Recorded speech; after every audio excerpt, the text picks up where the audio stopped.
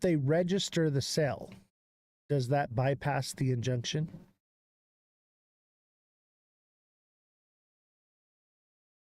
Give me 1 minute. Yep.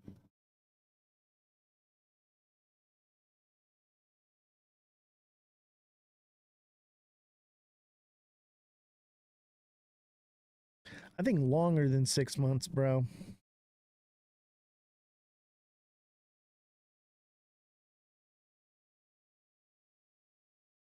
No, they cannot simply bypass it. And not only that, the judge told them very blatantly until it is settled, the injunction stays and it will not be bypassed.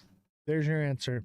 You can speculate all you want, but the proof is right there. It's been fact checked. So that is wrong. Enlock, I hate to break your hopes and dreams, but no. Man, we have fly. I don't know how the flies got in here.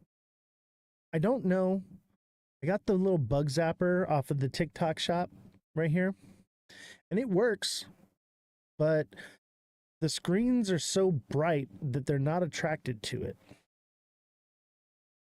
Now, when the lights go off, yeah, it's going off like crazy. I thought there was a fire yesterday, and it was literally a fly burning to death. It was a fly was on fire in this thing.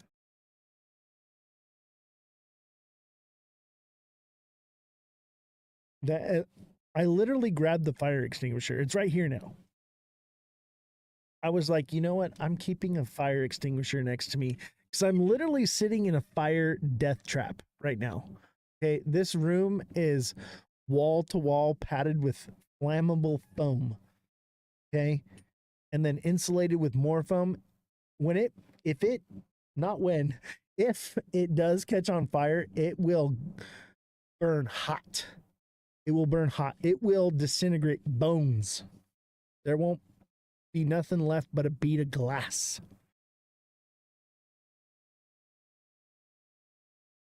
Flies can see the white, so they get a white fly swatter or hat, and they go get real quick. Yeah, I'm thinking maybe I should. Do you think the blue would work better? The blue light? Maybe I put the blue light, it'll work. It's not as bright though. So I'm thinking that the white light is going to attract them better. Well, look, I can see the one that got in here that just freaking got toasted. I can see where it just like caught on fire. He's toast. Toasty to the mosty. I think the bright. I think the bright. And you know, it's actually battery operated. I have it plugged in right now, so it can just run 24/7. It works like a lantern too, like when you go camping. So it'll get like the skeeters and stuff. I don't make any money off this thing, but it's actually good. I like it. And it has like an auto thing on it. So it'll auto shut off when the sun comes up. But I just leave it running 24/7 just to make sure that there's no flies in here. Because this is a small room. The studio is small. The mission control area is bigger. It's still a mess right now. It's still under construction. This is the only part of the studio that's actually completely finished. I just haven't had time to finish everything. Ken, thank you for the heart me and the 5 popular votes. Fredrum, thank you for the level up. Fredrum, thank you for the heart me. TikTok seller, thank you for the 10 roses. Enlock, thank you for the heart me. TikTok seller, thank you for the 14 roses. Big Baller with 83 community fests, and Big Baller with a Sparks level up. Revolution, thank you for the 10 community fests.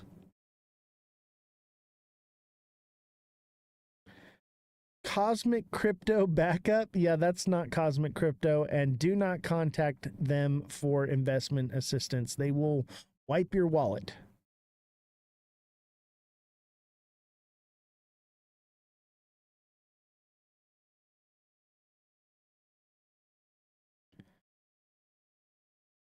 It's already happening. What's already happening?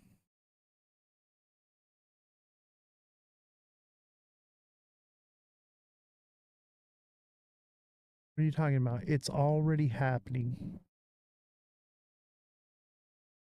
Talk to me, Goose. Talk to me. What's already happening? Are you still feeling pause about SXT? Heck yeah. But it could not take off until next year. Somebody's trying to come on. I'm gonna accept it. Hello, good sir. Welcome to the Ledger Lounge. Are you there? Yeah, I'm there. How you doing? Good, good. What can I do for you today, sir? What do you think about SRP price? XRP price? What do you mean, what do I think? Yeah, I think it's too high. I think I want to buy it cheaper.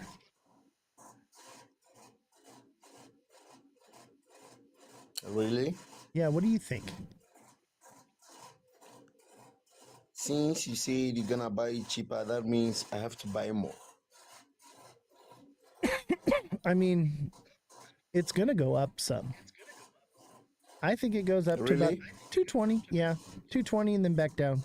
We'll get a nice golden arch pattern right here. Boom. And then back down to 190 and maybe lower. So are you advising me to buy more? I'm not advising you to do anything. This is my opinion.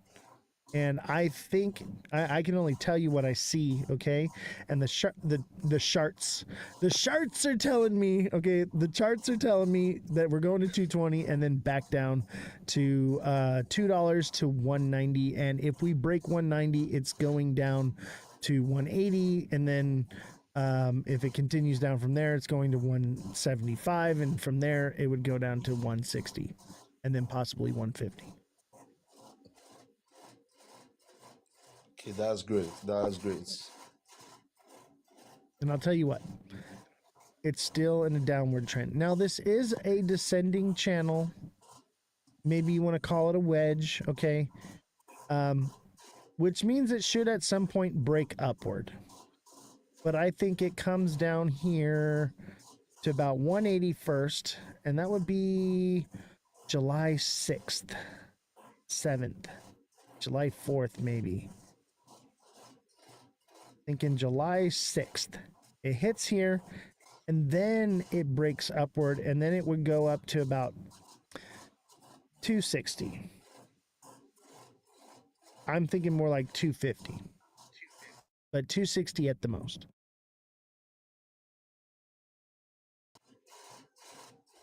So, did you have something you want to add to the show, or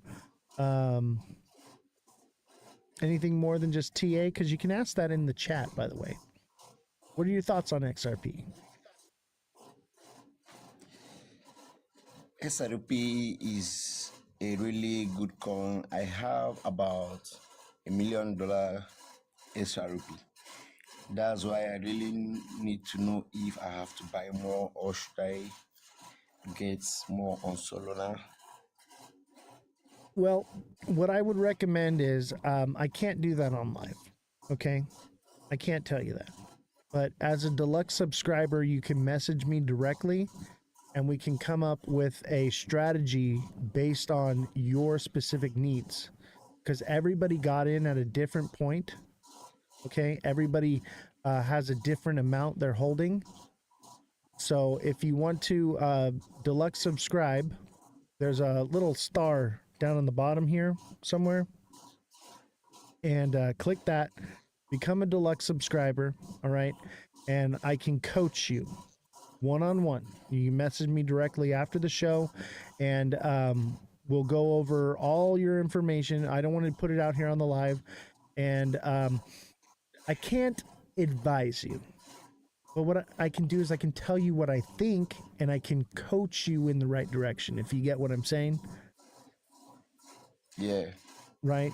So that's what I can offer you, is we can come up with a strategy that fits best with your specific situation, because everyone got in at a different price. Everyone's holding a certain amount.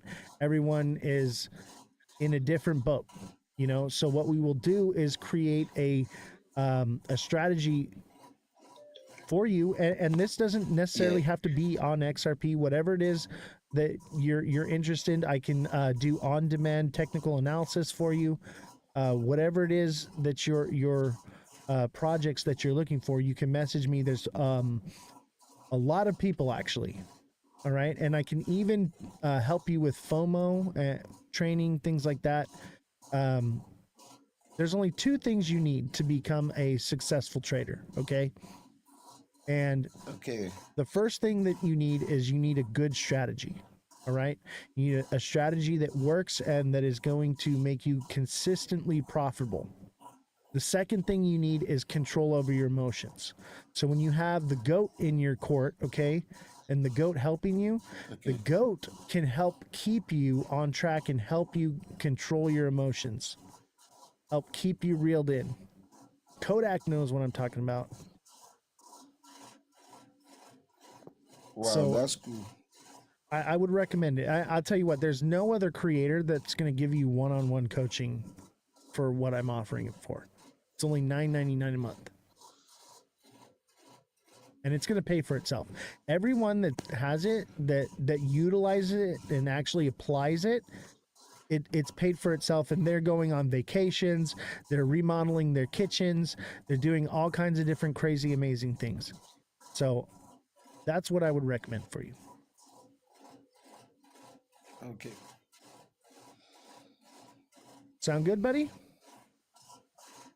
Yeah, you're good. All right, man. Thanks for coming on the show. Thank you so much. No problem. I'll be When we are done. what's that? Huh? Oh, I was going to say Said when you're done. When you're done on the live stream, then we can chat.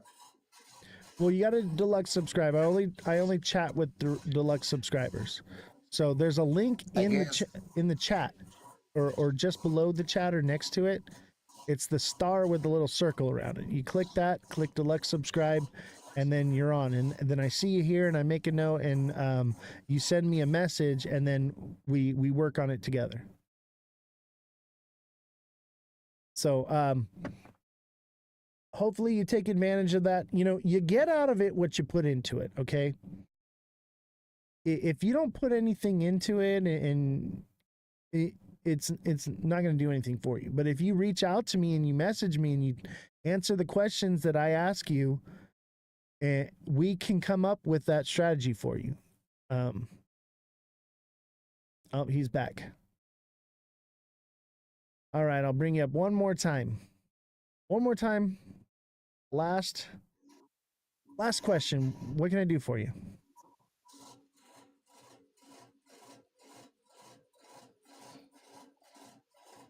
Do you have a question?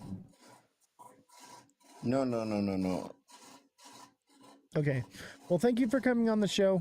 We're going to carry on now. But I recommend deluxe subscription, man. That's the best thing for you. Have a good one, man. Okay, man.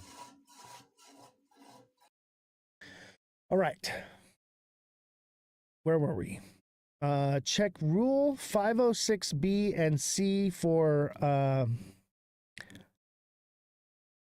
Jesse, can you check that? Nlock17 just put it in the chat. It says check rule 506B and C for accredited investors institutions for selling XRP and registered with the SEC. Can you find out what that is and then fact check it and make sure that that's correct?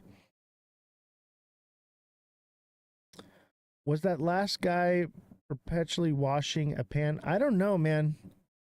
I don't know what he was doing. I think his laundry was going. Maybe he was I don't know. Who knows? But I'll tell you what. If you got $1 million in XRP and you can't afford a $10 subscription, I don't know how to help you, man. I can't help you. And same thing. Someone reached out to me today and was like, hey, man, I need help. I need coaching. And I was like, okay, well, it's for deluxe subscribers. Become a deluxe subscriber. And he's like, I don't have any money. And I was like, what do you mean you don't have any money? He's like, I have no money to my name. And I was like, okay, well, you need money to invest. And I was like, do you have it like in other coins or something right now? He's like, no, I don't have any coins. I don't have anything. I don't know anything about crypto. I need you to teach me so that I can become rich. And I was like, okay, well, you have to have money to invest. Okay. So I was like, if you don't have $10 to pay me for a subscription, you don't have enough money to get rich, man. And I, I'm sorry, I want to help you, but you have to have capital. I said, I will give you this one for free. Go out and try to earn some money and put it aside and save it so that you can have something to invest. That's the best I can do for you, man. And he seemed a little disappointed, but I mean, I can only do so much, okay? I can't manifest capital for you to invest. I'm sorry. What's up, Danny? Danny Gibson, glad to see you.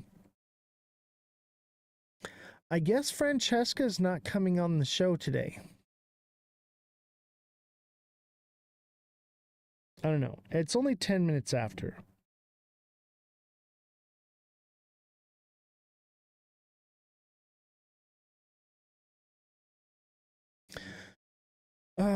Maybe she's mad at me for the whole dead daddy thing. I'll tell you what, she messaged me and was like, hey, can you give me a list of questions and everything you're going to ask me? And I was like, well, I was really just going to wing it with you. And I wanted to talk about your experience in crypto and that. I was like, I don't want to talk about White Rock or anything like that. I was like, I just want to talk. And maybe that, I don't know. Armando A extended his subscription for 3 months. Thank you, Armando. Appreciate you.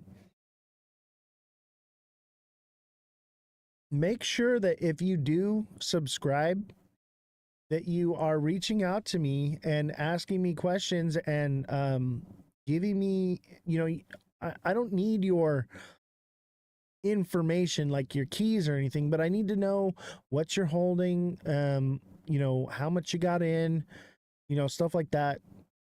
I need information, okay, so that we can set up a strategy for you. I can't just put a blanket thing on everybody.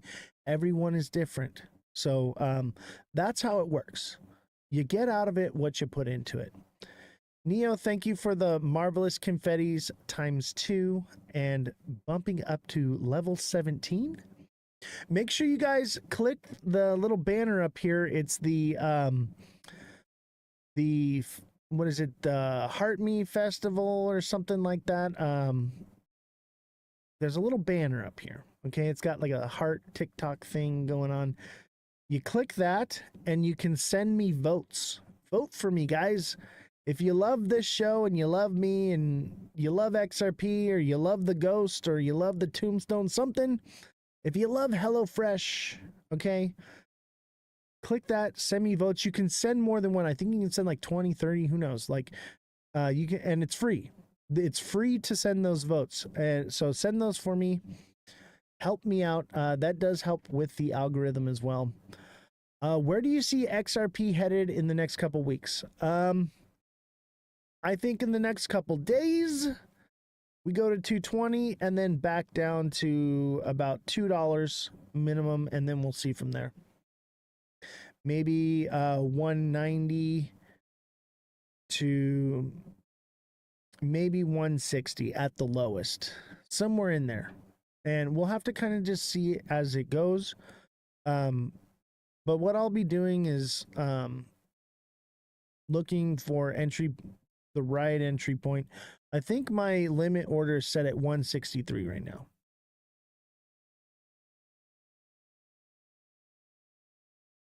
Crypto trading investment, how you doing? Good to see you. Well, shoot. I thought Francesca was coming on the show today.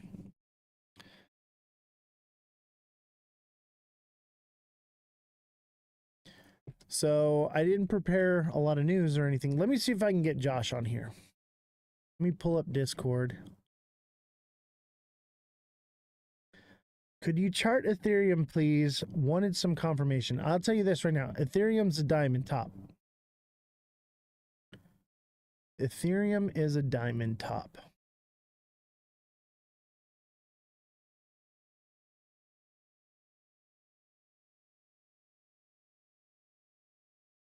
Can't remember how to send a phone call again.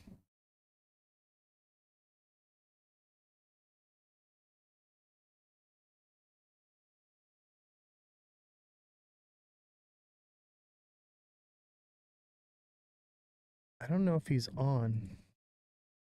Here we go.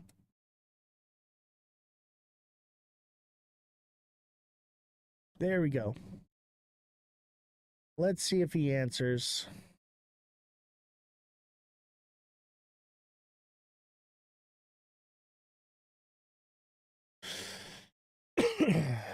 There's Francesca. Oh, you thought it was one more hour? Okay. I almost replaced you. Let me send you a request.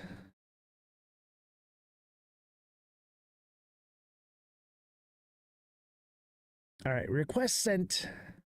I was about to be sad. I was like, Francesca's not coming.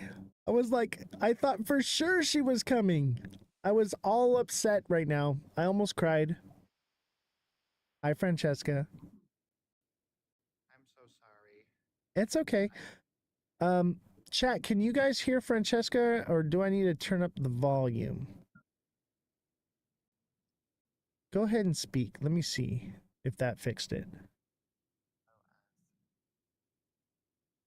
Can you hear me? Fix it? Aha, much better. How's it going?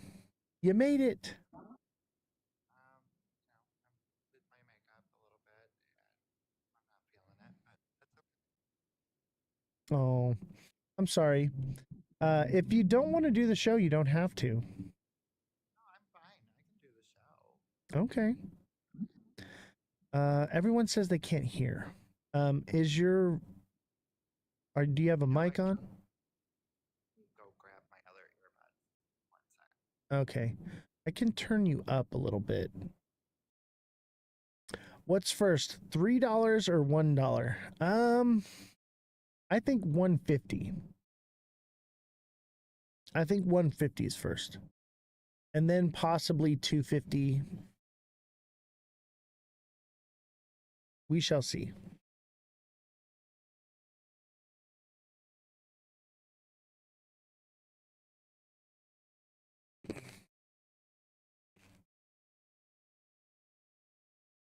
So, Francesca is part of the wolf pack. I'm interested to know about that. I believe it's a technical analysis class. I think Bullish Babe does it. I don't really know much about it. So that's one of the things I'm going to ask her about for sure. How is July looking for us? I think down and then up. MVP Network, thank you for the heart me and the hand hearts. Eve, how are you doing? Glad to have you. Francesca is getting her earbud.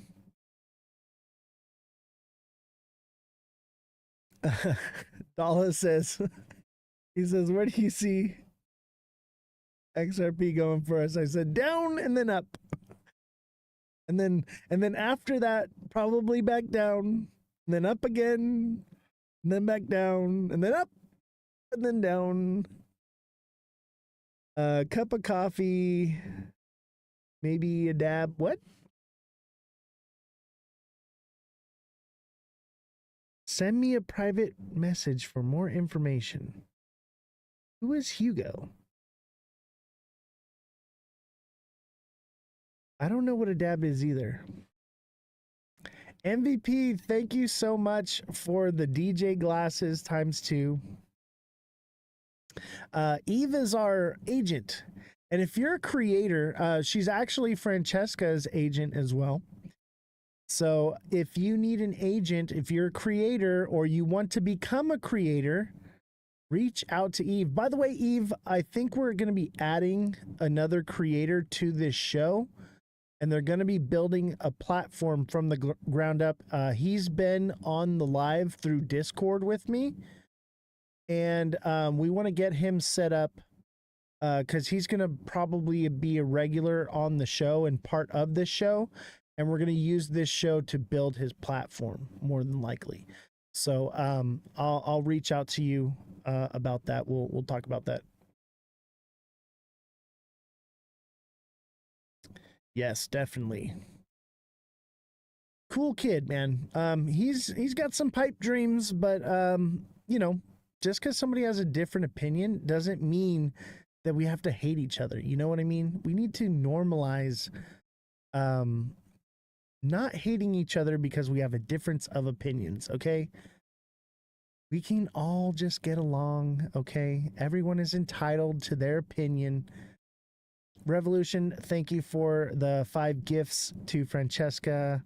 And MVP sent gifts to Francesca as well.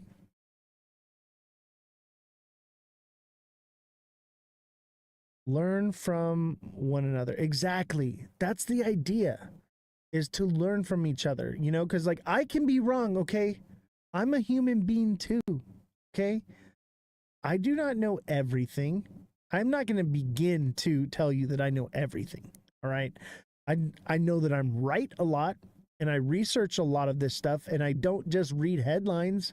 I dig into it, and I deep dive into it. So I kind of know what I'm talking about, but I'm open to being wrong. Prove me wrong. I want to be proven wrong because I'm looking for information. I'm not looking to blow my head up and feel like I know everything. I'm better than you. I don't care what y'all think of me.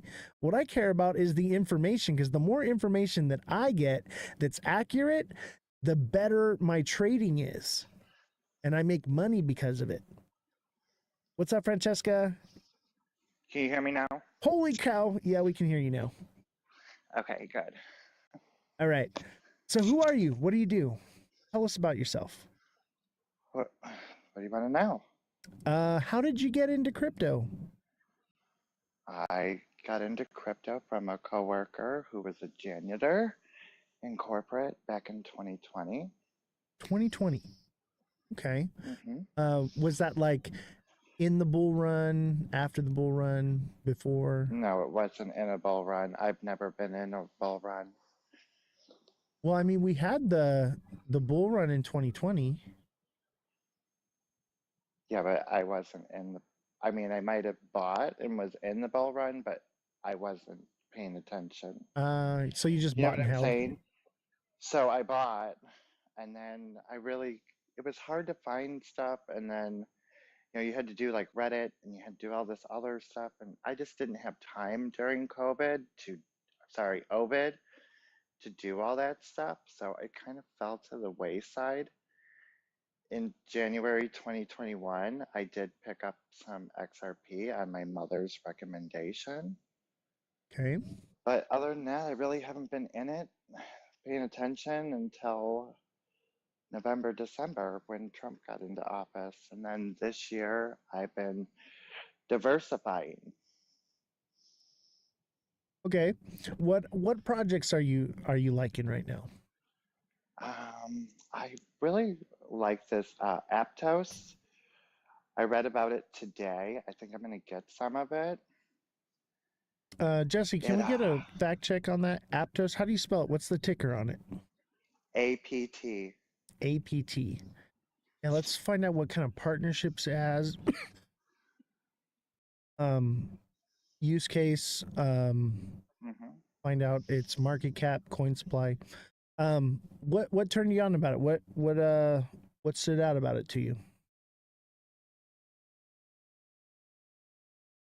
Why is there a ghost? The ghost is there because XRP is scary right now. XRP is scary. It's uncertainty. Fredrum says, "Oh my God, most certainly." Rule 506 fact check. All right, we'll get to it. Maybe Jesse didn't hear me the first time. We'll talk about that when we get into the XRP stuff at the end of the show, Enlock. I got you. Don't worry. Jesse may have stepped out.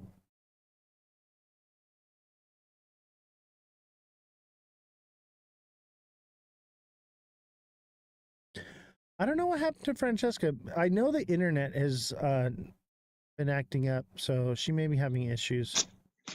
There you I'm are. sorry, Oz. I was trying to look for my notes. Oh, okay. No worries. Take your time. Take your time. Yeah, and like we'll talk about it. We're gonna do a whole segment, and if you want, you can come up later, if you like. Let's everybody in the chat a round of applause for Francesca. She's got notes she's prepared. I appreciate that. Um, she actually messaged me before the live and was like, "Hey, like, what questions are we gonna ask?" And I was like, "I'm pretty much gonna wing it. Like, we're not gonna talk Like, about what BlackRock or topics are we anything." going to go over, Yeah, so I can somewhat kind of prep myself? right. Yeah, like I don't want to talk about White Rock anymore, to be honest with you. I want to talk about your experience in crypto and what got you into it, what you're fascinated with right now. Because that's kind of where we're at. We're looking for new projects, things that catch our eye, and you know why you're into it, and um, you know, I want you to sell me a coin. Tell me why I should be investing into, because I'm getting ready to buy. Okay. And I want, other people to, give me their opinions on uh, different projects, because I don't even have time to research these anymore. I'm doing the news and the show and everything. And I'm like, I need to make my research for coins part of the show.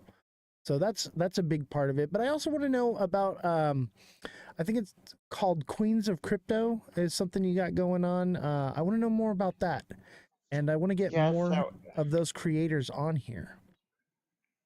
like Queens of Crypto is a project that I started working on in May, and life has just been crazy this past month.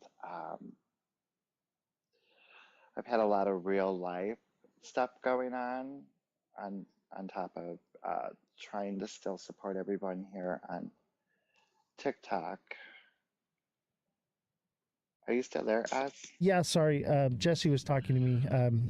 Somebody wanted to fact check earlier, and I actually missed Jesse in the chat because I was like talking to you and I was distracted.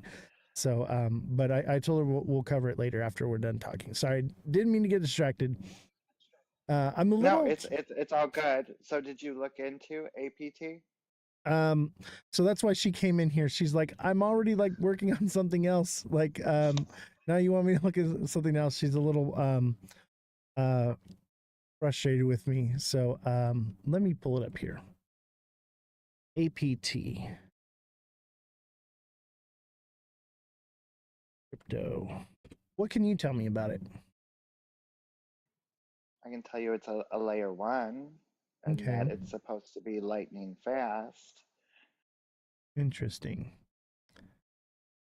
APT crypto news today from Cointelegraph.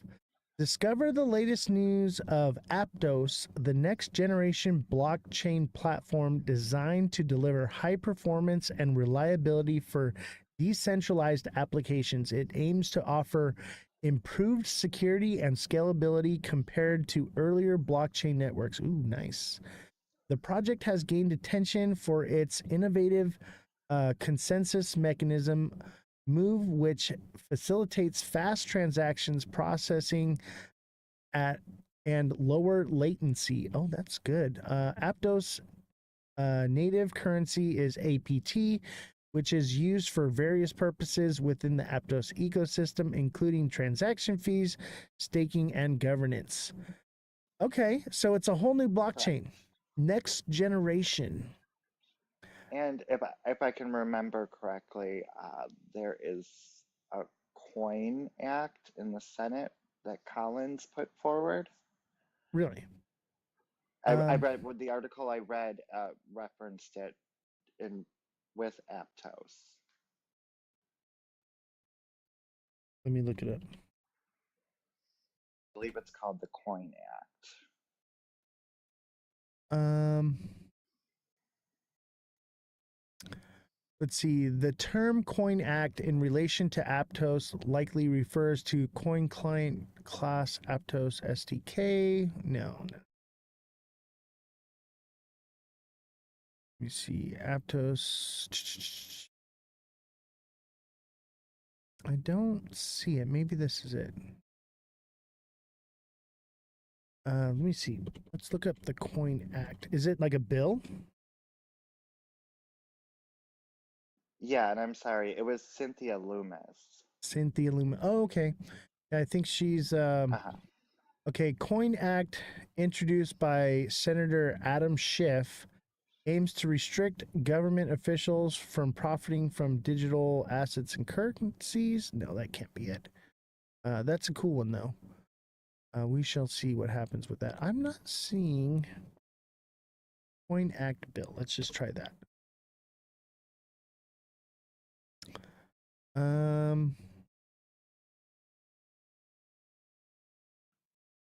Maybe this is it. The Coin Act bill has to do with the president and not being Able to trade, right? Like they're trying to do that with Congress for stocks as well. with crypto. Right. And I actually kind of agree with that because that's insider trading. It's a tale as old as time. These politicians, they get into power and then they create laws that are in their best interest to make their coins pump. And they never leave. Yes. And that's a problem. We need people who are neutral making the laws. So I get that. At the same time, can it pass? Can something like that actually happen? Let's just say this, Francesca. Let's say that this is the financial future, right? Right. That mass adoption globally or everything becomes digital money. How would Correct. how would you be able to legislate someone out of banking? You know what I mean? You're basically saying because you hold a position of power, you can no longer use finances. I don't know if that's a slippery slope. You know what I mean? What do you think? Yeah, I can see both sides of that, to where people wouldn't want someone in power, benefiting or um, making changes to benefit them. But I Right. can also see the flip side where, how do you block somebody from banking? I'll tell you what the answer is, or at least in my Mhm. opinion. I think that until regulation and structure is created, they should be barred from holding it and trading it. And then once it becomes adopted, then they should be allowed to use it like financially. I think that would be a way to solve it. But I think maybe there should be like a provision because obviously this is something that's going to change and evolve. So it needs to be something like if you are uh, in the legislative branch and you create legislation for things like this, when there is a bill to come into play or a change to be made, you can't be holding anything. You have to something like that. Obviously, that's a slippery slope too, forcing people. Or is it that your assets are frozen until the bill is passed? Yeah, I like that. That's you just hit the nail on the head, Francesca. That's the You answer. know, Because I think it's a slippery slope, to definance someone just because they're in a position of power. At the same time, a person in a position of power, especially in something like this, somebody coming in and making those rules has everything to gain. And there's going to be, yes. corporations lobbying and throwing money at them and stuff. So, like, any way to mitigate that issue is definitely something that needs to be done. But I think you're right. I think there needs to be some sort of middle ground on this one. But I think in the Yeah, there needs meantime, to be some. Oh, sorry. no, go ahead. Yeah, there needs to be some kind of middle ground. I mean, if you look at some of these politicians and their portfolios, take the CHIPS Act, you had several politicians that bought certain stocks. It passed, and they made a whole bunch of money. Instead of they had to sell it or it was frozen. They Miss couldn't Eve buy. says Nancy. What was her name? Yeah, Nancy Nancy Pelosi. Pelosi. Yeah. Yeah. There were Yeah, she's one of the prime suspects. right. Do you remember when people were copying her trading portfolio? Yes. It was like a big thing on X. I remember that. I don't even think it was X back then. It was like Well, Twitter, right? her husband's like a rock star Right. in the stock market. He got, what was it, Visa or MasterCard? He Um sold it, and like the next day they were indicted for something. yeah, and they knew it. They knew what they were doing. It's like they don't even make it so it's not obvious. I know, right? Because they're blatant.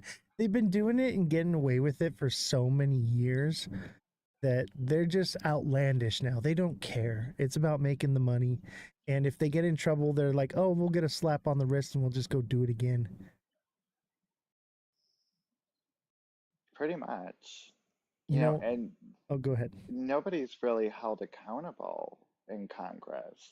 That's a big problem. Accountability. And that's both sides of the aisle. Nobody, I mean, they're censured, but some of the stuff that they've done, if you or I would have done that, we would have been in big trouble. Oh, yeah. Prison. And it's crazy Right. because they actually recently did something. I don't remember who it was, but there were two different people that were basically subpoenaed to testify in front of Congress. Both of them didn't show up, and there were two different scenarios. But one guy got like 20 years, I think, or basically got prison time for it, and the other guy Right. got nothing for it. And I'm like, what the Right. heck? And it was politically motivated why they went after one instead of the other. And I think that's not right. I think everyone needs to be held accountable equally under the law, Yeah, it should apply to both sides. And, anything you or I could get in trouble for, any congressman should be able to get in trouble for. Uh, maybe I can't say this on TikTok, but I feel like we need to bring back the firing squad. Ooh, yeah. That's been talked about. It was really talked about a lot in like 2020 and 2021. Was that like the QAnon stuff, right? Yeah, I like me a good rabbit hole. Yeah, me too. So they were basically they were saying they were building a courthouse at Guantanamo Bay to hold military tribunals, and then yes, even deeper down the rabbit hole, they were basically saying that like Nancy Pelosi and like Obama and all of them, yeah, they were already gone and they're using robots instead. Right, or like body doubles with masks. I mean, that's why I say, like, I'll go down a rabbit hole. I'm just not hanging out down there. Yeah, that's me too. I'll jump in, I'll jump out. Get the information and get out. I'll tell you this though. Because oh, go ahead. Sorry. Because the deeper you go, the more out there it gets. My cousin used to tell me this. He used to say, don't go too far down the rabbit hole. He said, you can take a peek, but don't go too far. You'll get lost down there. But I'll tell you. I have friends that told me they like owned homes down there. Oh my God. Yeah, I have a vacation timeshare down the rabbit hole. I like to go visit once in a while, but I don't live there.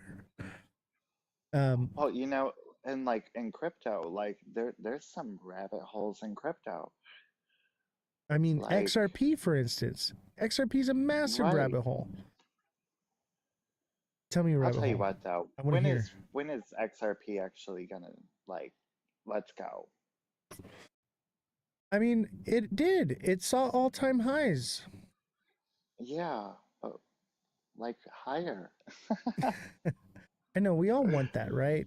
I do. I got moon I bags. mean, I'm not looking for, past the moon and Mars.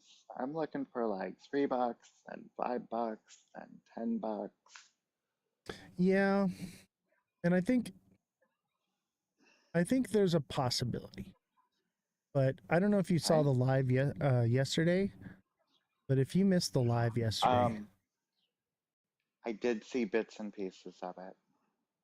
Francesca, I implore you, go back and watch it on YouTube. Watch Okay, the whole okay, thing, and not just like it needs to be shared. Like people need this information, and I'm glad that I finally covered it because I've been saying it for a long time, but I right? finally had someone on where we were talking about it and everything just started coming out and I was able to break it down and explain exactly what is happening, what is different in this cycle compared to every other cycle we've seen.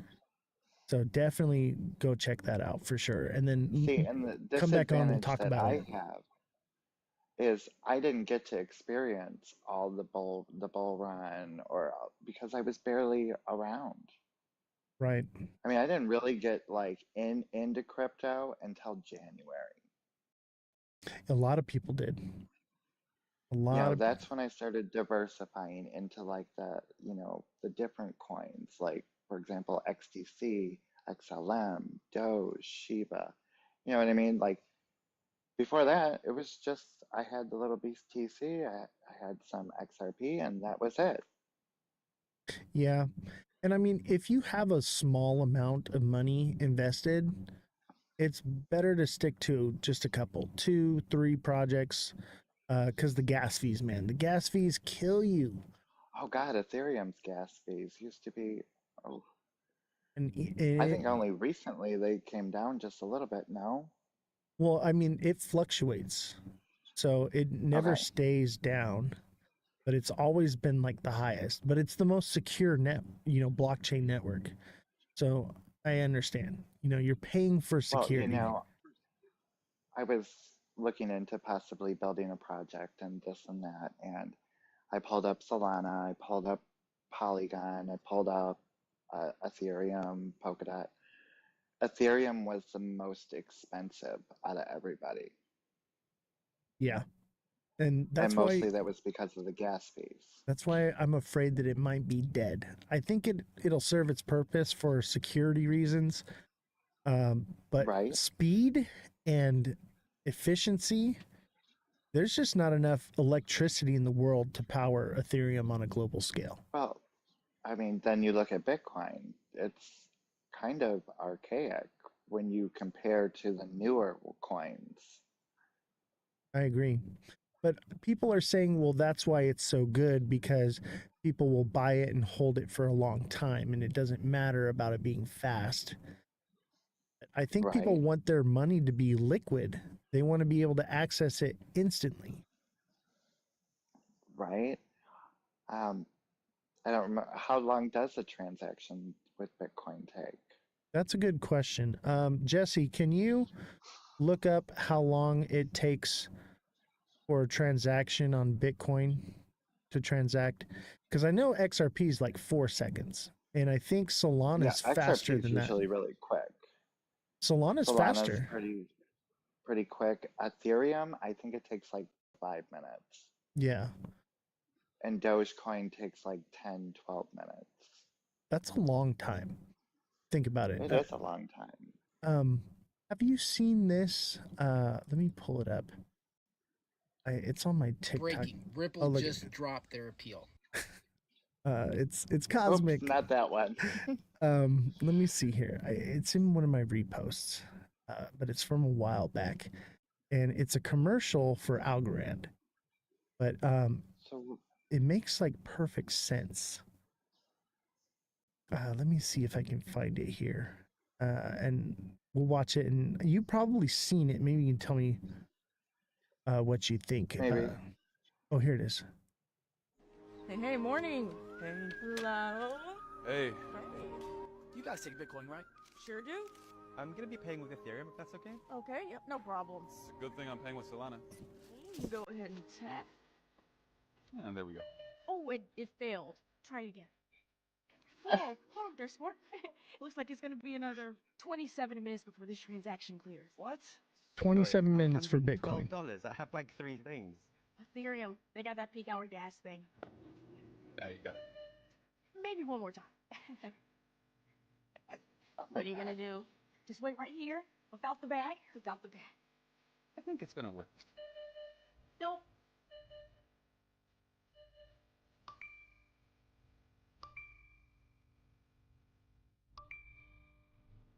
Should have shot without Grand.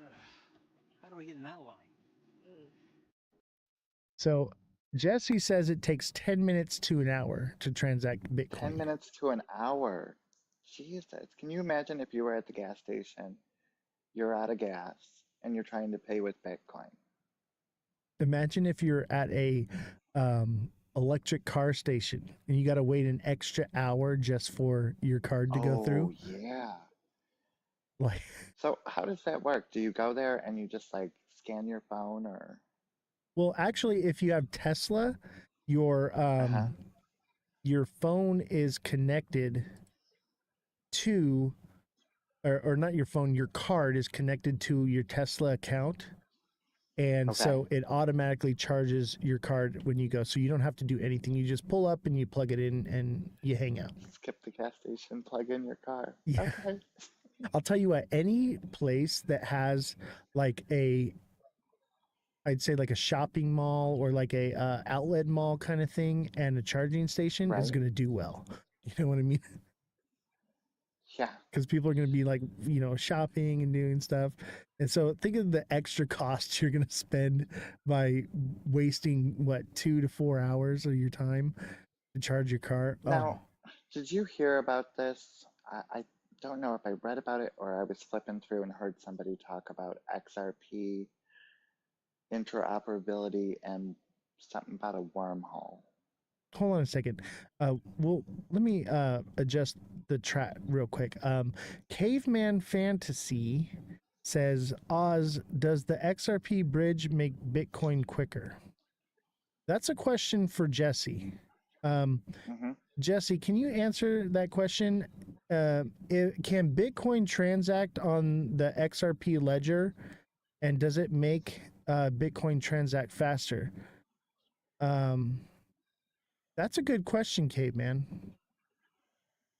That is a great question. Because of that question made me think about what I heard about earlier with XRP interoperability and joining wormhole, maybe? Yeah, Help me out, Caveman. yeah, because I've actually heard like so SXT is one that I'm really into, and the reason I found it is because that I heard that SXT was going to be operating on the XRP ledger, and I was like, oh, okay, this is why I was into it. Then I looked into it, I was like, oh, it's on Ethereum network, but I'm like, okay, it's designed to be for security, so that would make sense that it's on Ethereum, but it seems like it's designed to also operate on the XRPL. I'm not sure about that. There's not a lot of information on it. So it has that interoperability where it could go between. Right. And so Revolution says, yes, it moves faster on the XRP ledger. So it sounds like there's a possibility that we are going to be using the ledger to transact these other slower coins and blockchain. So basically we're using a different blockchain altogether to transact the same coins. And I know that happens because like, So, go ahead. sorry, go ahead. I was just going to say, like, So, in my wallet, right? I have Mhm. I have like a ton of wallets, right? So one of the wallets that I have, it's got, you know, Ethereum on the Optimism network. It's got Cardano on Optimism, and then it's got it on Ethereum network, and so I'm holding a lot of the same project because I bought these things years ago, and I just whatever's in that wallet is just whatever, it's there. And you know, it just sits there, and I'm realizing I'm like, okay, I have all these different coins and different things, and they're all on different networks. So it's like I have Ethereum like 4 different times on different networks, and then I have like other projects as well on different networks. I'm like, and I bought them before because like it was like, oh, if you sign up and you buy this here with that or whatever, you get a discount and whatever. And I was doing all these things, and so like I do know that there's definitely interoperability. So Caveman, you just made me more bullish. Caveman for the win here. All I've ever been asking is for somebody to change my mind. Somebody make me believe. I want to believe. I love XRP. I love the idea of it, but I have to know that I need more clarity. I need more persuasion. You know, point me in the right direction, because I'm hearing so much FUD, and I'm hearing so much outlandish claims that I don't know what to believe anymore. Hopium. Yeah. I just want facts, man. That's why we created this Yeah, show. you know what? Forrest does like a really good job of breaking stuff down. Oh, I love Forrest. Forrest Unfiltered. Yes. So, I watch like Caveman's, I watch everybody's, but usually I see Forrest's first. And Yeah. I just love the way he breaks it down, he makes it simple. I never get into either of And their lives. You know me, how I like to go into everyone's live and support and send gifts and everything, just like you do. You do the same, right? right? I do that, right? But I never get into their lives because I think we're on like different time zones. I never get in there and get a Well, for chance. Forrest, he doesn't really go live a lot. Yeah, he's posting those videos. Yeah, so I see those videos. So if you see him live, it's like a blue moon. Got you. I was able to catch Caveman's live with Dead Daddy, but I don't want to talk about that. I don't want to talk about that at all. We're gonna go down the White Rock hole. Nope. How far you want to go? Nope, not doing it. I'm done with that. Done with it Okay, completely. so are you like me? You went in, you found out what you found out, and you said it's just not worth it. Exactly. That's what. Awesome. Yeah.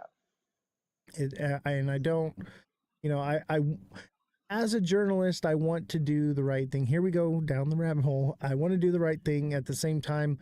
At what cost? So it's best to just walk away from it and stick to other things. There's plenty of other things out there to debate about. But I'll tell you what right now, as far as White Rock goes, red flags all over the place. I'm good on it.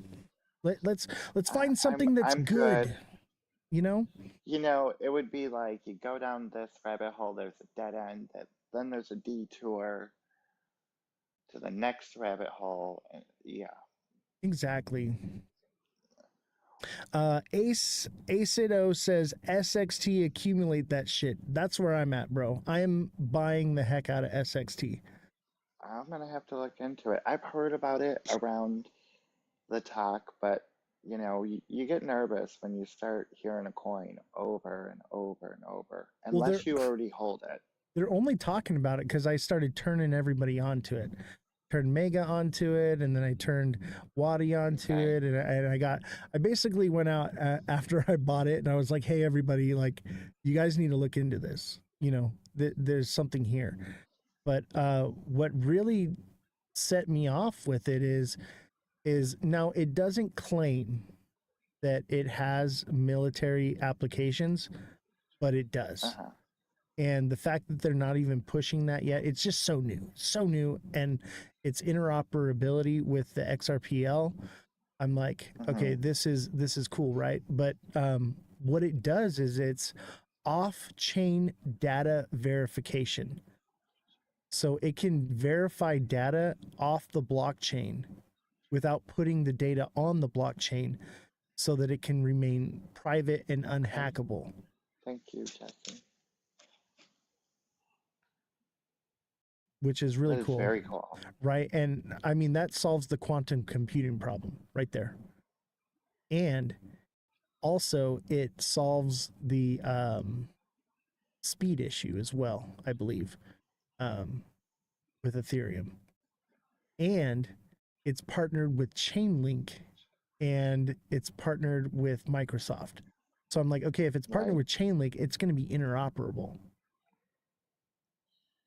Yeah, because Chainlink kind of connects them all. Right. So I'm like, as soon as I saw it, I was like, this is going to be big. And it's only been out since like May 8th, right? And it pretty much ran way down. Like, here, let me pull it up here. Check this out, Francesca. I'll tell you what, though. I have to get my glasses. Wait, I got the wrong one. SXT is space and time. And you know what made me trust it too is Coinbase is very picky about what it allows on its network, and it's on Coinbase. So I'm like, okay, like if it's on Coinbase, obviously I'm not going to buy it there, but it's on Coinbase, which gives it some validity. But look at this thing. It just ran down. But I bought it right here at 10.5 and literally, and I told chat about it. And literally the next day we got this massive God candle.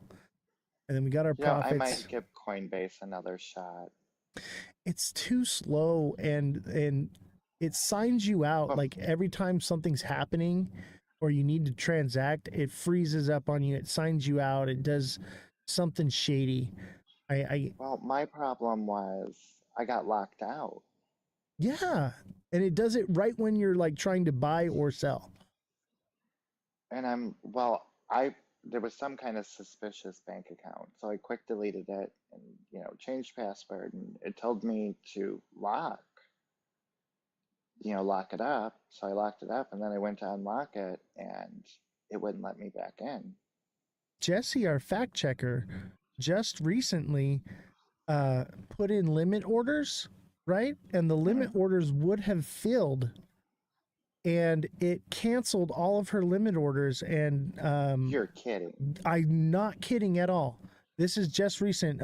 Jesse, chime in in the chat and tell everyone that it happened, that I'm not making this up. That's crazy to me, like that you could set a limit order and it just cancels them. Because I believe okay, I'll bring Jessie on. She wants to talk. Go ahead, Jessie.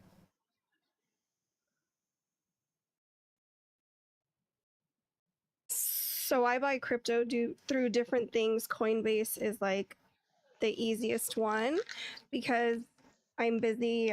I'm either researching or doing a million different things. And yesterday morning, I woke up to 5 emails telling me that all 5 of my limit orders had been canceled when they should have been filled.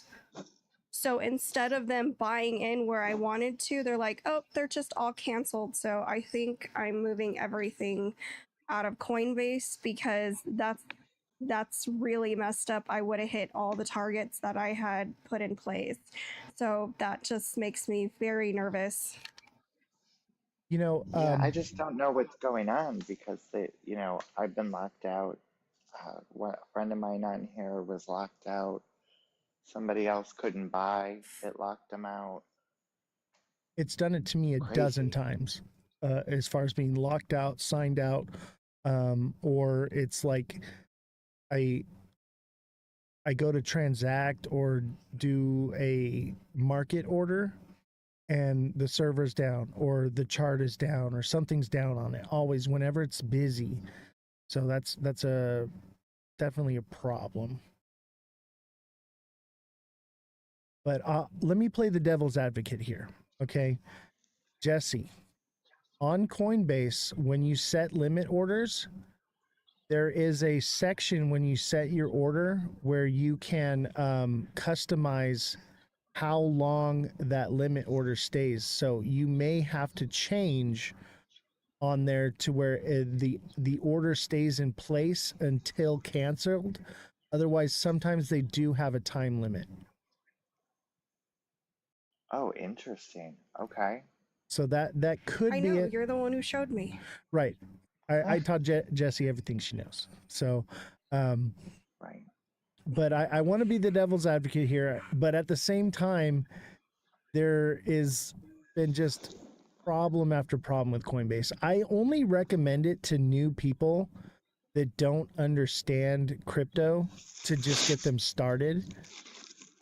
But even in their advanced side, it's subpar. So where do you like to go?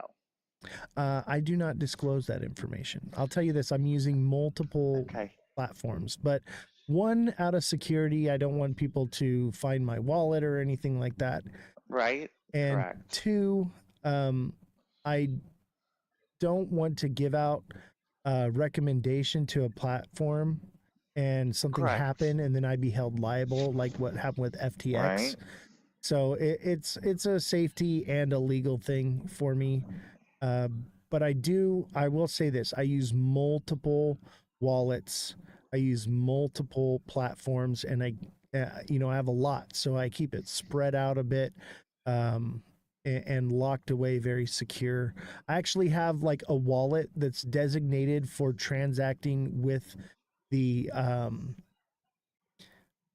exchanges, and then I transfer from that wallet to a secondary wallet that's never been connected to the internet.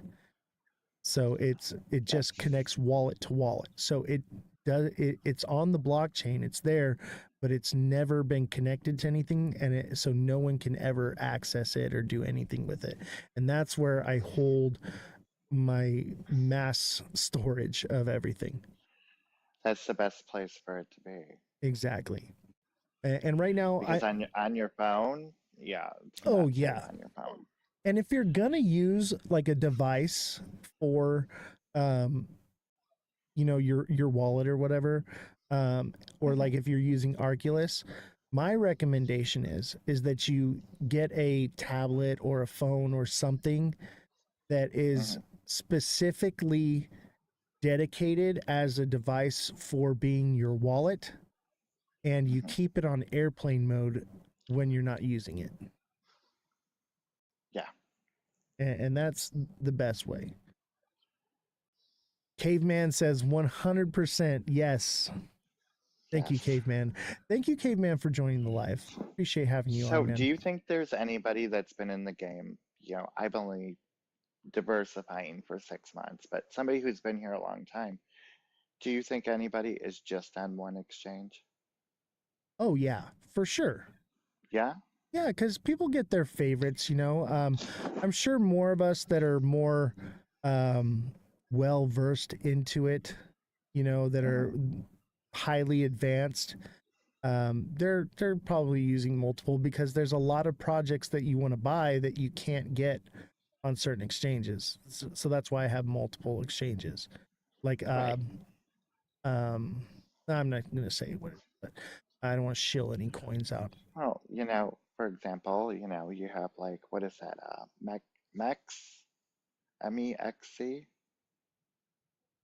MAXC? No, I haven't. Let me look into it. I don't. I'll tell you what. I am all about top 10 It ISO might be coins only. It might be an Aussie exchange. Ooh, I like Aussie. What's it called? Again, what's the ticker? I believe it's not a coin. Oh. It's a exchange. Oh. MEXC. Yes. Oh yeah. There it is. I know what you're talking about. MEXC. Okay. What do you usually get on that one? Is that what you're using all the time, or? I'm not. Somebody recommended it to me, and I kind of peeked at it, but technically, it's not in the United States.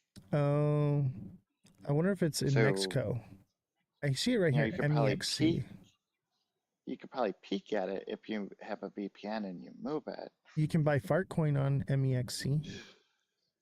I'll tell you this: I will always hold Fartcoin just so that I can say I'm holding a fart. You know what? Did you ever think that people would get excited about a fart coin? Definitely. When I saw fart coin, I was like, this is gonna be one of the only meme coins that lasts forever. Because no, there's gonna be newer people coming into crypto all the time, and they're gonna see it and they're gonna get a laugh and a chuckle out of it. People are gonna be like, oh Right? hey, I'm gonna send my friend a fart for his birthday. You know what I mean? It's and fart jokes have been around for like thousands of years. Like farts aren't going anywhere. They'll always be funny. It'll always be a thing. So this is one coin that I will always hold, at least one, just so I can say I'm holding a fart. Come on. Come on. Okay. I think of all the meme coins, this one guaranteed will always be worth something. Will never go to zero. And I don't like meme coins, but I understand the sentiment behind it. You know what I mean? It's just, Yeah, I don't really like them either. I just have my doggies. oh yeah. I bought Shiba Inu in May of 2020. Oh, so you're doing just fine. I'm doing just fine. I'll tell you this. I put $1,000 into it in May of 2020 and made a pile of money, and I actually lost money on it because I believe this is why I'm so like, make sure you take profits and make sure you do. I learned a very valuable lesson that bull run. And I was playing Call of Duty with my friend. I'm like, hey man, I'm a millionaire and all this stuff. And he's like, dude, you need to take that money out. I was like, no, dude, it's good. Like they're adopting crypto. It's gonna be big. It's gonna be all this stuff. I'm like, I'm gonna be set for life. And he's like, you need to take some of it out, even if it's just $100,000. He was like, take it out, buy a house with it, diversify it, do something with it, right? And I didn't listen to him, Right? and it started dropping. It dropped very quickly, and so I was like, Oh okay. my God. I said, I'm gonna buy the dip. And I was like, I'm diamond handing this thing. I'm going to buy the dip. And I bought the dip all the way down to the bottom and ended up losing money. And I learned Yeah, a that's the very only valuable problem lesson. with dollar cost averaging. Yes, it's great, but like you just said, you can lose a lot on the way down. Yeah. It's better for like high frequency, low time frame trading and for someone that's very advanced. But a lot of new people, and that's why I say everyone's situation is different. And that's why I'm like, become a deluxe subscriber and get one-on-one coaching with me, because everyone's situation is different. What works for someone else may not work for you. So that's the idea, is to, but I'll tell you this right now, I never condone DCAing unless you've already been Oh trading no. for a very long time. So to add to your or expound on your point, I could hear the same information from you and two other people, and somebody else, I actually understand it. If that makes sense, like you told me and Caveman and somebody else. One of you, I understood it. The other two, I was like, oh, maybe I understand. Do you know what I mean? There's certain teachers that just jive with your way of thinking. Yeah. Are you saying that about me? Like I jive? I've been Or not? watching you for a while. That's true. I don't, you know, for me, it's like everything becomes a blur by the end of the day. Mar Lopez says, isn't accumulating the same as DCAing, Oz? No, it is not. I believe in SXT, and I believe, and I know, just like everyone is about XRP, I'll buy it at any price. You know, when the money comes in and I feel like it's taking a dip, I'm going to buy some because I believe in it. So I believe that it's down at the bottom and it's going to do, you know, probably dollars, maybe 50 cents, who knows? But I think that it'll do dollars, maybe not this bull run, maybe the next one, maybe later on down the road. But I believe in it. And I think it's so advanced that it would take a long time for something to come along that's more advanced than it. So I think it's a good buy, and I continue to just accumulate it. But is that the same as DCing? No. DCing is a way to offset your losses when you make a bad trade. So when you bought in at a bad spot and it takes a dip, George Orwell, 1984, broke it down, and he uses the 139 method. So if you bought in for $1 at one position and then it drops down again, then you buy in at $3 for the next one, and then when it drops down again, you buy in at 9, and then when it moves up to the next line of resistance, it becomes a profitable trade. But I still don't recommend it. It's very risky. Very risky. Sorry, Francesca. I had to. Yeah, and there's also like the 369 theory as well. Right. 369. And that's what me and Mega were calling it. We were calling it 369. He's like, no, 139. 139. Okay, so it's 139. Yeah. Okay. Yeah, I've heard 369, not 139. So okay, that's the proper. Well, that's Got just it. that's how George Orwell does it. Okay. All right. So that's his strategy. Everyone has their own strategies, and no one's right or wrong. We all just, if you have a system that works for you and it is consistently profitable for you, stick with it. That's what I say. You know, if it works for you, do it. I have my own way. Totally. You know, and you know, when I invest, I always try to get my initials back. Yeah, exactly. I get my initials. And then a little bit of profit.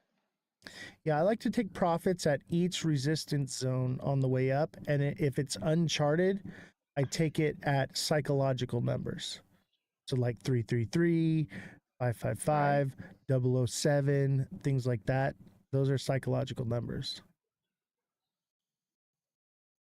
Well, yeah, you take your little bit of profit and then you just diamond hands the rest. I'll tell you what, ever since Because what happened, it's house money. yeah, exactly. I like to play with the house's money. But I'll tell you this, ever since Shiba broke my heart, I take way more profits now. I've learned my lesson. Yeah, I'm not, don't be too greedy. When did you say you get in? 2020? 2020. I had a lot. I think I had, I don't remember exactly how many Shiba coins I had, but I believe I was near the trillions, if not in the trillions. Okay. I have to go back and check and look at the history on it or whatever. But yeah, it was a lot. It was a lot. And I made a lot of money. And I was stupid. I didn't know, I didn't know what I was doing. I had seen other bull runs, and I knew about the bull cycle and everything. But because we were in 2020 with COVID and everything, and Donald Trump had signed the Release of Suppressed Technologies bill, do you know what that is? A lot of people don't know about it. So Donald Trump signed a bill, and you can't even find it. It's been wiped from the internet now. But in 2020, he signed a bill that states that all suppressed technology is to be released and implemented into society by 2025. So when that happened, I thought, okay, this is happening because it's going to take 5 years for it to whatever. I was like, it's all uphill from here. It'll never come back down. I believed that we were in the new paradigm, which is the top of the cycle. And I got swept away. Hey, did Caveman, you get into Pepe? We did this year. Yeah, we caught the bottom. We made a lot of money off of Pepe. That's for sure. Yeah, there was a lot of young kids that made a lot of money on Pepe. Yeah, Pepe did very well for us on this channel. Right when everything was just down, down, down, down, down, and then it all like turned around. I knew that it was turning around, and I told everybody, I was like, hey man, spaghetti right now. I was like, you can pretty much buy anything and it's all going to stick to the wall right now. And I was like, write them all down on a piece of paper, throw them in a hat and pull one out, and you're going to do well. And a lot of people made money watching this show, which is awesome. That's what it's all about, is we want to help people, Yeah, of course. We want everybody to win. Yeah. Unfortunately, I know for everybody to win, is not possible because there will still be somebody holding on to the bags while everyone else is exiting. Yeah. Caveman, I just want to address I seen you in the chat and you bringing up a lot of things and stuff. Not that I'm ignoring you whatsoever, man. Love and appreciate you, brother. But we're just kind of get caught up in the conversation. So let's plan to have you on the show and we'll talk about it, bro. Because I've been meaning to have you on the show. So send me a DM. We'll set something up, bro. All right. Sorry, didn't mean to cut you off. Caveman Francesca. is totally awesome. Yeah, he's cool, man. I wish we could have hung out in Vegas. I was busy and doing stuff, and we just never got a chance to link up out there.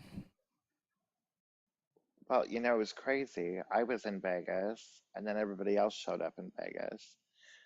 Wasn't it like the BTC and then XRP? Yes, I was at the XRP one, and you were supposed to come meet me and hang out with me, and you didn't show up. And I wasn't in town. I cried. I was already gone by then. I missed J Heat by like 10-15 minutes. Dang.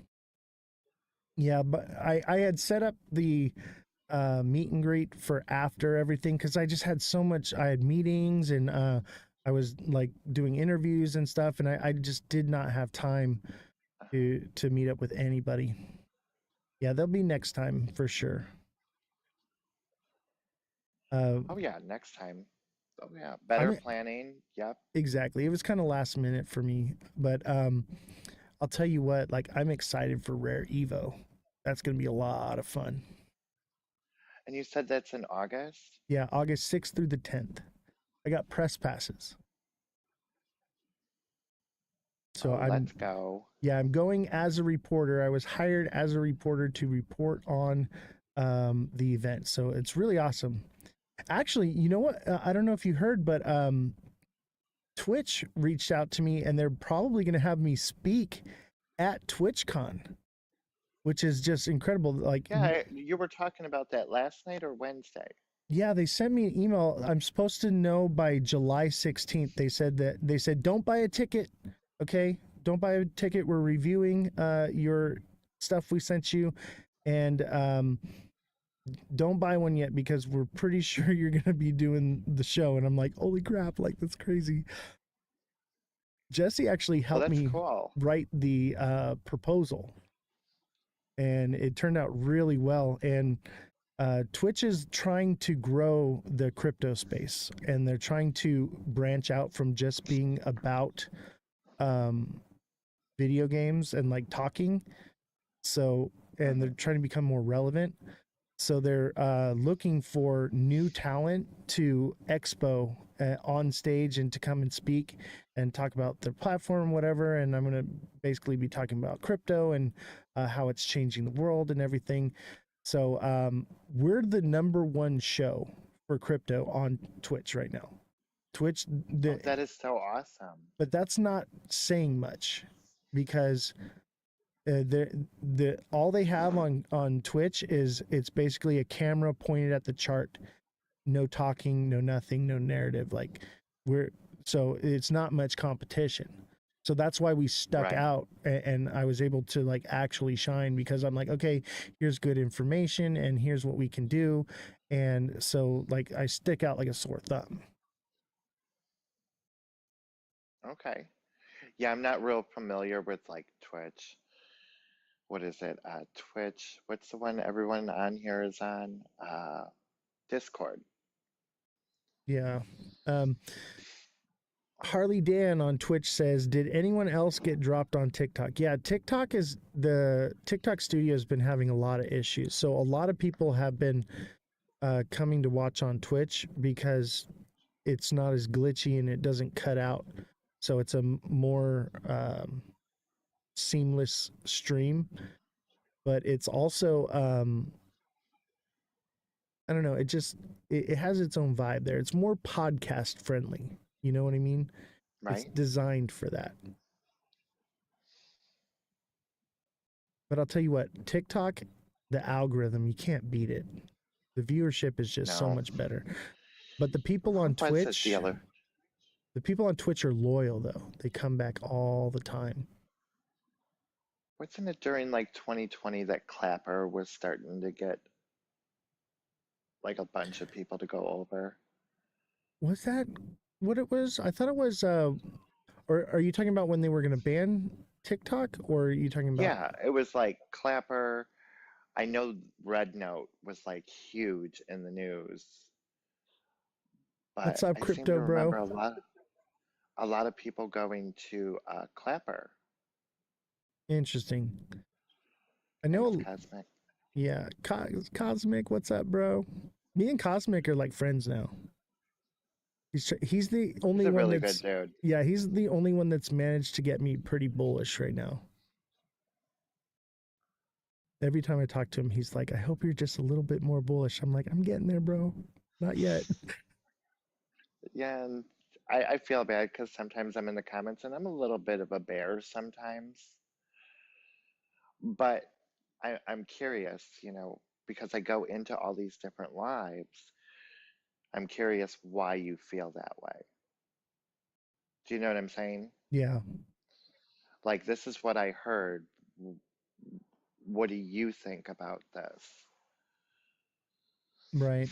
I'm a bit of a bear, okay? Only right now, okay? I will be bearish when the time is necessary, and I will be bullish when the time is necessary. I just feel like there's one more fear narrative in their bag before things happen. Is it one or maybe two? Maybe 5. Right? Well, that's why I was saying, like, you should watch the show from yesterday on YouTube. It pretty much Right? maps out. Obviously, it's a bit speculative, but it's very informative of what is going on and why people are saying when moon and when alt season. Are we getting an alt season? It answers all those questions.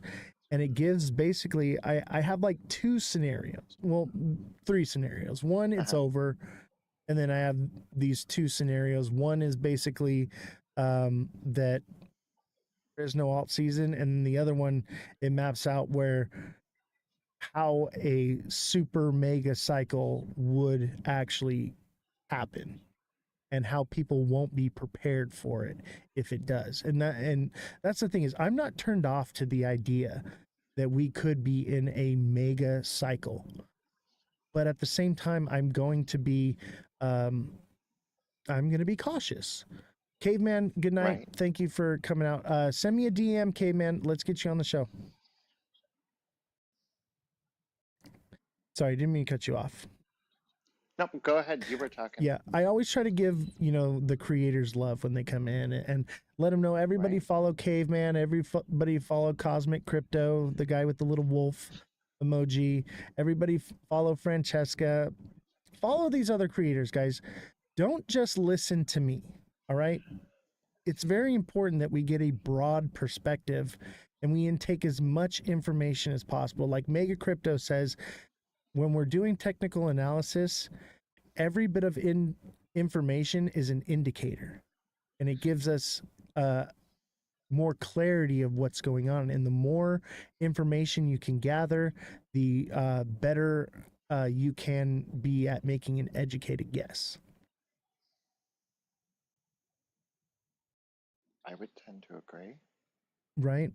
I love Mega. Mega is like the crypto gentleman. Does he still have the pointer? Like the little hand that he The little taps. hand. And then he Um, grabs like 5 of them. time to time, he doesn't go live as much as he used to. And I get it, he's busy. No. You know what? Nobody really does. I know. I mean, Cosmic and Bullish do Monday through Friday, but you have creators like DeFi Mojo, who used to be on every morning. I haven't seen him in a couple weeks. I did talk to him. He said he's got some stuff going on in real life and some business ventures he's getting into. But I'm noticing that like there's not as many people live during the day as there was a month ago. Right. Wonder if I should change my times.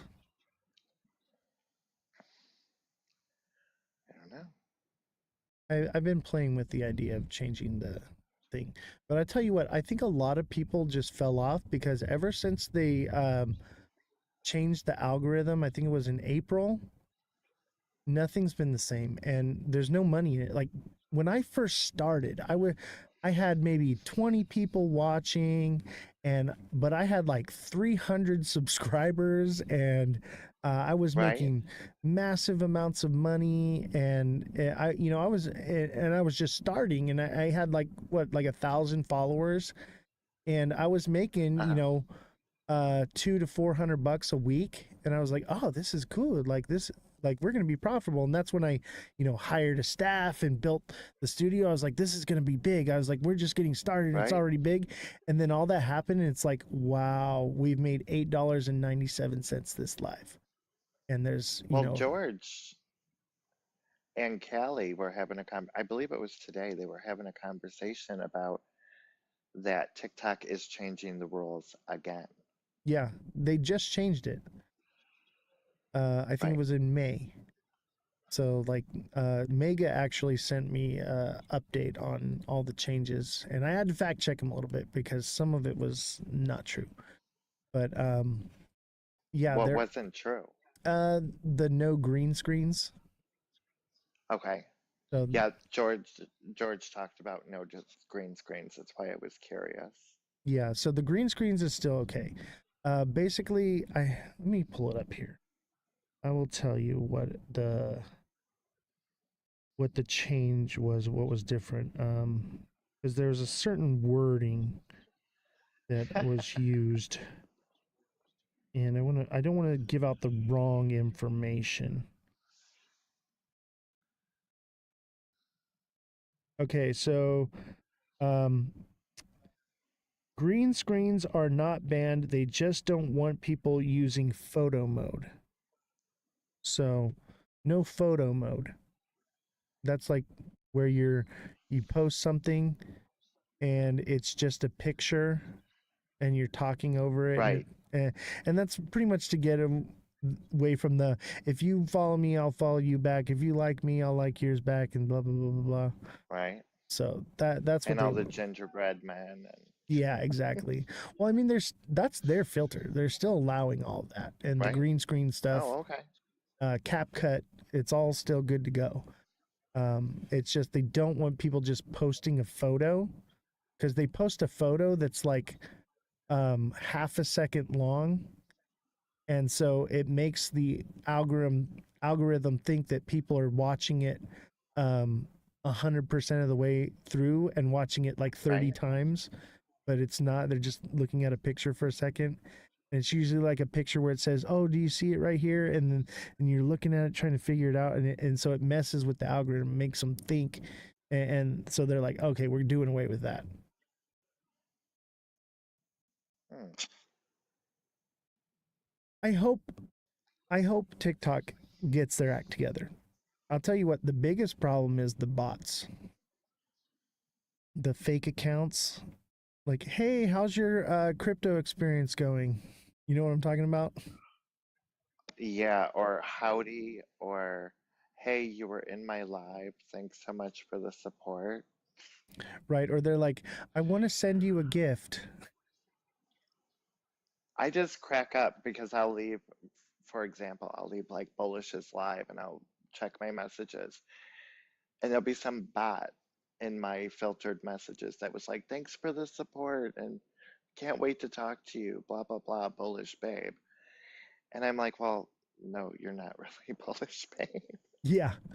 I get a lot from Cosmic, the fake Cosmics. Ever since his account got banned, I see more of the fake ones trying to get me to add on to theirs. And I used to. Cosmic says the biggest problem is there's no real people working at TikTok. It's all AI agents. Yeah. Yeah. And I actually popped my cherry. I have a bunch of fake Ozthecryptogoats now. So Really? So I yeah, got to watch out for your doppelgangers. Okay. exactly. I got the doppelgangers running around. So I will never message you first. I will always tell you, especially like if you subscribe, to send me a message first. Okay, send me a message, subscribe, so that way you know that it's not the fake account. I will never reach out to you first. TikTok seller says there's a fake Oz on Discord. Yeah, there's actually more on Discord. I'll tell you what, I think a lot of them are coming from Discord because I didn't get the fake accounts until I added Discord. Maybe there's a correlation there, maybe there's not. I'm just speculating. Cosmic Crypto funny says story. my copycats have taken over. They Everybody, really have. make sure you follow Cosmic Crypto. He's the real one in the chat right now. Make sure you guys go give him a follow. Give Francesca a follow as well, and any other creators. And if you like to shop on TikTok Shop, make sure you send TikTok Seller 444 a follow as well. He gets the best deals on TikTok Shop. I promise you, nobody else gets as good of deals as him. I bought his charger. I think we bought like 5 of the chargers from him because they were like $1.60 or something like that for a charger. They're freaking awesome. Like, he gets killer deals. Really? Yeah, I'm surprised at the deals he gets. And then there's been things where I'm like, oh, I want to buy this off TikTok Shop. So I message him and then he adds it to his showcase. And then I can get a better deal on it by going through him. And then he gets the money, and he helps support the show.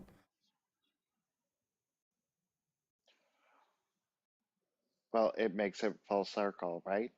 Yeah, exactly. Cosmic Crypto says, don't forget to like and share the live. Thank you, brother. Appreciate you. Everybody Thank you. tap away, send in those gifts. Make sure you share the show with your friends, but also share the show in real life. Tell people what this show has done for you and how amazing it is. I'm going out like regularly now and sharing the show. I got a bunch of these printed up. Check these out, Francesca. So these are some flyers I got, and I'm going to be passing these out at Rare Evo and TwitchCon and different stuff. So I'm leaving them on like fancy cars and stuff. I give them. I go to a lot of doctor's appointments and stuff, and I give them to the doctors and like the staff because I'm like, okay, the doctor's got some money. You know what I mean? Right. But you never know. Sometimes they have a BMW, but that's all they have. Oh yeah, for sure, for sure. Which I'll tell you what, the people who are usually wealthy, they don't drive around in flashy cars. They wear regular clothes. They blend in just like everybody else. The people that try to be flashy, they're the ones that are actually broke because they're spending their money in the wrong places. I have things that are nice. Like I have like my Corvette and my classic car collection, but I see those things as investments. And most people would say, like, if you talk to somebody that is an investor, they would say, oh, classic cars, that's a liability, not an asset. But because I like tinkering on them and it's my hobby, it's not a liability to me because I have the ability to do whatever needs to be done with it. So it's a little different for me. But I try, for me, I don't spend money unless it makes money. That's right. something that I try to stick to. And if you do that, you're going to be successful. At least you work on yours. Yeah. I'll tell you what, My it's ex never had, ending. what was it? A 1974 Corvette, red.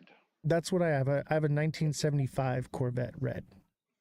It needed this, it needed that, and something else. That thing sat in the garage for 10 years collecting dust. Oh, I drive mine. I just don't drive it in the summer. Yeah, no, It gets too hot. but it was, this is an investment, and I'm gonna fix this up. Hey, And it sat in Cosmic, the thanks for garage coming in, 10 man. years Have a good night. before he sent it to somebody else. Have a good one, Cosmic. So I'm happy to hear somebody else has classic cars that they're actually doing something with. Yeah, I get them roadworthy. Like everything that I have is drivable. You know, they may need this and may need that, but I tinker on them as they go. But with old cars like that, it's always something. You know, it's never gonna be perfect. But I'll tell you what, the Corvette is a daily driver. But every now and again, I gotta replace this or do that or whatever. But it's pretty much a daily driver now. I drove it to LA for work for years, and I'm probably going to take it to Vegas. I've never taken it to Vegas before, and I really want to like cruise around with the T-top off and cruising down the strip. I think it'd just be a lot of fun. Yeah, it was really sad. Was really sad. Oh, Jesse said that's so sad that car needs to be loved Yeah, cars need to be because it was loved. left in the Yeah, garage. But you know what the difference is between a new car and those cars? what's that? I'm pretty sure we could fix that car. Oh yeah, A new car? Yeah, no.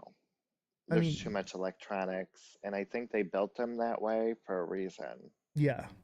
It's called planned obsolescence. They engineer them in a way that makes them difficult and expensive to repair. And you used to go take your car to the dealership, right? And you get it worked on, and that was the best place to take your car. Mhm. Now it's the opposite. The dealership doesn't want to do anything. They're in the business of selling new cars. So they want to get you to just trade it in for another car. Mother Yeah, Dragon I've says, I've heard same with horror appliances. stories about dealerships and shady shenanigans. Danny Gibson says, I had a 69 Vet daily driver and it was a mechanical nightmare. I'll tell you what, when I got my Corvette, it was a mechanical nightmare. I put everything underneath the hood and under the car is brand new. Everything is brand new. The only thing that is original is the actual motor and transmission because they only had like 40,000 miles on it. They were like brand new. It sat in someone's garage its whole life. But it was a lot. Like I had to redo the suspension and the brakes and tires and the whole cooling system and everything. Everything had to be done on it. But now it's like new. So now it's reliable. I know that I can jump in it and it'll start right up and I can take off down the road and I know I'm good. You know, my first car was actually, do you remember Oldsmobile? Oh yeah. I'm a car guy. I know I had everything a about cars. I had a Oldsmobile Cutlass Supreme, light blue with the white canvas top. What year?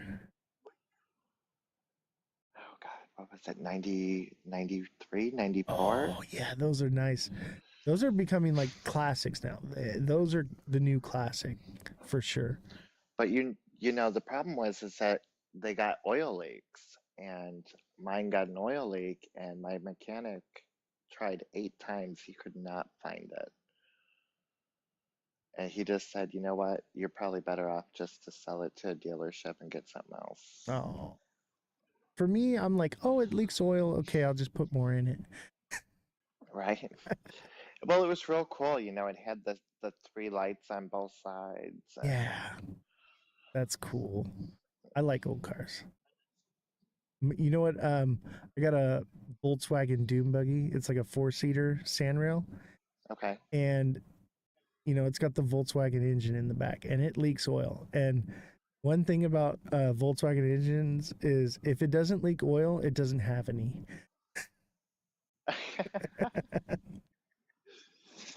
Well, then you know to put oil in it, right? Yeah, exactly. If it's not leaking oil, there's something wrong. Let's see. Oh God, I think it was my sister who ran out of oil. She thought that you took it for an oil change and then you were good. You don't have to check it. So yeah, she kind of tore up her engine a little bit. Oh man. Yeah, that's It was a little I'd bit probably say more than a expensive. little bit. Yeah, it was expensive for her. I can imagine. But she couldn't understand why. She's like, why? And I'm like, periodically when you get gas, you need to check your oil. Yeah, you Oh, should check your really? oil once a month minimum. I check it anytime I'm about to go further than just down the road. I'm actually going to drive it. I check the oil and everything because you never know. It could have sprung a leak and leaked all out. What is it, 3,000 miles or 6 months or something like that? Well, that depends. So, chat, listen up. Um, 3 to 4,000 miles is when you want to change your engine. But if you're running synthetic oil, you can go 10,000 miles without changing your oil. Right, synthetic is different. But like the Corvette, you can't run synthetic in it. It wasn't never, that engine was never designed for that kind of oil. It's too thin. So it'll leak out of, it'll seem like it's got oil leaks, but it's just it's too thin for it. Yeah, that oil's for like newer cars. Yeah. And I mean, you can put it in there, but it's actually better. I used to not buy synthetic. I was like, oh, like it's just more expensive. I'm a tightwad, okay? I'm very cheap. I don't like to spend money, okay? I Right? like to save it, right? And I would never buy it. And the first time I, rebuilt an engine, it was, regular standard oil, and it was very, dirty. And most of the engines that I had rebuilt were, regular oil. And then I rebuilt an engine that ran on synthetic, and I was like, oh, I see why now. Like, it was so clean, so clean. Highly recommend synthetic oil for sure. How do we get on the car thing? I think we were talking about cars being an investment. Yeah, We we were jumped down a talking about rabbit hole that. for sure. All right. Back to financial freedom, right? Financial freedom. Do you think that Right? crypto is going to provide all these people financial freedom? Do you think that people can just put $100 in something and I forget think about it? certain cryptos will at the end. You think so? So you think you could put $100 into something and forget about it for, let's say, 2030? You think you could get rich that way? How many people put $100 in Bitcoin? That's a little bit different though. Things are different now. But it's yes and no. I think that's where the hopium of XRP comes from. People, they need it to happen. They need the hope of something to hold on to, that there's a possibility I could be rich. I've only got $100 in there, $1,000 in there, and if I hold it long enough, I will get lucky and I will be rich. And I think that's why. You know what? Go ahead. If they got lucky when it dipped that first time, what did it go down to? $1.66. Mm-hmm. If they put $61. the $100 in there, they're not worried right now. Yeah, but $100. Or What was the return recently, on that? A few $100. That's not like 1,000x. It's not like it turned into $10,000. well, no, but a lot of times when you chase like 1,000, 2,000, 5,000x, you end up holding the bag. Yeah, that's what happened to me with Shiba. Now I'll never do that. That's why I cashed out at XRP in January 29th. Cashed out. And I've been waiting to buy ever since, because I'm like, I want to see things start to turn around. Confirmation. I'm already in the green. So I'm like, okay, like if I don't catch the very bottom, I'm okay with that. But I want to know, and I want to feel like, okay, things are going to get better. Things are turning around. You know what I mean? Because there's no sense of buying it now and holding it to the bottom. Yeah, I would have made some, but I have a lot to lose. Like if I bought right now and the bull run was over and it ran down to 75 cents, I have to go back to work. You know what I mean?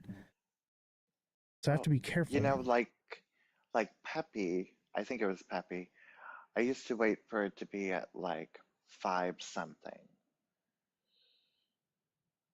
Yeah. 0.0005, whatever. And then I would dump it when it would hit 7 or 8, and then I'd wait for it to hit 5 again. Yep. And then just keep doing the same thing, because, you know, yeah, you can sit there and you can hope that it's gonna hit a penny, but realistically, it's just those little small gains that will get you just a little bit more. Well, you know what I've noticed about Because if you XRP? wait, This is why I follow XRP. Is it's Mhm. pretty much consolidating along $2, right? So pretty much any time it falls below $2, I buy it and I wait for it to run up to $2. I take profits at $2, and then once it hits around like 250 to 260, I take and I exit and I wait to get back in sub $2. And I've done that a few times along here, made really good money. I mean, that's what paid for everything you're seeing right now, this whole studio. Like, Francesca, when I first started, it was, I did the live on this tablet right here. My camera was pointed at this tablet, and I would read the charts. And like now, you can see in the reflection, I have like a whole studio set up here. It's magnificent. Like, and it was all paid for by trading XRP. So by no means am I saying that there's not money to be made with XRP. But I believe that the $2 zone is a magnet, and it's gonna want to dip below $2 and then swing back up. I think it's pretty much trading between like 180 and 140 consistently. But at the same time, it's really trading between 150 and 250. So that's kind of like where it's at. And so I'm like, okay, if I can get it, somewhere in between there on the top, and buy the bottom, sell the top, buy the bottom, sell the top. And if it keeps staying above $2 like that and just is building a nice floor at $2, I'm loving it, because it's like printing money. But is it going to 11D? I don't know. I'm not convinced. Yeah, but you don't like, what would be a 1000x on $2? Is that $2,000? Yeah. Do you really think it'll Well, do what 1000x? I don't know. Like I said earlier, I'm looking more at like $3, and we hang out at $3 for a while, and then we move up to $5. I hope. I mean, if it goes $5, You know, great. But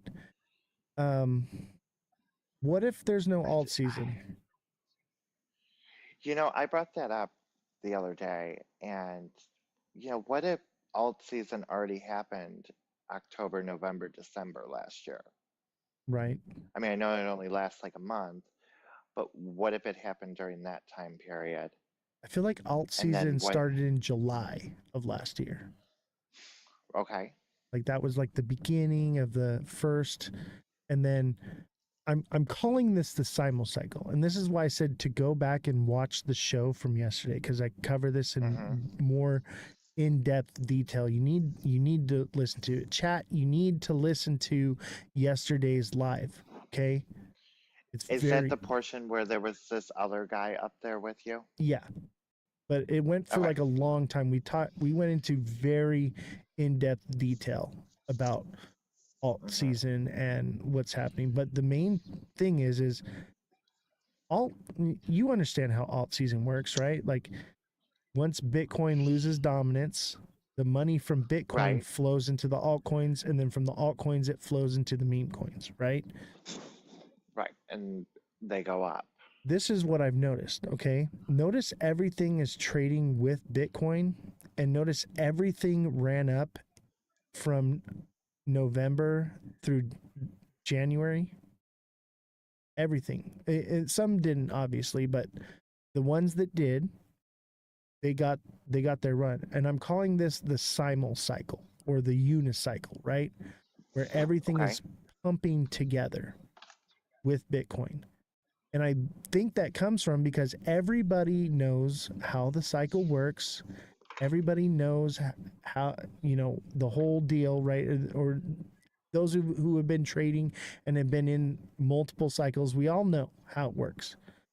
And I believe that a lot of people were like, why would I buy Bitcoin when I could get into an altcoin early?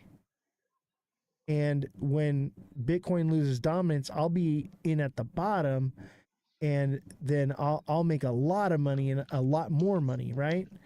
And then there were the Right. people. Then there were the people that were like, "Why would I get into altcoins when I can get into meme coins early?"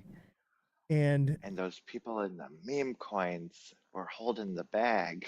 yeah, and so here's the thing: is meme coins really kind of took off first, and it's almost like we're operating in Right. reverse with this cycle. Like we had the meme coins first, and then altcoins and Bitcoin all moved at the same time, right? And the issue is when things moved, it didn't go as crazy as everyone expected, right? Things should have moved Right. much higher than they have in the past, but the issue is there's more projects than have ever existed in crypto. Right. Somebody told me there used to only be like 5,000 projects. Right. So now the liquidity is more spread out. And that means that there's less liquidity being pumped into the projects. That's why I'm like top 10 ISO. If you're going to do altcoins, top 10. That's it. Because I think everything below it will run, but not as hard. I do really like Algorand. I think Algorand is going to get its big move the next cycle. Probably not this cycle. It'll get something if we get an alt season. It's obviously, but I think the top 5, top 10 are going to be the big movers because everyone's going to funnel into those, and those are going to move quickly.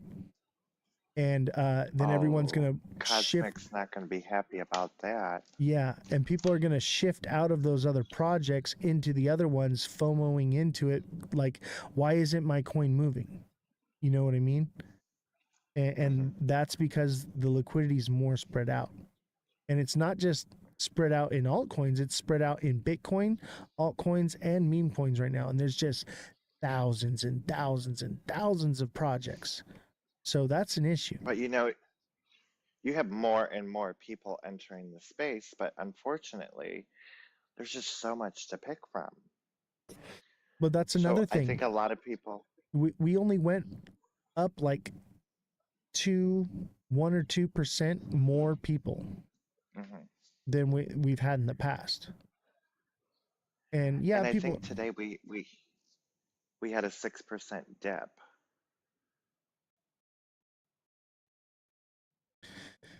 Yeah, but 0.06%. Yeah, and I get that. Like, things are up and down, but the issue is that some are going to run harder than others, and then those ones that do run harder than others aren't going to run as hard as they could because of all the other people that are holding other projects. That's what I'm saying. So it's not going to be as crazy as everyone thinks it's going to be, in my opinion. There's that possibility. And that's if we get an altcoin season. Altcoin season happens because Bitcoin loses dominance and starts to fall and crash, and all that liquidity moves from Bitcoin into the altcoins. But major institutions are creating Bitcoin reserves. Companies are creating Bitcoin reserves. Governments are creating Bitcoin reserves. Not just our government, all across the entire world are creating these reserves. And individual states are creating these reserves. So they're going to be holding massive amounts of Bitcoin and holding it in escrows that are meant to not be sold, which is going to drive the price up, and it could likely not lose its dominance. That's a problem, because if that's the case, then everyone's going to buy and hold Bitcoin and the money won't flow. That's why everyone's saying no alt season. What do you think?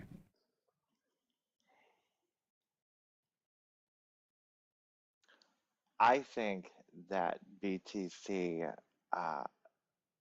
see, now I was starting to think about like Tether and everybody passing all this legislation. If Tether implodes, it will dump Bitcoin. Oh yeah, Do you agree? 100%. We all know So if, Tether's been doing some shady shit. I right, think for every $100 in Bitcoin, it's only backed by $1. Do you know about this? It's speculative. It's yeah, not been proven yet, but I think that's why they're pushing the stablecoin bill, is because they right, want to regulate stablecoins, because stablecoins are being printed in out of thin air in China, Tethercoin, and being pumped into right. Bitcoin. That's what's inflating the price, keeping it from falling. So if it did implode, what would you think the price would be at the end? 10K, Are we, 25K. we're going back to early 2020? Yep. Because this is what'll happen is it will lose that percentage of whatever Tether is, right? And that's like what, 90% of Bitcoin? Right, And then when it starts falling, all those stop losses start hitting and people start panic selling. So, and I'm looking at, that's why I'm saying you gotta watch the live from yesterday, because I go into this in way more detail. right. But that's why I think we could potentially have a mega cycle. But also, what is it? ETH and Bitcoin, their options expired yesterday, day before, And look at what it did. It didn't do much. right? I'm sure a lot of those renewed. Um, Kodak says, tell Oz to lose the magnet. Nope. The magnet stays What magnet? on the chart right here. I got this magnet Oh, over here okay. because it's running back up. $2 is a magnet. That's what I was saying here. What I should do, put the magnet like this. There. There's the magnet. That's probably more correct. It wants to, every time it pumps up, it wants to come back to $2. Every time it drops below $2, it wants to come back to $2. All So right. are you trying to use the magnet to pull it in the direction you want it? Well, not that I'm trying to pull in the direction I want it. I think that the magnet indicates the direction that XRP wants to move. And I think right now it wants to move down. And it's pumping because of the whole XRP case thing, okay? Right. But I think that it hits about 220, 222. Maybe it goes a little higher. Maybe it goes to 225, okay? And then back down. So let's talk about it. Let's talk about the XRP thing. So did you hear the news today about XRP? Is it about the wormhole? No, Ripple Or to, is it about the case? yeah, the There case. it is. So Uh-huh. breaking news, Ripple to drop cross appeal against SEC ending XRP lawsuit.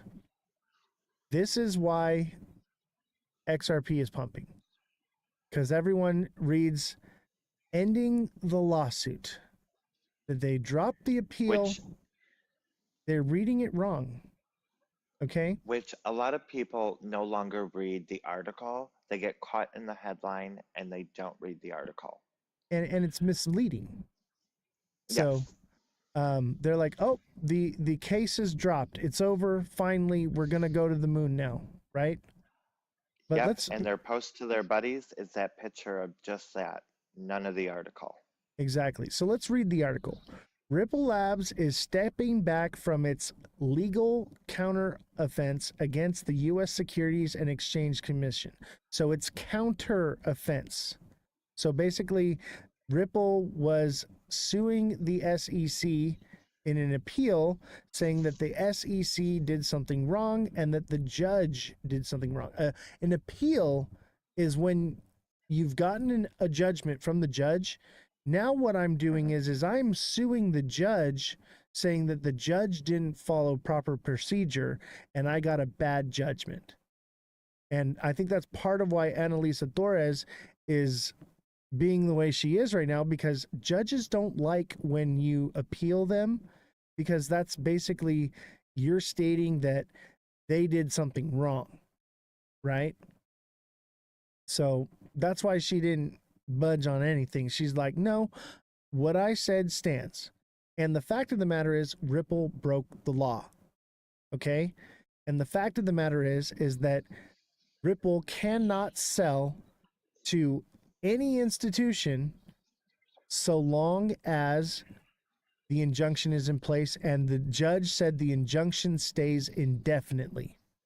Okay, which means institutions will never be able to buy it. Some people are saying, oh, well, the SEC can file for approval with the SEC and then it can happen. No, with the injunction, it cannot.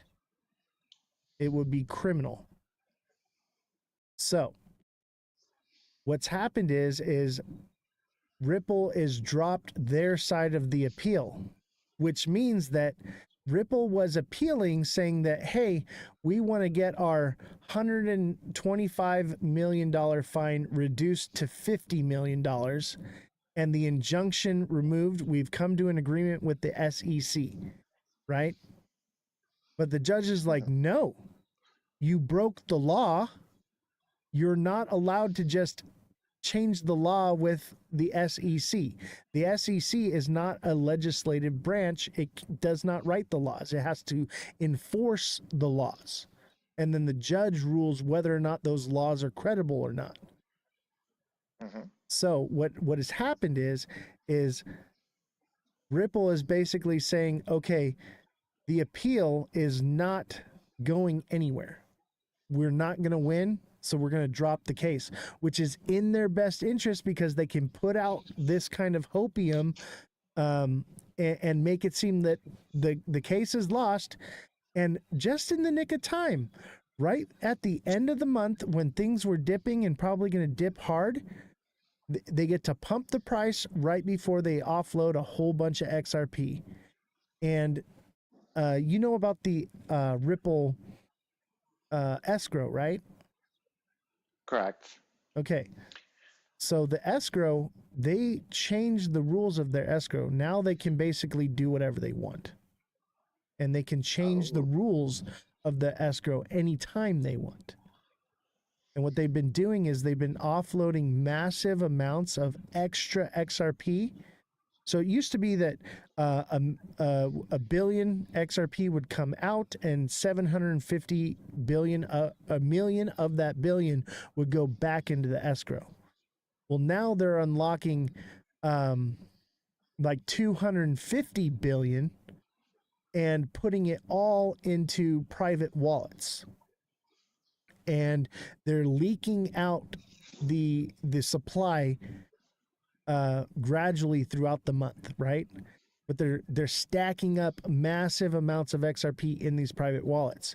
And I believe that when all the hopium is settled, they're going to rug it. Okay? Because I think that because RLUSD is being used, XRP probably won't have much value. It'll be a liquidity pool and it'll serve gas fees, but it won't be this end all be all world currency thing that everybody wants it to be. I just don't see that. If that was the case, we would be writing legislation right now that's based off of whether or not these are securities and commodities, whether or not institutions can buy, sell, trade them, instead they're focusing on stable coins, because I think all of that speculation is irrelevant because of the direction they're moving. It seems like they're moving towards CBDC, and stable coins are the new CBDC, right? I'm sure you've heard me say this before, right? Am I wrong? Correct. Okay. Sorry, I know I'm ranting, Yep. but here's the thing. You're fine. So they've dropped the appeal, which is this great headline that they get to put out now to pump the price just before the escrow comes in, where they can release a bunch more coins, and that drives the price up. Ripple has everything to gain by keeping the price up. And let's read what Brad Garlinghouse says right here. It says, Ripple to drop SEC cross appeal soon. And it's not even dropped. It says soon. It's still not even dropped. This is what's crazy to me. And then it says, Garlinghouse made an announcement on X stating Ripple is dropping our cross appeal and the SEC is expected to drop their appeal, which they probably will, but they're going to release it as two different opium releases, right? So we're going to get a pump because of this dropping, and then it'll come back down. And then once it comes back down, then the SEC will drop it and it'll pump it back up, right? But people don't understand that this is not good. This is actually bad. It could potentially be good for XRP. Maybe they go through a whole new appeals process with a different judge and everything, but that could take 2 years for that to settle, right? Right. And I think that that's probably the direction they're going, but people think that it's happening now. So Brad says, Ripple is dropping our cross appeal and the SEC is expected to drop their appeal. As they previously said, we're closing this chapter once and for all and focusing on what's most important, building the internet value lock-in. But it's only going to be retail. Institutions will never buy this, which means if institutions never buy it, then where does this forcing those institutions to the exchanges? Maybe. That seems pretty speculative, but from what we fact checked with the law here just earlier in the live, I think it was right before you got in, right, is that if institutions try to buy it through the exchange, it's illegal and they break the law and they would be criminally charged. Okay. So what do you think? I think XRP is going to pump when it's going to pump. I think there's a huge drawn out chessboard. It's moves and counter moves. You know, because most of the time when there's news about it and it's positive news, the charts don't move at all. Do you notice that as well? Yeah, it's becoming less and less every time there's good news.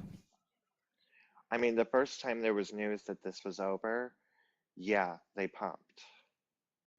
But right now, I think people are just tired. Mm-hmm.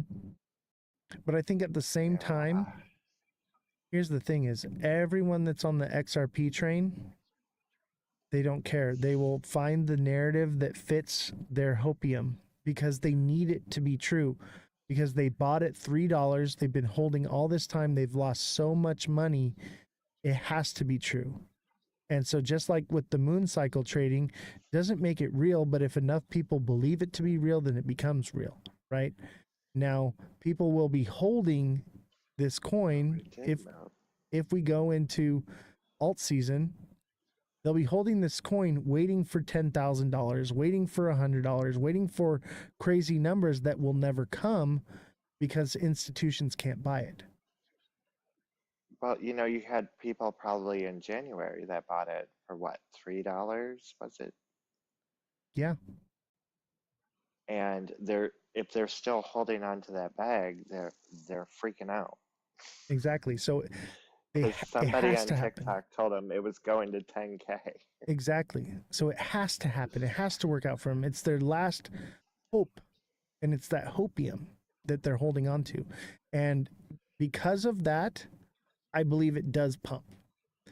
But I don't think it sees massive numbers. I think it sees $5 to $8 if we get an alt season at all. So what do you think about putting your tokens, like staking them? Oh, I think Do staking you stake is any of yours? right now no, because I live in California and Mhm. they outlawed staking in California. It's supposed to be Oh, coming really? back. Yeah. So I used to be staked in Ethereum and they took all that Oh. away. But I think that's supposed to be coming back and they're going to allow staking. And I believe that those coins have the potential to do massive. And that's why I'm liking Polygon, because it seems to be a bit of a sleeping giant where you can stake. That's why I'm also looking at Solana, because I believe you can stake Solana as well. Very true. Yes. But as of right now, I don't think you can stake XRP. So unless that comes along, I think you can. I'm not sure, because I What can't stake anything right now. is Whale still in here? He knows what exchange it was. Chill well. Can you stake XRP? And on what exchange? We can also ask Jesse. Jesse, can you see Because if we get a fact check on if you can stake XRP and what exchange that is that you can stake it on, if it is true? As far as I know, it's been talked and rumored, but never actually confirmed or come to fruition. Let me know when you're ready, Jesse, and I'll mic you. I'm trying to remember. I could have sworn he did a video about staking XRP. Jesse will fact check it for I it. That's could why be we have wrong. her. Oh, I wasn't supposed to delete that. Mega Crypto wants me to save all this information and make a website and do like a fact checking website. So I'm trying to remember not to lose It's all not this a bad stuff. idea. Yeah.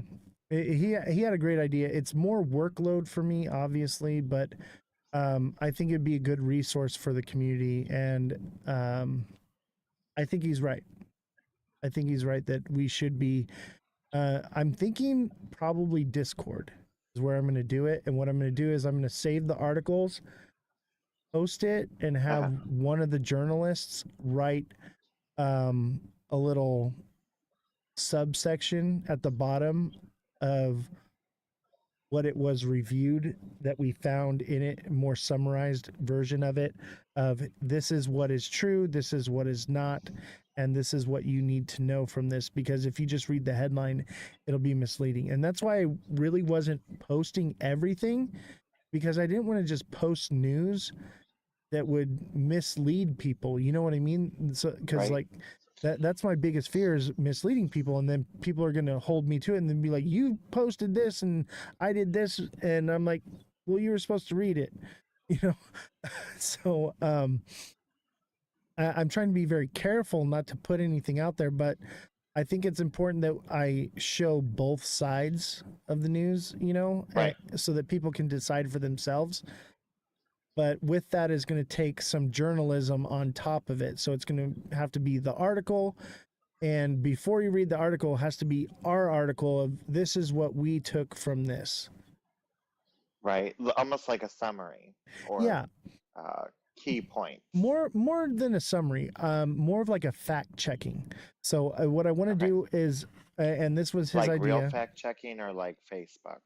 Okay, Revolution has a fact check for us. She says you can't directly stake XRP on the XRP ledger due to the consensus mechanism.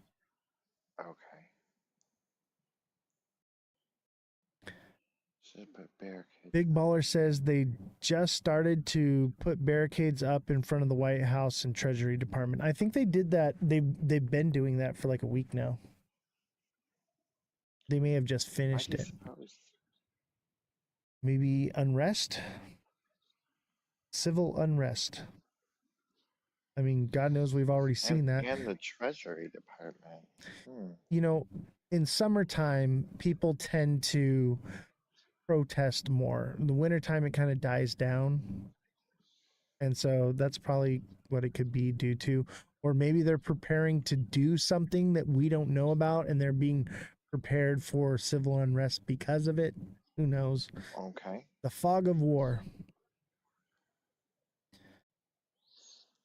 Yeah, I don't know if you had it as where are you in LA or are you more like I'm near. north? Okay. So did you see all the demonstrations that happened recently? Oh, yeah. I was actually going to go out there and report, and I decided not to because I didn't feel like getting arrested. Yeah, so I took everyone around Chicago and I was a little worried at first because I'm like, oh, what if they're protesting downtown? But Right. they weren't. There was nobody around, so it kind of was hot and then cold. I think most places were peaceful protests, and Mhm. some places turned into riots, and riots is clickbait, you know? So it got more Yes, coverage. But I think yes. overall, the majority was peaceful protests. And I think that's been the case since, 2020's protests and riots. I call them protest and riots because there was both. There was definitely both. But we also saw in LA, I think that the police were instigating a lot of it. We saw where the police were lighting their own cars on fire, and Uh, they were shooting smoke or tear gas into um, peaceful crowds. But you never know. All it takes is one person to throw a water bottle, and then mhm. it's an unlawful assembly. And they were looking at any reason to turn it into a riot. And that's why it's very I don't know. important. There was some people out there busting up uh, curbs. Oh yeah, they were breaking them up to have rocks to throw at the cops. There was definitely Right? some riots happening. But like if you look back in history, like Dr. King did it right, they locked arms and they marched peacefully and they didn't give in to it.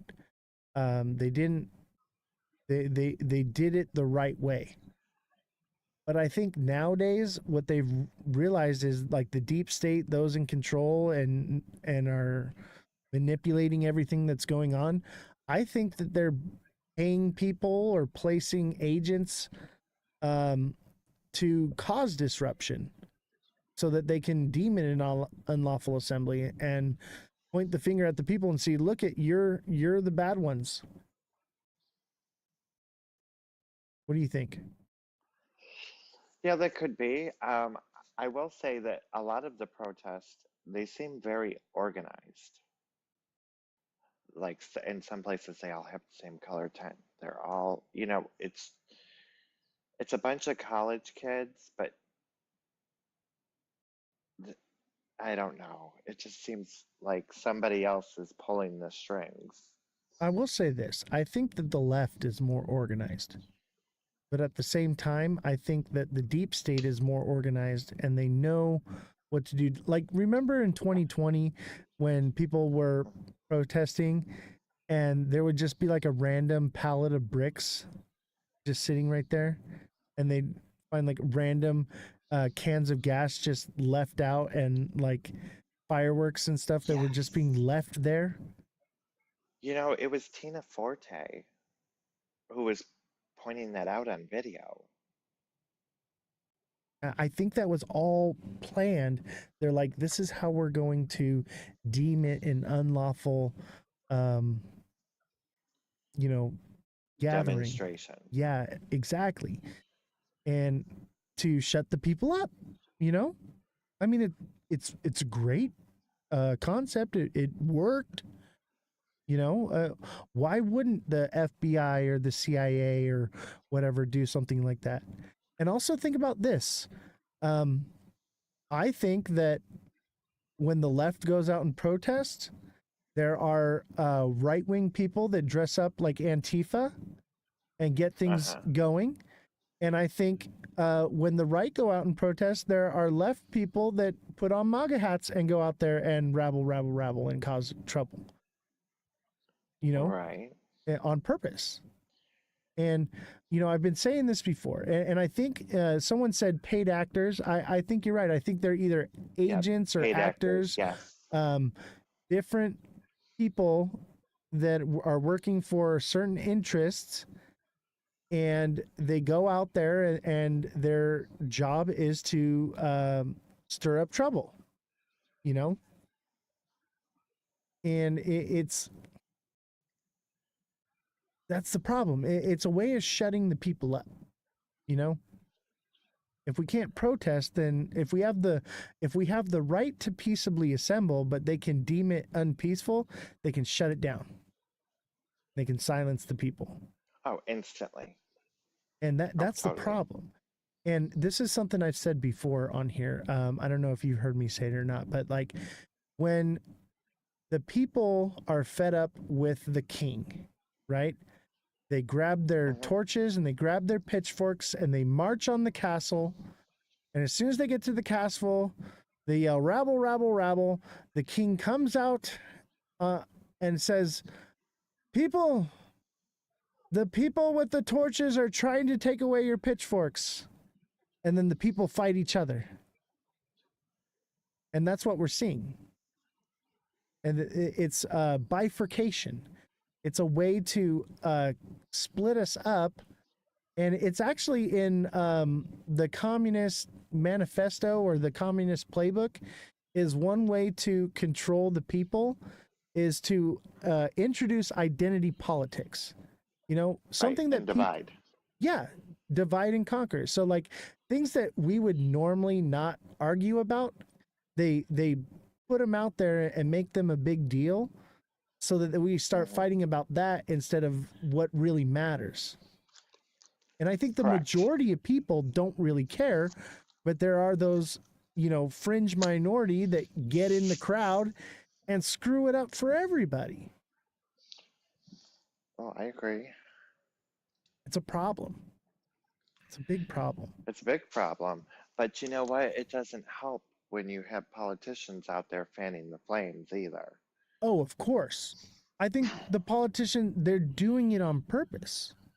They're fanning the flames on purpose against both sides, Right. Because it's a war. It's civil war. It's just different. There's no Mason-Dixon line. You know what I mean? But No, it's basically civil war. I mean, look at California. The governor of California and Trump are basically fighting against each other, and California is threatening to not pay for federal aid because California pays like 80% of the federal subsidization for the rest of the country, right? And then so Trump is saying, well, then we're not going to give you protection under the federal government, so we're going to build the Golden Dome and you're not going to be covered. And it's like that's how civil war starts. Revolution says we are a donor state. Like $11,000 trillion or something like that. Yeah, California pays the majority of all the revenue that the federal government gives out to the rest of the country. The federal government needs California, but you're not going to see civil war fought like. Oh, go ahead. What is it? It's California, Texas, and Alaska that are the top three in the U.S. I don't think maybe Alaska because for the oil. Like GDP. I think I know it probably California and Texas. I'm not quite sure. Jesse, can you fact check that for us? What are the top states that contribute? Yeah. But I'll tell you, most of the states, Florida is what Big Baller says. Yeah, what are the Oh, top could be four? Florida too. Yeah. But you know, California produces most of the food for the entire country. You know, all these farms back east, they grow Right. feed for the cattle. They don't actually grow the food that we eat. They grow the feed, that the corn that we make, you know, Correct.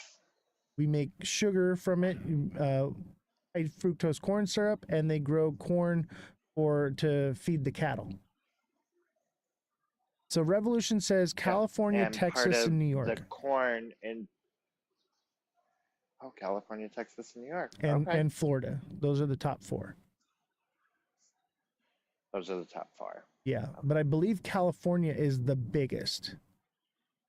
California pays the most. I believe it's like 80% comes from California. California is like the largest economy, is like, what is it, the fourth largest economy in the world?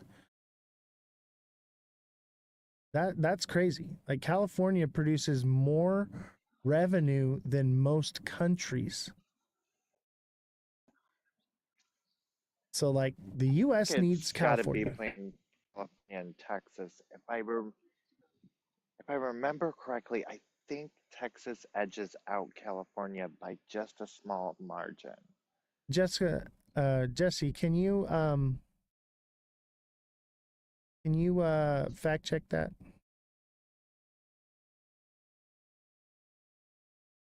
But back to the Civil War thing. Okay, Jesse's ready to be mic'd. Go ahead, Jesse. As far as GDP goes, California is at 4.1 trillion. Texas follows with 2.7 trillion. New York 2.3. So we have a pretty good lead on everybody else. It's like double what everybody else is. So Texas and New York together do what Cali does. That's crazy. Thank you, Jesse. So that's massive. But here's the thing is that Civil War isn't going to look like, you know, what we've seen in the past. But it is happening. What we're seeing is think about this. A district judge in California had the power to shut Trump down. The commander in chief of the armed forces had the power to shut down the president temporarily. So that's one person in 177 judges, I believe. So that's a 1 in 177 chance that there can be somebody that just doesn't align with Trump and they can throw a wrench in the gears, right? So let's just say, okay, that there's an actual problem, like obviously what was going on in California was a problem. Did California and the federal government go about it the right way? I don't think so. But what happened, right? And so if there is one judge that can cause a problem and shut down the federal government's authority, even if it's just temporarily, okay, that causes a big problem, because you have to understand that if you go to, let's say there's a National Guardsman, right? And he's under the authority of the governor of California, and the governor of California says, stand here at this post, do not move under any circumstances. Those are your orders, right? And then Donald Trump shows up with his motorcade and he goes out and he says, hey, listen, you, what's your name?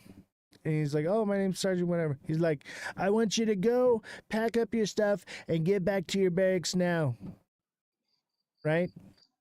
What does he do? Right? People are not robots. You know what I mean? And there As will far be as There will be those that follow the orders of the president, and there will be those that follow the order of the government or the governor. Right. And that's where that bifurcation comes. That's where that push and that pull comes from, because people are not just rigid robots, you know? Yep. Even though some people believe that some people are NPCs, Yeah, that they're not real. I firmly believe that. I think I'm the main character. Pretty sure.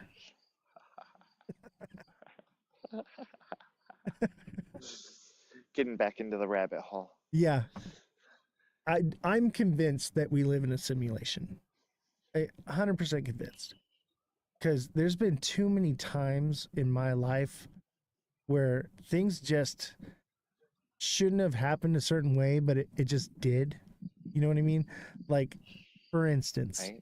I'm driving, I'm like 19 years old, and I'm driving in my truck, and my girlfriend and I were off on some random road out in the middle of nowhere. And it's like this windy road. And I drive on this road a lot.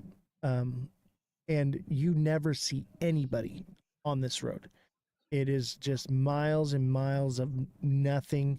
And there's other ways that you can drive and take that are more direct. Uh-huh.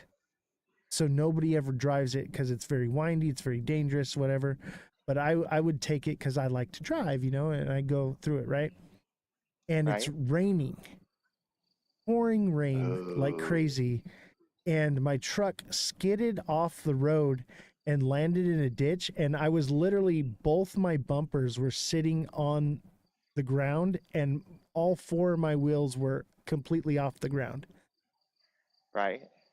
And we're out in the middle of nowhere. Mind you, this was a long time ago. Like, I had a cell phone, but where we were, there's no cell phone coverage out there. But it was a brick. Yeah. Yeah.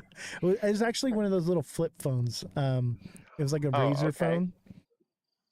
And so we're out there in the middle of nowhere in the pouring rain, off on some random road that nobody's ever going to take. Why would they? There's no reason. Okay? Right. And I call this in the simulation the loading screen. Right? So we're in the loading screen. And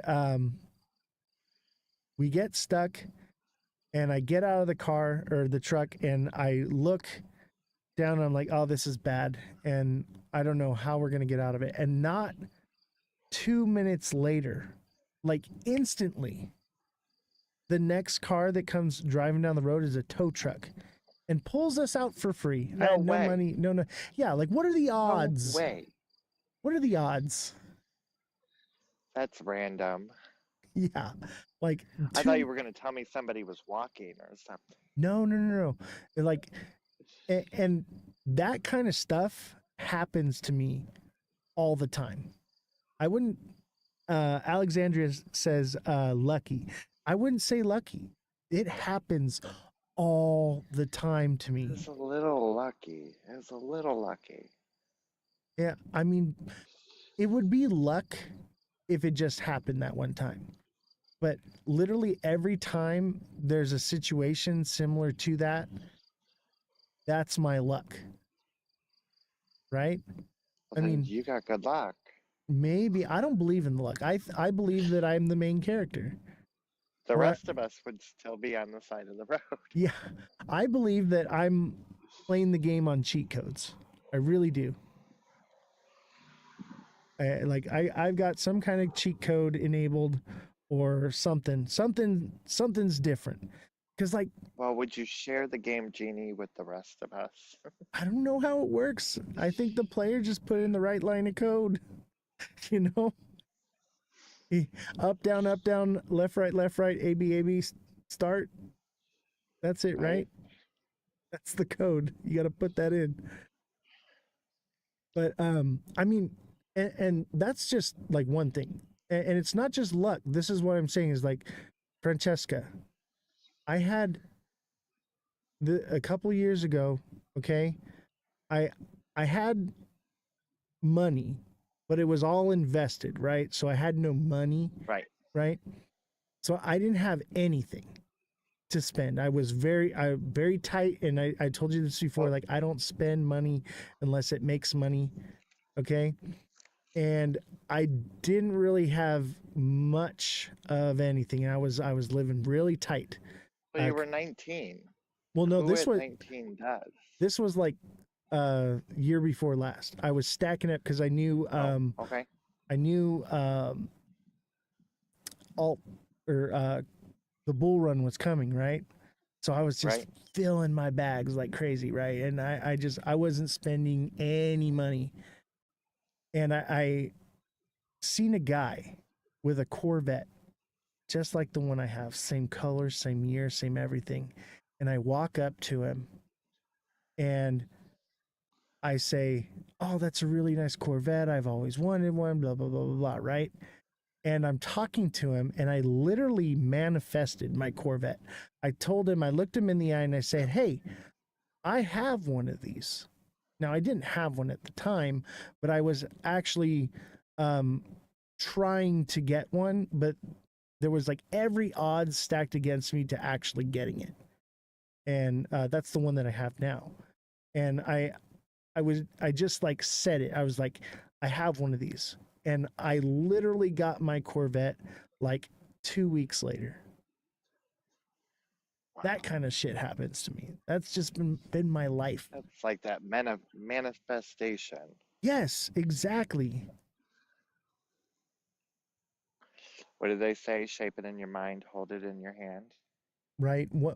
And that's why I was saying, like, if you know what you want in life, right, and you have an end goal determination of what it is you're gonna do, and you take that first step towards it, every other step after it will follow in that direction subconsciously. You will just end up where you want to be if you're doing it right, if you're like locked in. And like, that's where I'm at. Like, everything, like even this show, Francesca, I tried to do social media for since 2020. I've been trying to do this and I gave up on it so many times. I had my studio completely robbed, like lost everything. And I gave up and I said I'm never doing it again. And then I went live one time on Mega's show as a guest, and now here we are. That was a couple months ago. Oh, wow. Yeah. I didn't even have the building I'm sitting in didn't exist. Like, it just So I didn't happened. know you had a show until you had the studio. Yeah. It And it it's weird. it literally started. I just pointed my phone at my tablet. That's how it started. Really? Yeah. You know what though? That's how you have to start. You have to start small and slowly grow. Yeah, And but that then was see that the business or company is going to go somewhere, and then you're investing more into it. yeah. But that was literally like 3 months ago, and now I'm sitting in a studio. Yeah. That's crazy. Like, it just happened, Turning on and off people's mics, right? right? They don't have to walk over to the iPad. Mother Dragon says, "I remember old Oz." Yeah, way back in the day.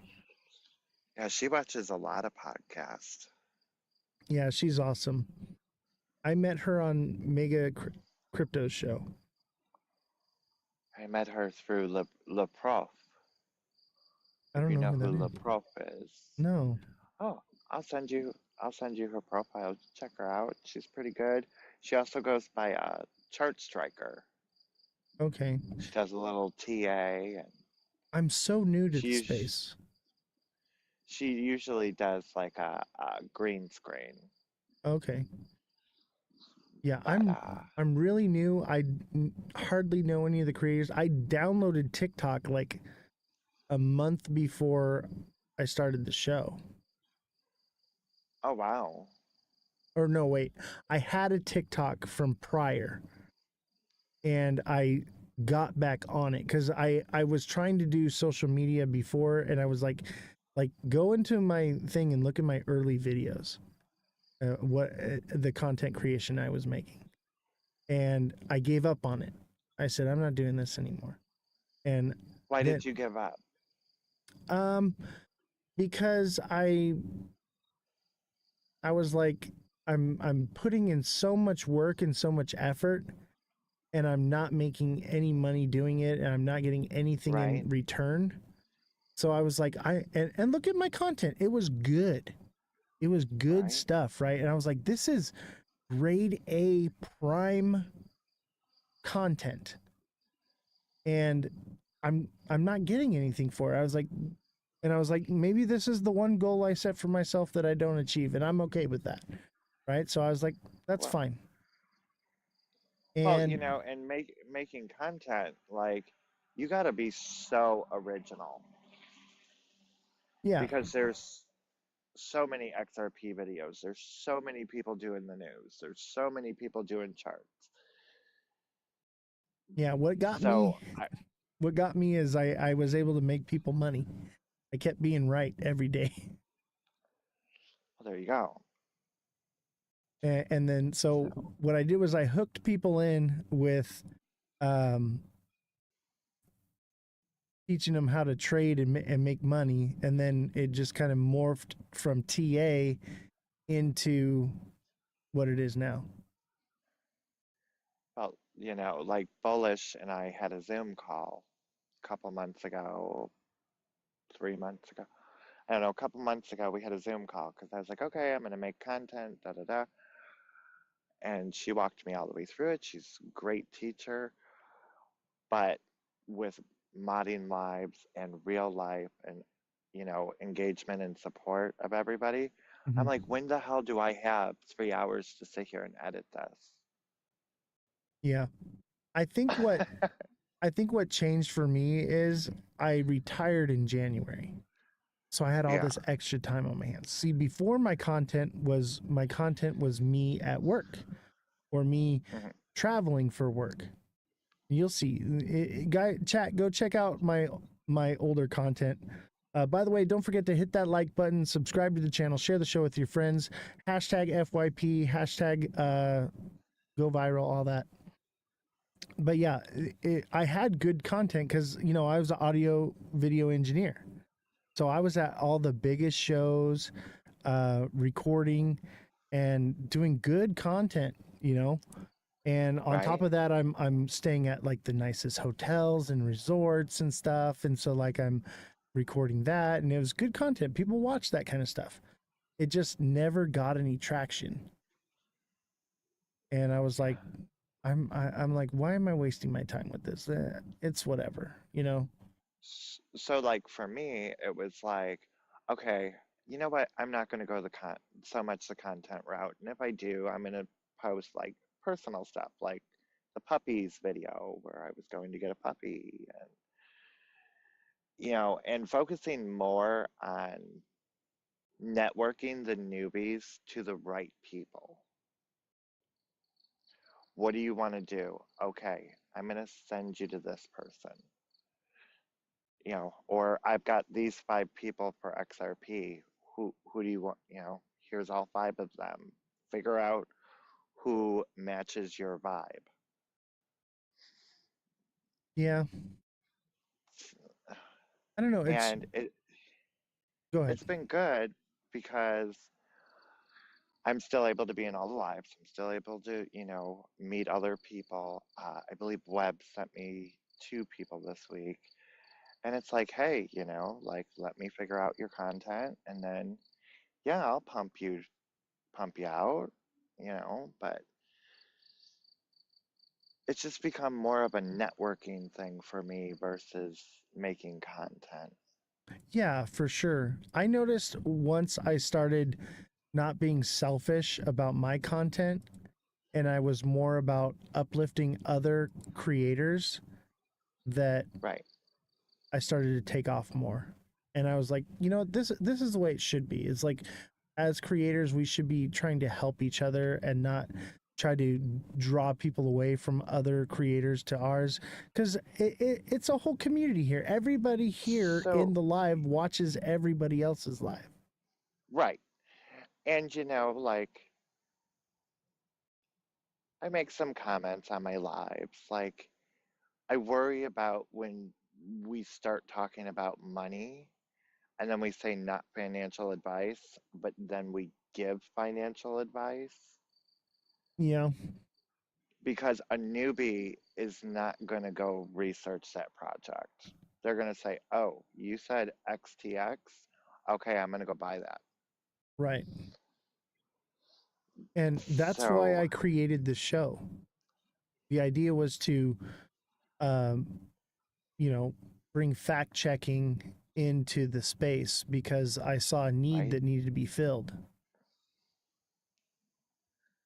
Yeah, I think it's awesome that you have a team. I was kind of blown away when you wrote me and you're like, "I got a whole team. Flyers done." I'm like, "Holy, that was like what, half an hour, 20 minutes?" Right. I'd say we're like the Joe Rogan show of the crypto space on TikTok. I think you're Obviously, going to do very well. yeah, we're not that big yet, but I see, I like I said, I always see the end goal and the vision, and then it manifests itself. So that's why, I'll tell you what, I was gonna be the guy with the phone pointed at the little tablet, Uh-huh. and what made me change and just dive right into it was, um,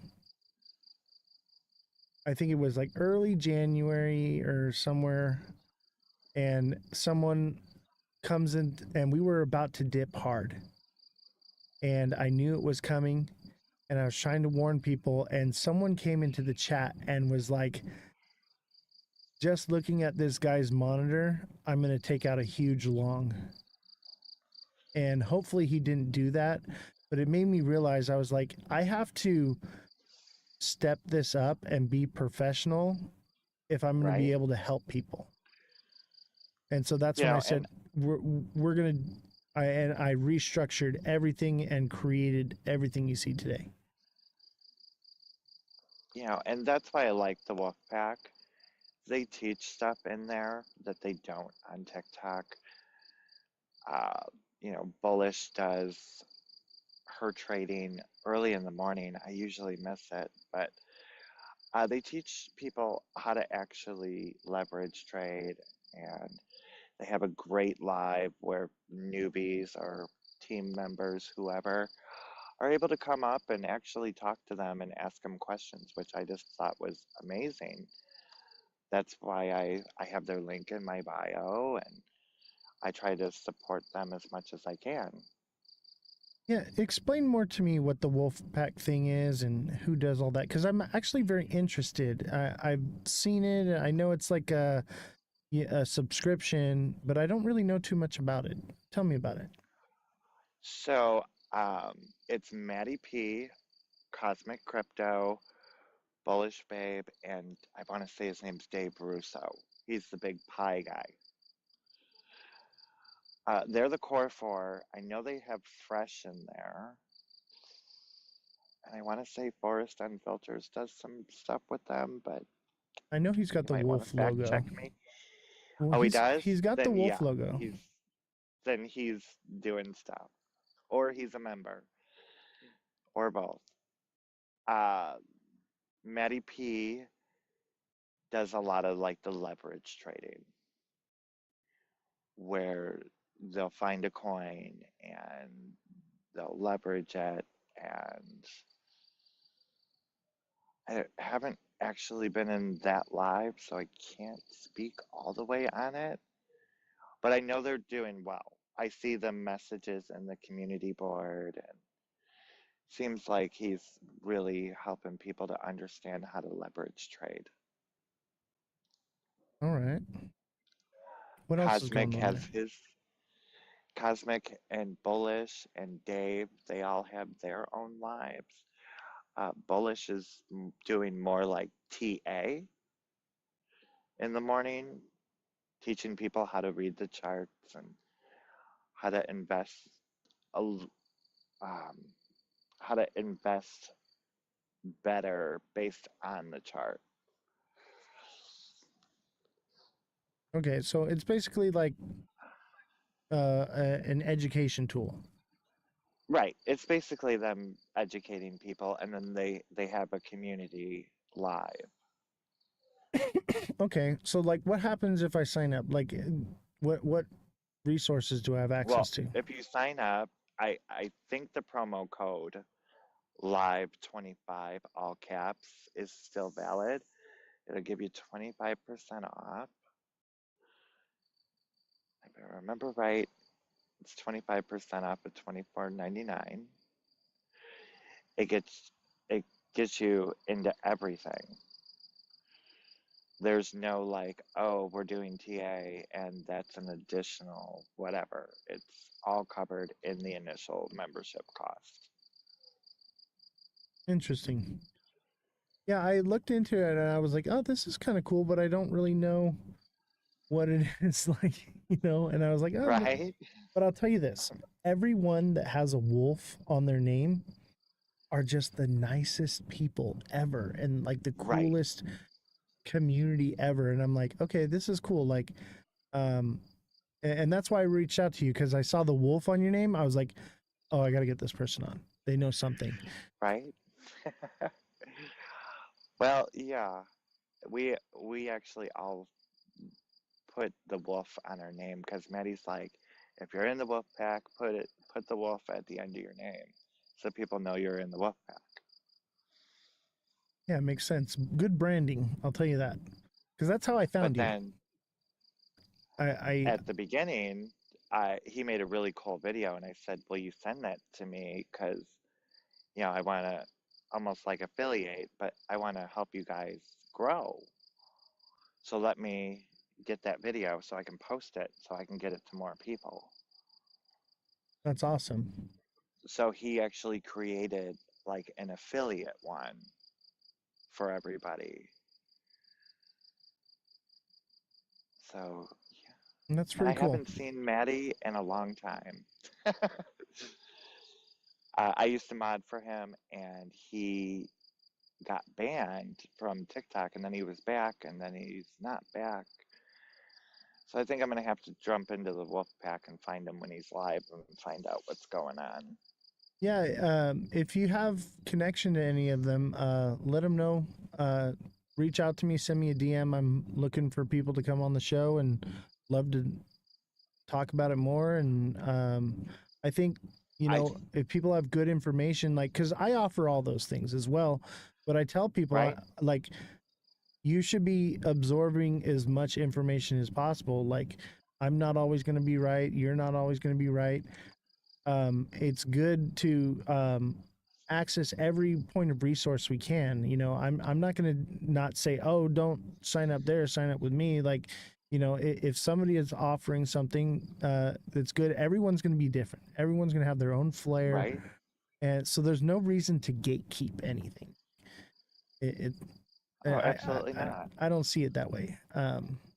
People will choose where they want to go, and usually what works best for them is what they'll stick with. And I think that's because the whole main goal here is to help people.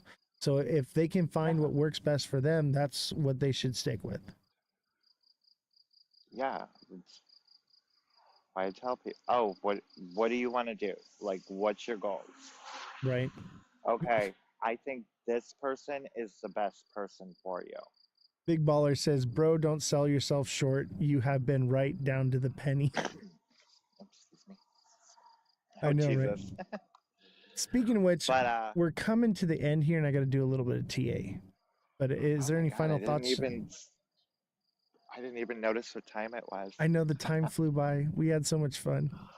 You'll come back. It was kind of nice. We talked about crypto, but we talked about other stuff. It was very nice. Thank you for having me. Of course. Everyone give Francesca a follow. Send in the likes for Francesca right now. She's an amazing person in the space as a creator, as an individual, as a crypto entrepreneur. Just an incredible human being altogether. And I consider her my friend. So thank you for coming on. We I need to appreciate it. DM more. Yeah, I know. I'm so busy. I am so I busy. know. And, you're like, reach out to me. And I had to like dig for you this morning. I'm like, where the hell is he? I know. Because, you keep sharing and all that other stuff, and people fall. But you know what? I pinned you to the top, so you shouldn't Oh, perfect. move. Oh, you can do that? Oh, thank you. Yeah. That's going to help me I out. pin like the people I talk to the most, I pin them so I don't have to drag all the way to the bottom. Got you. Yeah, you're the one Yeah. that got me signed up with Eve, my agent. She's incredible, and I looked through a lot of different They were people. here tonight. Yeah, I know. Crypto TV with Trey's just popped in right now. Actually, what's up? Oh, did he? What's up, Hey, Trey? Trey. Would you miss everything? But I'll tell you what, you didn't miss anything because everything is recorded and uploaded to YouTube. So if you ever miss a live or you want to see the show, you can just find me at Ozthecryptogoat, all lowercases, no spaces, on YouTube, Twitch, and TikTok. All right, Francesca, thank you for coming on. I'm going to do a little bit of TA because I'm sure everyone Thanks, is Oz. dying to know where the market is going. I'll see you next time. We'll Have do a this great again. rest of your night. All right, good night. All right, everybody. Y'all ready for a little TA? Oh, 220 is coming. Let me show you what our options are here with XRP. This is what I'm seeing. All right. I think we do a golden archery here. Let me refresh it. And this would be over the next 3 days or so. I think this is what we get. All right. Down to $2 again. But with the crazy people thinking that the case being dropped being something bullish, I think that there's a possibility we get this. And that would send it up to about 330, or excuse me, 230 or 235, 234. I'm leaning this direction actually because the moon cheese is real, man. The moon cheese is real. But there is still a possibility that it comes up and then the end of the month, the first is right here, and that would send it down. And I'm leaning that way. I think most people in XRP know that there's a sell-off at the beginning of the month. They jump out and then they get back in down at the bottom. So I think because of the case settlement thing, even though it's nonsense hopium, I think that keeps it from dropping past 190 and it hits like $2. Maybe it hits 190 and it goes further if some bad narrative comes out. We'll have to see. We'll have to see. But I definitely see that more than likely it's going to hit $2 again. So either way, if it does that, that doesn't mean that it doesn't come back up and hit like 212, 215, and then come back down. It's still within structure. And I'll tell you this, what I've noticed, like, look at this, like head and shoulders here. It's like, it seems like the first shoulder on this side is always sharp. And then it's like long and drawn out on this side, and it slowly works its way down. So I'd say July 14th, somewhere around July 14th, maybe sooner, maybe July 8th. It really depends on the tariff thing. Okay. We're going to get a sell off because of the beginning of the month. Everyone's going to know the Ripple escrow thing, right? That's common knowledge, but people don't know what we know about it, right? They don't know that they've changed it, but they know it exists. So they'll let it run up for the next day or so. It'll probably hit some maybe it goes a little bit further. Maybe it goes to 225. But more than likely it just stops at like 220, 222. I'm thinking more like 222 it would wick and it'll hit that resistance. And then a couple days will go by and it'll be the first, which will send it back down to $2.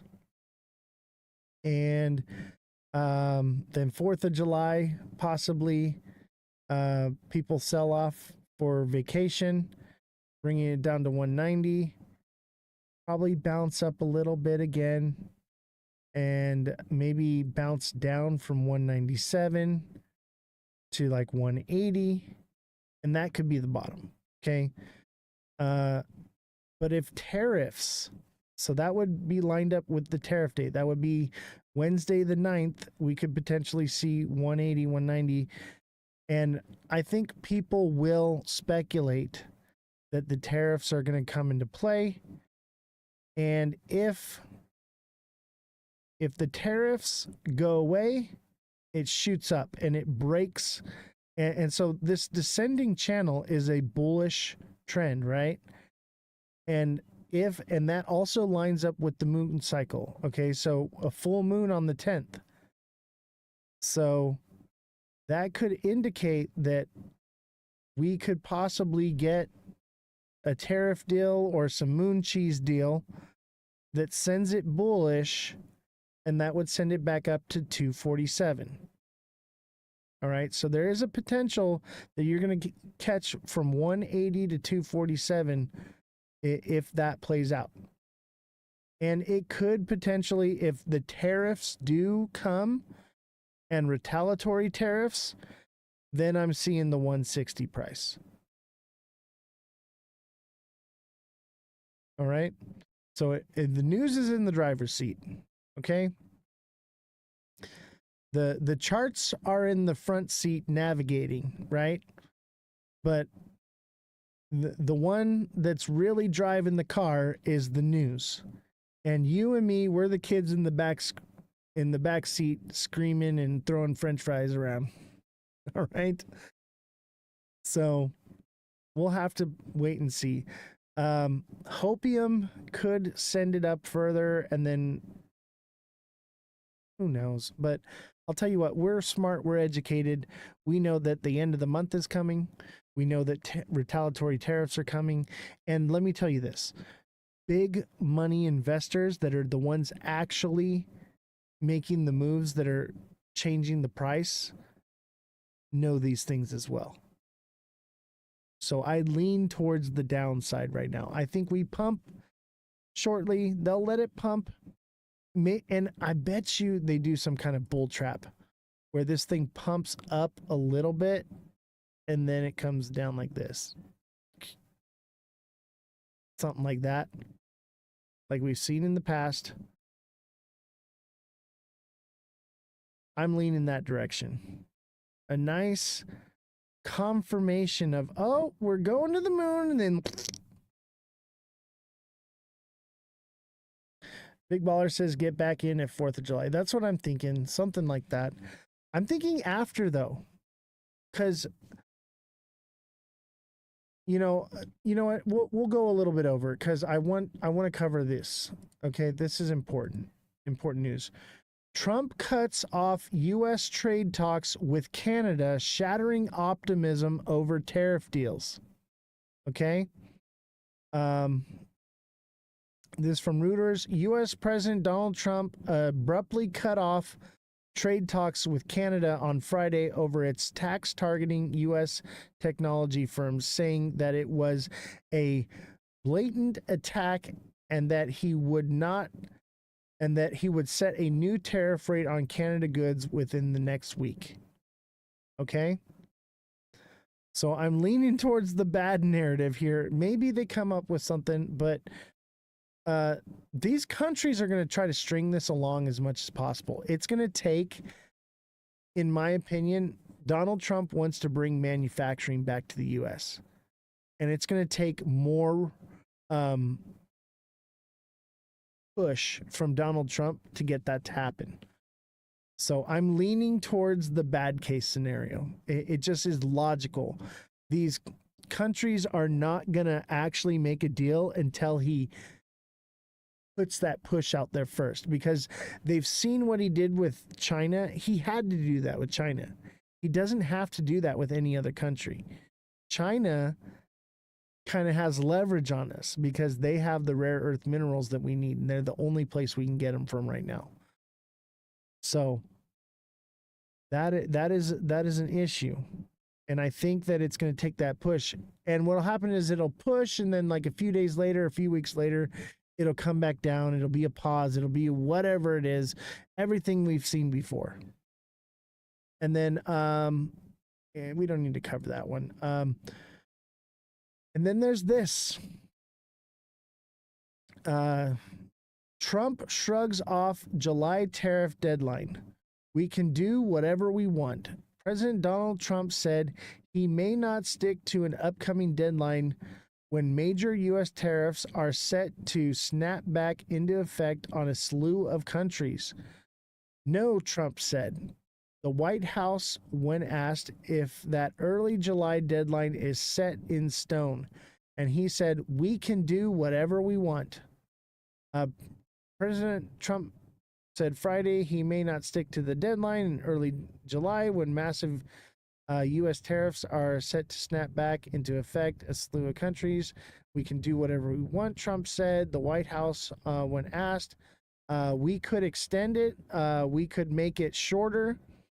The question had specifically been about July 9th, the deadline for the U.S. and European Union to negotiate a trade deal or either trigger a 50% tariff on the EU imports to take effect. Now, the fact that he's just not even talking to Canada and Spain and France, I believe, are not in alignment with the EU, there is a possibility, and I think it's a higher probability that we see the 50% tariffs go into play, but maybe they'll just say, no. But I think what they'll do is they're going to call his bluff first. He'll do it, and then maybe potentially we get a deal signed. But that would definitely cause the markets to tank.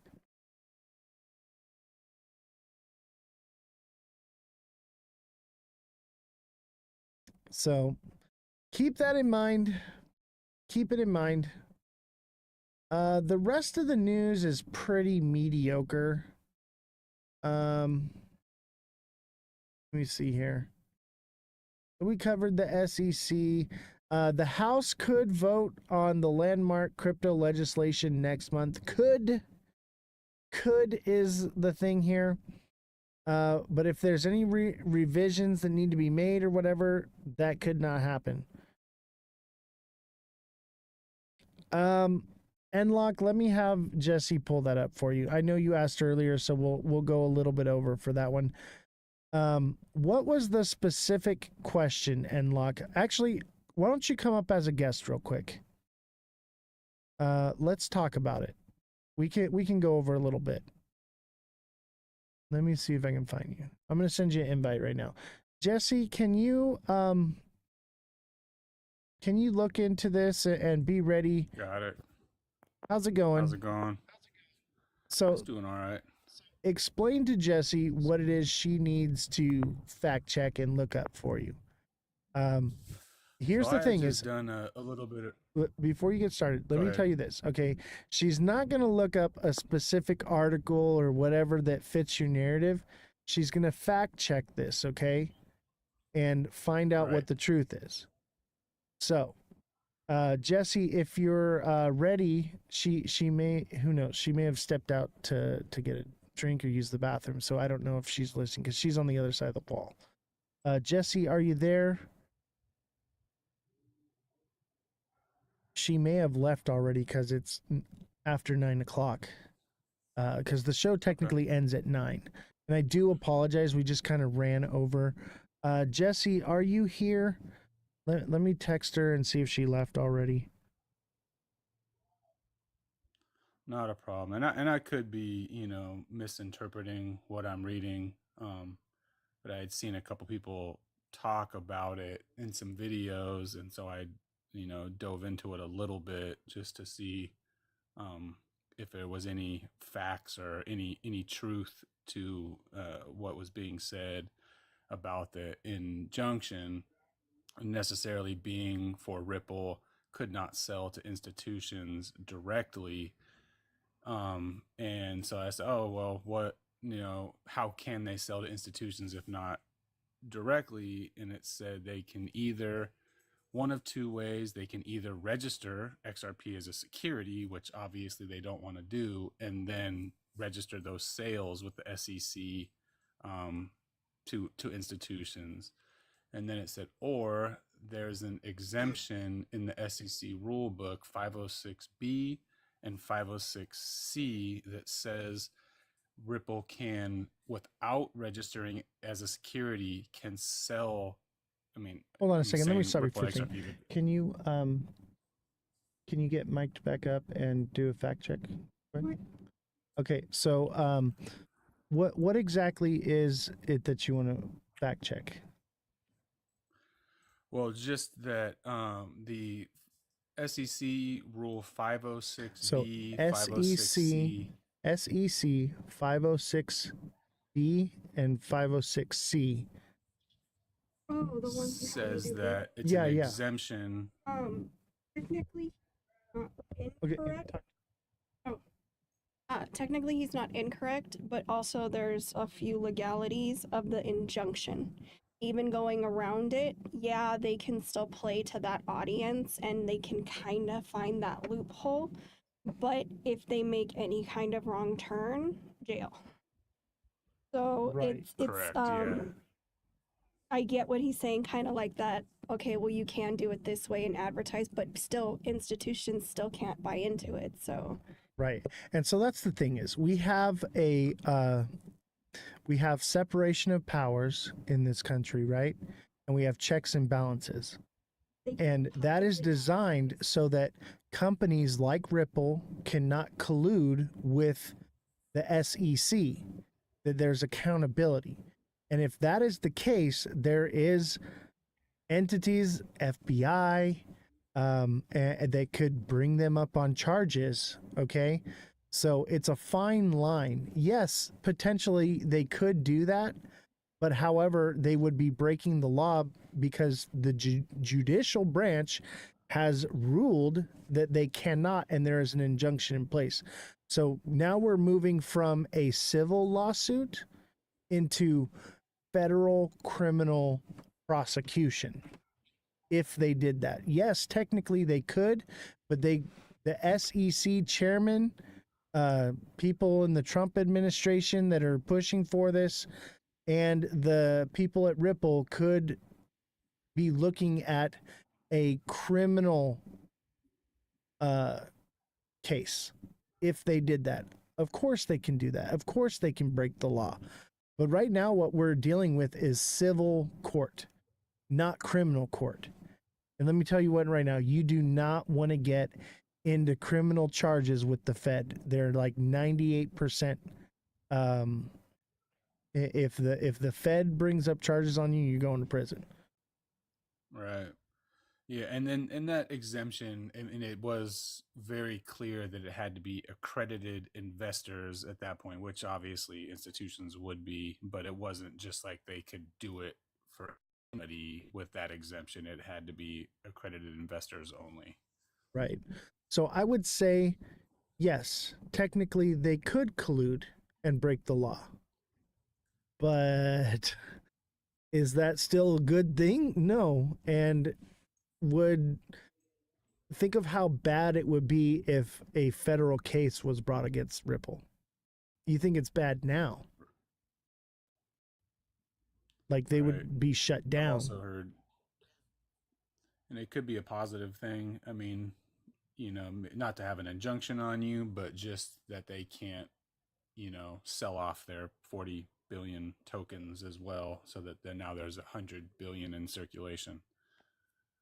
They can't force them to do that.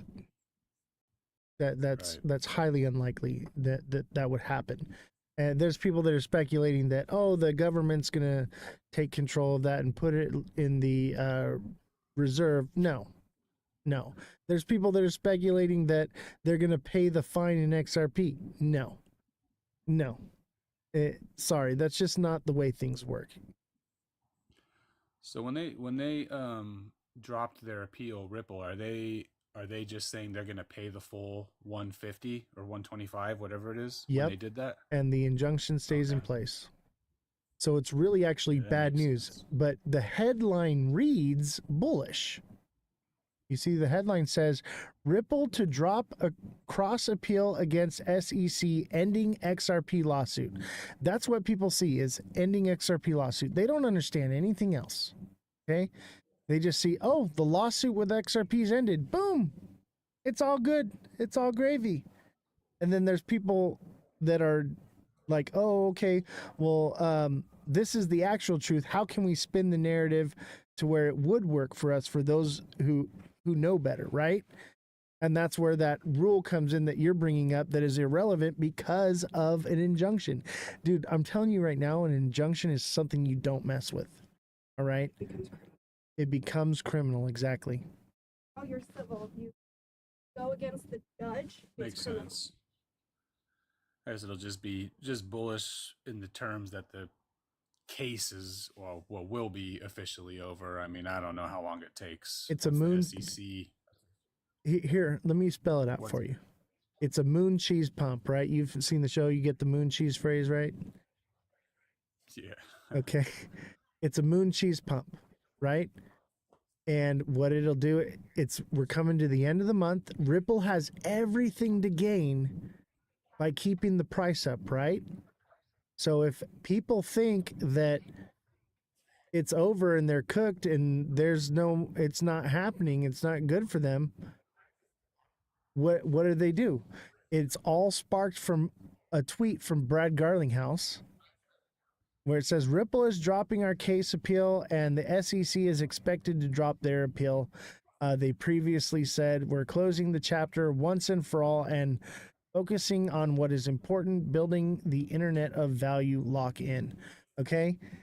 That's worded in a specific way that this is how I foresee it, is they release this information right before the end of the month, things pump up, and then Ripple gets to dump their XRP at a higher price, right? Conveniently timed.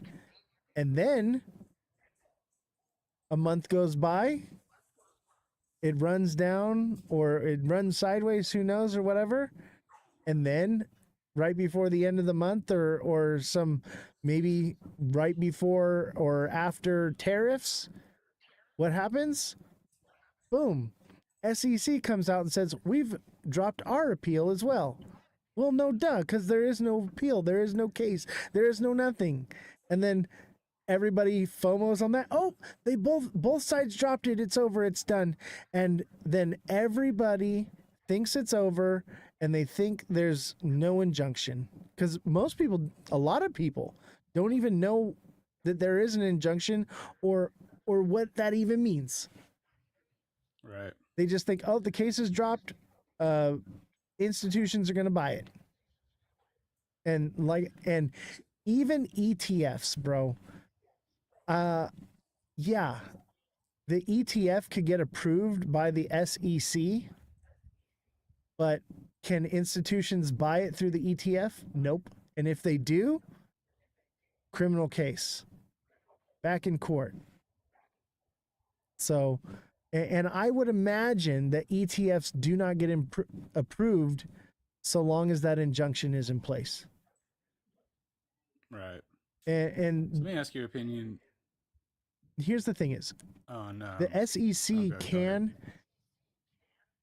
approve the ETF and not enforce the law, but then that could look like collusion. You know what I mean? Like, it's a fine line. You're inviting the FBI in. You know what I mean? Yeah. So staying on the XRP topic, and I know you're trying to get out of here. Well, but, we can go over. why I've do been you going over think- lately.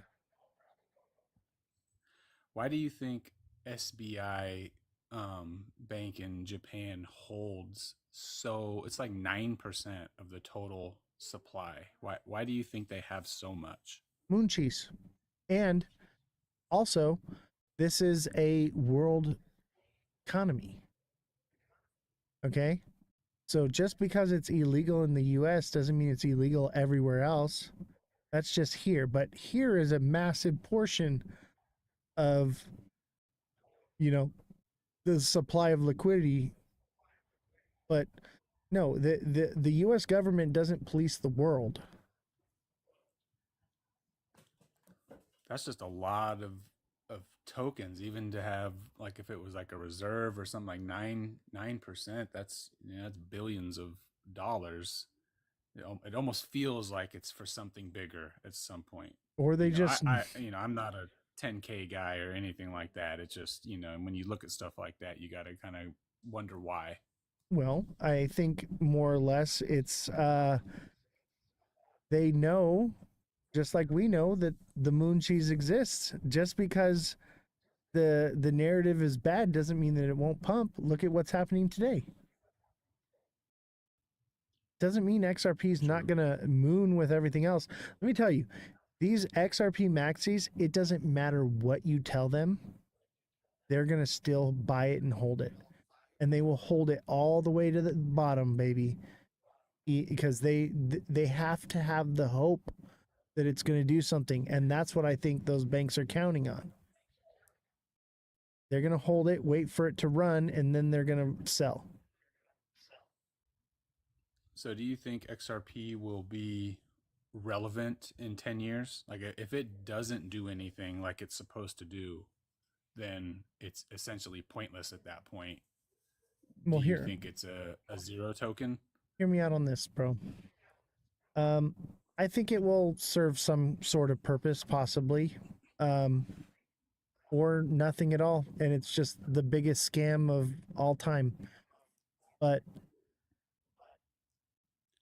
since XRP came out, there is new technology that's hit the market that already operates better, faster, and doesn't have an injunction on it in the US.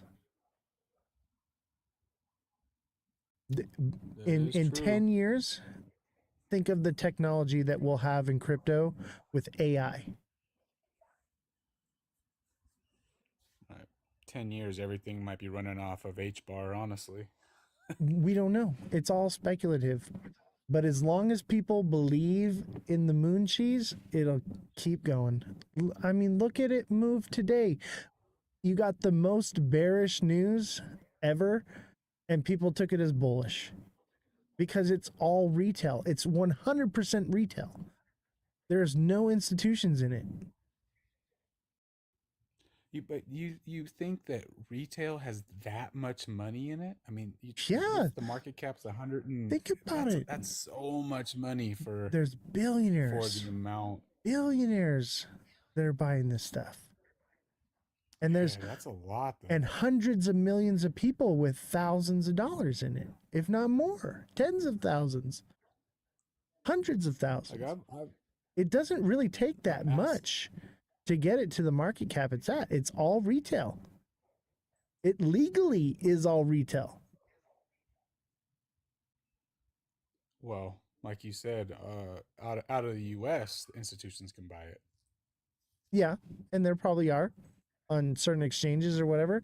And maybe it does get used for something, but is XRP going to be this end-all, be-all, one-world currency thing? No. It'll do something. Well, because people have to believe in it. They hope. Right. And you got to think too. I mean, and on a small scale, I've thought about like, Garlinghouse and Schwartz and Monica Long, all these people at Ripple, like they have huge bags of this themselves. That's their 90% of their net worth is XRP bags. So they have a little, self-bias to do as much as possible for this coin as well. Yeah. Why do you think Brad Garlinghouse comes out and says the case is over when it's not? Why do you think he comes out and says, oh, yeah, I could see it taking over 14% of Swift? You know, it's in their best interest. I can't believe the people that come on here and they're like, "Oh, I love Brad Garlinghouse. I think he's for the people." No, he's not. He's about his business. He's about Ripple. That's all he cares about. He doesn't care about you. Come on. Right. Yeah, he puts on a good front, makes the people feel like he cares about them. That's for sure. But I mean, Yeah. that's good business. And maybe it has some use case down the road or whatever, and maybe the laws change and the injunction gets removed. Maybe it gets appealed in a different court. But we're talking about years before that can happen. But people won't, give up on it. They won't. I mean, some have, a lot have, and I think there's, a large portion of people that will stay away from it and a large portion of people that will get into it. But I think right now it might be a better bet to be on something that actually can have institutions in the US invest into it. That's why I'm leaning towards RWAs. Like, and think about it. XRP is backed by fiat, right? And we want to invest our money because fiat is losing value, right? But if the fiat's using value over time and you cash it out for more fiat, it could potentially go up, it could potentially go down. So you're getting more fiat for it, but the value of fiat is dropped. It's almost like nothing really happened to it, right? But if you're investing into RWAs, real world assets, assets are going up in value while the dollars are going down in value. So wouldn't you rather want to be invested in a real world asset tokenized or a fiat currency tokenized? Yeah, 100%. On that note, how do you feel about Ondo? I think it's great. I think, tokenization of real estate is going to be massive for sure. Could something else come along and replace it? Of course. I like Algo as well because it's a bit more diversified. But yeah, I think those two are good, solid to look at right now for sure. But Right. And I have both of them. The thing with Ondo that bugs me, and like I said, I have a bag of it, is it's purely a governance token. So it's like, is that going to be value, down the road? Like they can tokenize as many bonds and securities as they want. They never ever once have to use the token to do that. right, So it's just for the governance aspect now, and then like staking and stuff there in the future. And then I read something that said there's some clause or something that says that the governance or the coin holders can vote to like profit share, but I mean, would that ever happen? Who knows? But that's my one drawback is there's really no use case for the token itself. right. You know what? And that is why I think NFTs are a sleeping giant. Because if you can NFT a deed to real estate and you can own not just a portion of, like, someone holds the deed, right? And then you can own a portion tokenized of the NFT. You own a portion of the NFT. You don't really own the deed, you own the NFT. If they create a platform where the deed is actually the NFT is what is, so you're actually owning a portion of the deed, that'll be huge. That'll be massive. Yeah. And I think more or less that would probably fall on the Polygon network.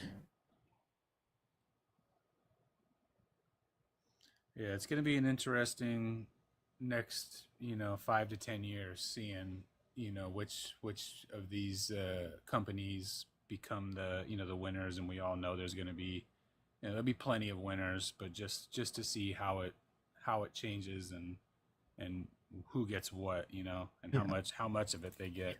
and how everyone right any thinks, of our speculation and guesses were. yeah, everyone thinks it's happening right now. It's all gonna happen this year. Sorry, ain't happening. We got another 5-10 years minimum.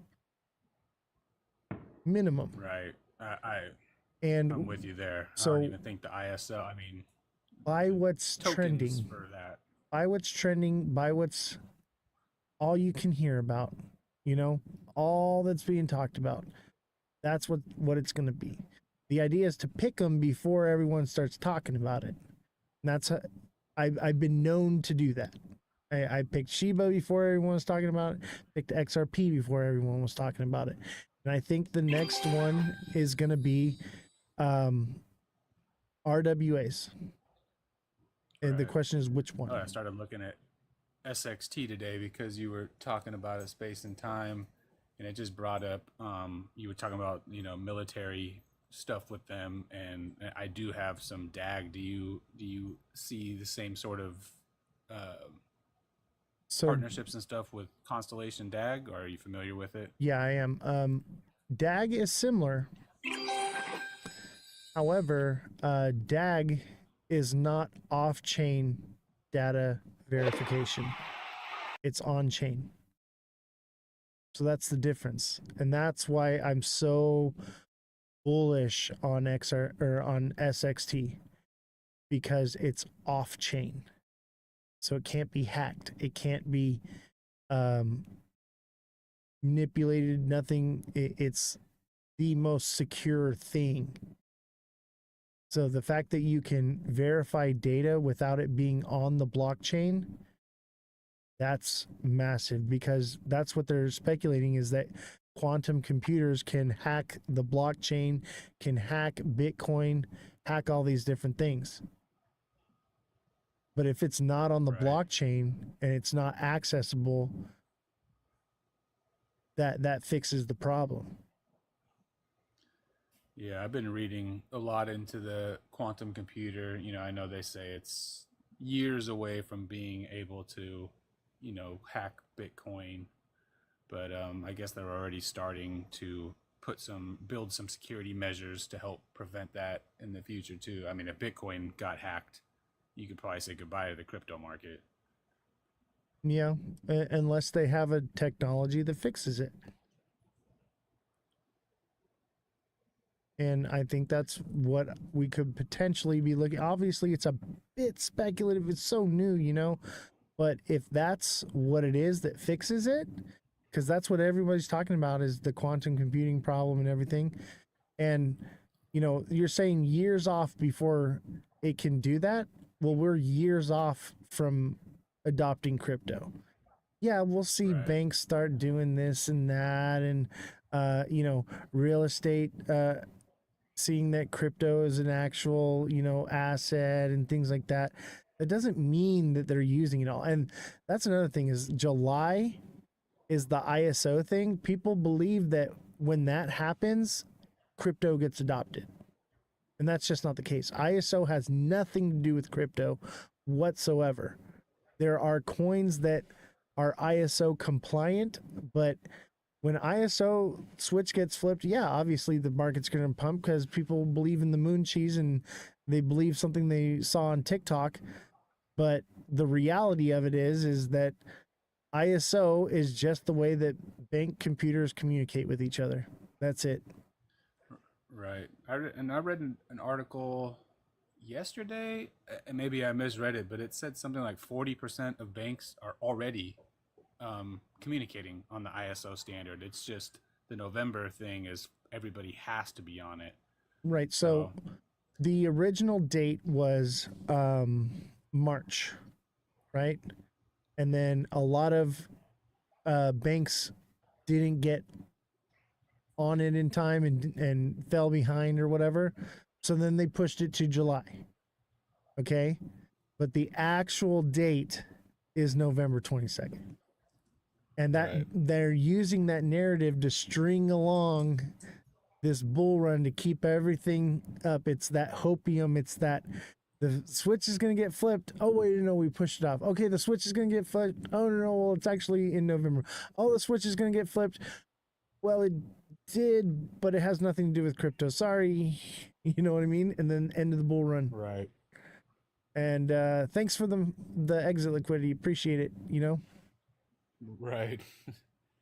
I saw too that the we got the Genius Act at the House now, but saw that the House is also trying to not only pass the Genius Act, but they also want to pass the Clarity Act at the same time and send that back to the Senate. So if they get both of them done, I mean that like you said, it could just be the pump and dump scenario for hopium, but it'd be nice to get at least some clarity on everything I versus think just stable coins as well. I think that the Stablecoin Act and the Clarity Act is the death of crypto as we know it and DeFi, and is the beginning of CBDCs. And the fact that the CBDC executive orders in place, no one will suspect it, but it's not a law. It's an executive order that only lasts for like about a year, and it has to be renewed over and over and over. Probably won't get renewed. Maybe one time it gets renewed, but probably not. And that's a way to keep the people from questioning the Stablecoin Act or Stablecoin Bill.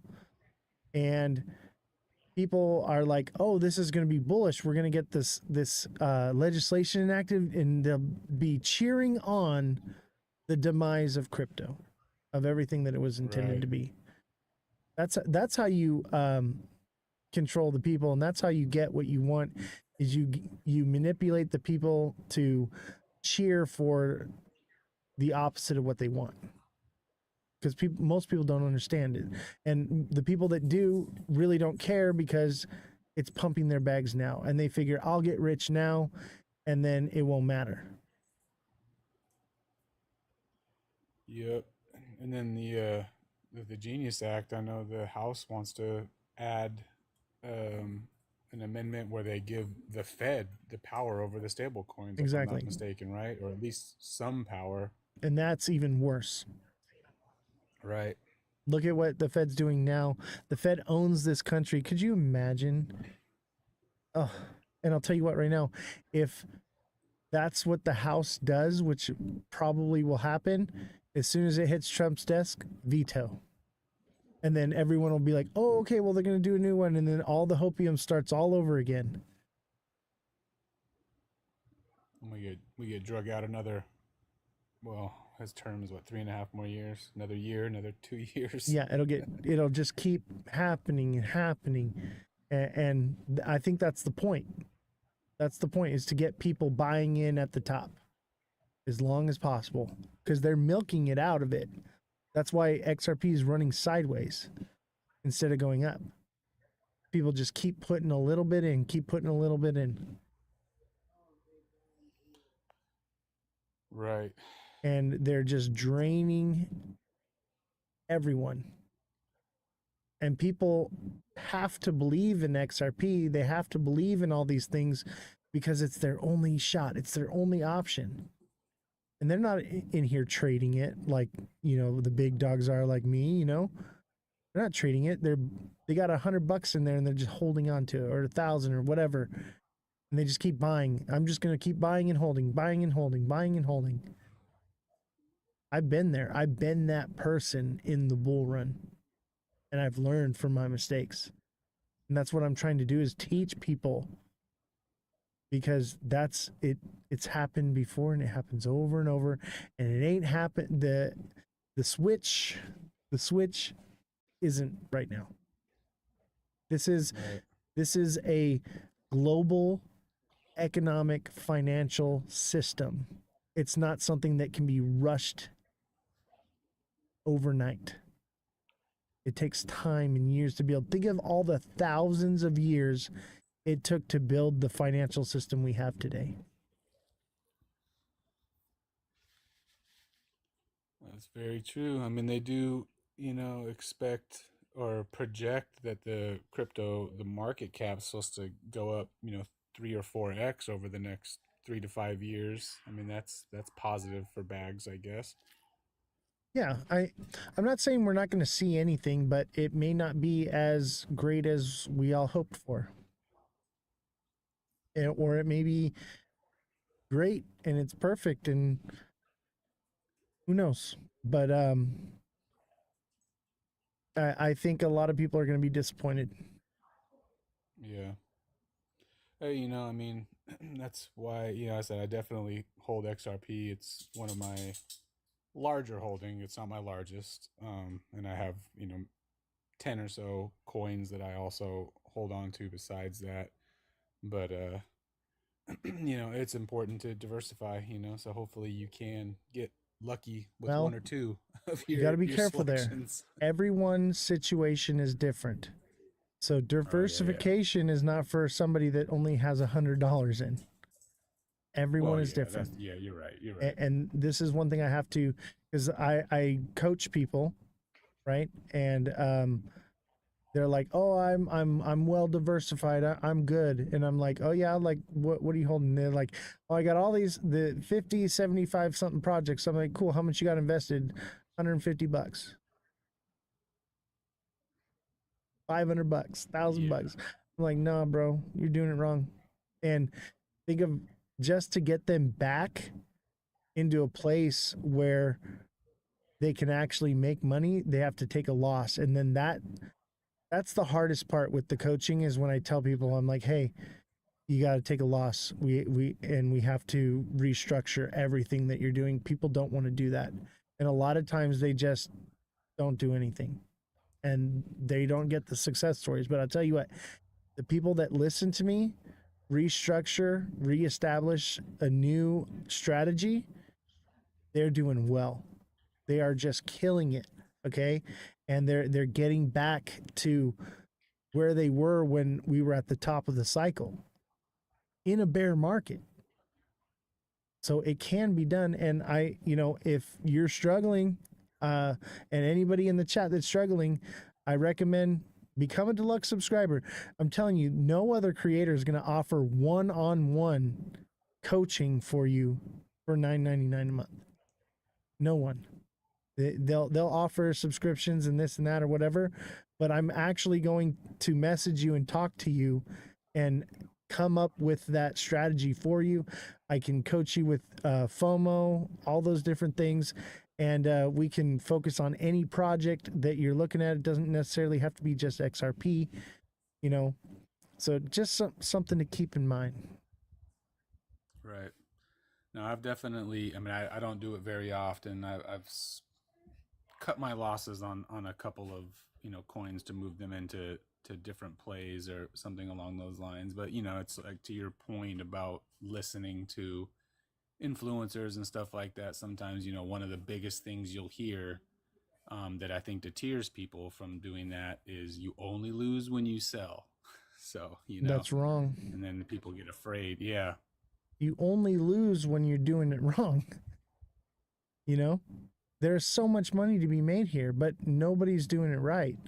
I did it wrong so many times. I learned my lesson, and that's, you don't make the same mistakes I made and be behind. You have an opportunity to get ahead of the game.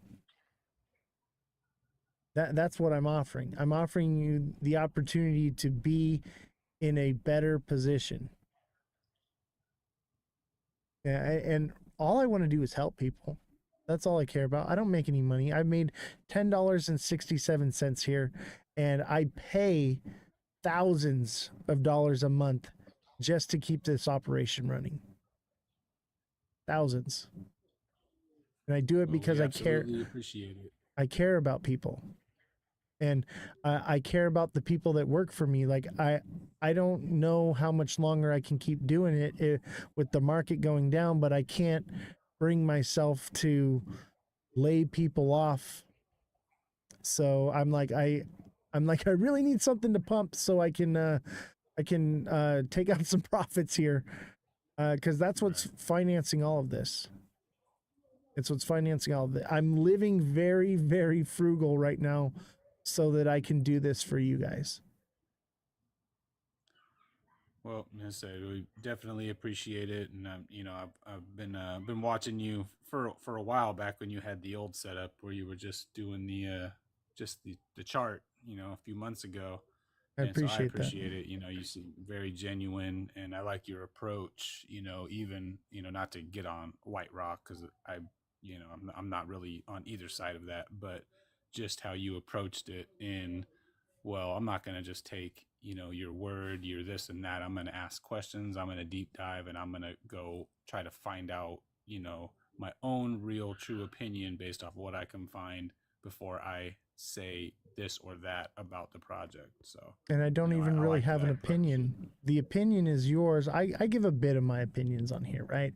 But I'm very open and vocal, like, hey, this is my opinion. This is my speculation. This is what I think. It is not factually based, but here are the facts. And that's the whole point, is to give you the facts. And that's why I have Jesse, because I do get opinionated, and she's there to make sure that it gets grounded and things get fact checked, and that we actually focus on the facts, because that's the whole point. Because any person can be an influencer and get up here and say whatever they think, or whatever they think the facts are, or whatever, and having someone to be accountable to is what makes this show what it is. That's why I say, and I know I'm being bold here, but if you really think about it, we are the Joe Rogan show of crypto on TikTok. That's what we are. We're here to deep dive into things, talk about things, and when questions arise that we don't have the answers to, we have somebody to fill in and fact check those things and make sure that we stay on track. Right. No, that's awesome. Hey man, I appreciate you So coming that's on. Yeah, I think we're gonna end the live here. I can hear the staff in the background all yelling and giggling and having a good time, unless that's on your end. But No. yeah, I hear them. So I'm gonna end the show now. Appreciate having you on, man. Cool. Yeah. Thanks, Oz. Take care. No problem. All right, everyone. Thank you all for your overwhelming love and support for the show. It's great to hear from just viewers. People have been here since the Nintendo Switch days. Obviously, it's not a Nintendo Switch, but it all started with this thing. It all started with this, and we've come so far. And I do it for you guys. I have nothing that I'm really benefiting from this. I'm losing time with my family, and so many things I've sacrificed to have this show. I love doing it. That's part of it. But it breaks my heart when I see people hurting and being broken and being taken advantage of, and I can't just sit by with all this information that I have and do nothing. Thank you, Fredrum. I appreciate that. But I feel like, especially now more than ever that we've created all of this, I feel like I have an obligation to you as the viewer. And I ain't going nowhere. I'll tell you what, I almost gave up a few times. It was difficult, especially in the beginning when everyone was like, before we were going down so hard, no one listened. Nobody wanted to hear that we could potentially be moving down. It wasn't until we hit under $2 several times before people started to think, oh, maybe there is a bear market we're in right now. No one wanted to believe it. Well, here we are now. It's easier for people to watch the show now because they're like, should I be scared or not? Because we are in World War III. We are in Civil War. We are in a bear market. I just try to tell you what it is before it happens so that you can be prepared. That's what it's about. It does you no good for me to tell you what's happening right now. What does good is tell you what's happening right now, what it will potentially be the outcome because of it. And I have a gift of seeing that. Call it intuition, call it whatever you want, but I have a gift, and It's just logic, man. It's really not that hard. It's really not that hard. It's just very logical, critical thinking.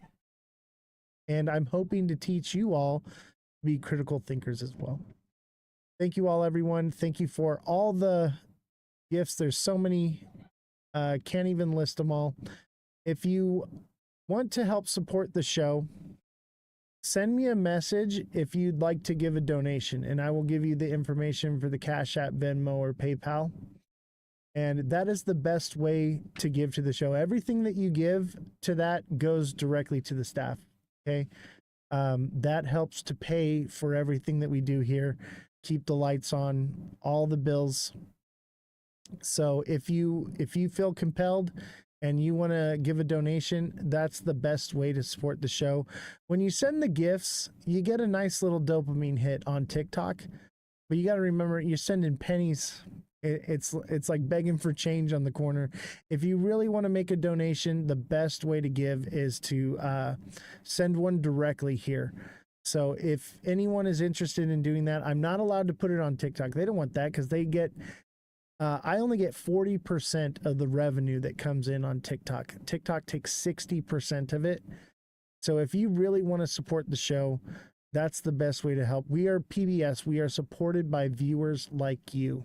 And we have to become profitable at some point. I'll tell you what right now, if we don't become profitable by the end of the bull run, this will fall, because the bull run is what is financing this operation. We have to build this, and so we have to work together as a community. And if you can't give financially, all you got to do is hit the like button. All you got to do is spam the chat with emojis. All you have to do is share it with your friends, not just in the live, digitally, but tell your friends, tell your family, tell your coworkers, get them involved, get them woken up, help them understand what we're doing here.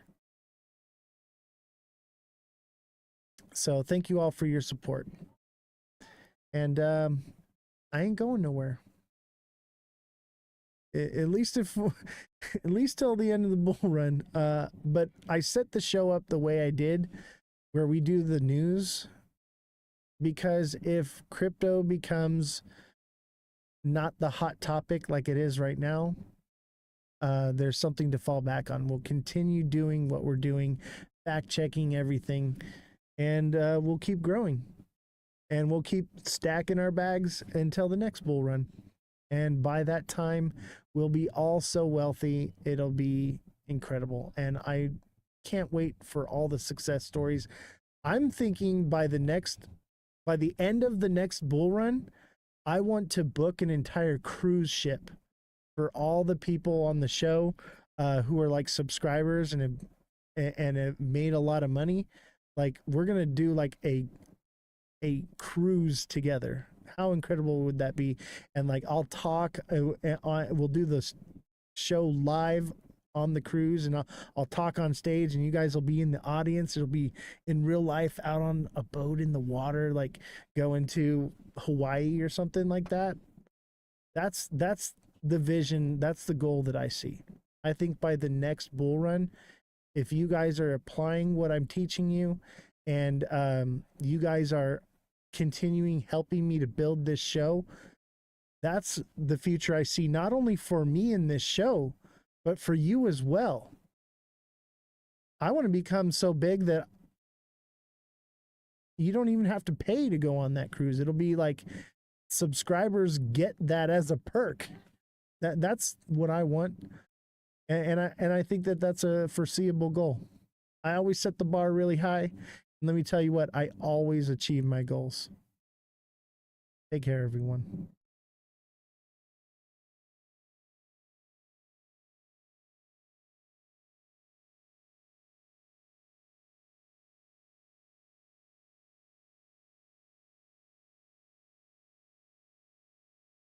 How's everybody doing today? Welcome to the Ledger Lounge. This is Oz the Crypto Goat, and we have a special guest coming on today. Waddy Crypto X will be on the live today, so don't forget to smash the like button today. What's up, Waddy? How you doing, man? Glad to have you, brother.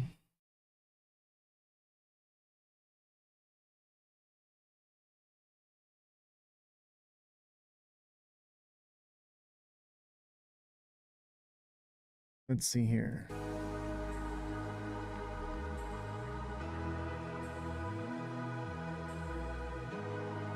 How's it going, Waddy? What's going on over the Glad to have you. Let me fix the audio here. TikTok Studio got an update today and everything's a little bit off. The music is a bit loud. How about now? Still a little bit. Lower one more, probably. How about that? Okay, better. Perfect. Much perfect. better. Yeah, I kill the music when we get going. We also have Jessie in the house today. She hasn't been feeling well, but she came in today just for you, Waddy.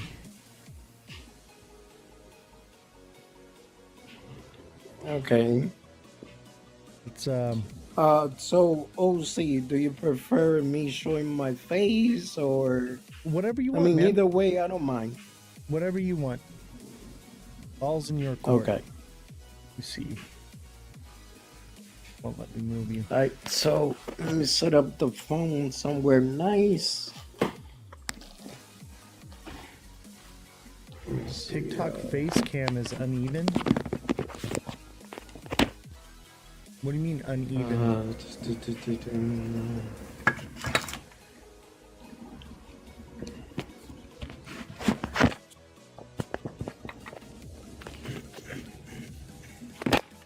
What do you mean, TikTok seller? It's uneven. I'm gonna get that fixed for sure. 'Cause everything looks good on my end. Maybe.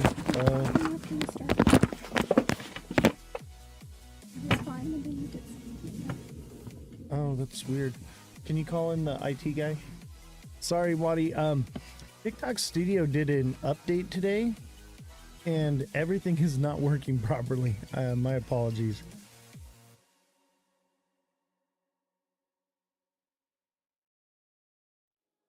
Smash the like button, everybody. We're working on Yeah, the... all good. Yeah, I did see the update today to the TikTok studio, so no Yeah, worries. Yeah, it's a little wonky. We'll get it figured out here in just a second. I wasn't expecting you to come on for another hour. I'm a little unprepared. Oh, never? I thought I saw from 8 to 9. I thought I had to be here early. Oh, no worries, man. Yeah. Do you show him the problem? Okay, hold on. Right? What the heck is going on? Does that fix it?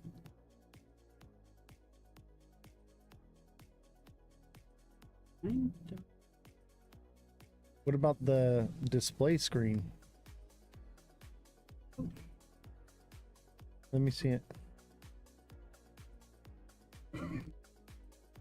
That is weird. These moved too. I guess so. These are massive too now. When they updated it, they just put it up. I mean, OZ, do you want me to come back? Yeah, give me a few minutes.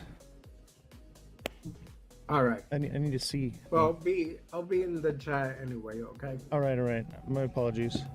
All right. All good.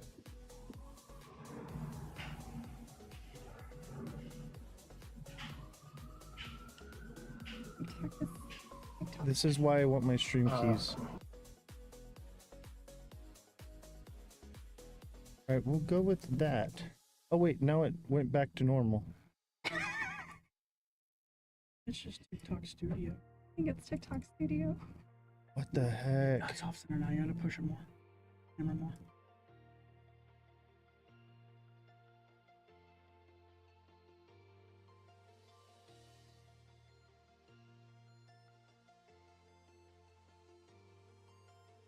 What the heck is going on with TikTok Studio? That's why I usually because it's studio. This is why I cannot stand this. I need my stream keys. Now, Eve, if you're watching, I need my stream keys. Like yesterday. It's been a week. All right, we'll go with that. Move the camera. Move the display. Like, no, it's fine. Yeah, it looks fine. All right, we're back. Everybody smash that like button, subscribe to the channel, share the show with your friends. Welcome to the Ledger Lounge. This is Ozthecryptogoat, and we have a special guest on today, Waddy CryptoX. We're going to be talking about some fun stuff today. Nate, thank you for the heart me. Let's get the... Shoot, now I don't know how anything works anymore.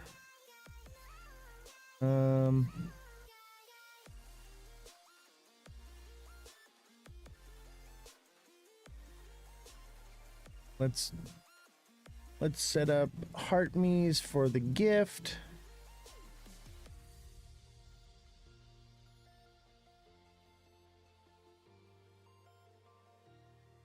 We'll do 10 heart me's.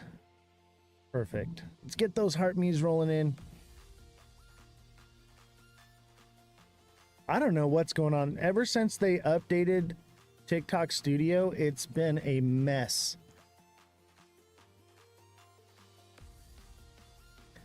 Revolution, thank you for the heart me and the roses. How we doing, Oscar? Revolution, thank you for the 2 popular votes.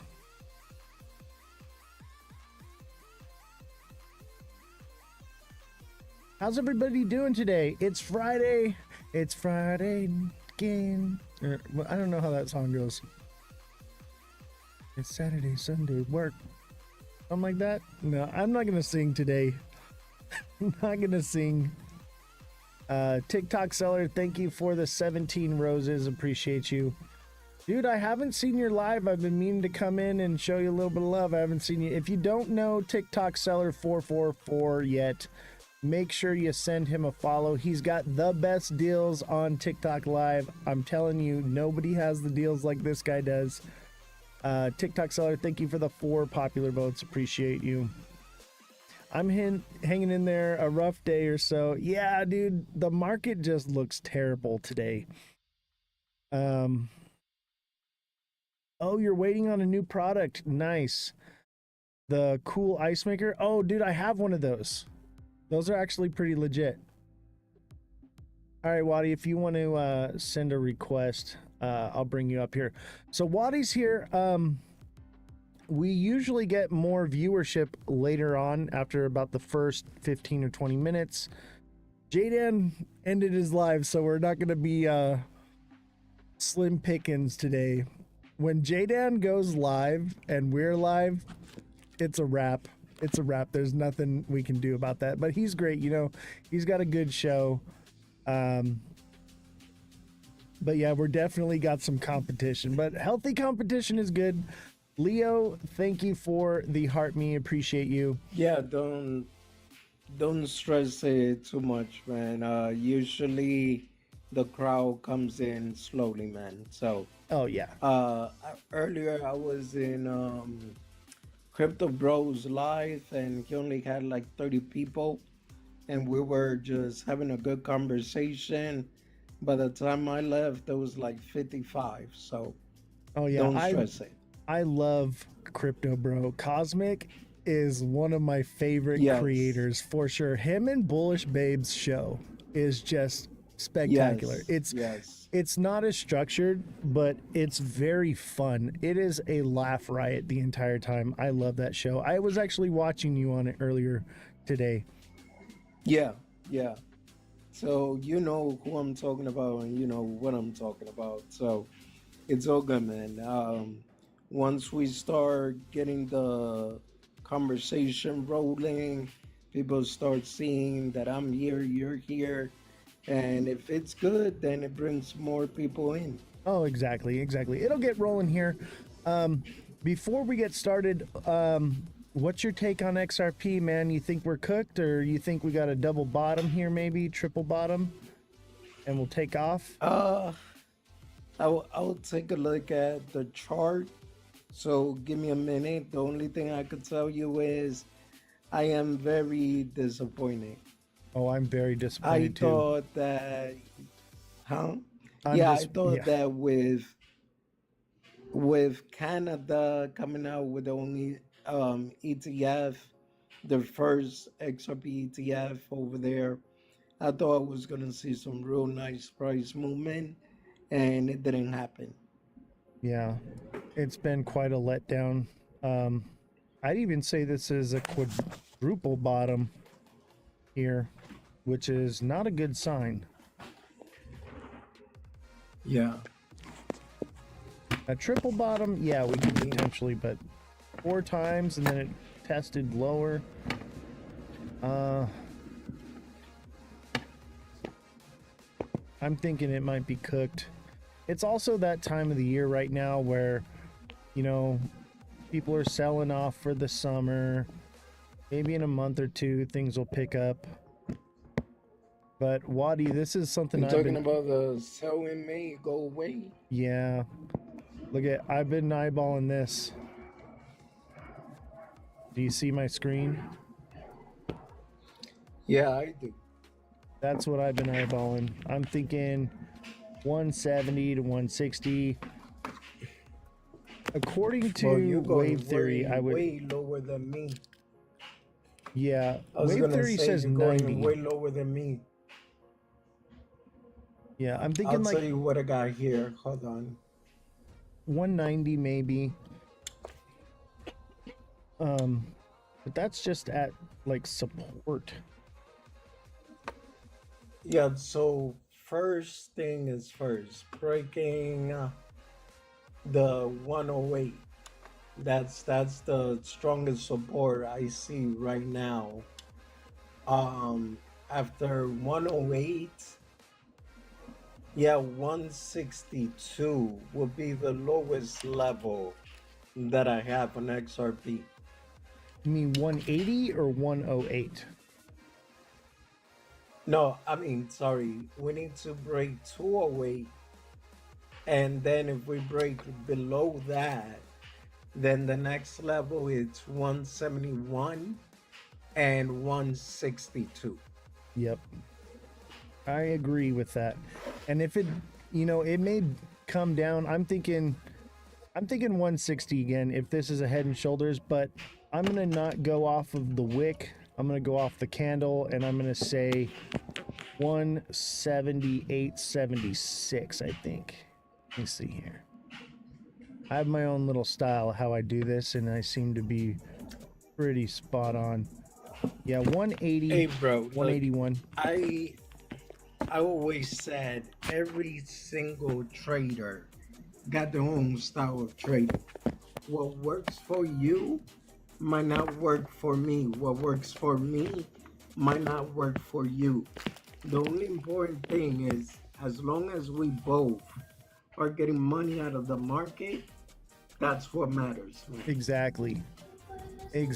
And I am offering a technical analysis course. If you're interested in signing up for that, send me a DM. We also have, for deluxe subscribers, I do one-on-one coaching. Coaching is different than TA. I basically do the TA for you. And you can basically ask me questions, how to set up your wallets, how to, you know, tactics and tricks and things. And we try to formulate a strategy that works best for your situation. Everyone's situation is different here. So we cater to where you are at financially. Let's go over these gifts and then we'll get started with this interview here, Wadi. Revolution, thank you for the 2 popular votes. TikTok seller, thank you for the 17 roses. TikTok seller, thank you for the heart me. Who is that? Not showing me. Man, this new setup is not working. If I missed you, I'm sorry. TikTok seller, thank you for the 4 popular votes. Leo, thank you for the heart me. Ken, thank you for the heart me. Revolution, thank you for the sending to Wadi the 5 heart puffs. Gosh, they're just rolling in like crazy. Holy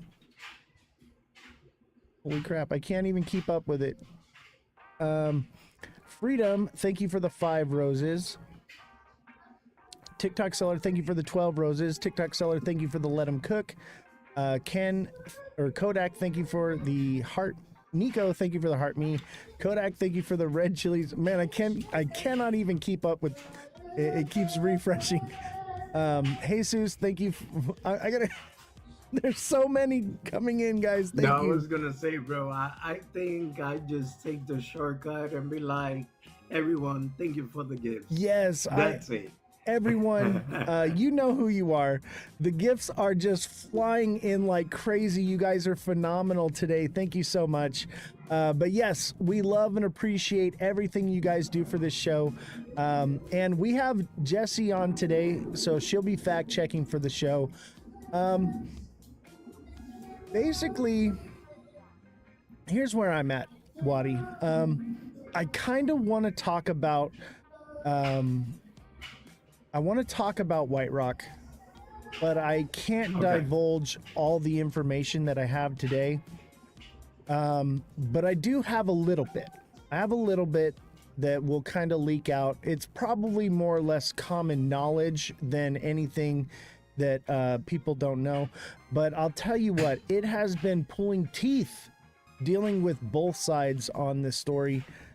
And so we'll get there. I am in contact with White Rock. However, the issue is talking to them. They keep wanting me to go to Telegram, and I want to speak with them directly on their official email or website so that we can verify that it's true and correct. And for some reason, it doesn't. They don't want to do it that way, and it's been difficult, but I am in contact with them, so we're kind of on their time right now. And I understand they got a business to run and everything. So, Waddy, my question for you is, where are you at in this whole situation? What are your speculations? What are your facts that you found out? Make sure that you state speculation or fact so that we don't get confused on the information. What's your favorite color? Yeah. So just pure speculation, right? What I did see, well, this one is more facts than speculation. I saw some red flags when it comes to their smart contract. That usually a legitimate company wouldn't have that, right? You talking about the proxy? When it comes to, You're talking about the proxy contract? Yes. The proxy contract, blacklisting, whitelisting. You know, like I could put up the information right here. Today on my live stream, we were doing how you gonna do your own research, right? As a matter of fact, every Friday we're going to be doing research live for different coins. So when it came down to White Rock, I saw every single red flag possible. And that's why when the first came out, I didn't even touch it, to be honest with you. Likewise. And so when I see things like that in a project, regardless of the situation that transpire afterward, I just say, you know what, there'll be a next one. I agree. There's so much scams floating around right now in the crypto space, and it's basically the Wild West right now.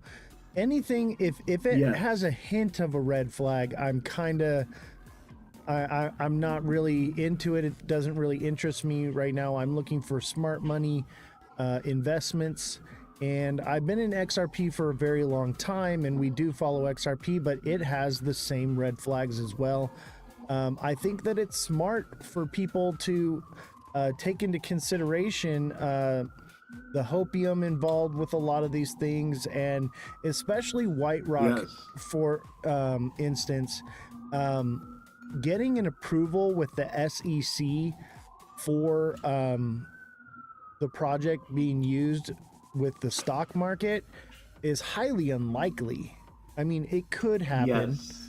but it's just that's probably my biggest red flag, other than the contract, is the fact that it's a pipe dream. Maybe later on down the road, with some clear regulation and legislation to follow, something like this could come along, but I think it's just way too early to even speculate on a project like this. Yeah, well, first of all, that's number one, right? If XRP, which is one of the biggest, well, the third biggest or fourth biggest cryptocurrency, let's say the third, because stablecoin, in my opinion, doesn't really count, right? Right. It's stable, it's pegged to a dollar. So, with that being said, if XRP, that is a big cryptocurrency in the space, and they are having a hard time even getting their own ETF approved over here, what would make you think that a token that came out of nowhere is going to get some approval from the CFTC and all of that? So when you think about smoke and mirror, which this space is full of that, that's the biggest situation there. I completely agree with you, and I think that there's a lot of good good projects out there that don't really raise too many red flags, that are more in the top 100 projects that are out there. I would say, do your research, people. Not financial advice here, obviously, but be careful. All right, be careful, because there's a lot going on right now. We've been seeing just report after report of people being kidnapped, wrench attacks, you name it. Yes. It's going on right now, and that's because we're in the bull cycle, and it's popular right now. It'll kind of fizzle off and die out, I think, once the bull cycle runs its course, but it'll never, in my opinion, ever go away.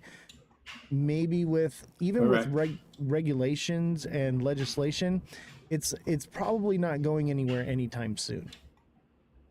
What do you think, Correct. Bobby?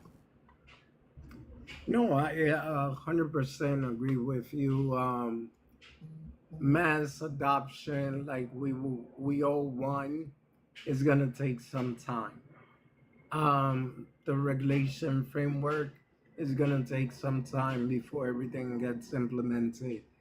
Now, when it comes to scam, it's always, in my opinion, it's always scam season in crypto. Whether if it's that there's a rug pull, there's a honeypot, scammy Ponzi schemes where they would promise you, hey, put in $1,000 worth of Bitcoin here, and we will multiply it in 3 months or 6 months. You sounds like you're there's talking all about sorts of Katana. scam. You talking about Katana right now? Well, I actually don't know about Katana, so I wouldn't be able to tell you that, but I'm talking about from my own experience, and that's pretty much how I kind of got introduced to crypto. Right. So Katana is one of those projects. Like I want to believe, and I want to be early on something, but I'm a smart money investor. But basically, this project, it's on Polygon, and basically you trade in your Ethereum, Solana, Bitcoin, or whatever in for cat tokens. And they say that in the next 9 months, when the project goes live, your tokens will have value. But you get airdropped these crates that are random amounts of this cat coin, and you gotta hope and Yeah. pray. I'm good on stuff like that. You know what I mean? Like, do your research. That doesn't mean that it can't be something. But with my show, we mostly focus on smart money entries. There's a lot of people out here that are, we can't say the G word, but they're playing games Yeah. with their money. And you got to understand, a lot of this is a Ponzi scheme, like you said. And we have to be vigilant, and we have to do our research here for sure. So Correct. I want to get back to White Rock a little bit. So I did some digging, and I did Okay. find something very interesting. Two things, actually. And they're the only things I'm going to be divulging today. And I want to know if you are privy to this information and what your thoughts on that are, or if you have even heard this. So the first thing that I discovered is there are two White Rock projects. So one is officially a scam, and it's been deemed a scam. And then the other one Okay. is the legitimate White Rock that we're talking about right now. Did you know this information?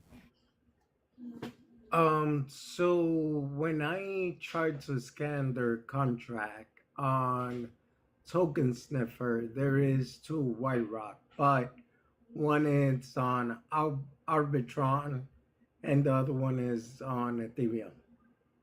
If it's the same thing you're talking about, then I kind of know, but not really. Yeah. So let me see if I can pull it up here real quick. Okay. I had taken some screenshots, and I wanted to be prepared for today, and we actually got behind. They reinstalled Live Studio and messed everything up, and then I had an emergency that happened, and I was flying down the road, and then got pulled over and got a ticket. So it's been one of those So days. it hasn't been your best day. I get it. Okay. So what I have here is a White Rock, and it's the money sign white proposal scam website that mimics the real White Rock platform and operates as a crypto drainer. This scam is not associated with the legitimate White Rock project. Controversies related with the White Rock company itself, such as Aeon's White Rock suing China Construction Bank over the Vestos scandal, and accusations that White Rock's team includes former developers from the Z Casino project, which was associated with an exit scam.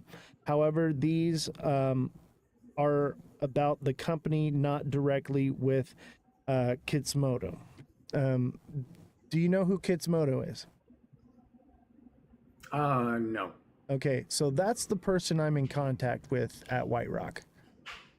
And Okay. so this is we'll get into more, but what we just talked about just now, were you aware of that at all?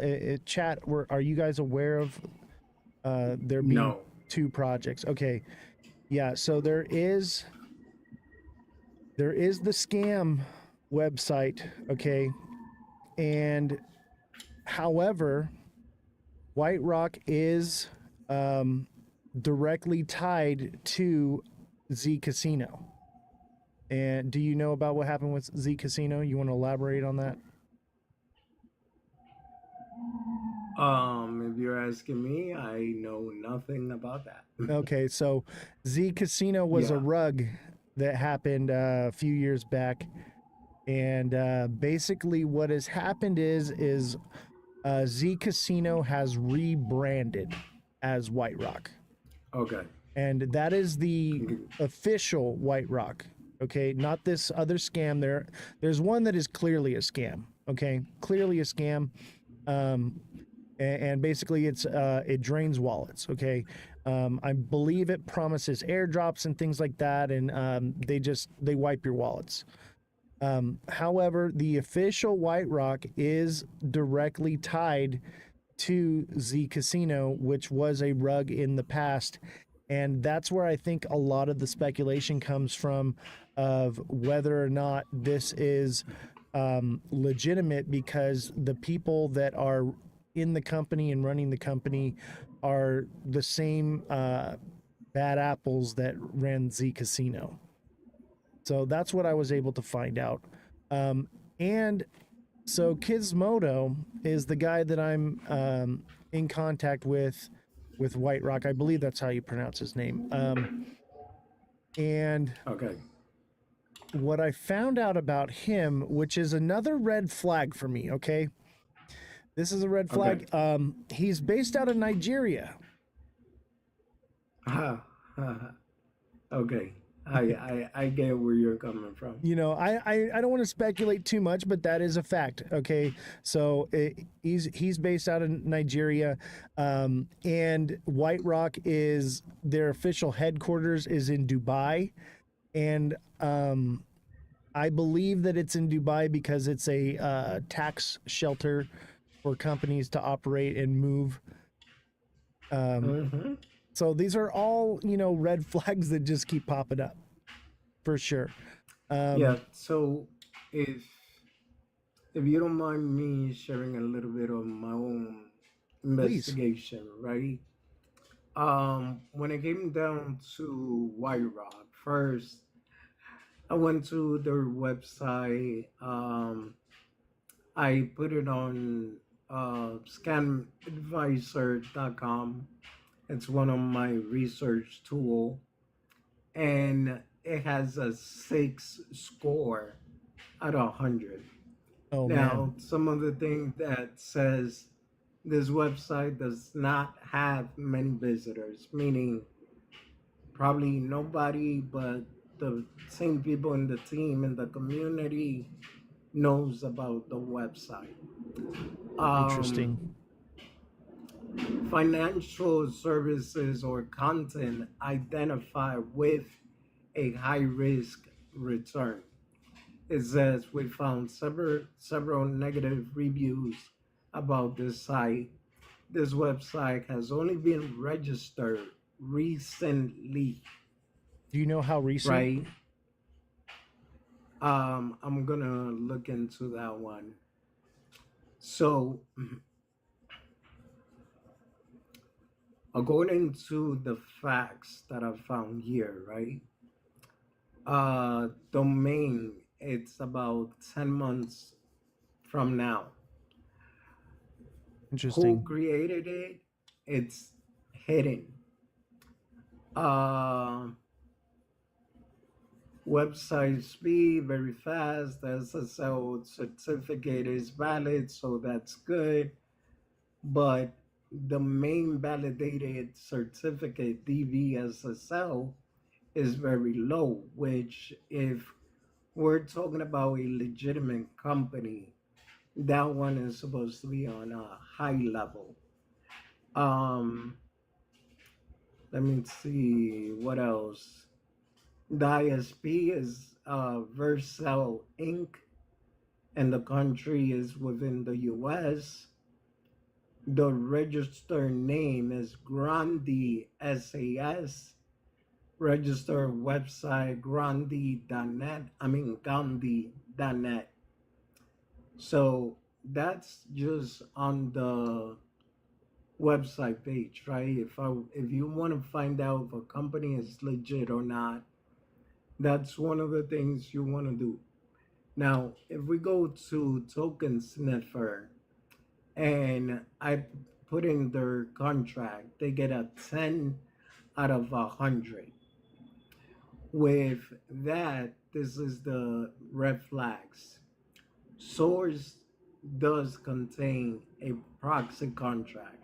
So it says the source code contains a proxy contract which could potentially allow the functionality to be changed, such as pausing trading and minting token.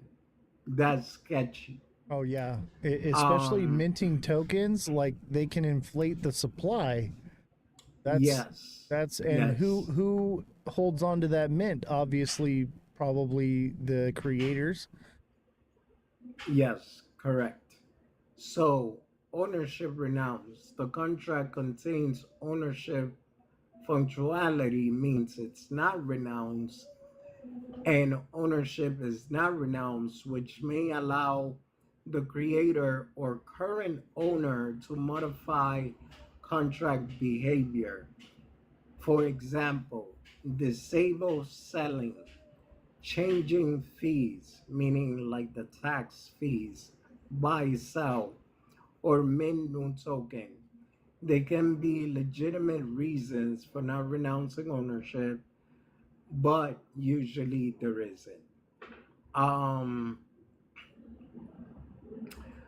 the other red flag that I saw, all other holder possess less than 5%, meaning a wallet contains a substantial amount of token.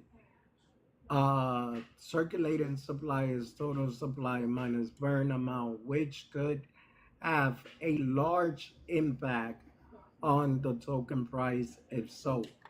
Oh, for Now, sure. that is the, Is it any? yeah, so I have a question for you, real quick, before go we get ahead. any further.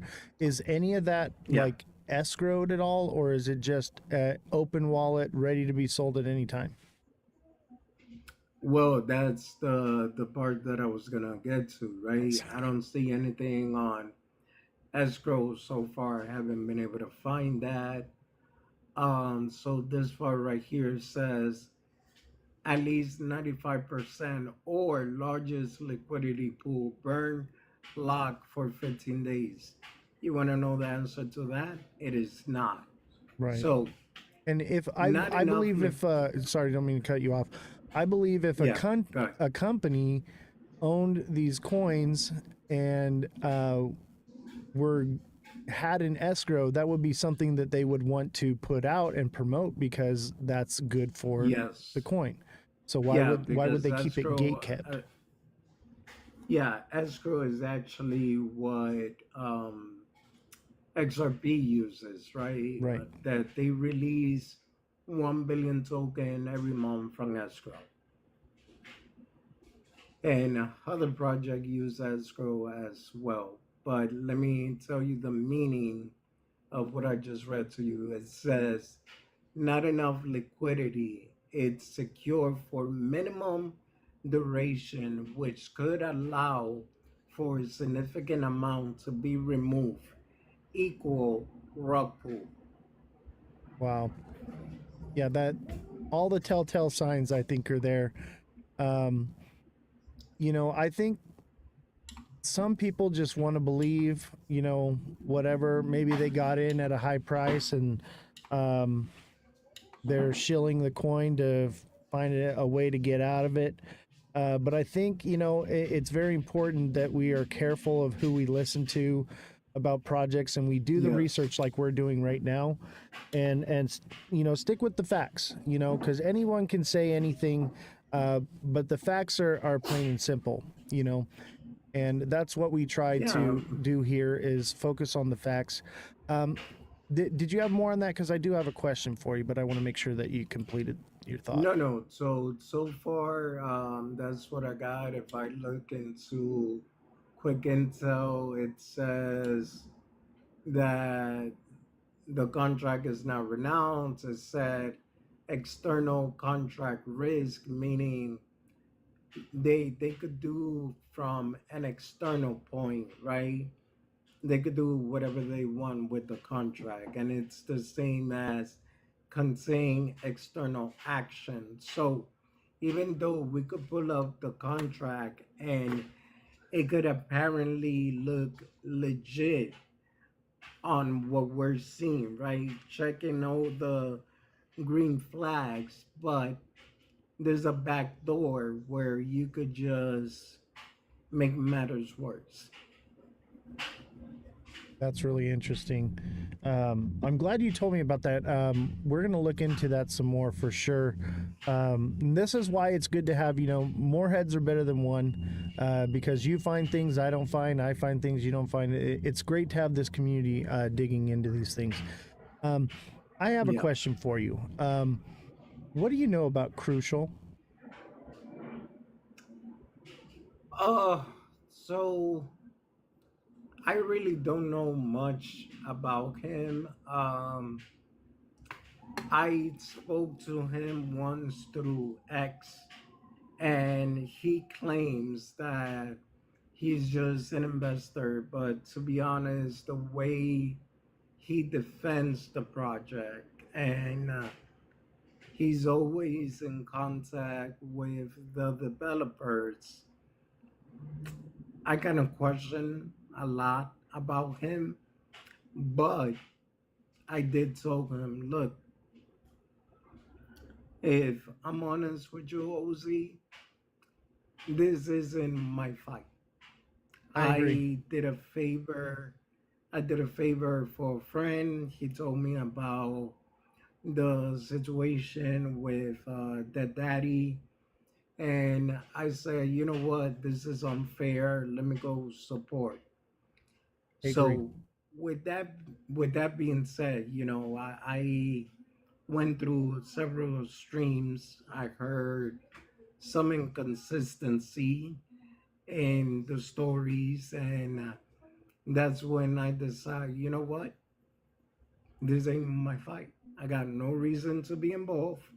I already did what I could as a content creator, supporting what I think it's an unfair treatment, and that's all. Yeah, you know what? You and I are so much alike, man. I love your style because you're like me. You stick to the facts. You're not here to get into the drama about it. Um, Yes, and I agree. There's a lot of inconsistencies, and questions just lead to more questions. Um, yes, but I do give some validity to the fact that there are definitely a lot of red flags with White Rock for sure. Dead Daddy yeah. is on the live. He just sent me a request. How you doing, brother? What's going on, that Let's daddy? see. Let's see if I can get this going like this. Your audio's a Yeah, little low. it's a little low. Yeah. Yeah, yeah. You sound like you're far away from your phone. Is this better? Before you get into anything, I want to address something basically to build upon what you just said, Wadi. Um, Yeah, Crucial reached out to me um, because I found it very interesting that I reached out to someone else from White Rock, and I got a response from him that said that he was talking to that person. So, and yeah. that's one of the You're talking. about I Crucial. know. I mean, do you want me to mention names, or you prefer to keep it anonymous? Whatever you feel comfortable with. No, no. I mean, your show, your rules, bro, and I I don't care. respect them. I'm here to find the truth, and Okay. that's all I really care about. So, So what's the from key my you're looking own, for, though? That's what I would like to find. What's So go up? ahead, Vladdy. I I said, can't barely hear you, I want to know Dead what. Daddy. How about this? Check, check, check. Can you guys hear me there? A little better. yeah, it sounds like a little bit echoish, like you in a bathroom or Can you something. turn up your dB on the mic? Turn up my what? Your dB decibels? I'm already at +5. Oh, maybe go to 10, 12. I'm an audio All right, engineer, so bro. this is where I'm at right now. How does this sound? That's a lot better. That's a lot That's a better. lot better. Yeah, Yeah. yeah. What were you saying, All though? right. No, Waddy was talking.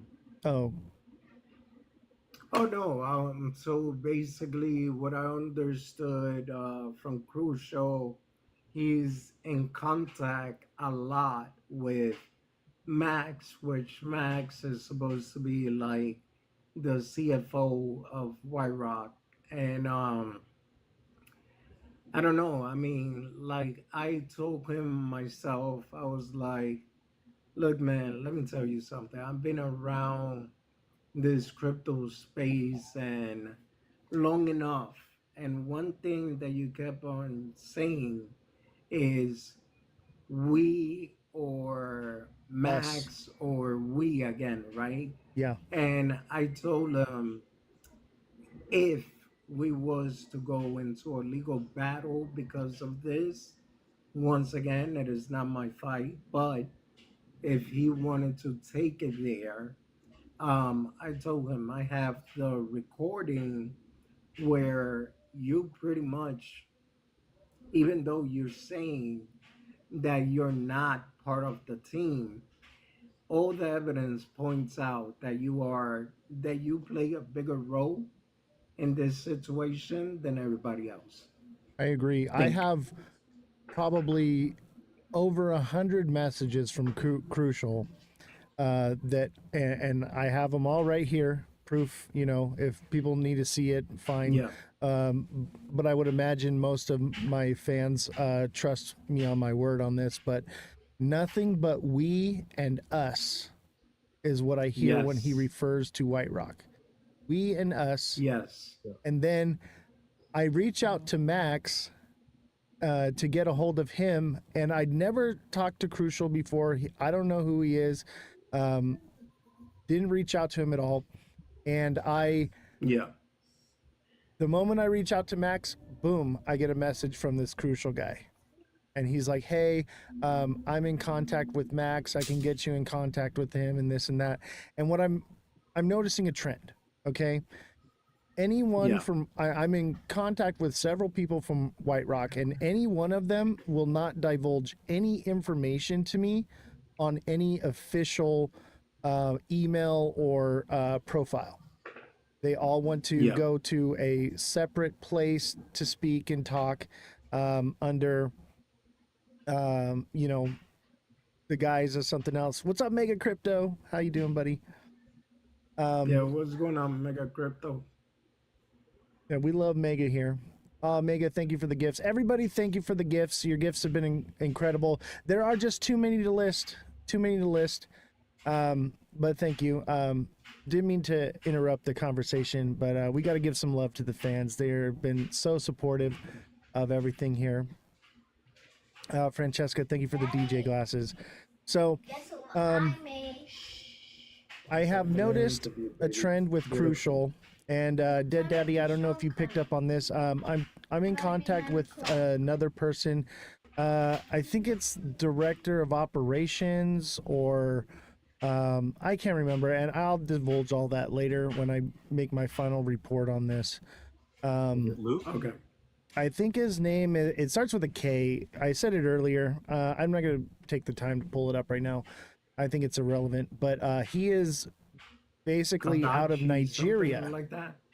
and that raises some red flags to me for sure, as well as the legitimacy of this company. I'm But sorry, it's been nothing but the run around here, and like Waddy said, this isn't my fight, but I'm taking time and resources to get to the bottom of this for the fans and because the community wants to know, and I feel like since I took it on, I have a bit of an obligation here. So I'll tell you this.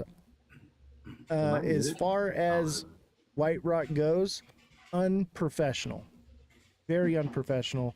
I've never dealt with anything like this before with the company. I've been doing this kind of stuff for a very long time, and it seems like kids.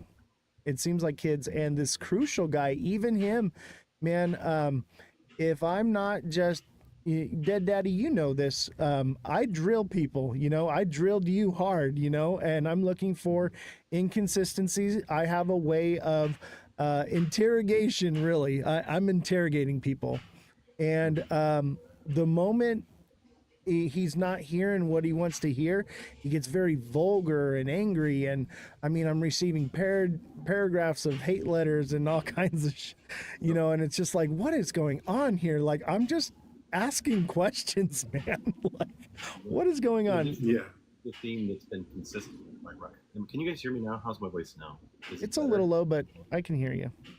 All right, how about this? I'm gonna just talk louder. But I feel like I have everything maxed on my mic right now. Like I'm looking at the meter, it's peaking all in the red. So it's like I'll try talking louder. I don't know why it's coming in so quiet. No, what I was gonna say, are you like in a open space? Because that's what it sounds like.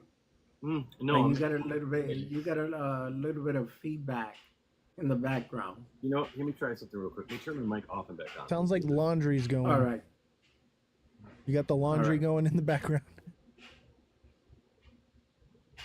No, I think that's me, and that's a watcher, but I think it's a little too far. Yo. Go ahead, Daddy. Can you guys hear me now or no? Oh yeah. Yeah, better, way better. Is this too loud now or? No, it's perfect. No, it's way better now.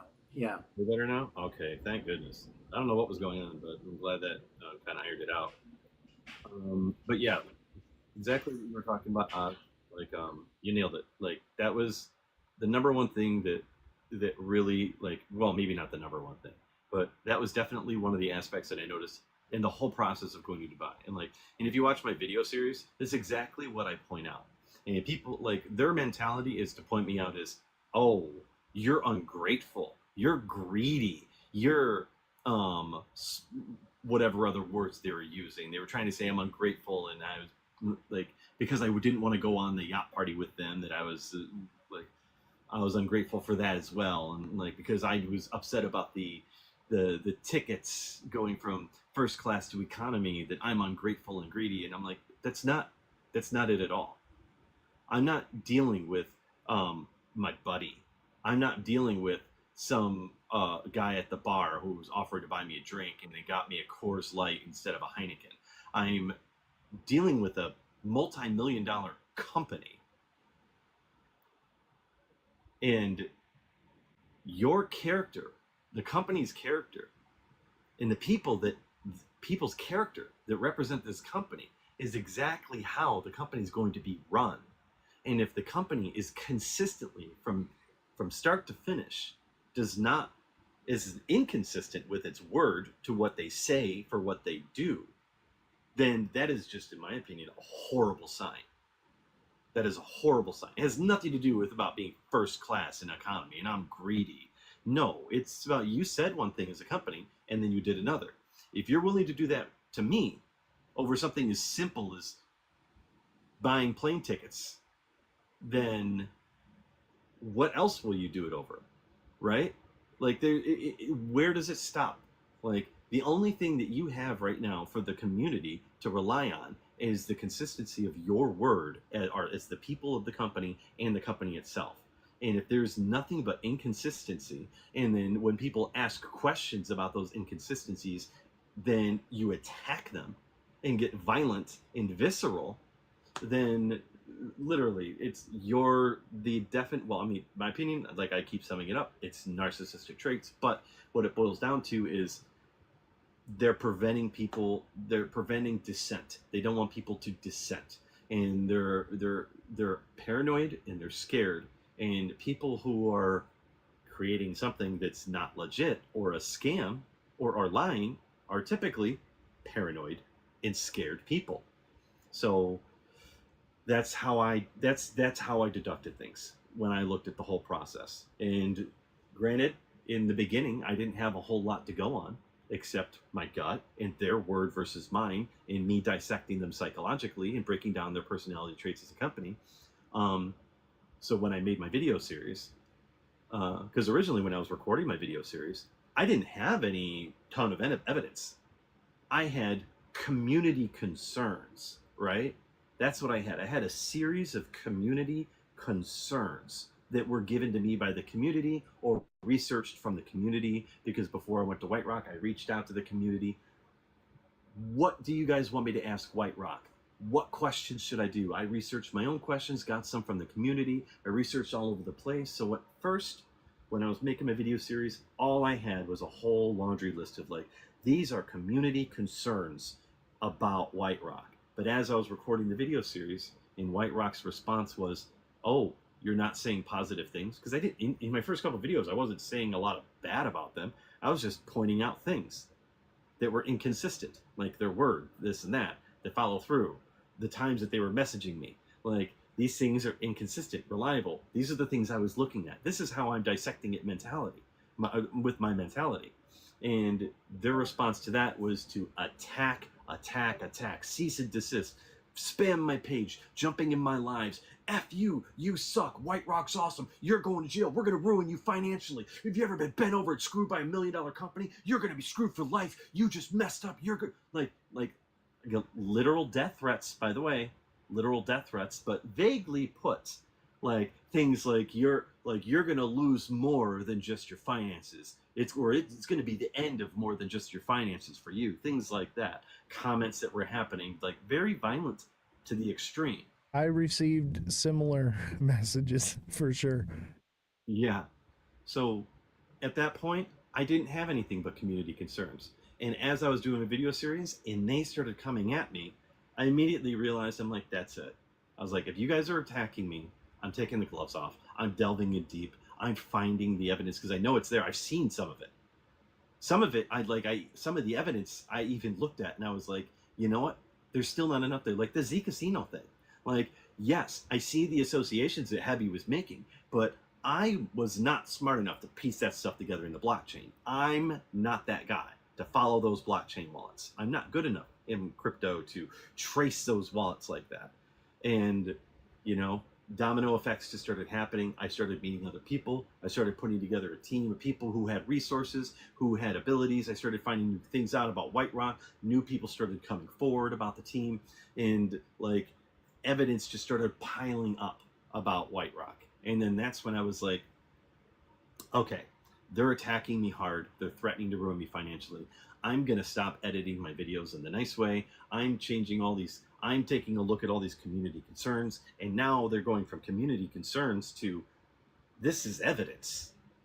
This, like, before it was community concerns. And now I'm looking into things as I'm making these videos. And I'm like, I'm finding the actual evidence. And like one of the big things that people don't realize, that I don't think White Rock realized, is that when I was there in Dubai, one of the things that I noticed right away and I took note of, because like there's two things that I did in Dubai that I took note of that I think that were key that probably went unnoticed by the team. One, when I went to go meet them at the White Rock facilities and I went into the office and I asked for Antonia, the receptionist said, Antonia from NodeWorks, I'll let her know you're here. And I was like, interesting, NodeWorks, what's that? I'm gonna have to look into this. Pin note, put that up there. I'm gonna have to look into that for later. That's how I found out that that was the parent company for White Rock, and that's got to be the company that's been paying the employees. Because of that receptionist just making that quick little comment, and I made a pin note in it in my head, and I'm like, I'm gonna look into that later. That too, and the whole concept about me pinning them as narcissists. And I remember sitting there going, what would a narcissist do to get out of looking like the bad guy? And I was like, oh, well, that's so easy. Narcissists don't take the blame for anything. They blame everybody else for everything that goes wrong, even when they're the one that causes it. And I was like, so their goal is to be like, oh, we've got all this bad publicity. We're being bullied. Who's bullying us? We're a big company. It's another company. There's a concerted effort for corporate sabotage. I was like, that makes perfect sense. So, and I remembered reading on these, not Trustpilot. It was a like a scam alert website, something like that. And there was a few comments in there about White Rock, and they were like, yeah, this company did me dirty, blah blah blah blah blah. And then, but if you open it up and it says, but if you click my Telegram, I'll connect you to Max. And it was just a spam comment. And I knew it was a spam comment. There's a few spam comments on there about White Rock. And I was like, you know, there's not a ton of these, but these could be considered a concerted effort to make the company look bad. So when I was talking to Max after we had dinner and I brought it up to him, I was like, you know what? Because at this point, I was already suspicious about the whole yacht party thing, about them needing me to get on that yacht, despite the fact they presented it in a way to where they said that I was not required to go on the yacht. They presented it as an option. But then when I was there, they made it seem like, no, you have to be on this yacht. And I was like, that's even more uncomfortable. Like, why do you guys have all of your chips on this yacht party thing that I was told was optional? I got And a that's when I question. came to the narcissist conclusion that maybe they were trying to present the whole bad publicity thing on someone else or corporate sabotage. So after dinner, I presented Max with the question. I was like, I found some evidence that might be considered a concerted effort to attack White Rock's image. And then that's when Max Jeffrey looked at me and he was like, yeah, that's exactly what we were talking about on the yacht party last night. I was like, oh, really? Okay. I have a question. Yeah, and go ahead. don't take this as a slant at you, okay? But there It's gonna be. there are bigger creators saying the same thing. Why Yeah. not them? Why you? Right, because I don't know. Because I think it has a lot more to do with ego.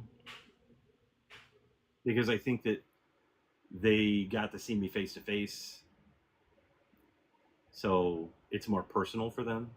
Maybe. Yeah. One thing I noticed, Jesse, I'm going to bring you up, and because you're the one that found this information, so let me know when you're ready, and I'll mic you. Jesse's our fact checker here. We were doing some digging into White Rock, and Jesse was looking for basically media coverage on White Rock, and the issue that was found, Jesse, if you would elaborate on this a little bit more, please, was that there was nothing we could find negative about White Rock from any official anything in Google, and there was some sort of media manipulation happening. Jesse, I'm going to let you take over with that because you know more about it than I do. Go ahead. So when I was digging into White Rock, one of the things I looked for was media. And a lot of people in a lot of different companies pay Google a good amount of money to keep negative media from popping up. And so I was looking for anything that was negative or derogatory, and the only thing that popped up were your videos that you had just put out. That was the only thing negative I could find. But by the time I got to page, I think it was like 23 of the Google search, then I started seeing not negative, but questions about White Rock, which is clearly that they are controlling their own media. They're not allowing anything that they don't want being heard or said about White Rock, which is a big red flag, because if it's a substantial and, actual business that wants to do good things, why would you not want any kind of criticism? I just found it odd. Even on Twitter and like other social media platforms that aren't news, but people, say things on, you won't really find that either. Anything that's outright derogatory is just not there. It was pretty much only Reddit we were able to find things, which I also found interesting. Right. That is interesting. So yeah, there's definitely some media manipulation happening, and there are other people that speak out about it on social media, other platforms, but I find it interesting that they singled you out. Maybe because I'm thinking, this is my assumption, this is speculation, everyone. I think that they don't take this as a slant, but you don't have a million followers. You don't have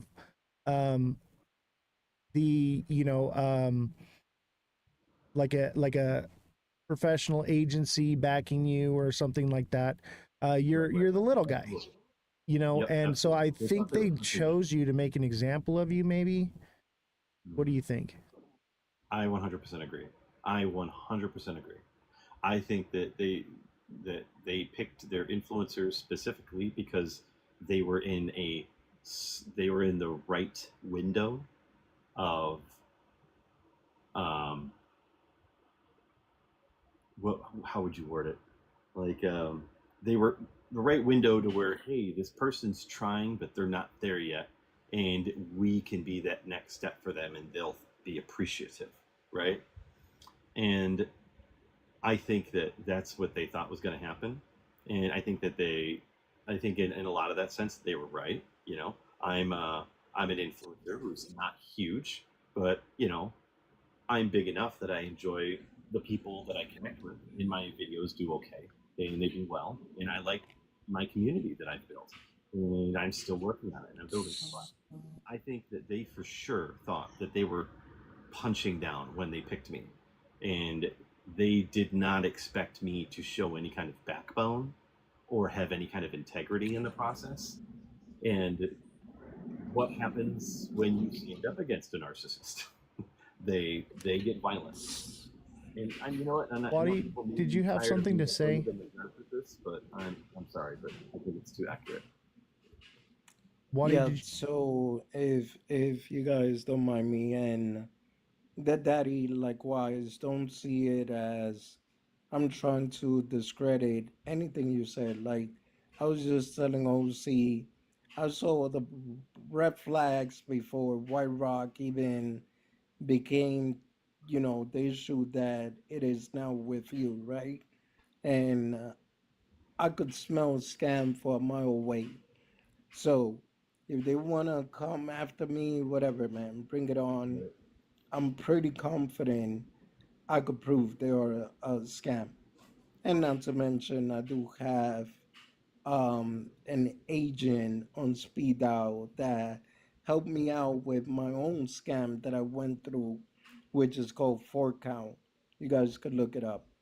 So, long story short, the thing that I do find strange that daddy, and this is why I say I see a little bit of inconsistency, is the fact, like OC brought it up himself. And I'm by any means, man, don't I'm not trying to be a jerk.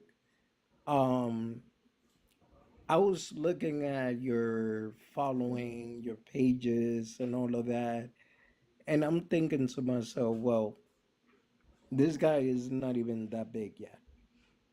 I mean, could you become a big influencer? Yes, you have the potential. Obviously, you're here trying to do the right thing. So, as long as you keep doing that, you'll be good to go. So, in my time in this space, good God, if I could tell how many projects I've funded, and I'm talking about big projects as well. I don't know if you guys ever heard of Saitama, Terrarium, Shinja. I funded them all. And I actually hang around with big friends in the space, which were also some of the friends that were promoting White Rock, one of them being Jay Gagan. I know him. So, my point to that is I kind of find it strange that they would ignore everyone else, but yet decide to pick on you, which, from my understanding, and I have no other way to say this, so please do not misunderstand me. I'm not trying to be a jerk, but from my understanding, you're still the small guy in the space, which makes you irrelevant. And that's the part that it doesn't add up to me. Like, why would the project go so far to the point to even pay your trip? I was looking up at some of the Dubai tickets, and they're expensive, bro. Even if it's economy, why Yeah. would they take their time to go through all that trouble instead of just telling you, hey man, here's some hush money, or hey man, you know what? We want to bring you on board as an influencer, which that would make more sense to me than them go through the whole nine, bringing you out there for nothing, and at the same time you come back empty-handed. You know, that's kind of the conclusion we came to over here Well, as well. I And like don't understand what not you a guys are not a trying to slant say. at you, Dead Daddy at all, but we were. My I mean, question was, is I'm just trying to figure out what it is why that you you? guys You are know, trying to say. why did why did they choose you? Why would they spend all that money and do all those things? It's questionable to me, and um, uh, I just I'm kind of dumbfounded because it seems like Wadi said, they sounds like they spent about 10 grand on whatever. Why not just say, here's 10 grand, say something good I about mapped us? it out. You guys would have watched the videos. I mapped out exactly how much they spent. Okay, so I'm going to address this. So, and this is the best answer I'm going to be able to give you guys. I have no effing clue. The only answer I can give you is that I originally did a video on White Rock months ago, and I said I was buying in. That was it, like 3 or 4 months ago. And then I did a follow-up video saying I'm going to sell. And then it was shortly after I did that follow-up video that they messaged me and offered me to go to Dubai. That's it. That's all I know. I've never had any communication with them before that. The only information I knew about White Rock, never expected them to reach out to me. I mean, that's the best answer I can give you guys. You guys are looking for something deeper. I don't know what it is. There's nothing I can give you that can satisfy your paranoia. There's nothing I can give you. If you guys think something, if you guys think there's something going on, there's nothing I can give you that can solve that paranoia. Nothing.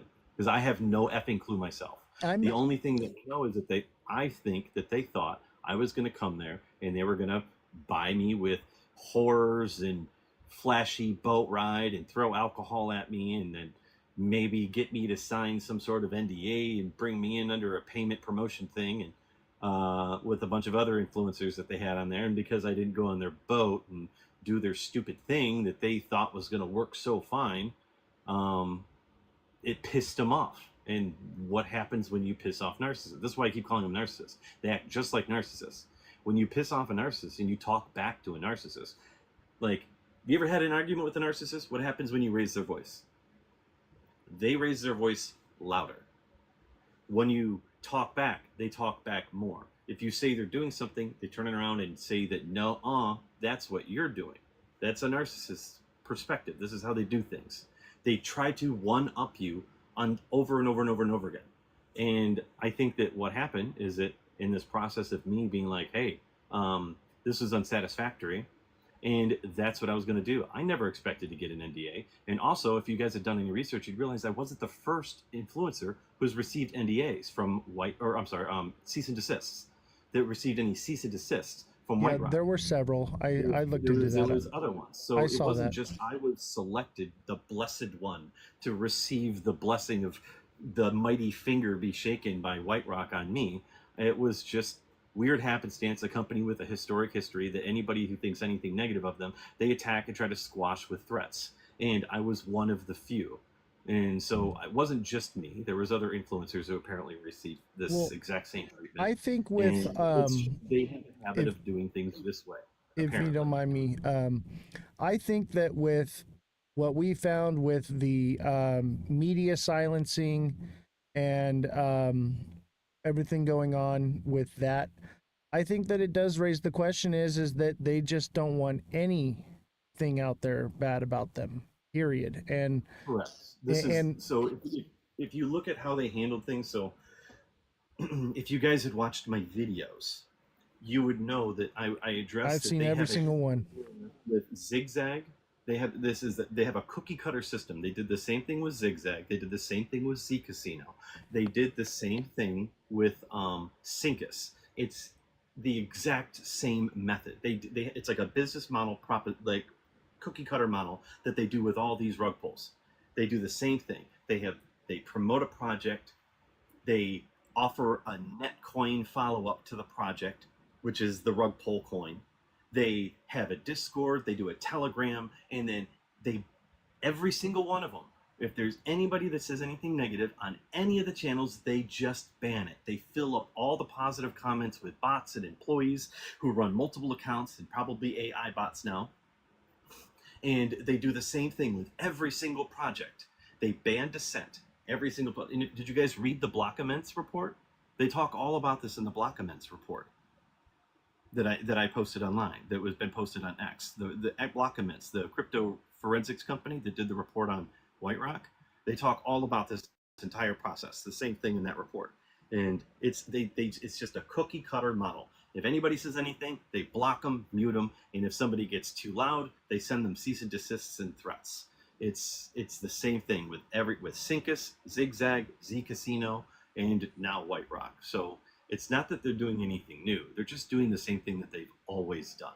And I think that just by luck, I just happened to be the guy who didn't go on the boat, that didn't want to be in a position to where they tried shoving alcohol at me or forcing me, tricking me into signing something that I probably shouldn't sign. Right? You didn't play ball, so they went after you. Right. You were the only one that couldn't be bought, is what you're saying. And I said no. Yeah. And I think that's the thing that pissed them off the most, is the no. I think that's it. It's the no. The being turned down by me. The how dare you? Like, turn us down. Like, so here, okay. I mean, I do have another. Or Waddy, you want to say something? No, go ahead. Okay. And don't take this the wrong way. This is just me being a journalist, okay? On that note, I'm just going to give you guys another. I got about 7 more minutes. I'll stay till 9:25. I'll make this quick, okay? And I want you to know that the whole purpose of my show here is to look at both sides of the coin, okay? So don't take this as an attack at you. It's just something that I had noticed, and I want to give you the opportunity to be able to defend yourself, you know? So nothing but love here, brother, okay? You know how I interviewed you before, okay? Right now. Okay. I'm overwhelmed with love at the moment. Come on, brother. Hey, just this is what we do. We want to see both sides of the coin here, and we also want to look at the edge of the coin as well. All right? This is a analogy I use often here, okay? And it's just good journalism, and this gives you an opportunity to answer this question yourself without it coming from the horse's mouth. And I wanted to ask this question to you, and I felt like right now is the right opportunity, and because it's not fair to put these questions out without you having the opportunity to defend yourself. Okay. And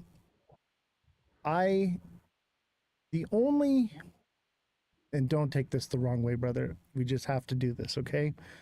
The only real red flag I have with you and your story is obviously the YU, which we kind of speculated on.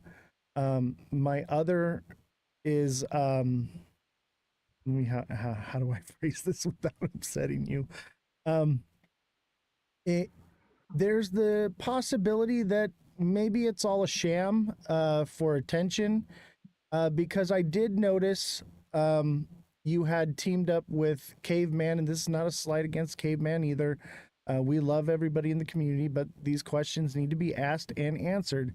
You had Caveman had put out an announcement that he was going to be doing a live, and you and White Rock were going to be coming on the show together to talk it out.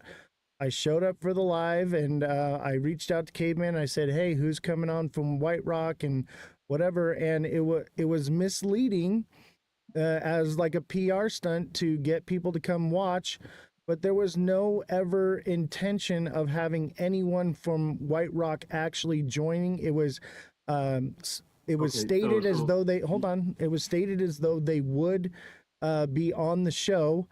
And then the fact of the matter was that, okay, White Rock is watching, so this is your opportunity to come up and state your piece. But it was a bit misleading. The way you worded that, where you said it was intentionally misleading and stuff like that. Like nobody was intentionally misleading anything, for one. Two, the only reason I was doing these lives is because California Joe reached out to me and he said that the community was trying to come together to support me. Because initially, whether you understand it or not, this was actually, especially in the very beginning, an extremely scary time for me because I've never received cease and desist on one. Two, I've never had the voice of a company that has millions of dollars behind their back breathing down my neck, threatening to ruin my life financially. So yeah, this is not a fun fucking time for me, and it hasn't been at all. And I really appreciated the fact that California Joe was trying to organize some community support, and mostly Brooke Odyssey. Brooke Odyssey was the one who said she vouched for California Joe, and California Joe reached out to me and said he wanted to set me up with a bunch of lives because he was trying to build up communities to help support me. And then, which is why I almost didn't do the live, because when I got the questions from you, it was nothing but an interrogation and a breakdown questionnaire. And I was like, I was told by everybody that this was a community support, and I'm going through a hard time dealing with all this crap emotionally. And I don't feel like being grilled or having a pro White Rock shill who I thought maybe you were then. I don't think you are now. But I, like in the live, interrogating me, making me feel worse when I'm just trying to not feel like shit at the moment. I didn't organize any of those lives. Those were all organized by California Joe. I was busy.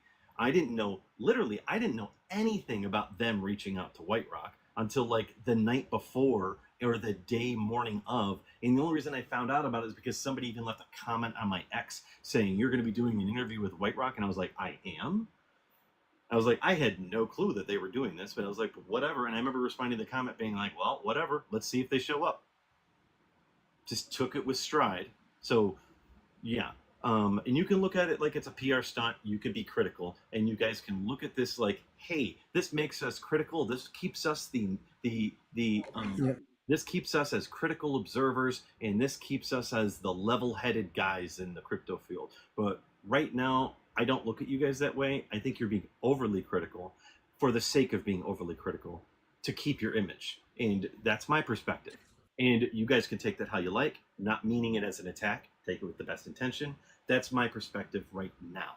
I would love to think better of you guys, but I feel like, for one, you guys showed tons of evidence in the time that I've communicated with you that you haven't looked any of the evidence that I've shown you. The questions you've asked me and the stuff that you've brought up in this live alone has showed me that I don't even know if you guys have even watched my videos, and you're here interrogating me about stuff about, like, I don't get it. You I don't obviously get it. So missed I'm not the trying to be beginning of the I'm not live trying to be a jerk. I'm where not we trying to covered all offend. that. I'm just saying that is my perspective right now. So I had no control over that. It wasn't a PR stunt. And if you look at my video history, my videos on White Rock have done tremendously worse than all my other normal daily videos. My viewership has plummeted on my White Rock videos, not gone up. I went from gaining 1,000 followers a month to, over the past month and a half, I've gained maybe 500. Actually, I was gaining like almost 2,000 followers a month, maybe more sometimes. Now I've barely gained 500 in the past month and a half. This whole White Rock series has killed my channels, has killed my monetization. I'm making shit money off of my videos right now, where I was making decent money before. So your guys' perspective, where it's like, I understand you're trying to be critical, but it's like, you guys really need to look harder before you start delving in and start coming to paranoid conclusions that do nothing but tear someone down who's literally going through a hard time. And I'm here with a good faith to get to know you guys and have a good time. And I'm just not. I'm sorry. I appreciate you guys bringing me on here. I would hope in the future that we could communicate better and things go better. And I have no hate for you all at all. Wadi, I don't hate you. Oz, I don't hate you. I just think that this could have been better, and I hope in the future we can have a better friendship. Let me just, before you go, let me just say that. Okay, just listen. Okay, all of these are recorded and posted onto YouTube. I feel like maybe you missed the beginning half of the live before you got in, and we addressed all the White Rock part, okay? And we talked a bit about it with you here, but we had already covered most of that information. And so I know it seems like an attack on you. It's not. They're just questions that not only that I have, but the community has reached out to me and asked me certain things, and I'm like, okay, these are questions that need to be answered for the people. And it's not a, like I said, it's not a slant at you. It's so that those questions that the community is asking can be answered, and it can come from the horse's mouth, because those questions can only be answered by you, and somebody has to ask the tough questions. And I don't, Yeah. and that's why I made sure that I was very careful about how I asked you, and that I let you know that I was not there to attack you, but these questions did need to be answered. And please do not take it as any slant towards you. They just, this is where we're at in So this whole situation, and we need to be open to it. Yeah, Jesse, go ahead, so Wadi. OC, if yeah, if I may, see, this is the problem that I have. I really am the unbiased opinion guy here, right? Like, I barely know him. So if he sees, like, one of the things that kind of point just literally hit me when he was talking is like he got fired up when we asked the hard question. And in my experience, that's actually a bad thing instead of being a good thing. And I also noticed when we press him with the hard question, he usually got only 5 minutes, then he got to run and all of this. And I'll be completely transparent. Could it be a PR stunt? No offense. If I am wrong, God forgive me. Yeah, because you know what? You are going on different influencers live stream with all type of audience, and they are listening to your story, and you are gaining followers. So that's me being unbiased and keeping it real. Yeah, the only reason I asked the tough question is because the community is asking it, and we need the answer, and um, to get back to you, Dead Daddy, I understand the lack of viewership and the lack of traction in your show. TikTok changed their algorithm in August, and every creator is struggling. Okay, every creator is struggling. Um, so it's not just you because of White Rock. It could be, but there are some major issues happening with TikTok. So we all feel it as creators here. We all feel it. Okay. And it's not about attacking you whatsoever. It was about giving you an opportunity to answer the tough question, because we're journalists here. Good journalists ask the tough questions that the people want to know. And it's not anything towards you. That's why I said, hey, man, from the bottom of my heart, this is not a slant against you. This is not an attack on you. This is just what the question that the people want answered. Anyway, I hope you don't see any of this as ill will, okay? And don't take that negatively, because I do believe White Rock could quite possibly be a scam. There's so many red flags, and we addressed all of that in the beginning of the live. And I feel like if you had seen that, you would have maybe not felt so attacked. Just know from the bottom of my heart, there is nothing, no hate, no anything, nothing personal. This is just what I do. You're not the only one, man.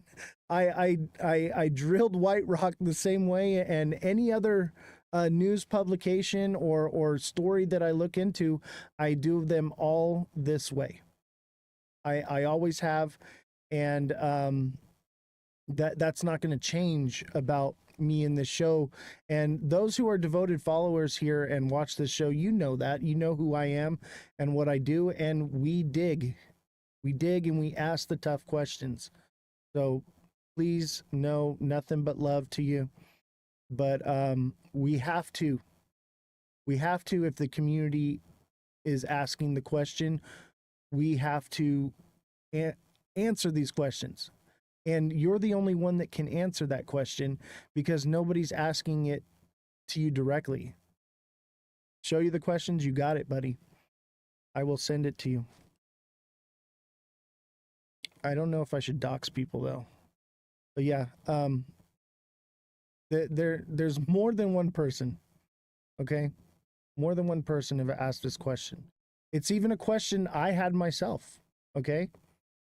It was a question I had myself. Does it make it true just because it's a question? No, it just means it's questionable. It's worth addressing. Okay? Not an attack at you whatsoever.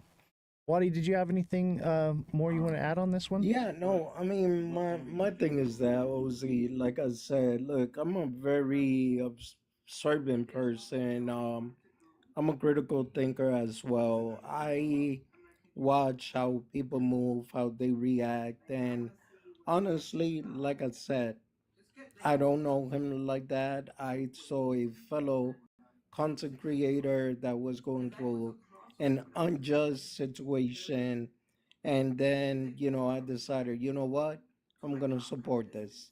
That is it. That is my whole, how they say, as far as I go with this whole story, right? And obviously until today.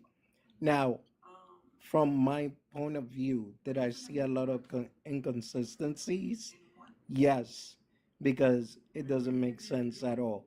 And well, the first thing that doesn't make sense is if you are seeing a project that could possibly be a scam, what would be the point of you going to an unknown country, not knowing the outcome of what's going to happen when he gets out there? So, yeah, I mean, it sounds fishy. Everything else, it's like, I don't doubt, in my opinion, about White Rock being a scam or not. I said it was a scam way before any of this with him happened. So I'm crystal clear on that. Now, my point of view, you just spend hours talking about, um, well, an hour or so, not hours, talking about narcissists and how they act and this and that. My friend, I apologize, that daddy, but that was a narcissist reaction, what I saw from you. All right. And you know, let's not throw spears, okay? Let's not do that. We are all creators here. Okay? And I want to let you know, Dead Daddy, that I chose to take on this everything that I divulged about White Rock. I dug way more into White Rock than I did you, buddy. Okay? And at my conclusion, I would say that White Rock is a big red flag. I won't touch it with a 10-foot pole. In me personally, what you do your own research. I did mine. Okay. But and we talked about that here at the beginning of the show. Okay. Dead Daddy, for you, I took on this show because you are a fellow creator. Okay. And I also took it on for the people because the people had questions, the community had questions. Okay. And somebody has to be able to ask the tough questions. Okay. And I want you to know I spent a lot of time, money, and resources on this, especially in the beginning, for you. We found a lot of information when we went on your live. You called me the goat, man. And I'm the goat because I ask the tough questions. Okay, and I just want you to know that um, everything we did here was not to stick anything to anyone. It was about supporting you and the community together as a whole, because the community is the ones that are investing their money, their livelihoods. Okay. And as creators, we have a responsibility to our followers, our viewers. Okay. And I just want you to know that I did this for you. Okay. And I want you to know that from the bottom of my heart, man, nothing but love. I get it, dude. I've been in your seat right now. I've been through the legal battles. I broke one of my NDAs on this show, and I have a legal battle ahead of me. Okay. I am in your seat, but sometimes we just got to do what we got to do. Thanks for allowing me up. And Wadi, hey, how you doing? How's everybody? How you doing, California Joe? Finally get to see What's your going face. on, Joe? Good. Yeah. I think the one thing that we all need to remember here, okay, during this whole process is this was, as you said earlier, and as Dead Daddy also said, this was a purpose, a goal to surround the community, to support him, okay? And I think along the way, and once again, this is my opinion, this is the way I see it, okay? And I want to say that, I don't have a vested interest in this. I'm not looking to create an influencing following of 1 million people and sell merch. That's not what I'm all about. I'm about supporting people, especially people that have a situation that's putting them in an awkward position. Okay, I think that we're losing a little bit of the focus, and I know that you brought up points about White Rock in the beginning of your show. I was in flight, so I was listening. I couldn't really jump in until now. But at the end of the day, good journalism, and I'm a communications major. I interned in major newspapers on the East Coast in my career. Um, Good journalism is you give questions ahead of time. Okay, if you're going to interview somebody, and especially if you're going to ask them tough questions, you let them see the questions, you let them prepare, you let them make a decision whether they want to be on to answer it or not. Sometimes people withdraw, such as what White Rock did when Dead Daddy gave him his list of questions. So I think the one thing that we're losing here is that the man is still under a lot of pressure. Okay, there's still a lot of unknowns out there that may come back to bite him in the ass. Okay, and we have to be cognizant of that. We have to be compassionate of that. If we're truly trying to be a community to support each other, we have to be cognizant of that fact. Okay, and the fact that he gets upset, listen, I would get upset too. Okay, when you're hit with something that's unexpected, your first reaction is shock. Okay, and people present that shock in different shapes and forms. Okay, so we can't criticize him because of the fact that he got upset at something that was being asked of him, or something that made him feel uncomfortable, or something maybe that he was afraid to talk about. Okay, and once again, and I appreciate Oz that you've apologized to him a million times, and Wadi that you said you hope you're not wrong, and I same thing. My whole goal in this was to take an idea that Brooke and I discussed with some other people on an influence stream, and support one of our own. Okay, and if there are tough questions to be asked, I mean, Oz, I've seen you reach out to him and say, "Hey, DM me, call me, talk to him." I've talked to him. Okay, I've spoken to him. I've asked him whatever I needed to ask him. He's told me whatever he's needed to tell me. Okay, so I think that would probably be a better approach. Okay, and then you can bring him on your show and ask the question, so that way at least he is prepared. And listen, when you talk to him initially, you'll be able to tell because of your experience whether he's telling you the truth or he's not. Okay, so at that point, then you can make a determination. But I think right now, there's a major misunderstanding here. Okay, and I think I just want everyone to understand that we need to clarify that, so that way there is no hurt feelings. There is no feelings that we're trying to hurt him or hurt you or hurt Wadi or hurt myself. At the end of the day, guys, the focus is a community coming together to support each other so this doesn't happen tomorrow to you, Oz. And if it does, we'll rally around you too. Wadi, same thing goes for you. So that's just my 2 cents. And like I said, I have to jump off because, like I said, I was on a plane for a long time and I just got home and I want to be able to go have supper with the family. But I appreciate it and I will still continue to listen. But Oz, you are the GOAT. Wadi, you are great. Dead Daddy, you are a man. Okay, you are a master at what you do. And I wish everybody a lot of love and blessings because at the end of the day, that's what's needed. All right, brothers? Thank you, California Joe. I appreciate you coming on the show, and I agree with everything you said. I want the record to show that I did question Dead Daddy about many of these things prior, maybe worded a little bit differently. But yeah, I already drilled him, so he knew what to expect from me. All right, guys. Listen, have a great evening and have a great weekend. Okay, and I'll be listening to you guys from as I always do. All right, thank you. All right, take care, Thank you for Joe. your kind Much words. love, bro. All right. Yeah, no, see, I apologize, if I'm too straightforward. If by any chance I disrespected your show or anyone, I do apologize. Well, I mean, sometimes when this happened, because like we had talked about what we were gonna do on the show, but I was just so busy, I didn't really give you a list of questions or anything yet, and that's probably falls on me. So don't pay too much mind to it. It is what it is. It happened, but like I said, and I'm sure you would say as well, as we come from a place of respect and understanding, right? Would you agree with that? This all comes from a place of respect. 100%. Yeah. Yes.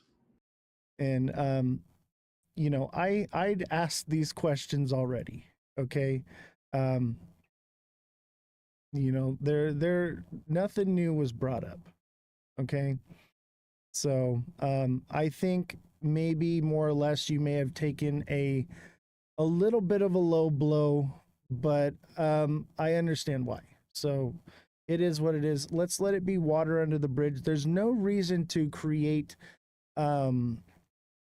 tension, especially amongst creators. Like California Joe said, we are a community. We need to be working for each other here and uplifting each other. And that was the whole purpose of this. But unfortunately, sometimes the hard questions have to be asked and they have to be addressed. And I wish that it had gone down a little bit differently. Did not happen the way I expected it to.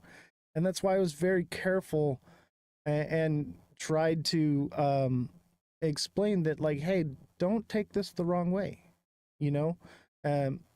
He knows how I am. Okay. Everybody here in the chat that watches this show knows how I am, that when I investigate things, I ask the difficult questions. But I did not intend to be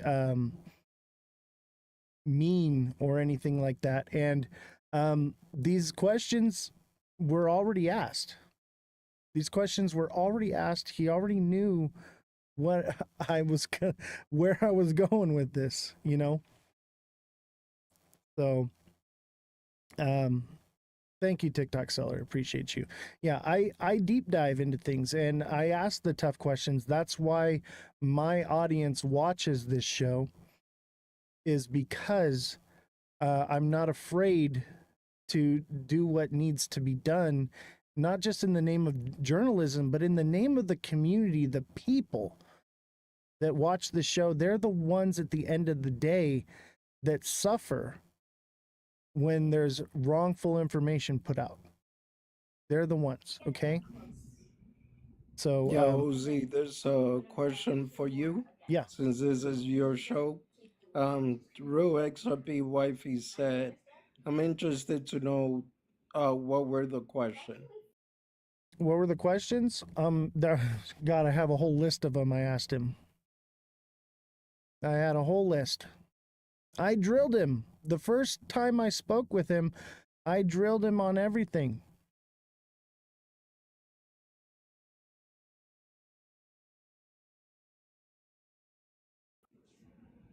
Yeah, and But the just to questions be were clear. addressed on the live. So Oh, go ahead. if you missed the question, okay, you can watch these lives. They're recorded and uploaded to YouTube. They should be on by about midnight tonight. Okay, so all the questions are there in the live. Go ahead, Wadi. Oh no, my thing is, like I said, honestly, I didn't have no ill intention. I don't have any ill intention. Just like you, I'm the type of guy, I am based on truth and facts. And if I see something questionable, then yes, I will ask. And then what makes it worse is the person's reaction in this case. It does more harm than good when you react a certain way instead of just being professional about it and, as we say, handle things like a man. Yeah. I tried to be very professional, very sensitive, because I get it. It's a very sensitive thing to have those types of questions thrown at you. And that's why I I was very careful of the way I asked the question, and I want to be very professional here. This is a professional show here. We are a news media outlet, okay?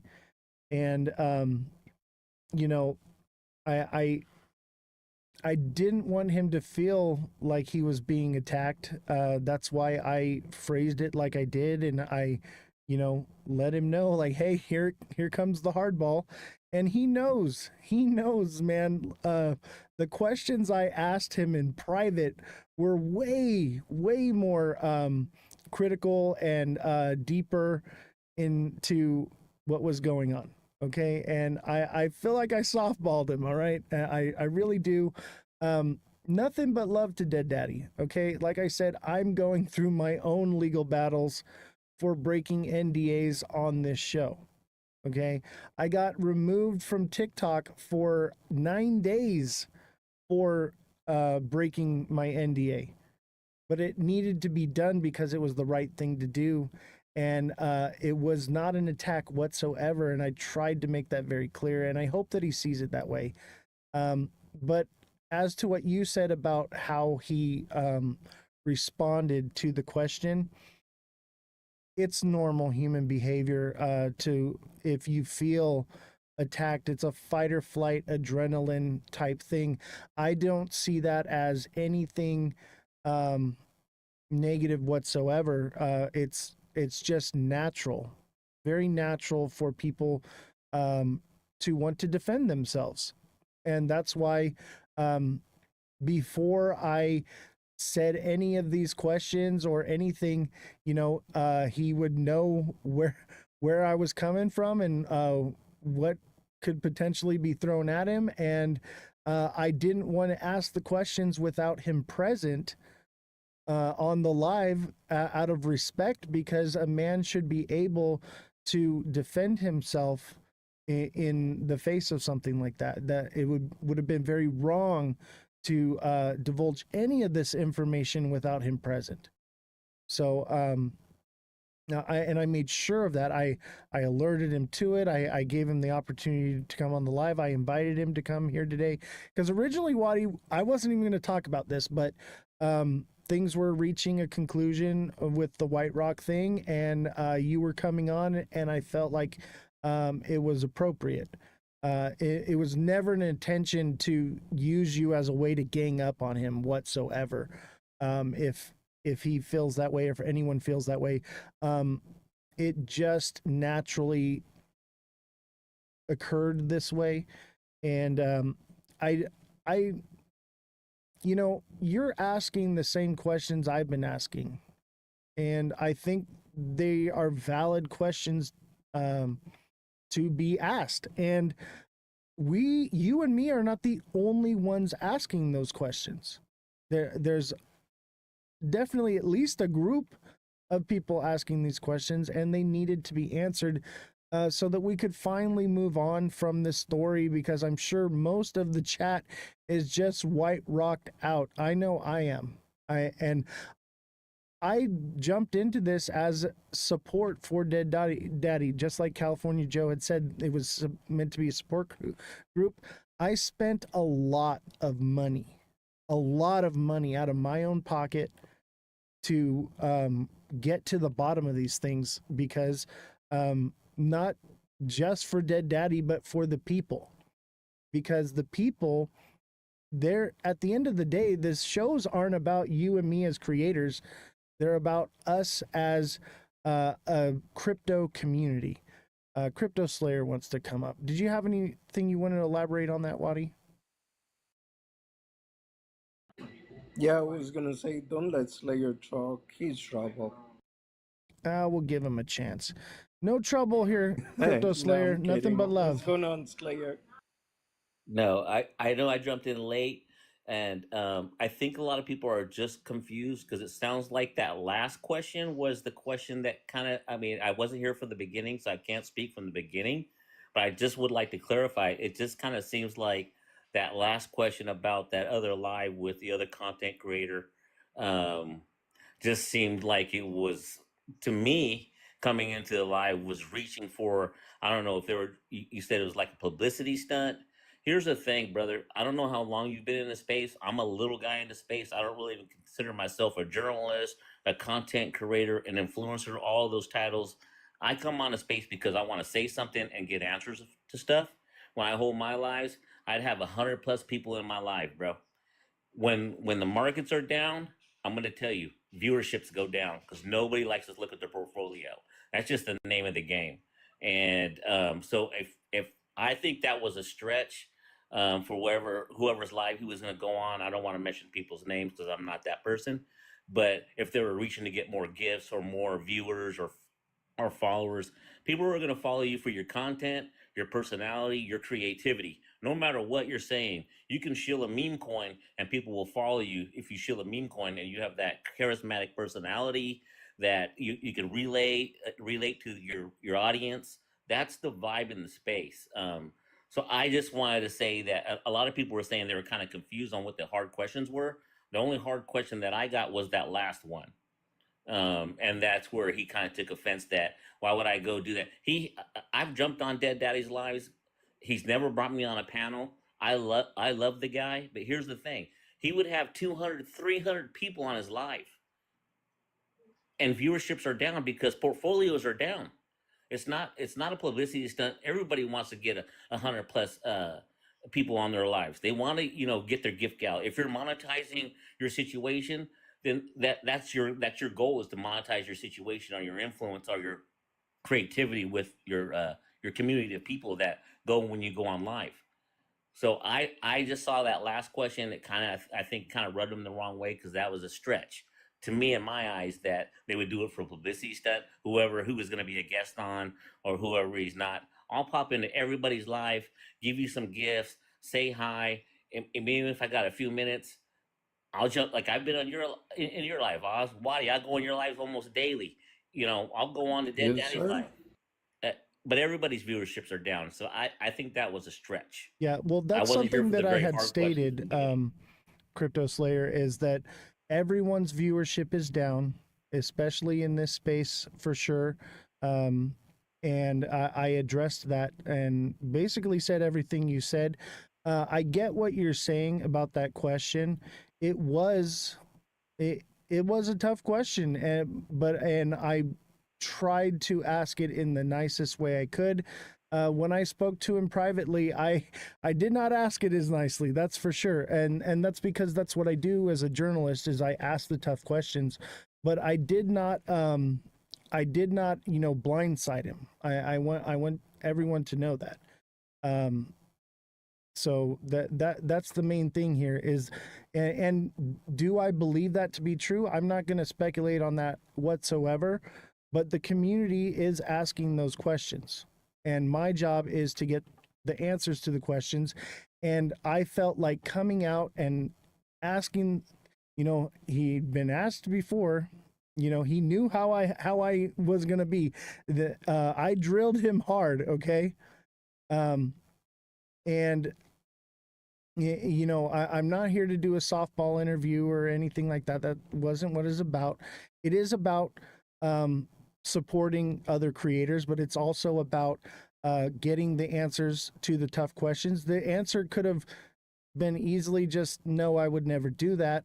But obviously, like I said, it's an adrenaline thing, it's a fight or flight thing, it's just human nature. I get it. But I in no way blindsided him. And I wanted to make sure that I asked the question not without him present in front of the community, because it did not feel like the right thing to do without him there to defend himself. Okay, so the only thing I gotta say, OZ, and from my honest opinion, I don't think you did anything wrong whatsoever. You mentioned you are a journalist, right? So, what is the main job of a journalist? Is to bring out the facts and the truth. So, my issue became an issue when he started getting worked up and started seeing it like we were literally setting him up for an attack.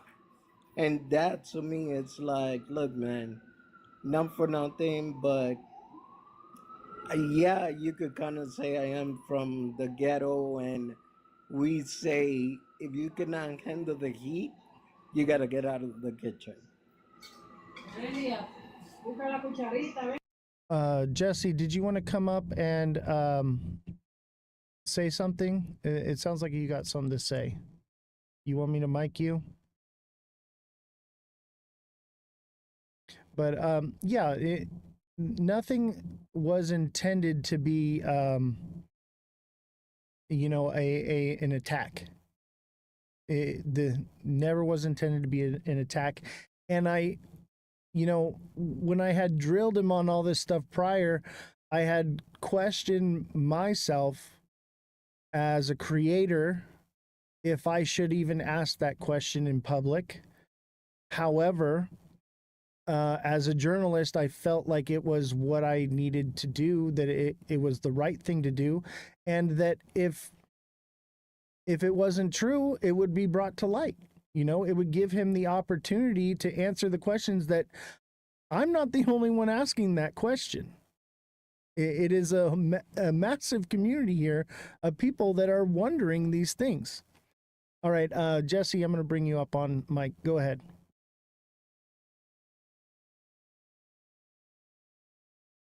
Okay, so I think people are really misunderstanding. We have to ask questions that are uncomfortable. And it's not because, oh, we don't like this or that or whatever. A question that kept popping up because we talk to different people and give them the scenario, and they are like, well, it sounds like this. Well, what makes it sound like that? And unfortunately, the word publicity stunt came up a lot. And we were like, okay, well, which side? And we were like, we'll ask him because he's going to know. I mean, his answer will be like, no, not at all. Why would I do that? And unfortunately, he was a little hostile, and I get it. Emotions run high. But what people aren't understanding, the other side to that question is he might be in a publicity stunt and doesn't even know it. They might be promoting this. They're reposting his post about saying negative things about White Rock. White Rock is reposting his posts. So if he's not part of that publicity stunts, they made him the publicity stunt.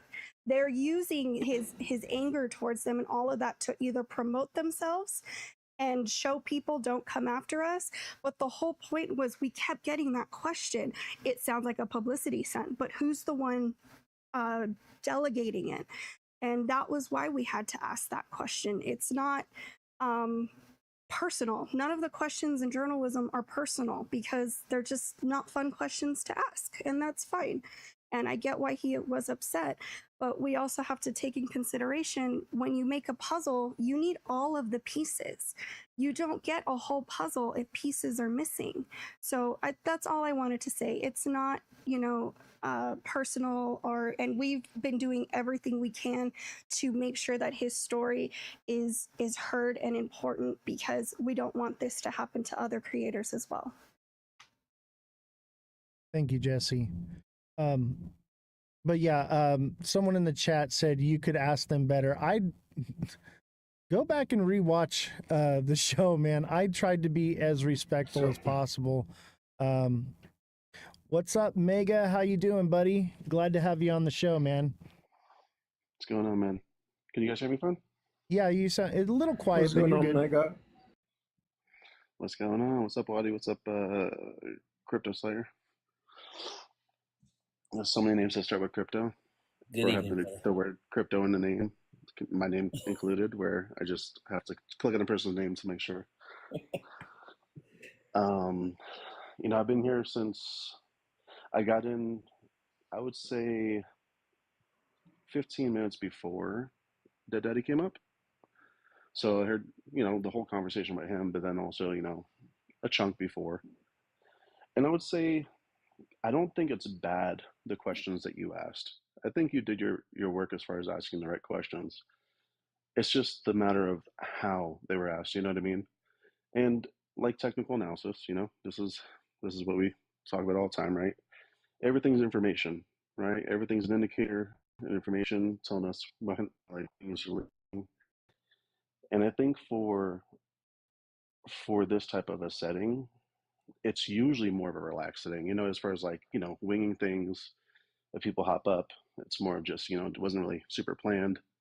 But I understand that you actually created this entire show today specifically for this topic and for the case of also bringing him up to talk and stuff like that. But just my personal view is there's different ways you can say things. You can say the same thing, but how you say it is different. You know, each time I could tell somebody I love them, but I can show them it instead of just saying it, or I can show them it and say it. I can just say the words and kind of walk away. You know, there's different ways how we can say things and do things. Not like I said, I don't think that you guys did a bad thing of asking the questions you asked. I think where I saw the shift, you know, the person just like kind of watching from the outside looking in is as soon as I think you guys started kind of like, and I'm not saying this is like, I would say it could have been worded better, is what I could say, as far as like saying like he's kind of like a nobody in the space. And I don't agree with that. You know, I don't think he's nobody in space. And I know that you don't think he's technically a nobody. And I don't think that anybody thinks that anybody's a So, nobody in here. But I think that that kind of struck a chord with him when that was said, and I saw his face kind of shift. And I would personally be a little upset if somebody said that to me too. And so that's kind of just outside looking in, where I saw kind of that shift of where it went to more of the defensive so, side of things. so, Mega, that was actually me that said it, and since you was here, you saw that I was trying to be as nice as possible to No, rephrase 100%. it. I do Yeah, agree with that. but I don't yeah, think that you were but trying to be malicious. I just think that that's where the yeah, shift was. yeah. So, but that's what I'm saying because, man, I mean, I've been in this space long enough, Mega. I hung around with all the bigger content creator. If people believe me or not, that's just their problem, right? So when I said that, I mean, like, I am pretty sure, like, and I know projects and scammy projects and all of Yeah, that. But when you look at the viewership that the content creator in this fact is that daddy that he's getting, which is not even that much. When you look at the followers, which is not even that much, then you do kind of question, well, why would they pick on you at all people? Because you're not yeah, getting that attention. One thing about projects, because I have been sponsored by them in the past, the one thing projects want to know, how many viewers are you getting? How yeah, exactly. much engagement are you getting? Am I correct? I 100% agree that your motive and your mentality as far as like how like why you even questioned it or somebody said, I don't think it was bad. I really don't. I would have probably said something similar, but I'm just saying for him, it seemed like that's where a shift was. I'm not trying to speak on his behalf. I didn't talk to him at all. Yeah, After this, yeah, whatever. but I get I'm it. just saying, just listening in and watching and kind of seeing the facial expressions. That's just where I saw a shift. And so I'm not saying you guys are right or wrong. I'm just saying that's where I saw it. And everyone reacts differently. Like what you said, like when the pressure's on, especially if you kind of get questions, or maybe he did know the questions. Like what Austin was saying. Maybe he shared those questions a while ago or talked with them privately or whatever. But I think maybe even having like a segment of just like preparing, like, hey, we're about to jump into these questions, and here's the list of questions that I actually gave to this person, and I'm going to read them verbatim, and they know exactly what they're going to be asked, or something along those lines. I think might be an approach where, it. I don't know. That's just my personal opinion. Do whatever you want. It's your show, It's Yeah. and But I Mega, enjoyed the conversation. I think it's good that you guys are digging into it though. Mega, at the end of the day, respect is a big thing. So we do need to be respectful of each other. But that question was a question that I had asked him prior that he knew we were going to ask, Yeah. So, and like when I had addressed it, I told him, I was like, I tried, I said, no slant at you about this, but like there are other creators, that they could have singled out. And I also gave my speculation as to that. My answer to that question is maybe it was because he didn't have a major agency supporting him or something, and that it was Yeah. the I perfect completely person agree. to single him out. So Even he agreed with that too. yeah, And like he was even agreeing with that too. And that's why I'm saying, I'm like, listening in, I don't think you guys asked the wrong questions. I think you're doing a great job, to be honest. But I'm just saying the way he received it, I think, it's like when you're talking with somebody, especially like a spouse or a significant other, it's like you could say something, but it's like, what did they actually hear? You know what I mean? And so I'm thinking more of the psychological side of it rather than the actual factual questions in the moment, but more so where that shift happened, where maybe he felt a little more defensive and like, I don't want to be here for this. Um, and I would be a little offended too myself, if someone was saying those things about me. It's just a natural reaction, like you said before, to want to defend yourself. And I so that's just my personal opinion. Do whatever you want to do with it, but I agree just with sharing you my thoughts. 100%. And, I tried, and that's why I took a few pauses before and tried to assure him, like, hey, like, we're in your court, like, but these questions are being asked. We need to get them answered. But yeah, you're right. People don't want to be asked the hard questions. And it's just human nature. And I I don't, think yeah. you're, I think you're right. Even when Like, you ask me questions about book stuff, I'm sorry to interrupt, but you brought me up to talk about my book the yeah, other day, and even then, it's still like, oh, he's asking me questions about this. I need to make sure that I know what to say. yeah, Like even then, even if it's something or that's not even like controversial, like sometimes for me, I just get nervous. yeah. But anyway, what were you saying? I forget. Sorry. Oh, I remember now. I remember. Uh, you know, I agree. You know, with maybe rewording things, but in hindsight's 2020. And like you said, when you're on the spot up here, even I'm on the spot asking that question. I'm like, how do I say this in a way Yeah, that I don't agitate him or hurt his feelings or you know what I mean? It's like, so it's actually it's difficult to be asked the hard questions. It's also difficult to be the person on the other end I asking it as agree, man. well. And it's very hard, and these questions were not fun, easy No, it's not questions. easy. Not easy. Yeah, and chat, I want you all to know this, that like I tried very hard to ask these questions in the most respectful way, because I do respect Daddy just as a creator, what it takes to be a creator and what it takes that you go through, the emotional just and everything about it is very draining on you mentally to do this. And Omega, I'm sure you know that. Wadi, I'm sure you know that. Any creator here is going to agree with that sentiment. There are times where I literally break down in tears because of one dude in the chat. You know what I mean? It's difficult. It's very difficult. Look, I don't think that, and this is just my personal opinion, obviously, my own speculation, talking for technical analysis, is I don't think that Dead Daddy has any kind of ill will or any kind of intent to do anything to deceive people. I just think that in the moment, and um, I don't think he was necessarily acting narcissistic. You know, I just think that he was feeling pressured, especially maybe insulted in that moment. You know, I and agree. along with that, I would feel in that moment myself. I would be like, "Dang, man, you know, I came on to just have a conversation and answer some questions." You know, Right. That's feel like why I'm I getting didn't. insulted now. You I know, never even addressed the narcissism part. You know, and my goal in this show is I don't take any stance. I will speculate on circumstances and what so on and what for, you know, whatnot. But you'll never know where I lie on this one.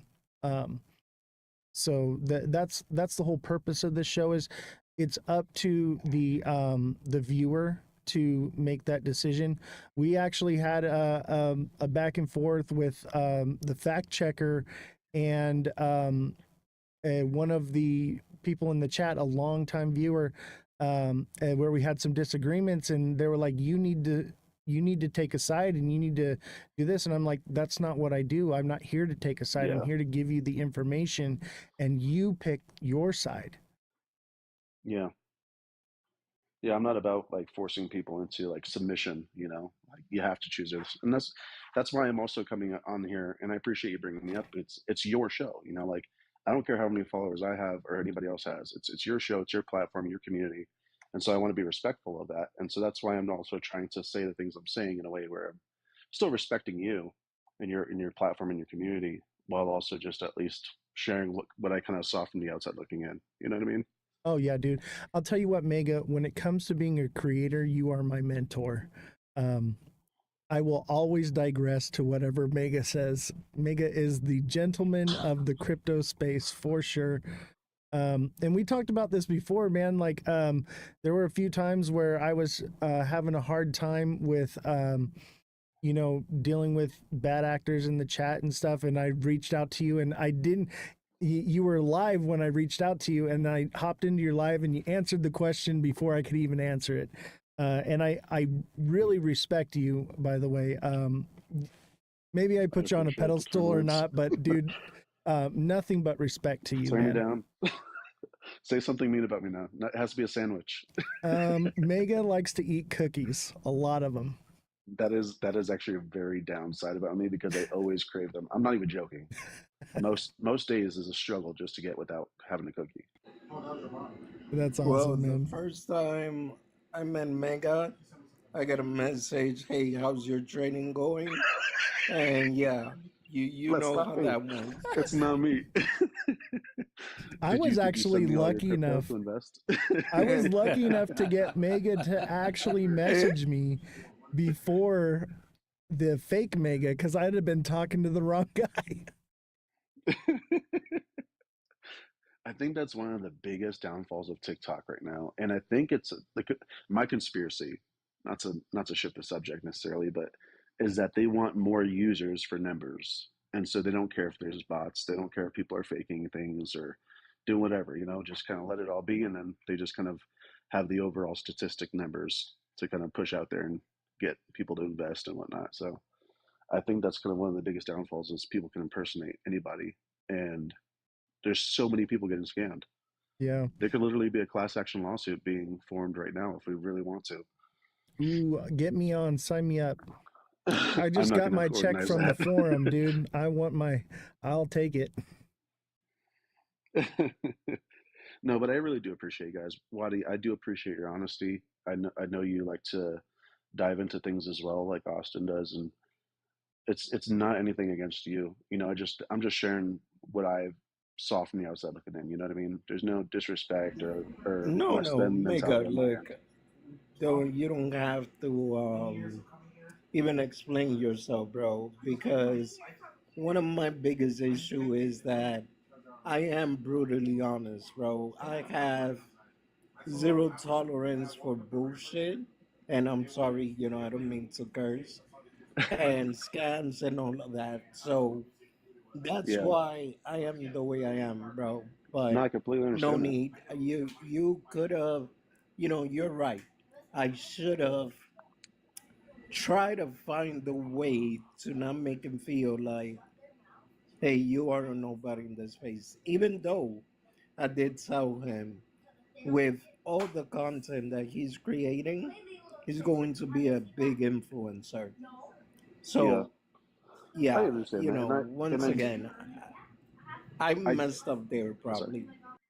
No, I definitely agree with you, and I know both of you like both set it up where you were just like, please understand, this is not trying to be mean, not trying to come across as trying to hurt your feelings or whatever, and I completely understand that. I'm just saying that even if somebody said all those things to me and then followed it up with what they what was said, I would still be offended. Yeah. And it I'm was just saying, never my intention to bring him on here for us to Yeah. um jump on him, like team up against him or anything like that. And I feel like that's more or less maybe what he might have felt. I never intended that, and I probably should have thought about it, but I tried to get Dead Daddy to come on so many times, and he yeah, just it wasn't until he Waddy has a lot was of stuff here, going then on all of a too sudden he's like, "All personally, right, I'll but be there." Even today, Yeah. he didn't agree to come on the show. I was like, "Hey, I want you to come on the show. We're going to talk about everything we talked about, and it's all going to come out today." Not all of it, but most of it. And I was like, I want you to be there because it's important that you're there to, to defend yourself and be a part of it and tell your side of yeah, the story. And I hope he doesn't feel like I set it up for us to attack him, because I had no intention for that. And I feel like I didn't attack him. But I understand, his feeling in it, but it was never an intention. OC, it's okay, man. Just put the blame on me, bro. Don't worries. It's all good. Unfortunately, because it's my live, it falls on me. Yeah, no, all good, bro. that's It good. falls on me. You ever read the book? What's it called? No, I have to open it up. I'll be right back. I'm gonna open it up real quick to see what book it is. Speaking of books, I got this book right here I'm reading right now. I've read it probably 20 times. This is a psychology textbook from Harvard University from 1968. Ooh, this thing is good, man. If you want a good read, if you like science and stuff like that, it's mostly like science experiments and stuff. You won't see this. What book is it? This is psychology from Harvard University from That's just a 1968. textbook, Yes, and dude. Just straight up textbook. you won't find. They don't talk about this stuff in universities anymore, and these textbooks have been completely changed now. And man, there's some really controversial stuff in there. It's a lot of animal testing and stuff. I love animals, but I also love information. But definitely a rabbit hole for sure. Jump down that one. The book that I was talking about is called Extreme Ownership. It's by Jocko Willink, and he was a Navy SEAL. And the premise of the book is him sharing his life, and then also his work within the Navy SEALs and whatnot, SEAL Team 6, I believe it was. And just as the leader, no matter what happens, is the ability to take full ownership, even when it sucks, And then you're just like, it is what it is, And it completely starts to shift things in a lot of people's lives when you start to do that. Take ownership for, why are my bills not paid, or why is this happening? Why is this person mean to me? You know what I mean? And there's always reasons we come up with as to pointing a finger, and the book talks about basically pointing the finger back at yourself. What could have I done differently, or what can I do different next time? Adapt to the situation and overcome it like a Navy SEAL would. That's And it's really exactly cool, how I look at it right now. Is no matter who said what, the blame falls on me. It's my life, and I'm learning. I'm new to this content creation stuff. I've only been around a couple months, and as much as we've been blowing up so quickly is just fascinating to me. But yeah, I'm completely unprepared for any of this. It's a learning curve for sure. Yeah, exactly. It's all learning. It's all information, and you're doing a great job, though. I think Thank you're doing you. a great job, honestly. Yeah, I believe so. I mean, I've been here for 3 years and a half, going on 4. And that's why I am also so critical with a lot of topics. And look, man, I honestly, and just so the audience know, OC invited me to the show. I did not even know that Daddy was gonna be up here. I thought it was a solo interview. That's what I thought. So, just to be clear, this was not a planned situation Yeah. or anything Yeah. like that. As far as I knew, Dead Daddy wasn't coming on either. He told me that he wasn't going to be able to make it, but he would be listening. So, and then he jumped up. Oh, it's Hey guys. Bush Babe. Hey, Hey Bush guys. Are Babe. you How are you? dancing on top of your desk? No, I'm not dancing on top of my desk right now. I'm laying on the couch in pajamas. Totally Where's opposite. Cosmic? Let's make it a party. Where's Cosmic at? I know. You know what? I'll invite him right now. I don't know if he's up, but I'll invite him. I just wanted to say something. You know, when Mega was talking about, the TikTok and how many copycats there are and stuff like that. You know, we're in a space that we think we know each other, but we really don't. And I think at the end of the day, you have to ask those hard questions. And I think Dead Daddy was completely oblivious to what was going on, but I do think that they had a definite plan to use him in the scenario that they did.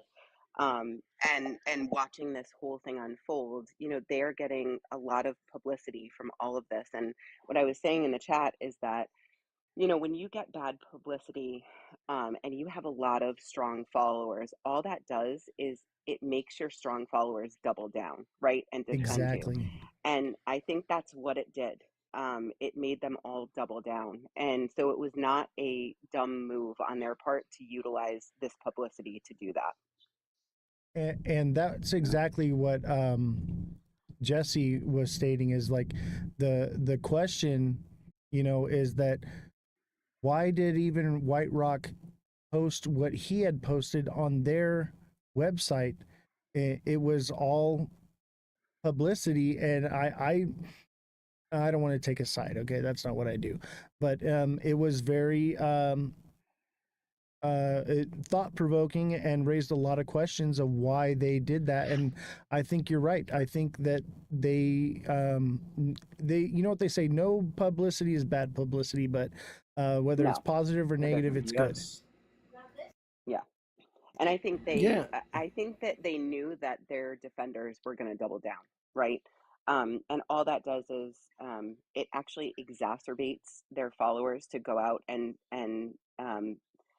make public all of this stuff to make it look like they're calling us a scam or whatever. And I think at the end of the day, that's what this did. And it's unfortunate that he felt like you were attacking him or anyone else was, but I feel like it was good for those questions to be asked at the end of the day, because I feel like crypto is a very like uncertain place, right?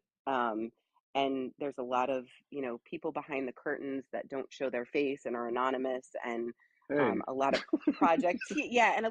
and a lot of project teams, right, that that don't do that as well. And I think when you have that, you have got to dig deeper, Yeah, so bullish. And to hey your Juan. point, hi.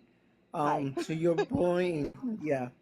It's funny because when I had a private conversation with Joe, but obviously I'm keeping it private, and that was one of the things that I did mention. I was like, well, Joe, you know what they say about publicity, right? Good or bad is still publicity. So I'm not trying to accuse anyone of anything, but We just never know at the end. Yeah. And the other thing that I was gonna say is, I've been in the space long enough. I funded meme coins project. Right now, I'm funding freaking CBCN from time to time. I don't see their team reaching out to me. Hey, come find out what is our project about. I'm And the doxing myself reason right now, but why, my last name is Futter. what happened? But that's the thing is like at the end of the day, if the team isn't coming back, you kind of know it's and again, I don't want to get into any big thing, but if you kind of know that something is going on when a team doesn't come back and send somebody who is in press out, right, for a big project like this and actually answer the questions that are being asked. And that has not happened yet, as far as I'm concerned, right?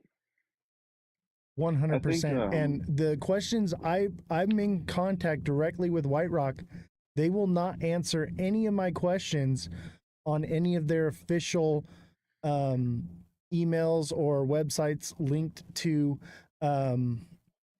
them officially. They will only talk to me through middlemen and like telegrams and things like that. And I keep telling them, I'm like, look, I want to get the questions answered and everything, but it has to be on the record. It has to be official. Like otherwise, it's nothing. And it's just been a runaround I with mean, that's them. telling, right? Yeah, Yeah. that's telling for sure. I just wanted to say I do agree with you, Bullish, because for myself, I like to stay anonymous, and it has been a tough journey as far as like building the trust. You know what I mean? Hmm. I've been in this since 2020, as far as like creating stuff for crypto and stuff like that. Started over on X, did that, built it up to like almost 3,500 followers or so, and then I stopped doing that for a couple of years because of like health stuff in my family, and then started doing this in November. And for me personally, I was just like, how do I build that trust with people? Not so I can sell them something or do something, to try to gain anything necessarily, but just so they could feel safe in the community. And I think the more influence you start to have, the more you have to almost like, not that you have to dox yourself, but the more you have to really prove yourself in the community as far as being a person who's willing to take some hard hits, take some hard Yeah. questions and really be as transparent as possible. And so it's like, if I'm not showing my face, if I'm not sharing my name and where I'm at and stuff like that, what other ways can I still create that connection with people? And so one of the things I do is create free things, free resources or videos just trying to help people and stuff, that live streams, just teaching people things and stuff. And so it could only make up so much of it, but especially when it comes to, my point is this, is when it comes to companies that are actually creating crypto and solutions, I think the amount of transparency there should be beyond reproach. Is huge. Yeah. You should be able to look at a company and say, I don't even need to go talk to them. I already have all the answers. You know what I mean? Like, Yeah, I mean the thing that I've said before is I think that it's really funny. I mean, I right now own 3 businesses that I run, and I think that it's funny in crypto that people don't treat crypto projects like businesses, and yeah, they don't. And I think that that is something that needs to change in crypto, because there are so many projects out there that are allowed to operate like they're not businesses that it's a problem in crypto, and it's 100%. actually kicking people out of our space, because they're not operating the same way that a regular business would operate. And why do we allow them to do that? I don't understand, you know. I think that creates an avenue. That's a void right there, right? That creates an avenue Yep. for, if you are willing to be that person who is transparent and has a project that really has a solution, or maybe Hmm. you're just like reaching out to companies saying, "Hey, Thanks, Francesca. you need to be transparent, and I'm willing to be a person that helps you to do that." Almost like a consultant type of deal to help people to be more transparent as companies. I don't think they would really care about that, but that is a Hmm. void, whatever way you want to approach it, because it's proven to be very taken advantage of right now with And it's scams and interesting. I think schemes. Yeah, and I think a lot of people have been able, a lot of projects have been able to hide behind, the fact that there's not clarity in regulation, and so that's why they're doing it. And I think that that's what's so important about clarity and regulation in the space. If we have that, then these companies and these projects can't hide behind that excuse anymore. And I think that that's really important that we get that. 100%. Yeah. No, Let me that ask. is 100%. But guys, OC, thank you so much. Bullish, it's been a pleasure. You too. Mega, likewise. Yeah, I Wadi. actually Good have to you, my man. best friend Thank over you for here. He coming. came all the way from Texas, and we're Oh, supposed to go out and enjoy. You Hey, Have know, thank you fun. for coming on, Wadi. I thank you. appreciate you coming on. You're a G if you're going out at 10:30 at night, Wadi. Yeah, he's going out in Hey, his well, you'd be BMW. surprised. I'll post paint the the town. videos. You guys see. You know what we did yesterday? So my wife went to a concert, and me and Ken and his two brothers were all best friends. We grew up together. We went to pick her up, right, from the concert. So we were all hungry. You want to know where we was at 3 a.m.? In freaking IHOP. I was just gonna say, was it Taco Bell or IHOP? So No, no, it was IHOP. So, but hey, guys, I appreciate y'all. Love ya. have a good OC, night. once again, I apologize, bro. I didn't mean to, make things worse. And I appreciate you, brother. Have a good one. I appreciate you too, and Bye, Wadi. I mean, I'm not upset at you, but I just want everyone to know I never intended anything to happen like this, and I'm learning. I'm learning here too, and I'm going to count this as a good learning experience because this won't be the only time that we're asking tough questions and doing things, Exactly. but the responsibility does lie on me.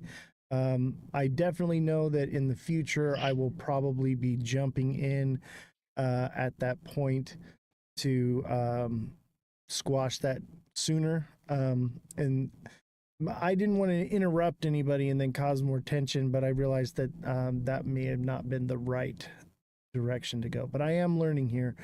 So please, chat, Dead Daddy, everyone, creators, do bear with me. I do apologize. I'm looking to um, hone my skills here as a creator because I am new. We've only been around a couple I think you months. apologize more than enough towards Dead Daddy. I think you Yeah, apologize more than enough. I don't think you I need do to. too. Yeah, I do too. And I think at the end of the day, like, there are emotions that are running high here. Yeah, Obviously, like feels like he's been slighted, which I tend to agree. But I think, when you're in an interview and you're a journalist trying to get the truth out, when you do that, um, sometimes emotions on the other side take over. And I think that's probably what happened. And it's not the fault of anyone. It's just the heat of the conversation that's it's going all on right now. Wadi's fault. It's all Yeah. Wadi's fault. We'll blame him Yeah, now that Wadi he's can't gone. talk. I feel like it would have went better if it was just me and him one on one, but I could not get him to get on here. Like, and I'm not gonna lie, I was a little frustrated. I'm like, man, I spent a lot of time, money, and resources paying a full staff. We worked overnight, 24 hours straight, to get information for his live.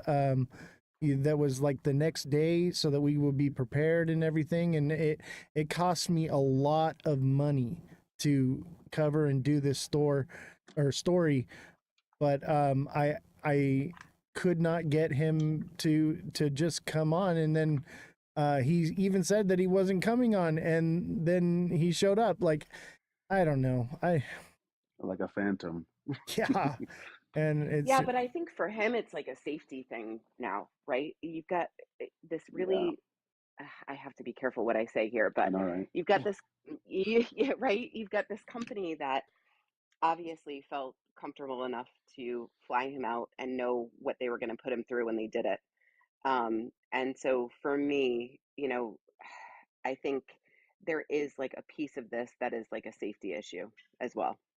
I agree with that 100%. Like, and that's why I tried to tread so lightly on this one, because like I said, I'm in a similar legal boat because of being a content creator, breaking my NDA. I got removed from TikTok for 9 days. Like, I know how that feels, and yeah, you get very not just defensive, but like, um, it, what's the word I'm looking for? But like, you don't want, you got to tread lightly and be careful about everything you say, everything you do, everyone you talk to, Yeah. because They're walking on eggshells. yeah, Yeah, exactly. And absolutely. so I don't hold it against him at all the way he reacted. I mean, I probably wouldn't have reacted the same way, but I think the average human, that's a normal response. Very normal. I didn't even think about that aspect of it, honestly, until you two just talked about it. It was just the aspect of he has people breathing down his neck. So that pressure on top of, maybe feeling like he didn't really get a good shake or whatever. I'm not here to say whether he did or not. I'm just saying, maybe that's your perspective and what caused the reaction.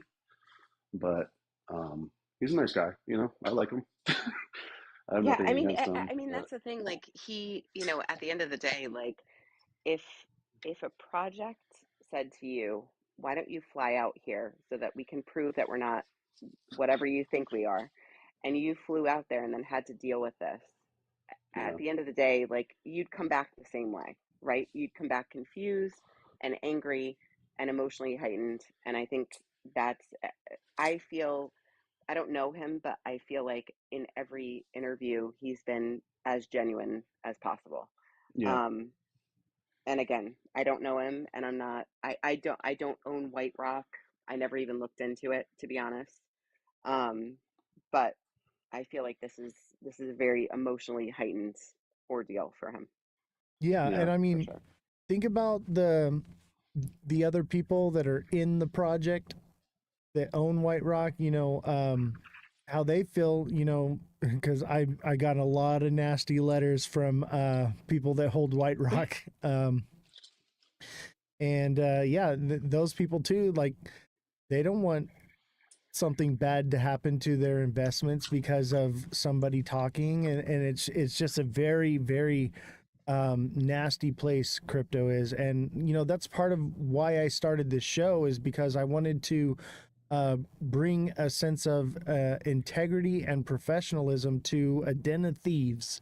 I say this all the time, and yeah, it's very difficult when you're in a place where most creators, they have everything to gain from shilling out a coin to somebody, and that integrity is lost somewhere along the way. And that's my goal here, is to build a sense of integrity in my platform so that people will trust me. And the chat here in this show, they trust me because they know um, I don't take a side, and um, I don't really shill anything. I do the TA and stuff, but like if I find something that I believe in, I'll say, hey, this looks pretty cool. Let's learn about it. But I'm not here to, everybody throw your life savings at it. I'm about, trying to help people grow their financial freedom for themselves and their family for generations to come. And it's about uplifting people and helping people. That's why I give donation from the show. And every month we raise money, and because it's about building a community and giving back to the community. Yeah, and I Yeah, think that's the difference. I've said this on a couple of lives actually. I think this is the difference between content creators in the last cycle and in this cycle, right? In the last cycle, what used to happen is that the content creators would own something and then they would talk about it. And so it wasn't necessarily that they were getting paid for it. They may have gotten paid for it afterwards, but they actually held it and believed in it before they got paid to talk about it. And I think in this cycle, it's very different. The smaller cap um, meme coins, which there are some that are valid, are paying these content creators before they ever have owned the project. They're giving them a huge amount of their supply to shill it and then pump it, and then these creators are dumping it and then also dumping the projects, right? And so it's just very different this cycle. I feel like, especially with like pump fund and everything that's happened. We're just in a different we're in a different crypto world at this point, Can I which ask is a question unfortunate. here? Hmm. I do agree with that as well. Um, by the way, another thought, Den of Thieves, you said that it is a good movie. If you've not seen that movie, by the way, I have seen that movie. It's a such a good good movie. movie, Gerard Yeah, Butler. such a good movie. Yep. Um, but do you guys know if they're so the basic gist of what you're doing, Austin, is you're laying it all the chips on the table and saying, look, let's just dive into this. Let's see what there is. Let's so everyone knows, not just you, not just a few people, but so that everyone knows. Do you know if there's a website or a resource where that is basically almost like how the Howie, method was done for knowing if something's a commodity or security? Do we have a resource ready of that where there's different parameters? Does this company have a white paper? Do they have a clear path, with roadmap, but also not just doxing, but like more information about the type of questions you ask personally? So Yeah, so yeah, I think like the oh, sorry, go ahead. Wadi had mentioned one that he used, and I'm gonna reach out to him and find out what that is, and I'll let you know. I don't really know. I've never used it before, so I try to vet my sources. But that's part of why I have 3 journalists here and a fact checker, because we have a right wing, a centrist, and a left wing journalist for a reason, so that we don't create echo chambers. And then we have the fact checker that's separate to sift through those to come to basically, okay, here's what this side's saying, here's what the other side's saying, here's what the middle's saying, here's the facts. And then I take that and I go through with a fine tooth comb and I display the facts and then I give my opinion. And that's why we have the show we have, is because we are sifting through so much FUD. And it's not just in crypto. This is also just financial news in general. And we also cover, the war, because I believe that that plays a role in finances right now. So like there's a lot that we have to dig through here, and that's our purpose. Our purpose is to dig, get the information, give it to you, and then you decide, not me decide for you. Not to put more stuff on your plate personally, but do you guys already have like a spreadsheet or something along those lines of the ones you've already kind of went through? What do you mean spreadsheet? Like Or something, just like different projects you went through, different types of questions you asked, their answers, or the types of resolutions you had for them. Because I would like that personally, like some sort of resource if you're diving into those. Pretty much the only record of it is the shows that are recorded and posted to YouTube. Okay. I believe they're on Twitch as well, but that might actually be a good thing to do. You just gotta be careful how you do that too, so you don't have the companies come after you. Yeah, that is true. And that's why I'm reading the news from all different sides, and then you decide. But then, I find things in articles where they say, um, they'll say, oh, inflation is down, it's only up 1%, right? And then we read through the article and it says, well, actually inflation's up 2.4%, but we took out energy and food costs to come to this number. And I'm like, okay, people spend 90% of their income on energy and food. I think that's relevant information to divulge.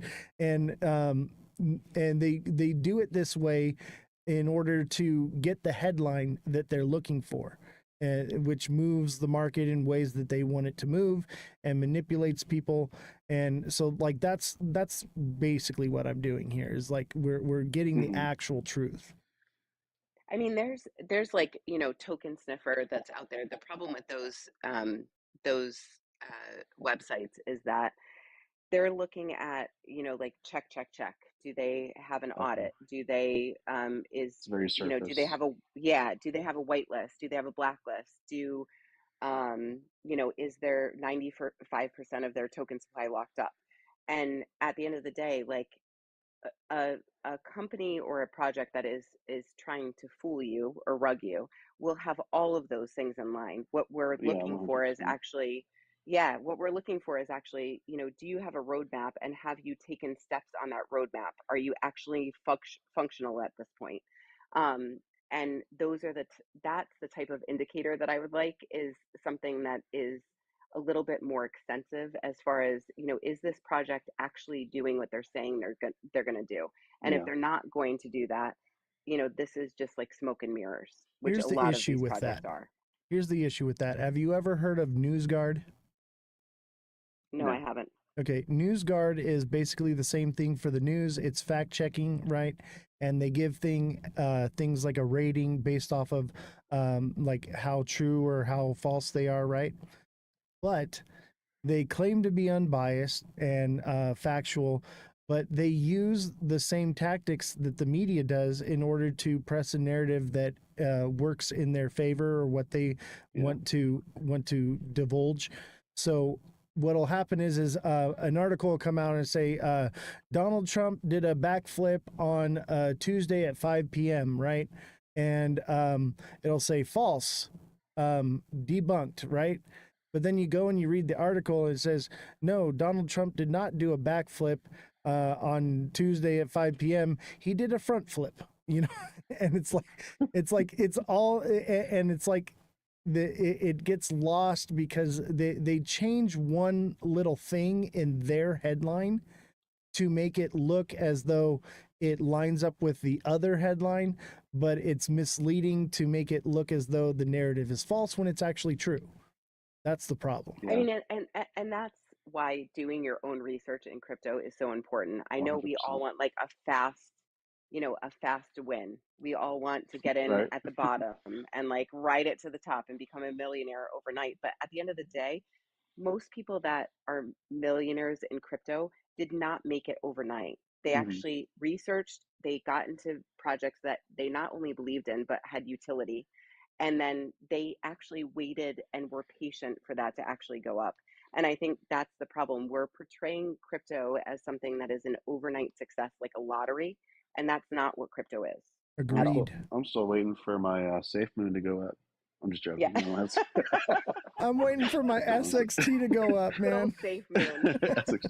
SXT seems promising. No, but the reason why I say it is because I keep my portfolio relatively tight as far as like almost small handful of stuff, and most of the stuff people know what it is. I don't divulge like how much I have of whatever, but just more so like I'm not really in the realm of looking around as much. You know what I mean? So that's why I was curious as far as any kind of resources, or is even if it was just like, Austin, I know I don't want to put more stuff like, because if I share an idea, then your people are probably like, stop telling him different ideas because then he'll want to do it and then give him more work.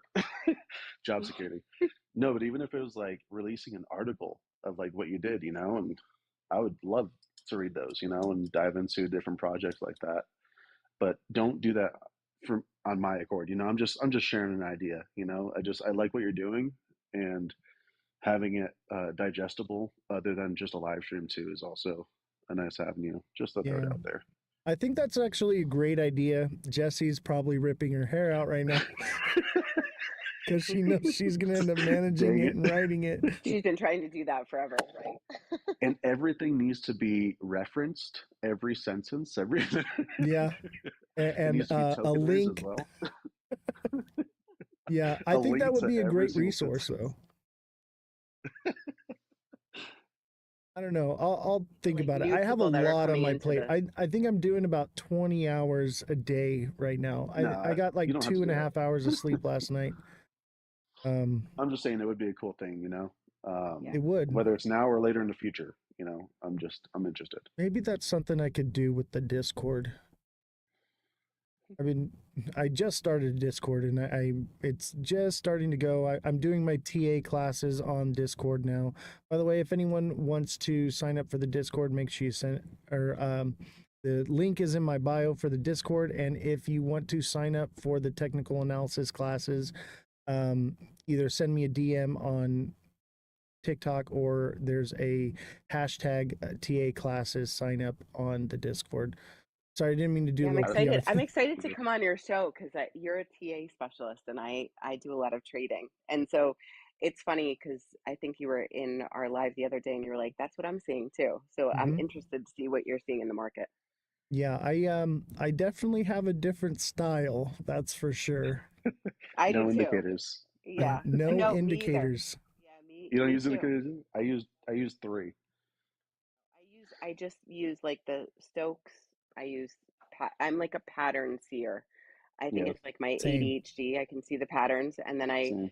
just find confluence and that's where I trade from. That's And the indicators actually mess me up if I have indicators on my chart. I'm exactly the same way. I noticed that about you. That's why when you said the Yep. prices, I was like, that's exactly what I'm Yeah. seeing. And I have that bad ADHD and I Yep. see the patterns, you know. I mean, look at my chart on the live here. It's a massive head and Yeah. shoulders. But I guess where I get it is like I see the pattern before it forms. Like Mega will back me up on this Me one. too. Yeah, Yeah, me too. And we were actually trading in the wolf pack today for 2 hours on like the 1 minute.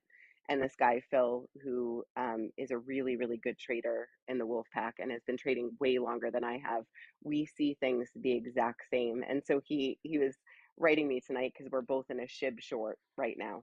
And he was saying, this is where I see it going. I see it going up, and I'm like, oh my gosh, that's where my entry is. Like we were spot on. It's crazy. I feel like most people in crypto are neurodivergent, yeah. you You know? have to be. So yeah, I think so. Hey Mega, I got a question for you. Are you I seeing might have an answer. are you seeing the head and shoulders or are you seeing a quadruple bottom here, bro?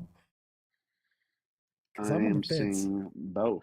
Are you on the That's daily? why I've been kind of holding off. That's why the white light Just is on. It's either red, green, or white. If it's white, it's like I have no idea. honestly, the way I report it is like, look, we have the left shoulder is a small head and shoulders. Yeah, The head is a double top. The right shoulder is a head and shoulders. And yeah, altogether, it's a huge head and shoulders. yeah. And I was like, it might even be a trap. I was like, we just have to be careful, you know. But it's when you have that much indication going on with patterns, I'm just like, kind of like Roadrunner and Wile E. Coyote. You know, it's just like, is the wall going to be painted? Am I going to just run flat into it? And so I think it's good to keep that in the back of your mind. And that's partially why I always have like that paranoid feeling of like, oh, the whales are after us. Yeah, you know, just because it's true. It's like so many times we've had good patterns form. Cup and handles and inverse head and shoulders, and it just gets squashed. And I'll tell now you we have. this. Oh, good. It's easier for it to go down than it is for it to go up. Exactly. Yeah. Yeah. Exactly. Yeah, And that's, and I think, oh, go ahead. a lot of people don't realize that they'll start to like. I mean, how many times have you heard it too, or even Bullish Babe? Like anytime it goes up a little bit, people are like, it's never going back down. I'm like, dude, chill out. Yeah, people come Like into the it's live and obvious. they're like, oh, it's going up. You said it's going down. I'm like, yeah, it is. Just give it some time. It's gonna go down. I'm like, and like, Are you guys looking at, is this XRP on the daily? Is that what you guys are That looking looks at? like the daytime yeah, frame, this is the or Is it daytime. I mean, even the week time frame looks yeah, the it's pretty same. similar now. Look at that. That's a head and We have enough shoulders. information on a weekly now to start seeing what's happening. That's a. I think that's too long as a flag, to be honest with you. I agree. It's not a flag, Once it and starts to fizzle out after, like before the head and shoulders that we have now, the big one, if it had started going up from there, I'd be like, okay, maybe it was, some sort of a flag formation. But now that we're going sideways even more, I it's feel like that fair consolidation is value what gap it on the is. downside. It's Yeah. consolidation on the downside for sure. And I mean, with the time of year it is right now, and with what's going on in the world right now, I'm hmm leaning towards down, baby. Everything Yeah. points to down. Well, we went up in November. Usually, what happens after you go up is distribution, and then what happens after that? Yeah. so Down. so are you guys seeing like the double bottom on the hourly though? Like there's a big huge double bottom I saw I that don't usually too, watch and that's why I the think it'll go to hourlies too much. 233. I don't usually watch the hourlies too much. More so just because I like to see more long term. I don't like to freak out too much. Look, it's right here, But yeah. So we'd go up to 233. meet the last top pretty much. So a Yeah. quadruple bottom. Look, I'm down for it if it was to shoot up, but it's always good to keep in mind what we're seeing right now with patterns. I hope it shoots up. I got to pay the staff here, man. I think I just think what it looks like is that XRP may have some news. That's what that's what I think right now for the storyline. I think XRP may have some news that's going to take it up before maybe everything else I don't know. I'm not on that feeling that. 1 hour. I think we're newsed out on this one, and the only news we're going to get is speculation to the case being dropped. But I'll tell you this right now. What we're going to, mark my words,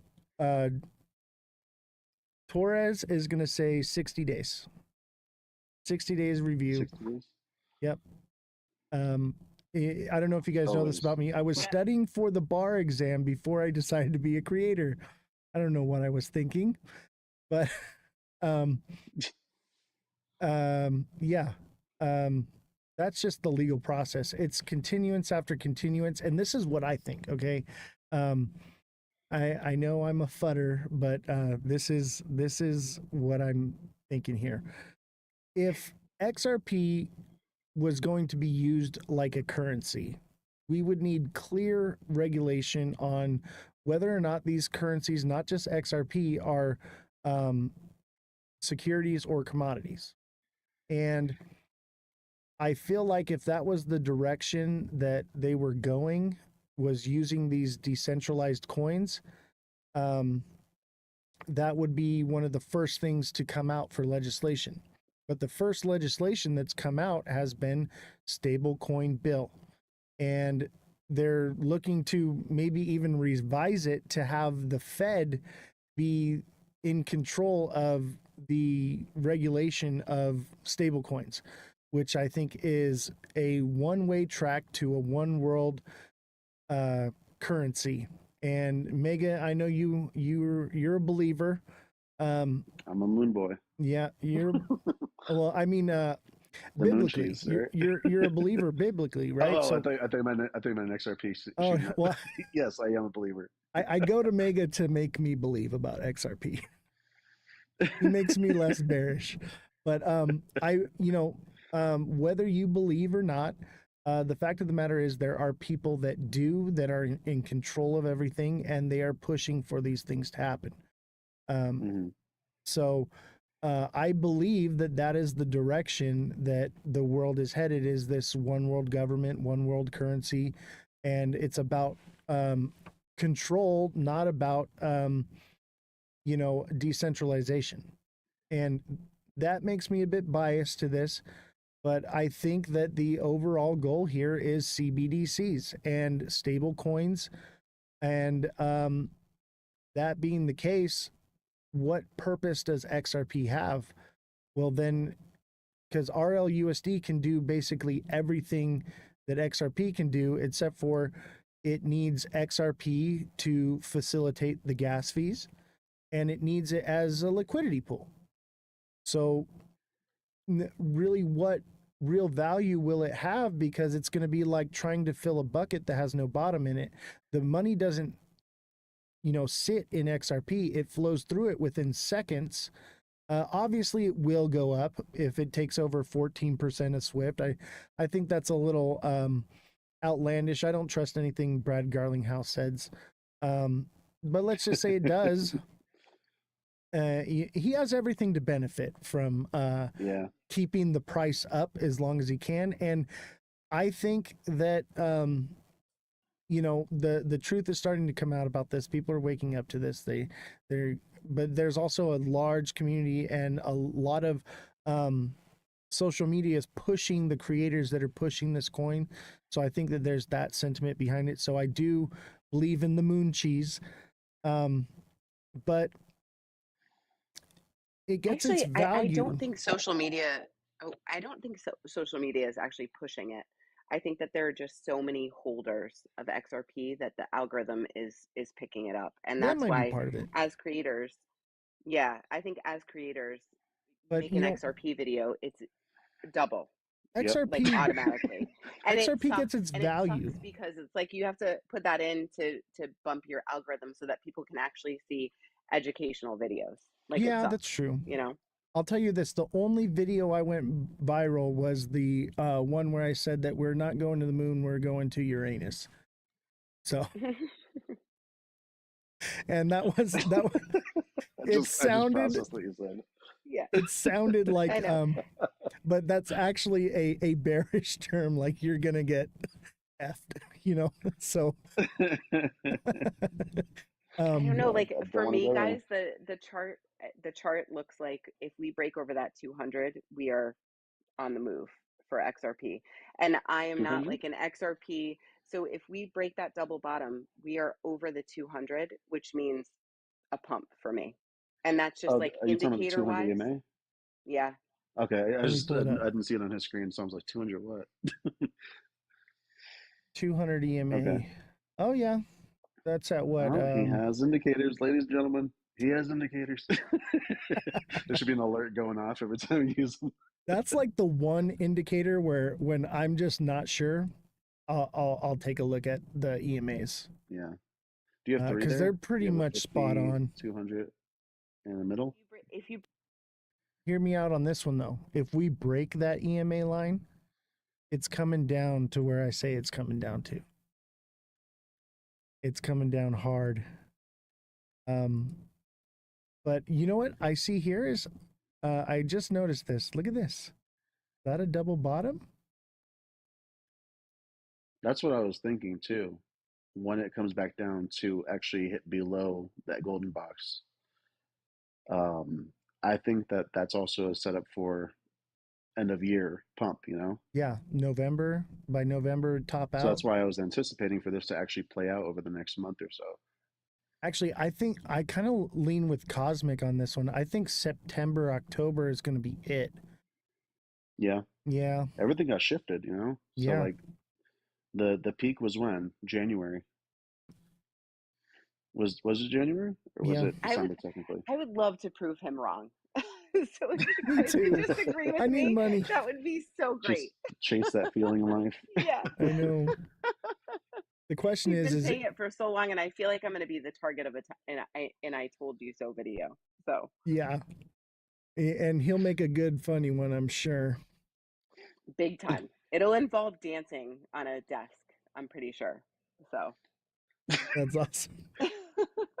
I got to get going, but just some last words I will say for those that are listening in here. I see people saying stuff like, you know, they're tired of crypto. I understand, but just understand that as soon as you get into crypto, you're instantly a target. And that's not just saying that just to say it. It's not, you know, some sort of clickbaity stuff. You instantly become a target as soon as you have a wallet, you sign up for anything, because you are now on the radar of the whales, you know, the large investors, and you're now a liquidity for them. And so if you're able to understand some of those different tactics and whatnot, it's going to help so much. And so the mentality here that I see a lot of right now, especially in this sideways movement, is just people are either bored or they're tired of waiting.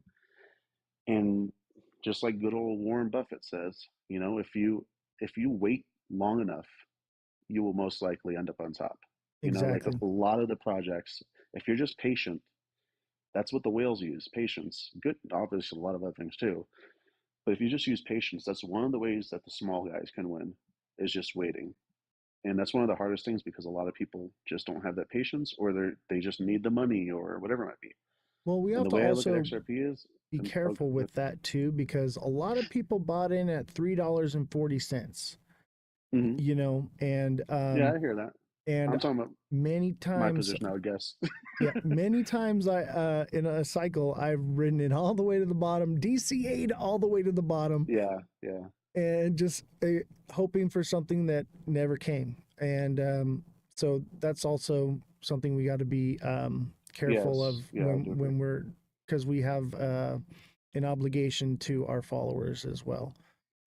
Yeah, if you didn't get in at like 30 cents or 50 cents like I did, I'll tell you this, it's a different everyone's story. financial situation is different.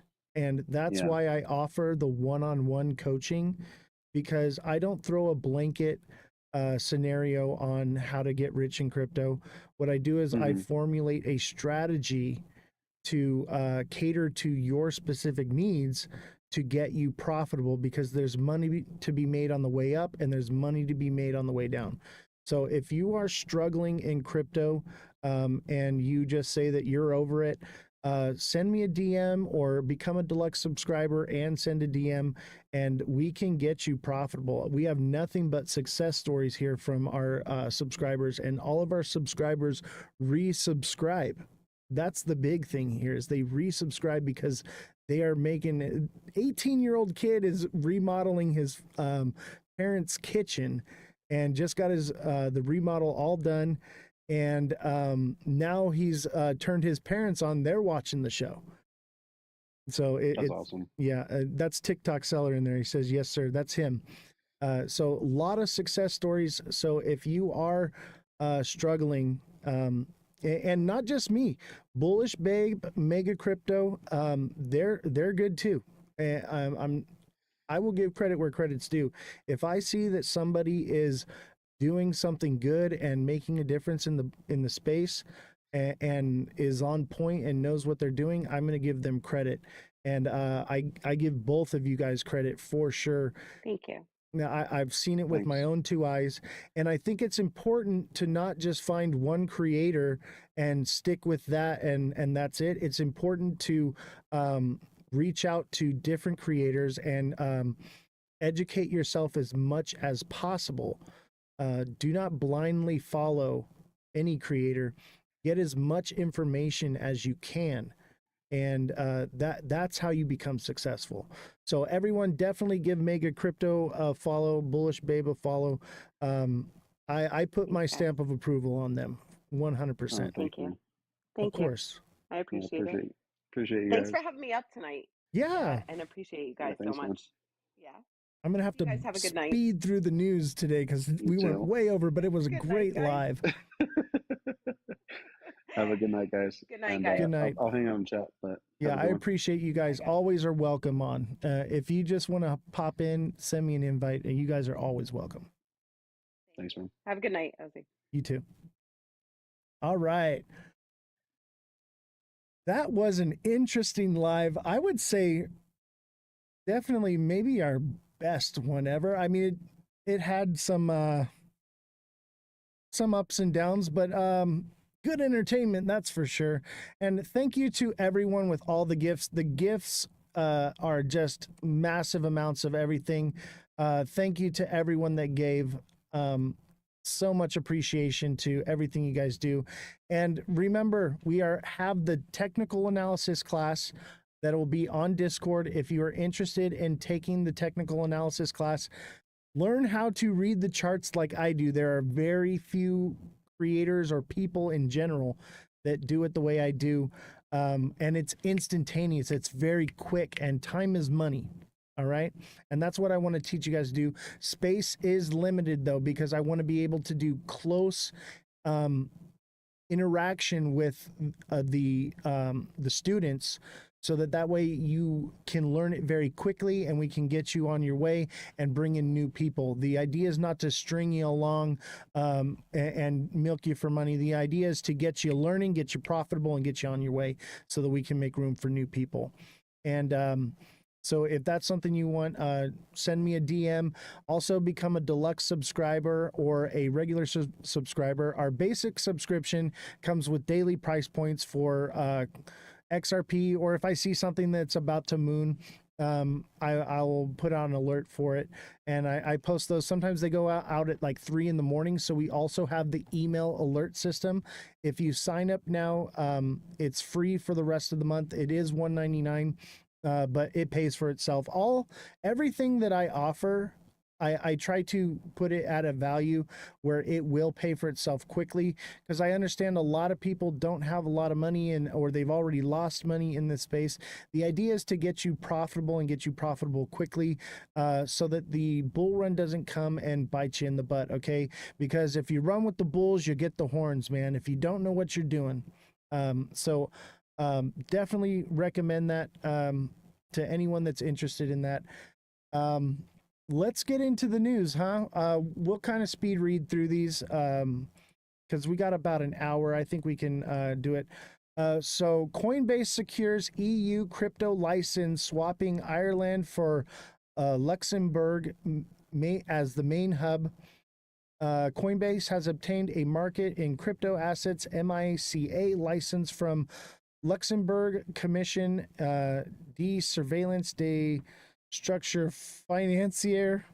So yeah, I'm not going to read the whole article, but already read and vetted. It's happening. So this is cool. Those of you that hold Coinbase, you're probably making a lot of money.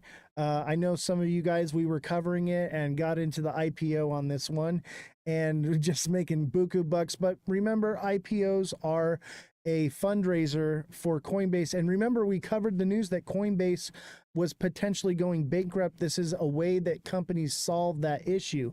So it is a rug pull, I guess, but it's different. It's a fundraiser, okay? They release the IPO, it buys up, the price runs up, and then the company sells off shares, and that's how they gain finances to fund their projects and whatnot. So make sure you're taking profits. You only need to hold one IPO Class A stock, okay, in Coinbase to be a Class A shareholder and have a stake in the company, have voting rights, okay? You can sell them all, keep one, okay? And then you can buy back in later when it comes down, and you become a shareholder in the company.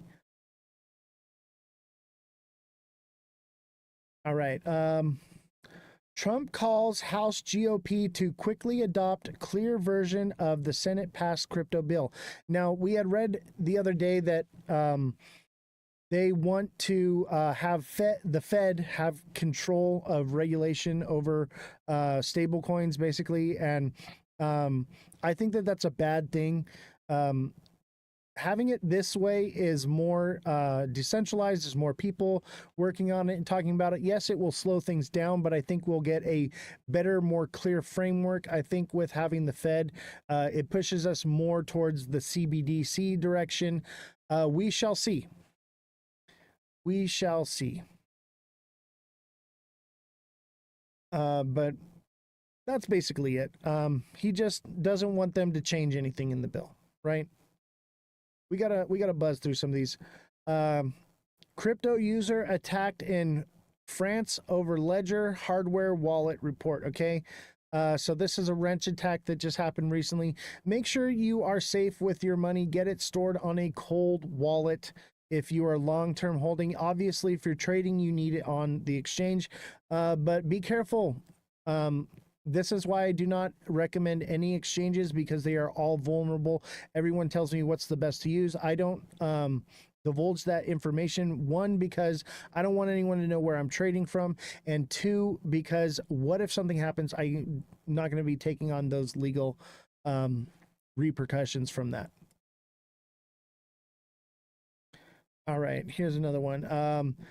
Geopolitical tensions freeze crypto markets while oil holds steady. Okay, so oil's doing really well, but the crypto markets are kind of stagnant right now, and I would say that they're headed down. This is a strong indication that we are going to war. Okay, the markets are a good way to understand what people think, but also what a lot of these whales are big players. They know what's coming. So when people are investing in oil, in order to run a Navy fleet or an Air Force, you need lots and lots of crude oil, okay? Not only that, we depleted our resources when we switched to the summer blend under the Biden administration, and those reserves are meant for if we have to go to war, and those reserves have not been refilled yet. So we could...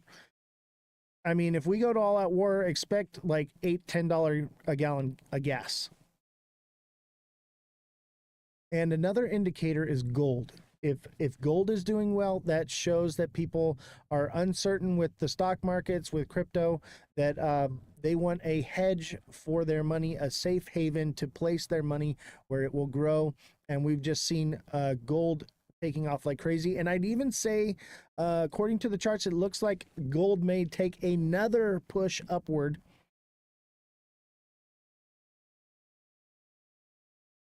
XRP news today: Ripple traders brace for Torres's decision and SEC shift. Bitcoin at 204. So a favorable ruling by Judge Torres could prompt both parties to withdraw their appeals and boost XRP spot ETF hopes. Bill Morgan warns a quick ruling could signal another rejection, citing the previous 7-day turnaround. And here it says Ripple and the SEC filed a renewed motion on June 12th, seeking to lift the XRP sales ban and reduce the fine to $125 million. Here's the thing. Here's the thing. If they reduce the fine, that's an admission of guilt, okay? And if they broke the law, they may not remove the injunction. They may grant the fine, but they may not grant removing the injunction. It would take legislation clarity, and this is what we talked about earlier, is if we had a bill that came forward that said these are securities or commodities or something that would clarify this, then that would change the law, but the law is still the same. XRP, Ripple broke the law, therefore that's why there's an injunction. So something to consider. Will the injunction go away? I hope, but it's not certain. The whole article is manipulation. Dude, I'm just giving you the facts, man. The facts are that it is a long legal process. It's probably going to get another 60-day continuance. Okay? I was studying for the bar exam before I decided to be a creator, okay?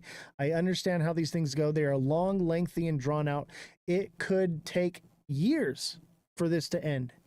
It may happen next bull cycle. It may be what sparks the next bull cycle. Okay?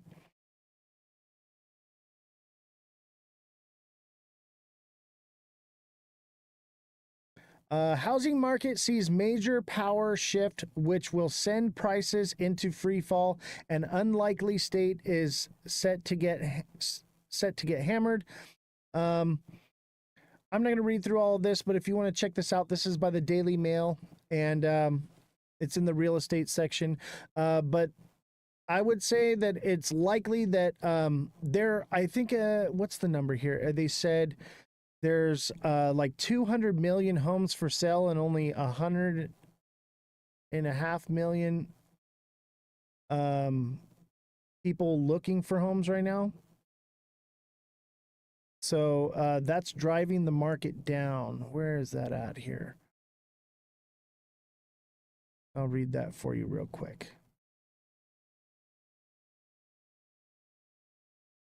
I don't remember, but yeah, that's basically, there's less people buying than there are homes for sale. That's not good. Yeah, prices are dropping. Get ready for the housing market's been a bubble since COVID, you know? Housing prices doubled overnight, and the interest rate for housing right now is like 7%. It's ridiculous. Like it is almost impossible to afford one of these homes. That's why the prices are coming down. Yeah, Oscar, they're dragging out that case for sure. And I think that's in Ripple's best interest, because if they're moving towards CBDCs and then XRP is going to not be used what everybody wants it to be used for, then it would be in Ripple's best interest to elongate this out as long as possible to keep the price up, because that's more that they can sell from their reserves from the escrow at a higher price. Canada threatens further tariffs on the U.S. steel and aluminum. The exact rate will depend on progress made towards the tariff deal with Trump administration July 21st. So this is not good. This is not good. We could see reciprocal tariffs coming soon. I believe it's July 9th is the deadline.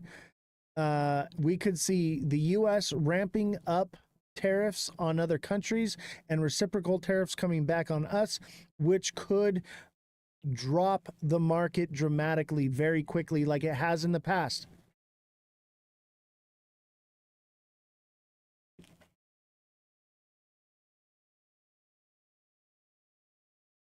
Trump administration tariff updates in June. That's just recapping what we just talked about.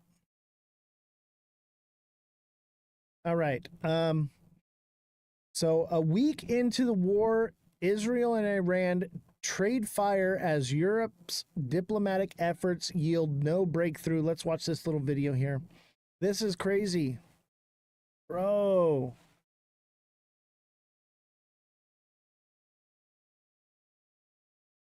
That is just crazy. And I feel sorry for the people that are stuck in all of this.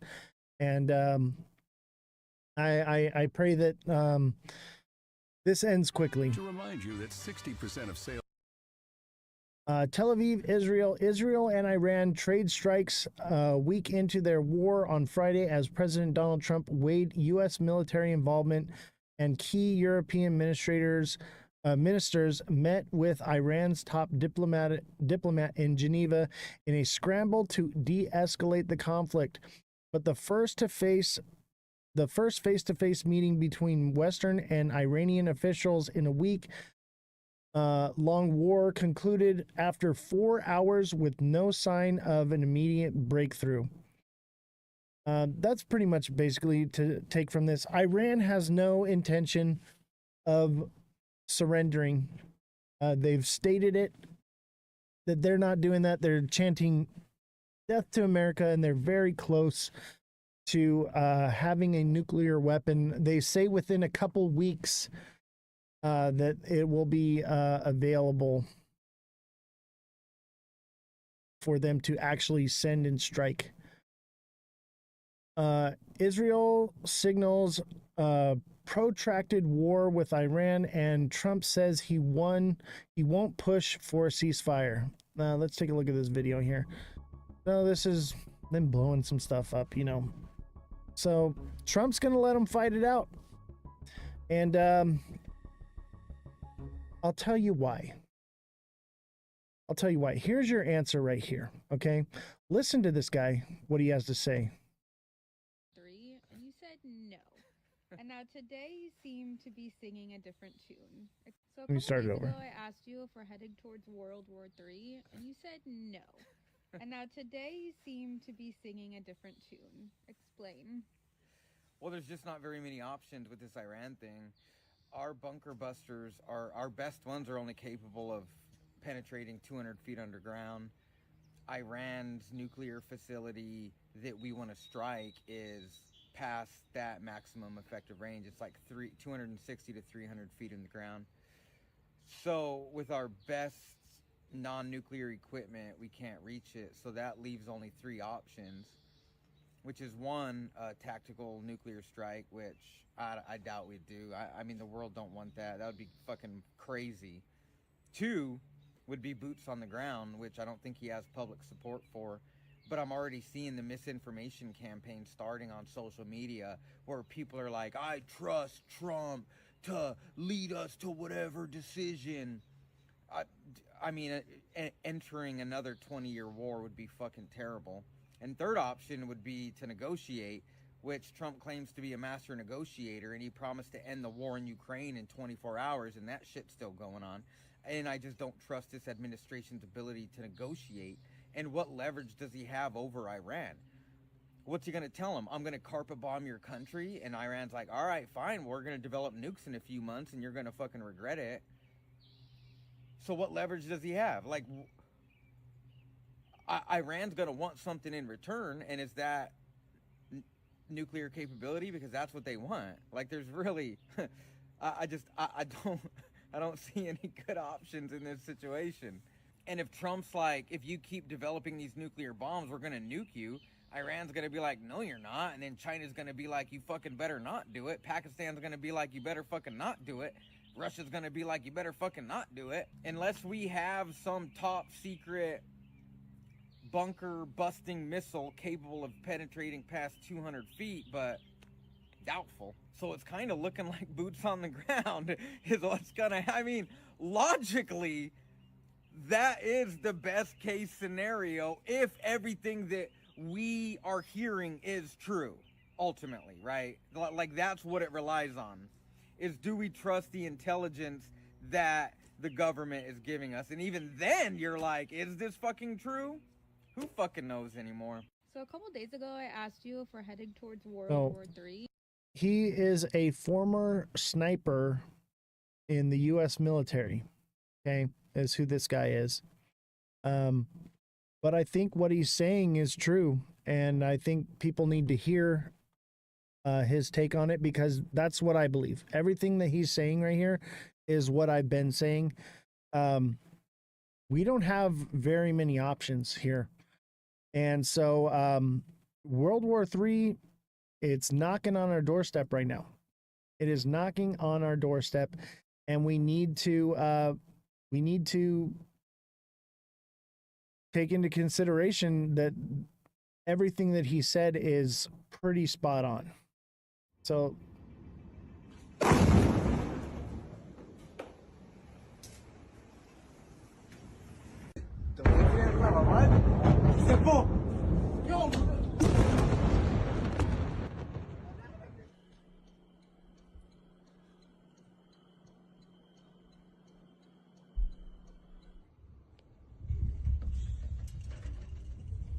wow. Could you imagine looking out your window and seeing something like that?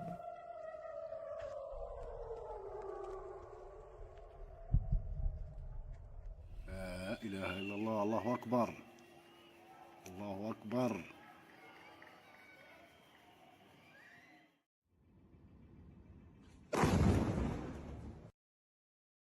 There's a lot going on. And we talked about nukes yesterday, right? What would happen if China nuked Los Angeles? Maybe not China, but I live on the West Coast. I'm sure a lot of you do too. China's current nuclear warhead, if it hit Los Angeles, most of us are dead. But look at the fallout. Look how far the fallout goes. All the way to Las Vegas. They would feel it in Vegas.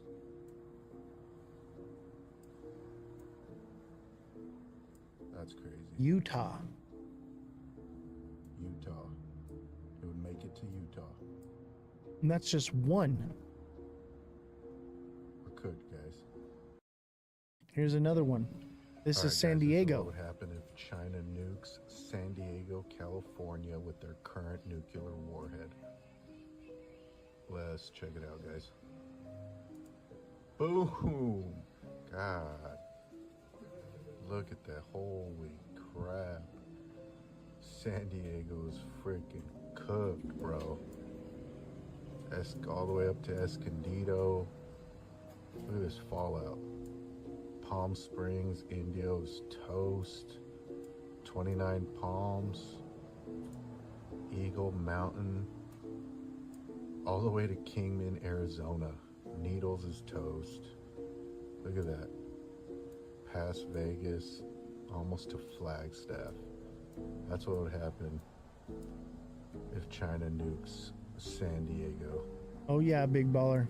God, good luck. I know what you're saying. Big Baller Alright, says guys, it's this is what going to would get happen if crazy, guys. China Don't nukes forget San Diego, Obama. California with their I call him current nuclear Obama, warhead. not Obama. He says Obama though. Let's check it Gave out, guys. Iran over 4 billion Boom. lots of weapons. God. Look at that. Hey, Big Baller. I'm starting a new show. and it's going to be the Facts and Opinions show. It's going to be me and the IT guy, actually, and we're going to have a second set that is back here. These curtains will go away, and it'll be a different set. And we want to put the beer gator in the center of the set. So I want to get one. Let me know when I can get a hold of one, because as soon as we get one, we're gonna go. IT guy says I'm not doing a show with you unless there is soda on tap, and I said beer gator it is.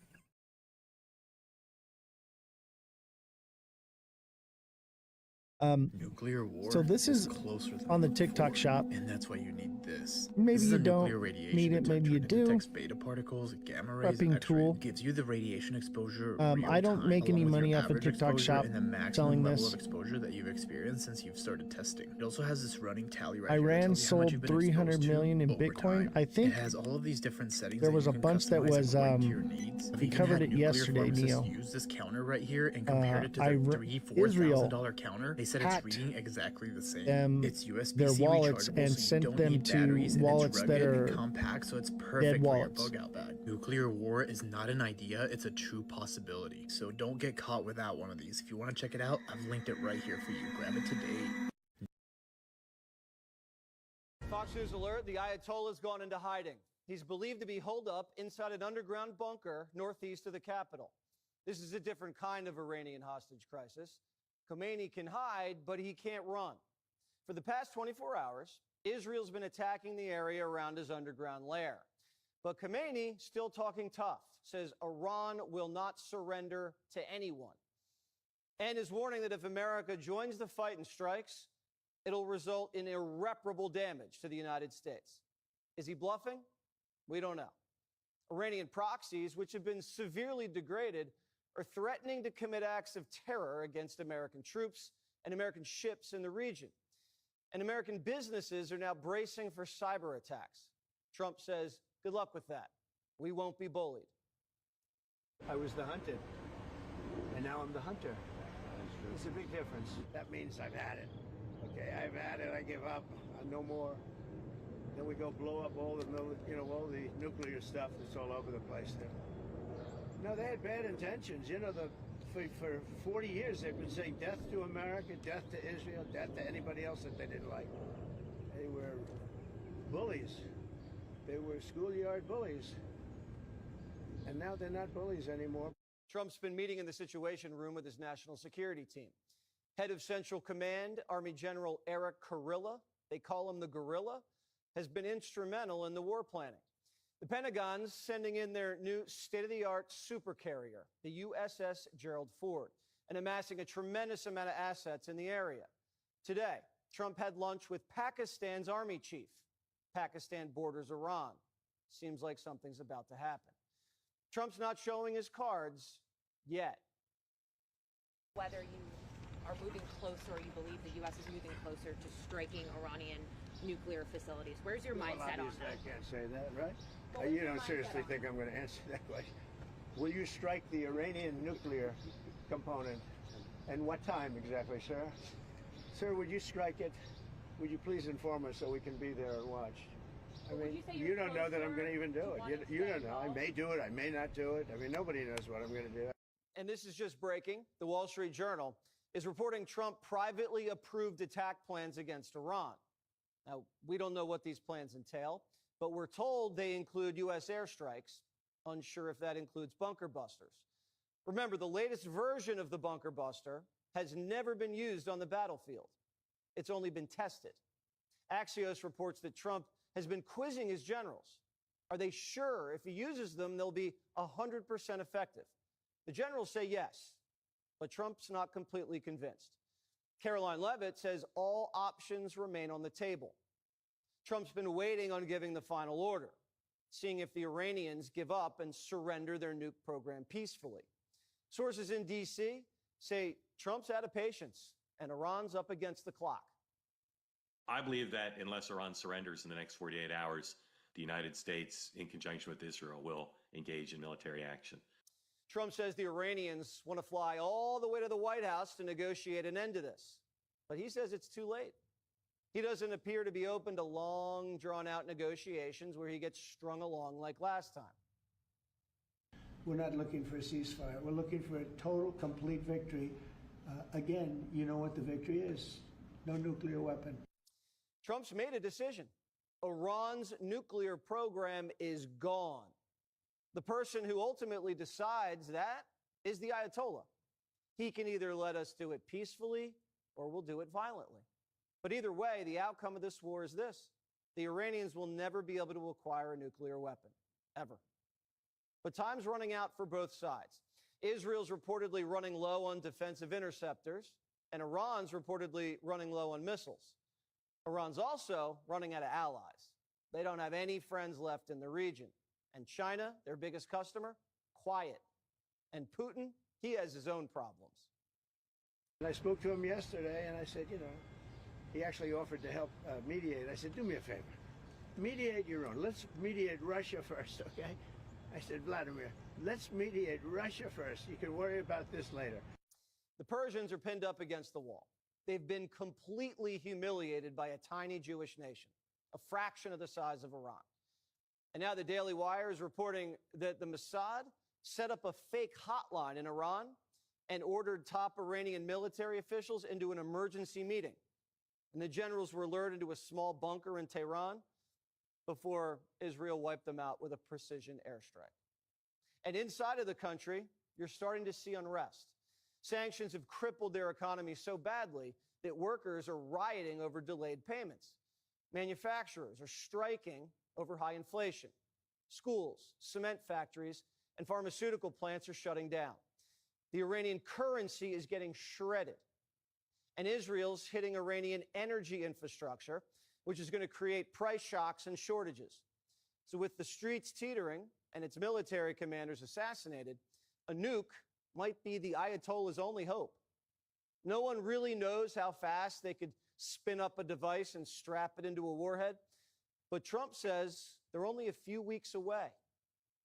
Back in March, Tulsi Gabbard said the Iranians were enriching uranium at record levels.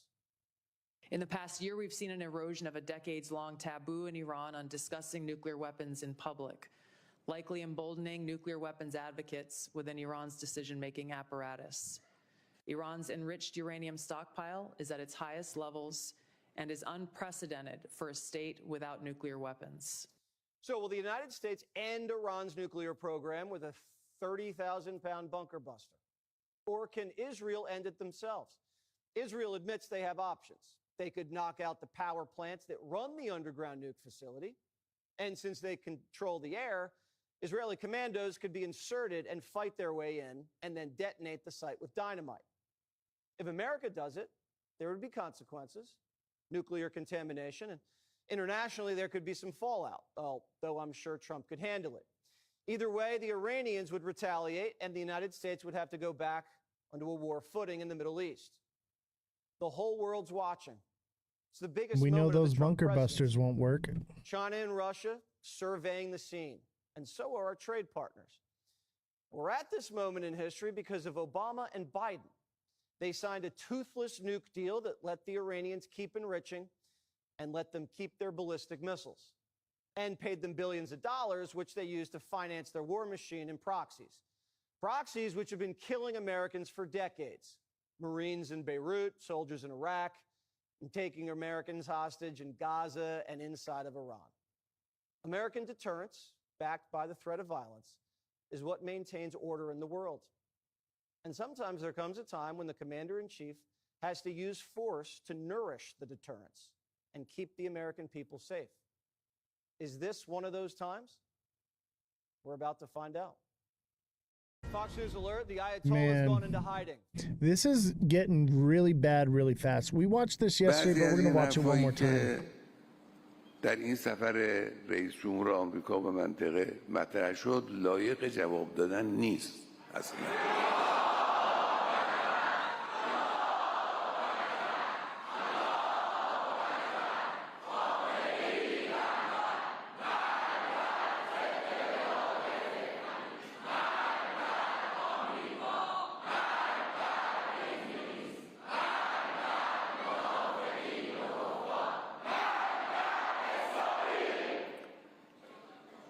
اینقدر سطح حرف پایینه که مایه سرفکندگی گوینده حرف و مایه سرفکندگی ملت آمریکاست.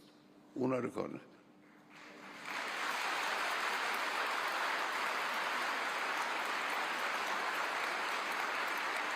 لکن یکی دو جمله رو باید روش توجه بکنیم. ترامپ گفت که میخواد از قدرت برای صلح استفاده کنه. دروغ گفت.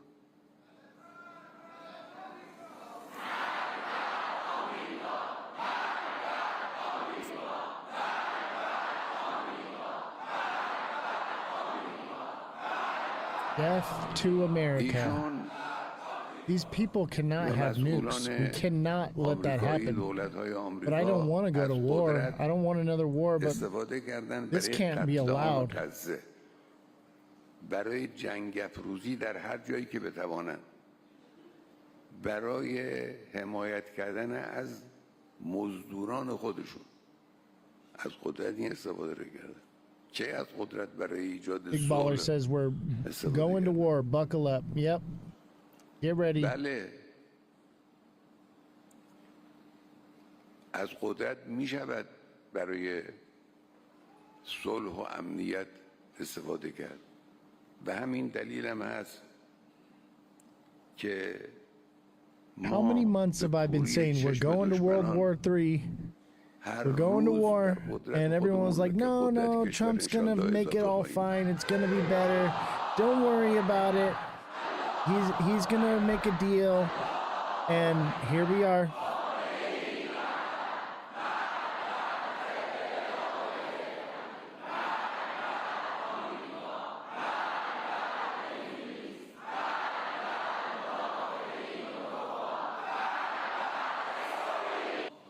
به همت ملت‌های منطقه آمریکا از این منطقه باید برود و خواهد رفت. Yeah, they could have the nuclear weapon now.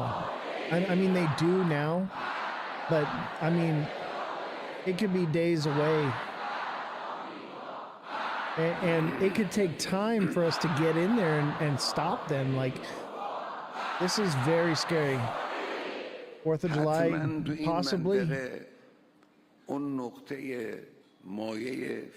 Get ready for some fireworks, ladies and gentlemen. اختلاف رژیم صهیونی است. رژیم صهیونی که غده سرطانی خطرناک مهلک این منطقه است، حتما باید برکنده شود و خواهد شد.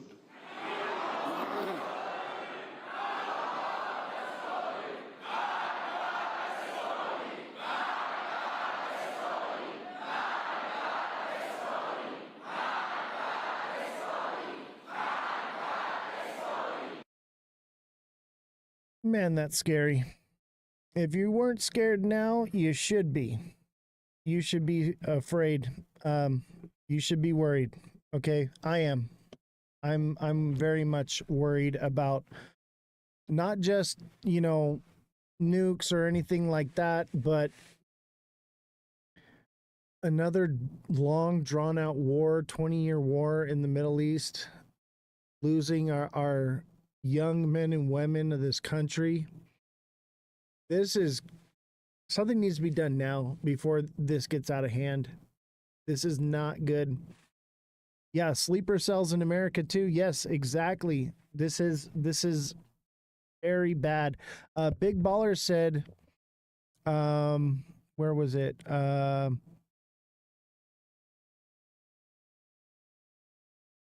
What did he say? 4 years of open borders, they are here. Exactly. And he says, why was China flying in the middle of the night and picking up stuff? Where they picking up? What were they picking up? I'm still looking into that. We'll cover that once we have the facts of the story. Big Baller says, I have a plane on standby for my wife and kids. Good. Good, man. I'm right here. We are an airport, so we're good. The bunkers that we have here are just magnificent. Magnificent. I know that I'm going to be okay, but you should be worried. The average person is not protected. My biggest concern is if LA gets hit,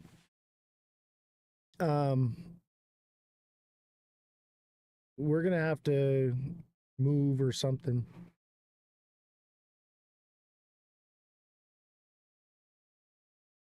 Oh, I know. Even with bunkers, we won't really be okay, but I totally understand that. But we're about as safe as we can be. I'll tell you that. If something were to happen, we'll be all right.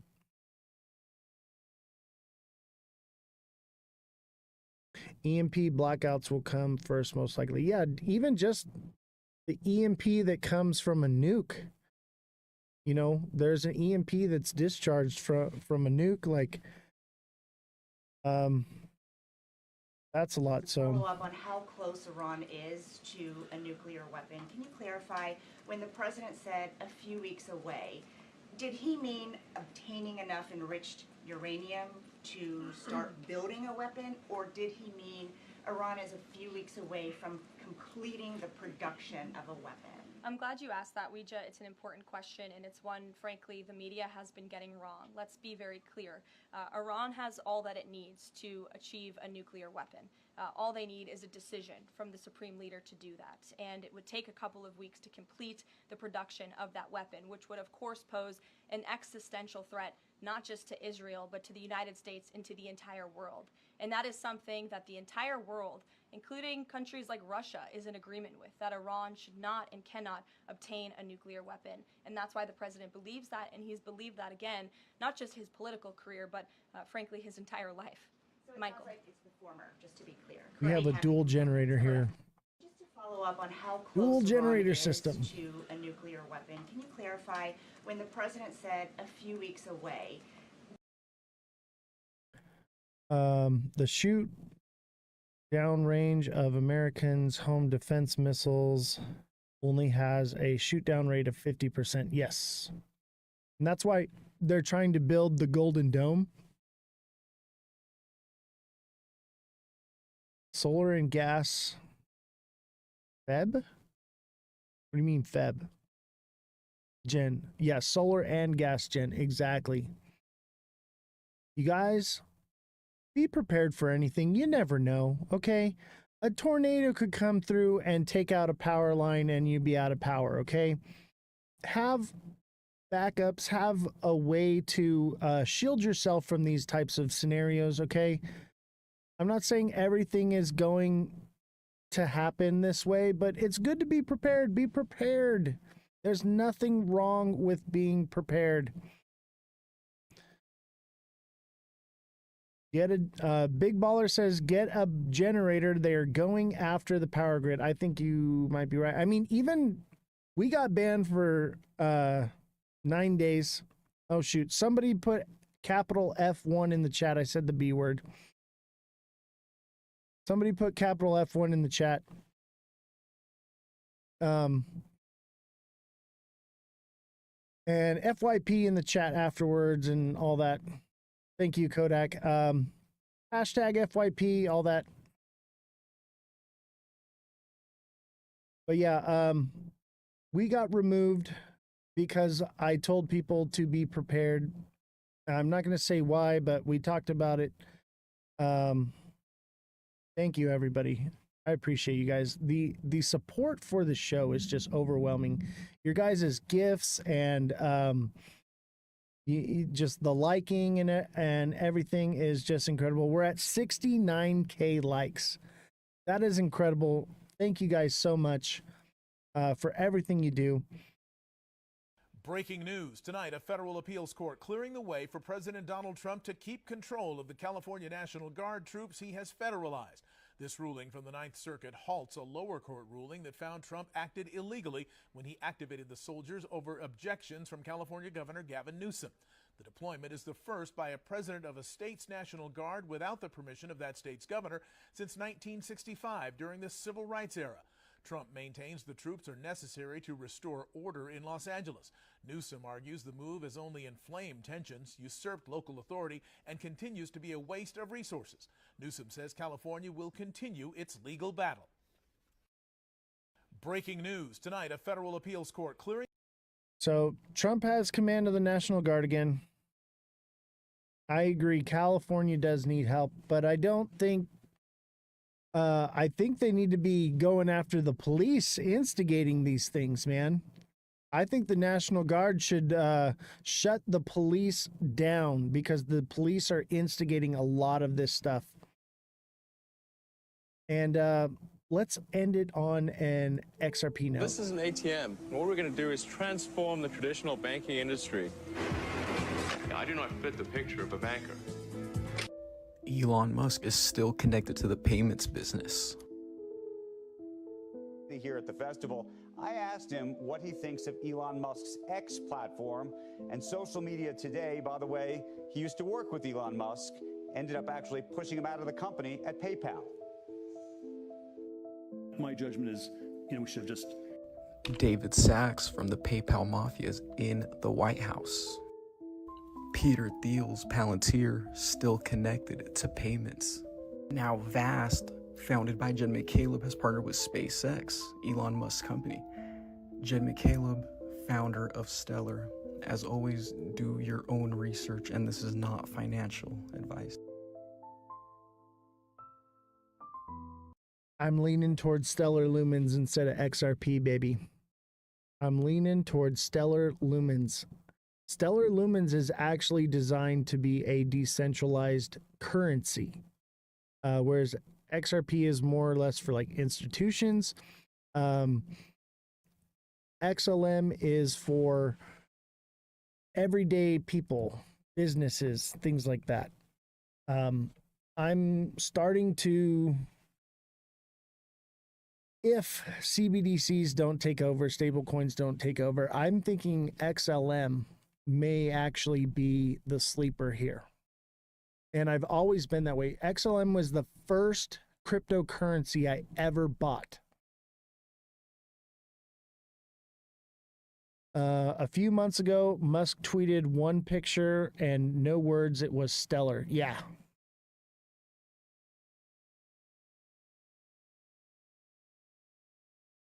You see what I did there? Yeah, I'm feeling like XLM. Let's take a look at XLM. I think XLM might be the sleeper.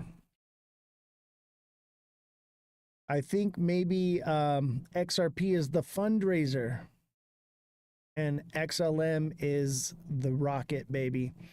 Look at this, is classic bull cycle. This thing's coming down. Okay. This is actually a good sign, okay? We want these things to come down. I think it comes down a little further and does something like this and comes to about 35 cents there. And that would put it around September. That's what I'm thinking. Yeah, H-bar will pump with XLM, but as far as the projects I believe in, I do believe in H-bar. H-bar is one that I like too. I'm waiting to buy because I think this is what we're going to see. Downward movement until, look at, end of July and then up. But I think that's about all we get. Maybe we get more, but I'll be taking profits at 35, 40, 45, 50, 55, 60, and so on and so forth. Those psychological numbers and the fives in between.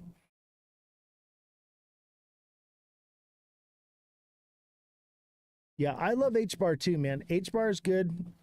I think Cardano even is solid, you know?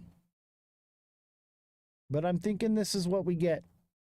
And I think everything's going to kind of get this. And then after that, you're going to see this right here again, just much smaller. But I'm thinking I'll get in somewhere around here and look at it. This lines up 15 cents. This is that support line right here. Maybe it doesn't. Maybe it stops here at 24, 25 cents, maybe 20 cents. And then it goes up from there. And then that would take it a little higher. But I'm on the more bearish side. I think things will probably go a little bit lower in light of what's going on in the world. I would be leaning towards the higher end on this. I would be leaning towards up here around 20 cents and then a turn up to 45 cents. However, there's a possibility things are more downward because of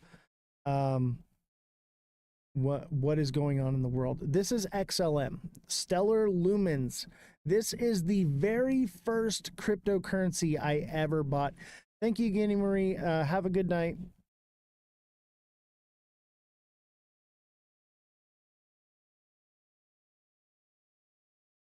What the heck? Big Baller says, my buddy owns a solar company in New Mexico and the workers are being shot at from Mexico. What? Are you for real? Can you get footage of that? Can you send that to me? That is crazy. I'd love to report on that. I haven't even heard that. That is crazy.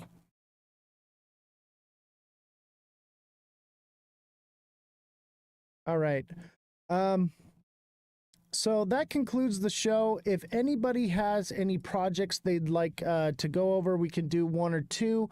I can go later if we receive our gift goals. Right now it's a dragon crown.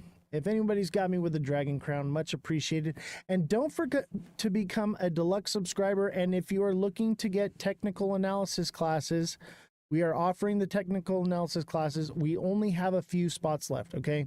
I'm trying to keep the classes small, okay?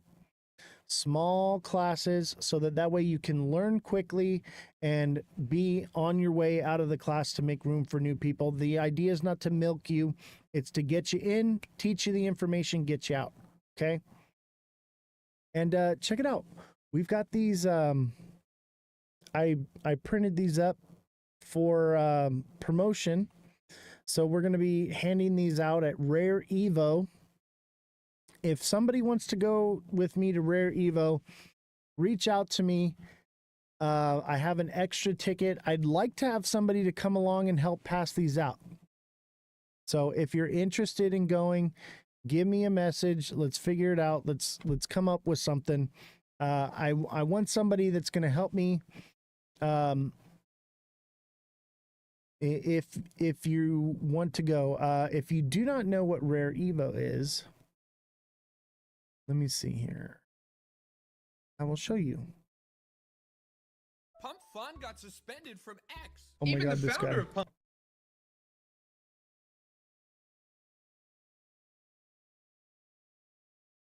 I put in Pump Fun. What am I doing? Rare Evo. How much are classes? The classes are $25 an hour. They're once a week for 1 hour. And it's you pay for 4 classes up front, and then after that, you pay for another one until you feel like you've learned what you want to learn. Oscar wants to go. So the tickets are expensive. But if you are interested in going, we can work something out. Maybe if you're helping or something, I can give you a discount. I was going to raffle it off, but nobody's really tried to reach out for the raffle or anything. So we'll see. But these tickets, they're $500 a piece, okay? And they're press pass tickets, and I was told that they are highly likely to be upgraded to VIP so long as VIP is not sold out. If VIP is not sold out, we will be getting VIP tickets, which are $1,600. Comes with goodie bags and party and catering and all kinds of good stuff. Wish I could. That'd be awesome. Yeah, it's in Vegas. So if you're interested in coming with me, helping me pass out some of these, and you know, then we can figure something out. Or if you just want to purchase the ticket from me to help out the show, or if you're going to help too, we can figure something out. I'm open to the possibilities. This is August 6th through the 10th. August 6th through the 10th in Vegas.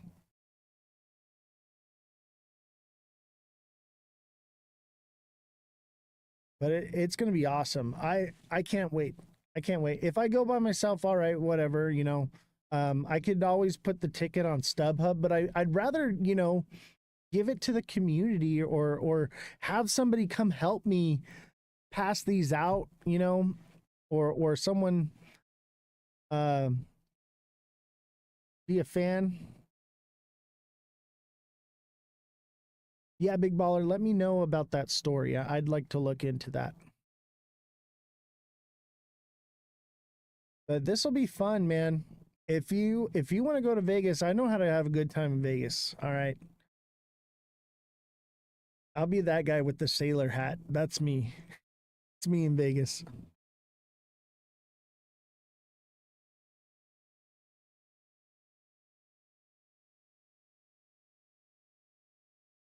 Everyone's always busting my chops. All right. And then don't forget to join my Discord. Join my Discord. Link is in my bio. Join the community there. That's where the TA classes will be held.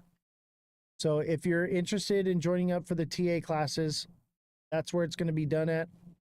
And or become a deluxe subscriber. If you're struggling in the market right now, if you're not in profits, and or even if you are in profits and you just need some coaching, setting up wallets, things like that, or if you need a trading strategy, we can create a trading strategy that is specific to your needs, your financial needs, your portfolio. And we can get you set up with that. Or you can just ask me questions. Me Cheeky, he subscribes every month just so that he can send me dirty jokes. It's hilarious. Big Baller, oh, you got circled? Nice. I'm kind of bummed I didn't. And we have merchandise as well. We have our hoodies. We have men's and women's shirts. We have mugs. Check out the mug. I'm telling you, your coffee is going to taste better with the goat on it. It's just phenomenal. And they're actually really good quality mugs. I was really surprised at the quality of them. And we have stickers as well. If you want to give to the show, ordering merchandise, we don't make a lot off of it, but we get a couple bucks from each thing. So if you know you want to send gifts or whatever, but you want to get something in return, and not just a galaxy that flies across the screen, get some merchandise, get some stickers, get some t-shirts, mugs, whatever, because it's promotion for the show. It also helps the show, but it gives you something tangible. And like, you're watching the show, you guys are fans, like, who wouldn't want a hoodie? You know what I mean? Like, I want a hoodie. Like, I have a shirt. I'm probably gonna get a hoodie soon. It's just been too hot. I'm like, I'll wait to get the hoodie later. And yeah, the TA classes, obviously. So starting June 6th will be our first class. It'll be held on Sunday at 5 p.m. It's 1 hour. Okay. And we're going to figure something out. If you miss a class, I can record it and send it to you or something. But here's the thing is, we're going to do that on the honor system. If you leak it out to other people, it'll just go away and no one will get it. And you'll have to be there. So, and I might just lean towards that direction anyway. TikTok seller, he's not going to be able to make the first one. He's an exception to the rule. I trust him. But I don't know. I'm not sure if this is something, because all it takes is for someone to put this out on YouTube, and then the whole class is done. And the idea is to become profitable with this show, but also to make you profitable as well. And like, I don't want to gatekeep it, but we have a whole staff here that we have to employ and pay for. So it's become a bit of a financial burden for me, especially with the markets moving down. Marco, thank you for the heart me, and everybody that has been giving gifts. I know I haven't given a lot of recognition for gifts today because we've just been going through a lot of stuff. Thank you everyone for all of the gifts. Let's see if we can get this dragon crown. I really want to get this dragon crown. It's one of my favorite ones. But yeah, like we have to become profitable at some point. We have to make money to keep this going. Otherwise I have to lay off people, and that's the last thing I want to do. I want to keep people here. You guys helped raise $100 to keep Jesse on the air. Actually, it was more than that. I think we raised $450 in total. And that's employed Jesse, and I matched that, and so we could pay her salary to keep her here. And we're very grateful for everything that you guys have done. Marco, thank you. I appreciate you as well. Everyone, I appreciate you just for listening, you know. But you know, if you can't give, you can always just like and comment, put the FYP in the chat, all those different things. All of that helps the show. TikTok seller, thank you for the confetti and the 7 roses. Appreciate you. And all the gifts. There's so many. But we're over time, so I'm trying to wrap everything up quickly. But if you can't give, you can always just like, follow, share. Tell your friends about it. Tell your family about it. Tell your coworkers. Get them, you know, on board what's going on. And don't forget, we also have the email alert system you can sign up for. There's, I believe, like 10 days left for free. So if you become a deluxe subscriber, you can get on the email alert system, because I post those price points out, and a lot of times they go out at like 3 in the morning.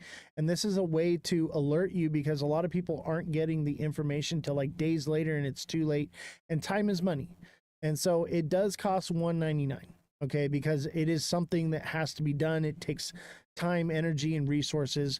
So there has to be something to it. But I offered it for free this month because of all the donations everyone was sending in, as well as I wanted people to get a chance to try it out and see if they like it, you know. And so hopefully those are helping you with your trades. And the price points are mainly focused around XRP. This is pretty much an XRP show. I mean, look at, we got the XRP here. A lot of people are in XRP, and I'm still following it because I will buy some when the time is right.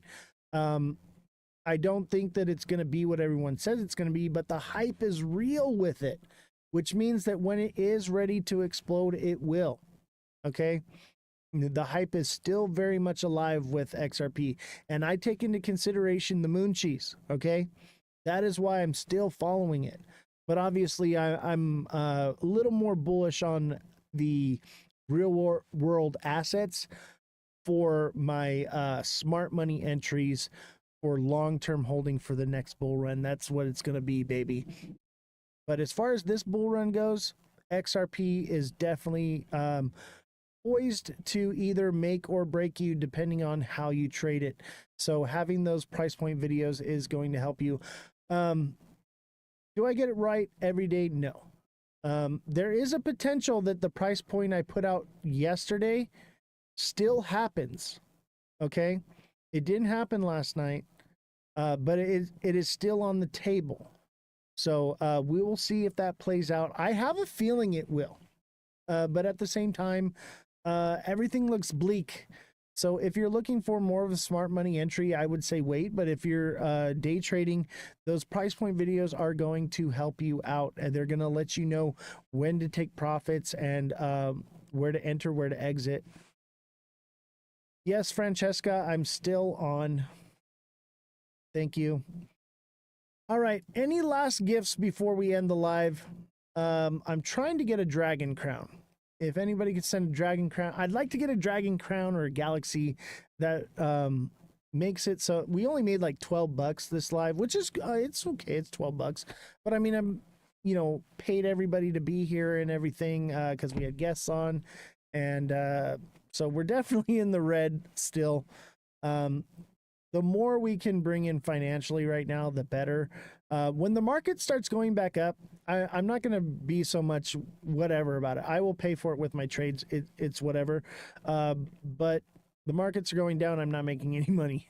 So if you can help, great. If you can't, no problem. Just you being here and hitting the like button and chatting and being here is great. And I appreciate all of you that do that. If that's all you can do, great. I love having you here. All right, I guess that's it for the live. I guess one quick look at XRP. We kind of went over it, but it kind of looks like a quadruple bottom, at least a double bottom, which means it could potentially go up to 225 to 233-ish, and we will see. So hopefully that works out, and I can get a little bit of money to pay for the show, because I do still hold a little bit. I'm mostly holding stable coins, but I have like moon bags and stuff that I still take my profits from, and we'll create a strategy that works best for you. Everyone's different, so become a deluxe subscriber. Become a regular subscriber, sign up for the TA class. Let's get you profitable. All right. Let's get you profitable. Let's get you smart money trading. Let's get you where you want to be in crypto. And that's not on the wrong side of a red candle. You want to be cheering when those red candles come and cheering when the green ones come, because that's what we're doing. TikTok seller, thank you for the roses. I appreciate you. 11 roses.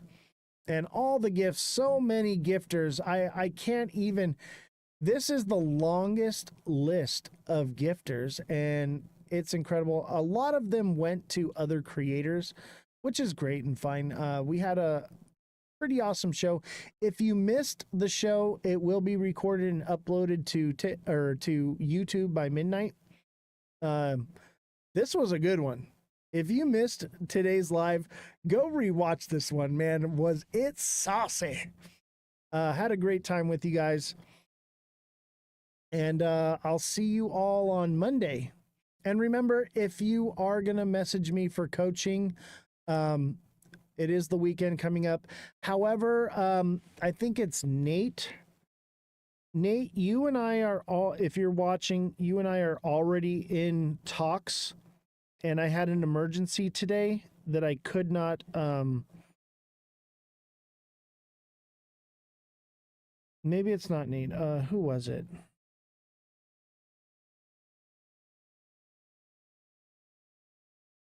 Oh, Neo 2.0. If you're watching, listening, we're already engaged in talking and working on something right now. So I had an emergency today, so feel free to message me, and we'll work through solving those issues you're having with your wallet. So no problem. But anyone else, if you need help over the weekend, all you got to do is send a donation, and I'll take care of you. But I gotta make something here, and I gotta have some kind of time off. The idea is to deter you from bothering me on the weekend, and so I can actually have time off. But I understand these markets are 24 hours, 7 days a week. So I want to help you. That's the whole goal of this entire show, is to help people.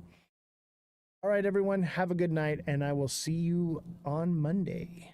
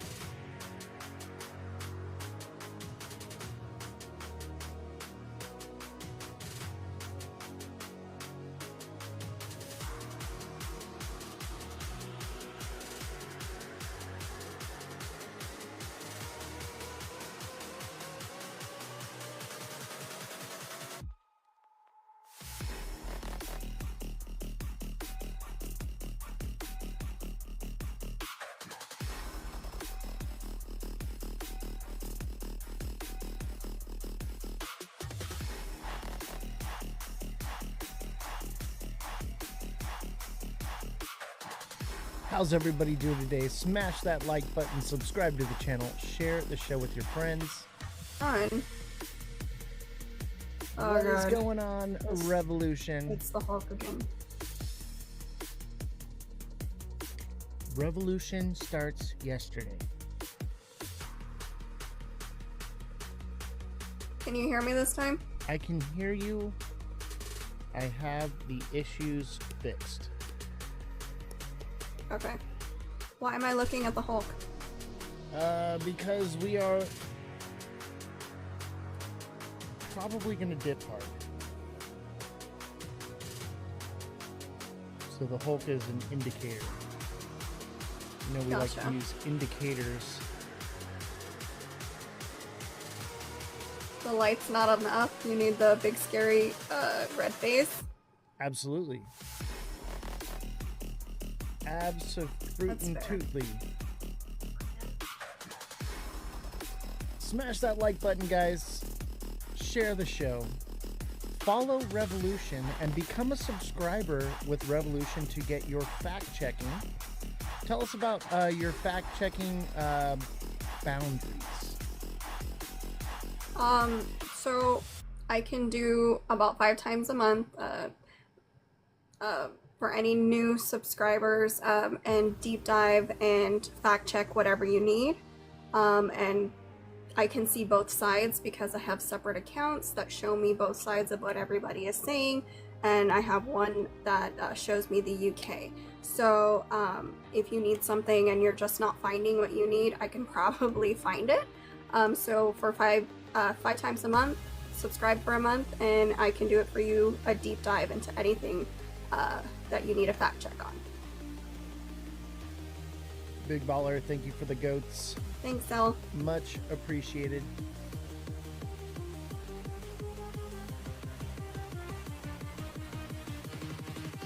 Live goal achieved. Yes, we have Jesse here. Welcome, Jesse. You're looking stunning as always. I'm actually tired. Coffee This girl. was fast. Coffee. Yes, that is the... Thank you, Big Baller. I appreciate you so much. Break the Thank shadow. you. What does that mean? What does break the shadow? So cool. Thank you. What shadow? I don't know. TikTok seller said break the shadow. Oh, do you have your thing at the bottom? Or did you forget? What thing at the bottom? You usually have your chart at the bottom. Well, I figured we would run a... I can change it. Oh, won't let me change it until... I figured we'll run a battle. You want to do one battle? Okay. Just for fun. Because it helps us move up the Before we ranking. switch? Yeah, we'll just do one. Okay. Do one battle.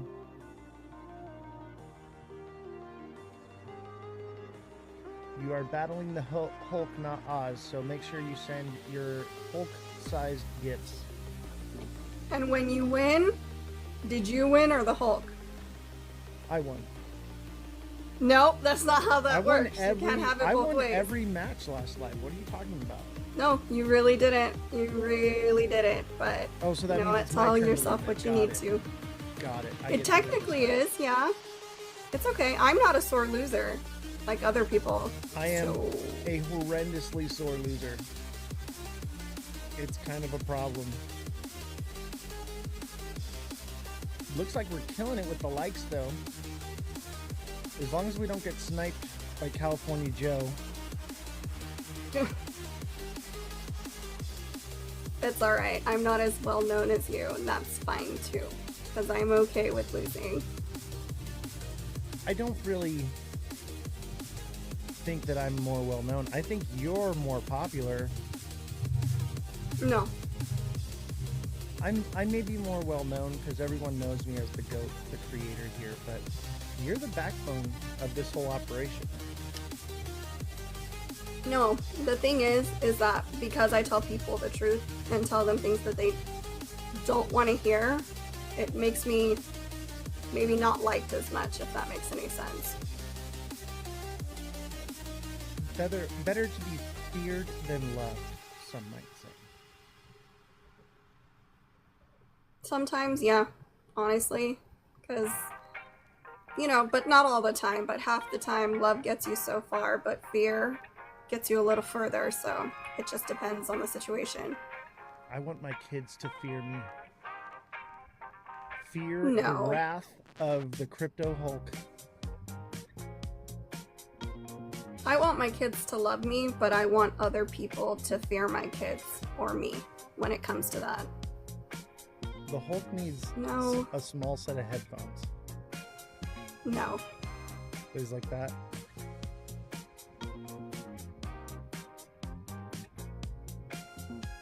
God, that thing is so creepy. The Hulk? You don't have to look at it. I like this. I got the last one at the movie theater.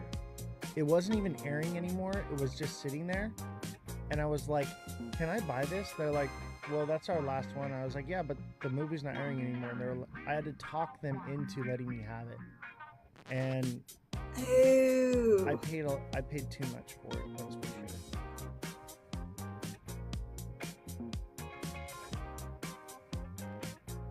Oh man. XRP looks sad. All of them look sad right now. Dude, my stocks freaking just dropped.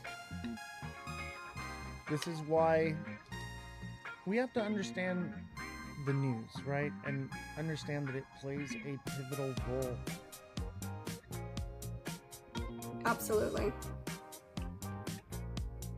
And especially right now, there's the frameworks of certain deals, and some of them look pretty legit, but other ones, it's just a framework. That does not mean once it's all signed and everything's, you know, actually put together and signed, that's the only time that we can be like, all right, this deal is.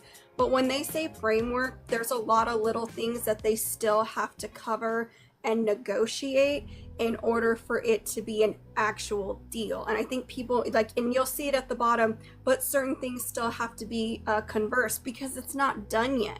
They have the chunk done, but the smaller stuff haven't even been addressed yet. Even then, it's buy the rumor, sell the news. Hi, Mother. So yeah, even no, if I the totally news is get good, it probably is going to go down because of the news. And I'm sure the news is going to be nobody tariffs. wants. I was going to say, nobody wants to hear the word tariffs and inflation and all that. Nobody wants to hear that. Nobody That's wants all to it's pay gonna more on be. anything, so. That's all we're going to Hi, get darling. for a while. Oh, I know. And that's okay. You know, I think some of us prepared for that. You know, I certainly did. But how long it's gonna drag with these tariffs, because it's already been how many months now? Are we actually gonna get somewhere with it or not? Big Baller, thank you for the hat and mustaches. Mother Dragons, thank you for the popular vote. Thank you for the heart knees. TikTok seller, thank you for the goats. Thank Big Baller, you. thank you for the goats. Big Baller, thank you for the rose. Appreciate you. Guess Dang, who we won? lost. Big Baller says Loca made me a fortune today. Yes. Make sure you're taking profits, okay? I would say that after the first year, it may be a good time to Big Baller, thank you for the backing monkey. It may be a good time to Thank you, Mother. hodl after this dip, buy this dip and hold and see where we go.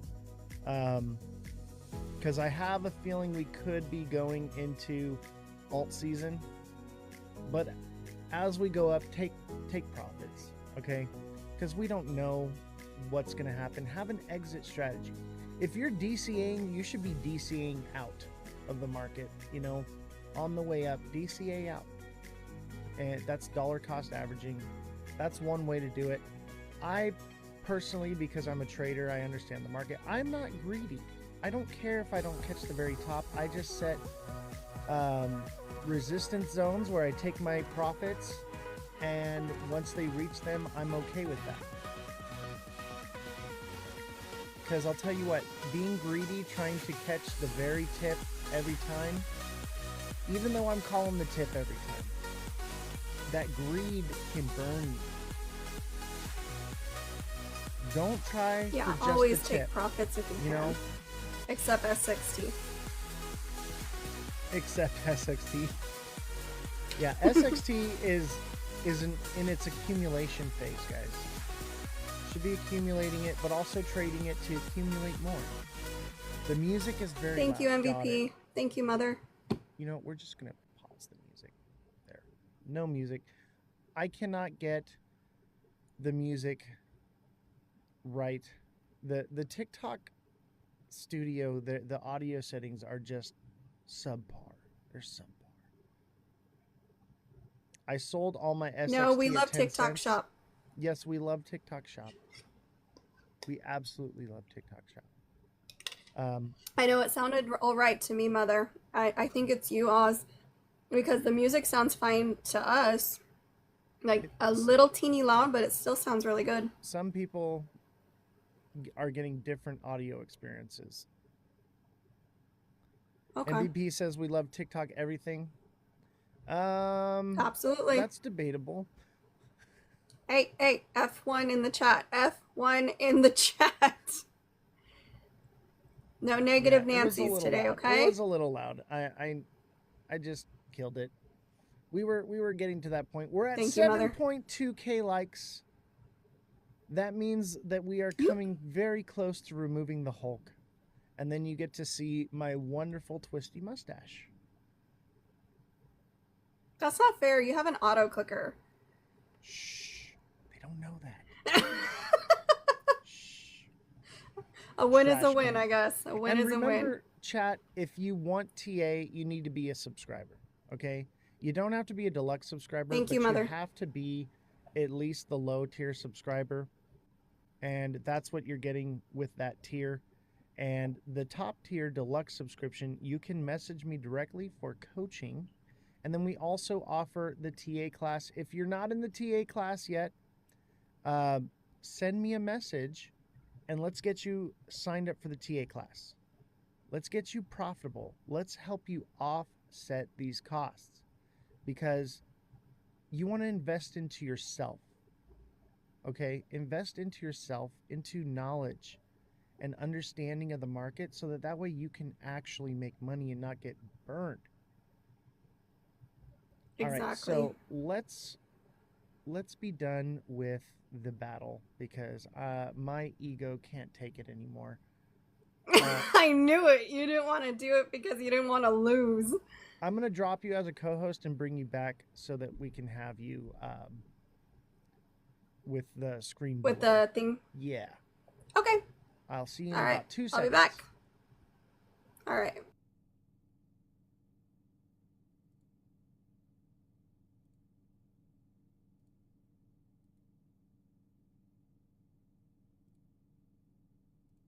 All right, we're going to bring Jessie back here. Where is she? She's not here. And don't forget, we are also on Twitch and YouTube. We're not live on YouTube right now. I forgot how to do it. Hold on. Let's start streaming on YouTube as well, just in case bananas happen. Bananas happen to everyone.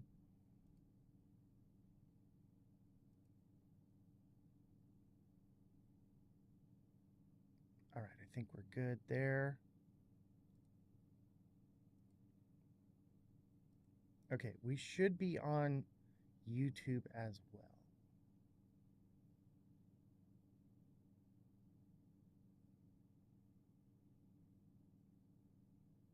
It's going to be hard to see the chat. I got to get like a pop out for YouTube.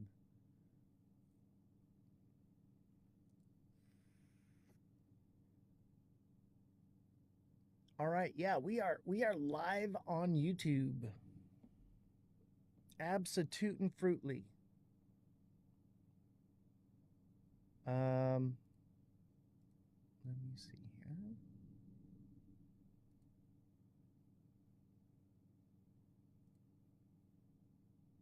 Let's bring back Revolution.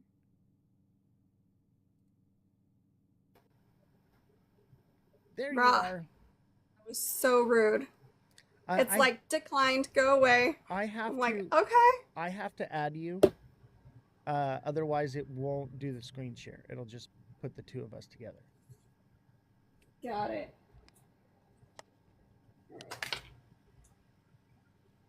I'm plugging in my fan because it's hot. Got you. How's everybody doing today? Don't forget to smash that like button, subscribe to the channel, share the show with your friends. We're at 10K likes. The Hulk is gone. And now you have the OG Crypto Hulk here. Let's see here. Fix the settings. All right. We are back, baby. We are back. They tried to attack us, yet here we are, because I'm still standing better than I ever did. Looking like a true survivor. Got me feeling like a little kid. Actually wasn't too bad. I actually can sort of sing. I do like to sing karaoke. Chat, you got to come to Vegas with me so we can sing some karaoke together. Come on. Isn't that like an awkward feeling though? Everyone looking at you like just hoping it's over. Like, I don't know. That doesn't seem pleasant to me, but then I'm an introvert. It's Not different, me. I guess. I like to be on stage. Why do you think I have this show? Like, my I whole used to life do was it. being on stage. No, I used to do it for years since I was 14 to like 26 years old, but after a while you're like, oh my gosh, please nobody talk to me like ever because it's a lot. It's a lot of stress. It's a lot of everything. Absolutely. And don't forget, send in your daily heart me, not just to me, but to Jesse as well. Those help with the show, with our viewership greatly. Make sure you send in your daily heart me. Thank you to everyone who sent them already. I appreciate you. Yes, you guys are the real ones. All right. If you didn't send a heart me, you're not a real one. Just kidding. That's not true. I'm just kidding. Okay, I understand. It's okay for people to just tap and not give anything. That's okay too. Yeah, by the way, guys, if you don't want to give, I totally understand that. But as time goes by and we're not profitable, the show gets scaled back more. So if you want the show to continue, you have to be engaged with it. And that, if you can't give, obviously, all you got to do is tap the screen. And that goes for Tappity Jesse's tap tap. live as well. Tap away. And if you are in my live and you've been here for a while or you're new or whatever, do not feel feel that I will be upset if you go and you support Jesse. I strongly encourage it, okay? It's kind of a joke, but no hard feelings whatsoever. I want Jesse eventually to take over this show, and I can go back to my retirement. Look at her face. She's like, that's not what I want. Yeah. I mean, but all Guys, of us dip here are into your collaborative pockets and we're or all this helping show each goes other. And this is a community. So if, we have to take a step back for a little bit, it's all of us that are taking a step back. And I think that people don't really, sometimes all of us stretch a little thin, but that's because we want to be helpful and give out as much news as possible. He can give you the TA, I can give you the other side of news, but one piece, we have IT guy, we have journalism, one piece does not make a whole. You need all the pieces. And sometimes when we don't have enough revenue or whatever the case is, we just kind of have to take a few steps back and then try to work up to that again. Exactly. Because this is a business. It is a business. I want it to be, I want to at least break even, right? If we're breaking even, I am totally happy with sacrificing my time. But it's become sort of unsustainable. And my wife is like, you can't keep doing this. And I'm like, I know, but I want to help people. And I feel like it's the right thing to do. And I think it will become profitable at some time. I really do believe it'll be huge. And, you know, she believes in me, but at the same time, I get it. I can't give everything away, you know? I just can't. So, And I have 5 kids, and you have your family, and you know, we're trying our best, but you know, things are expensive now, and you know, it just, you know, he has his stuff, and I have, you know, he has a spouse, I have kids, because the kids are just too draining. But, you know, we all have to work together. And the IT guy, he works some crazy hours and does some stuff that I don't even know how to do. So yeah, the IT it's guy a family here. makes all the money here. Jesse makes peanuts for now. The goal is to give you a raise, Jesse. And that's part of Someday. bringing you on here on camera and everything you're doing. You're doing more work. So I believe that that should be reciprocated, you know. So um, soon, all right? Soon. And you deserve it now. You really do. Um, I'm hoping that we can be earning more donations so that way I can give you a raise. But in the honestly, like most of our donors have gone bye-bye. We're not receiving donations really anymore. Um, there are a few that are donating, and those of you that are, thank you very much. But the donations kind of were the lifeblood to paying the staff. And that's been cut dramatically. And I also did give up half of those donations. Normally I do like a fundraiser for like one day, maybe a week for the donations, but I really feel strongly about this organization that we're giving to this month. So I'm giving half of all of them away. And so basically the staff this month is being funded out of my pocket 100%. So it is what it is. But if you would like to give, we should be having a link tree set up by tomorrow. We won't be live tomorrow. I have some doctor's appointments and things I got to do. Jesse, are you going to go live tomorrow? Do your own thing? On Twitch. So Jesse will be on Twitch tomorrow. So make sure you follow her on Twitch. And she will be having a Twitch exclusive. Because I noticed on Jesse's lives, they get down some rabbit holes, man. Some serious Really do. rabbit holes. I thought I went down the rabbit holes, but yeah, you guys are on another level with the rabbit holes for sure. It's fun. It's fun hearing other people's, and unfortunately, certain platforms don't like you to say certain things. And on Twitch, you say whatever you want. No one cares. No one cares. You just say what you want to say. Or even Discord, like just you get to be yourself and say whatever thing you want to say. And sometimes things make sense, sometimes things don't, but they're a lot of fun to go down. Yeah, I've never been bananaed on Discord or Twitch or YouTube. Thank you, Mother. Mother Dragon says, I'm conflicted like a child with separated parents. Oh, you're our mom, remember? Yeah. So it's okay. You can be with either one. Let me help you, and you can just stay on my side of the stream and gift to me, and that'll fix everything. Okay. I'm just kidding. But I will tell you this. So I'm in a higher tier with TikTok, so I receive a higher percentage from the gifts, and that does go to Jesse. So when you send to me, more of the money comes through for the show. But we also do want to build up Jesse's show as well. So it really doesn't matter. Wherever you want to be supportive is great.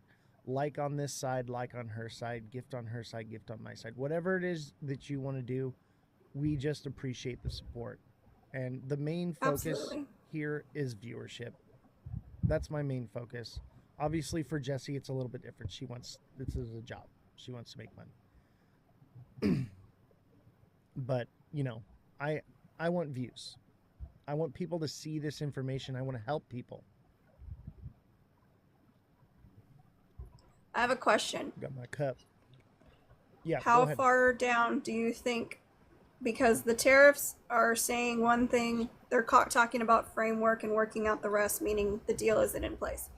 So my thing is, how much far down is this market going to go, or will it be unaffected like it kind of has been? He needs to be too, yeah. So go back to TA.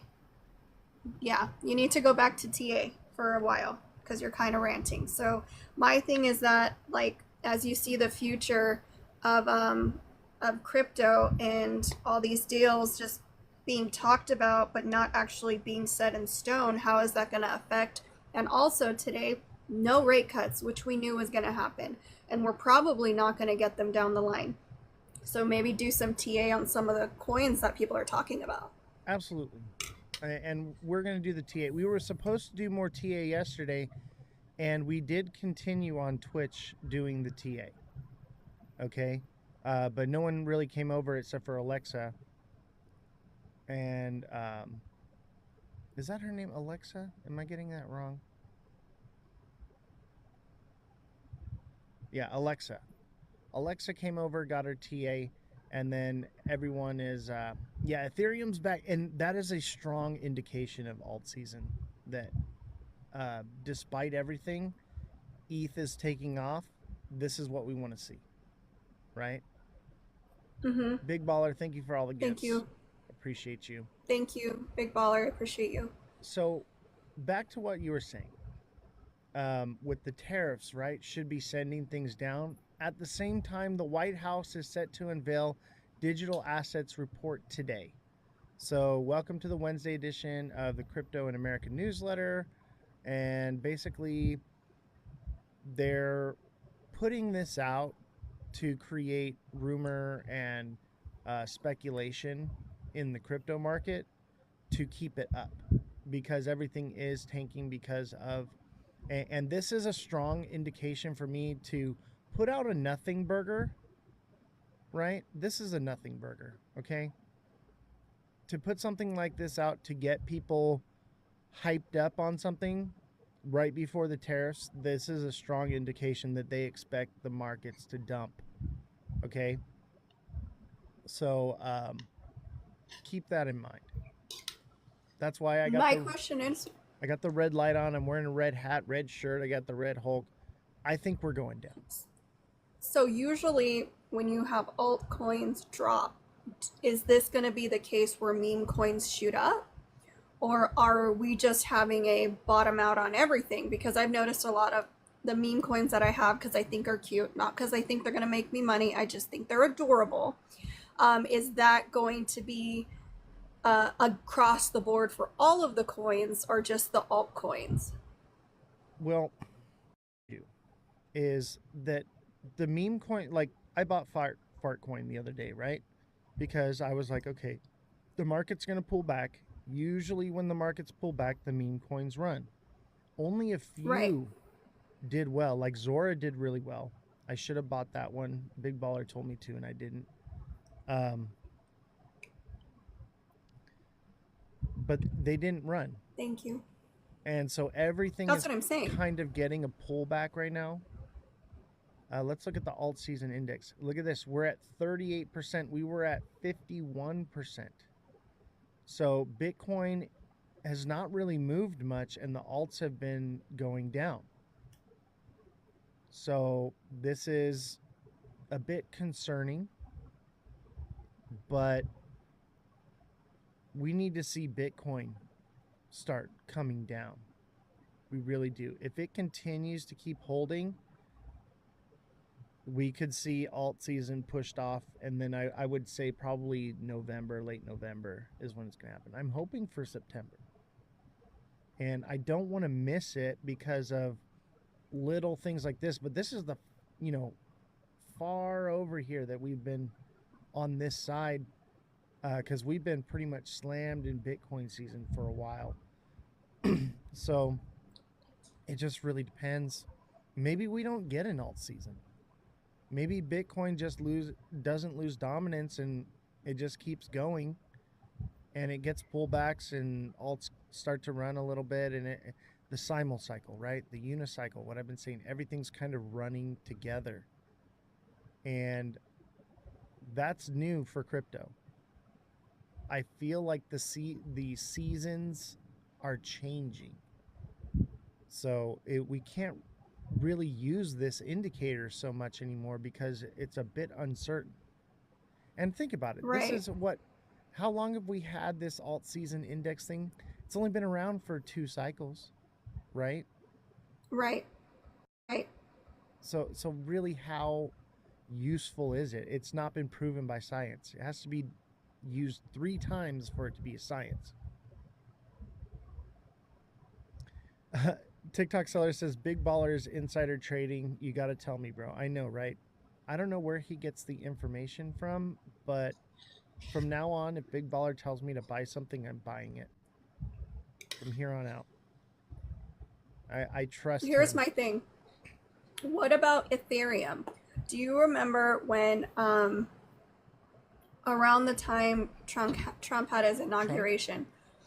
Trump, you know what I mean. And his son was saying that the future was Ethereum. And now Ethereum is becoming more important than the other coins because not only is it owned by private entities that are family of the big corporations, or however you want to call it, that might be the one that takes off and not the other altcoins people are expecting. Yeah.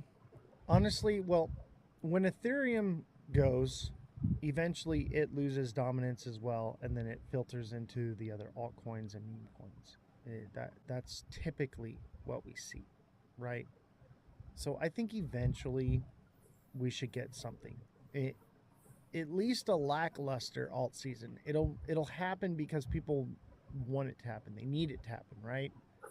Right. And that's why the markets move the way they do. That's how we can chart it, because we all agree as a consensus that this is what is happening. So because of that, it allows us to, make something that should be completely random not random. So we're creating our own moon cheese, is what you're saying. Absolutely. That the majority believes something and create this thing, and then we think we freak out and we liquidate, and then it drops the market, and we're doing it to ourselves is pretty much the bottom line. Exactly. The markets could just go up, but there are scalpers and traders and all these things, and that's why it does what it does. Otherwise, it would just be a steady, straight incline up because people would just buy into it. But somebody's got to sell to make money, right? That's why we're here, right? We want money, right? So that's just the way it goes. Neo says the whales will want it, so they have liquidation. Exactly. The whales will create alt season. It won't be retail. Once the whales are like, all right, Bitcoin's done, Ethereum. I think Ethereum is the future of blockchain technology because of its security. Obviously, eventually something else can come around that's faster, which is what we've seen. But I think as far as money goes, like, security is the bottom line, because it's all using Ethereum is already faster and cheaper than the system we have now. There's no argument that's just what it is. So if it's already faster and it's already cheaper, why would you opt for something that's faster and cheaper but less secure? Especially knowing that this is the Wild West crypto and that it is a not so secure place to be. If you're talking about hundreds of millions, if not billions of dollars, do you want speed and efficiency, or do you want security? Right. I think security, hands down, and that's why I used to be the biggest bear on Ethereum. And this is what I said, is I can be wrong about things, and I can admit when I'm wrong. I think I was wrong about that 100%. And I think that Ethereum, at least for now, is still the champion blockchain. Everything I do on the blockchain I do it through Ethereum. Like I have other blockchains that I use, like Optimism and stuff, and I do that. Like when I bought my tickets for Rare Evo, right? I had to pay. I paid with Solana, and I used the Optimism network because it was cheaper, But we're talking about a couple $100. Whereas if you got hundreds of millions of dollars, I want security. I don't care how fast it is.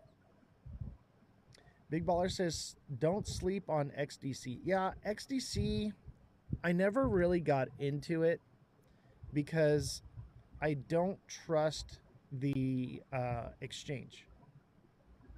And because it's on that exchange, I stay away from it personally. How much have you heard about, because I watch people on TikTok, I read the news, and the consensus is there will be no Bitcoin reserve. That Ethereum and I think it was Solana have a better chance at becoming the reserve than Bitcoin. And so I've seen it everywhere, and they won't come right out and say, oh, they said, oh, well, think about it, but they actually haven't even, that's not I don't think that's where they're heading. I think it's just to get people into Bitcoin. I think that could be partially, we don't have a Bitcoin reserve yet, and it's just a idea as of right now. A lot of other companies are starting XRP, Solana, what was it? Like HBAR, different Cardano for their reserves that they're doing, but mainly XLM. Ethereum. Yeah, mainly Ethereum though. And what did I hear? XLM partnered with who was it? Can you look it up? Who XLM just partnered with for payments? Oh, I know. It was Uber. XLM just partnered with Uber. That's pretty awesome. I think XLM is going to do far better than what XRP will. I really do. And PayPal. So check it out. We got the news right here.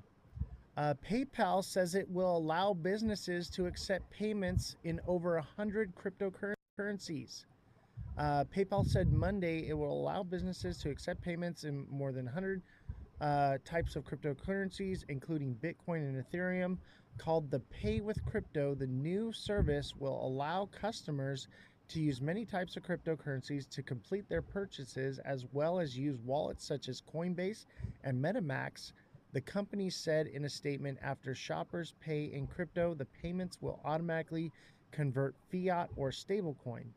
PayPal has its own stablecoin called PayPal USD or PYUSD, which is backed by the US dollar. The California-based company said the new service will simplify cross-border commerce, increase merchant profit margins, and reduce transaction fees associated with international credit card processing. PayPal is offering a 0.99% transaction rate until July 31st of 2026, lower than the average credit card transaction rate, which typically ranges between 1.5 and 3.5, according to NerdWallet. This is bullish. This is the first step towards actually using Bitcoin, Ethereum, XRP, PayPal. And I haven't personally bought anything in crypto with PayPal, but I'm going to take a look at it. The problem is they don't have like the charts. So I'm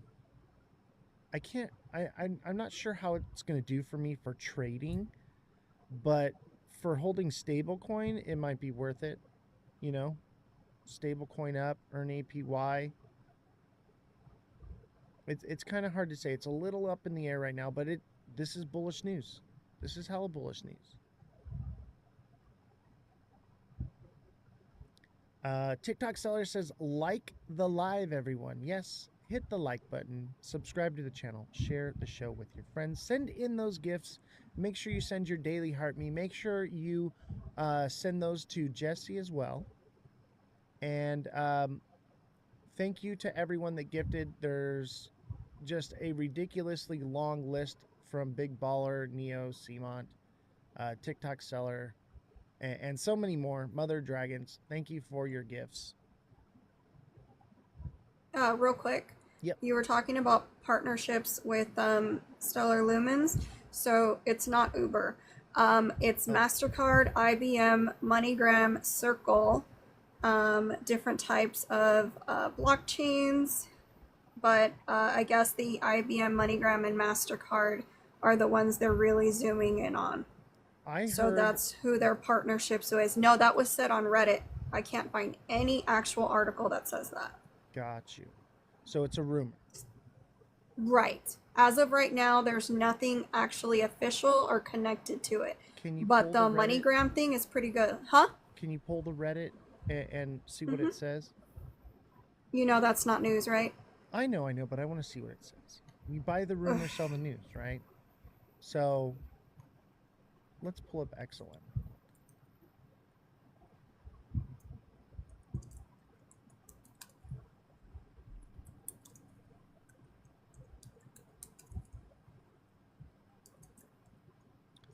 Did I look into token? Seamont.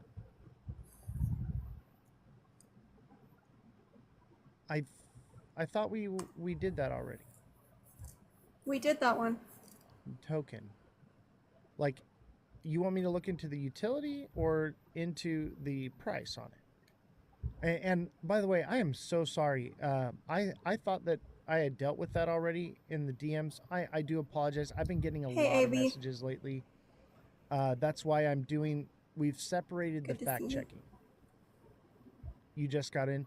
Okay, so I had to delegate like the fact checking and looking into things to Jesse. So if you're looking for TA and coaching, that's through me. The other is through Jesse's subscription. So make sure you subscribe to her. We will take care of that one for free because you asked before we set that up. Okay. But make sure, it's just been so much on my plate, buddy. It's become a little unmanageable for me. So instead of raising the price for subscriptions, what I decided to do was, because Jesse's doing all of the fact checking and looking into stuff already, I felt that it was best to just have it go through her, because some people are, just asking for fact checking. Some people are asking for TA. Some people are asking for both. And it's just more than I can. So Seamont, you have to be one of her subscribers though. So click on her name, become a subscriber with her. Jesse, explain your subscription, how it works. To the new subscribers that subscribe, I will take a deep dive into 5 projects or news articles or news in general that you would like me to get into. And I look from every side and angle because there's always bias on one side than the other. And 5 times a month, for $5.99 a month, you can just message me here on TikTok, and I will look it up for you and get that information to you as quickly as possible. So for about $1 per fact check, that's not too bad. Right. That's not bad at all. But I had to, chat. I really do apologize. I had to. I just can't handle everything that's been coming on my plate lately.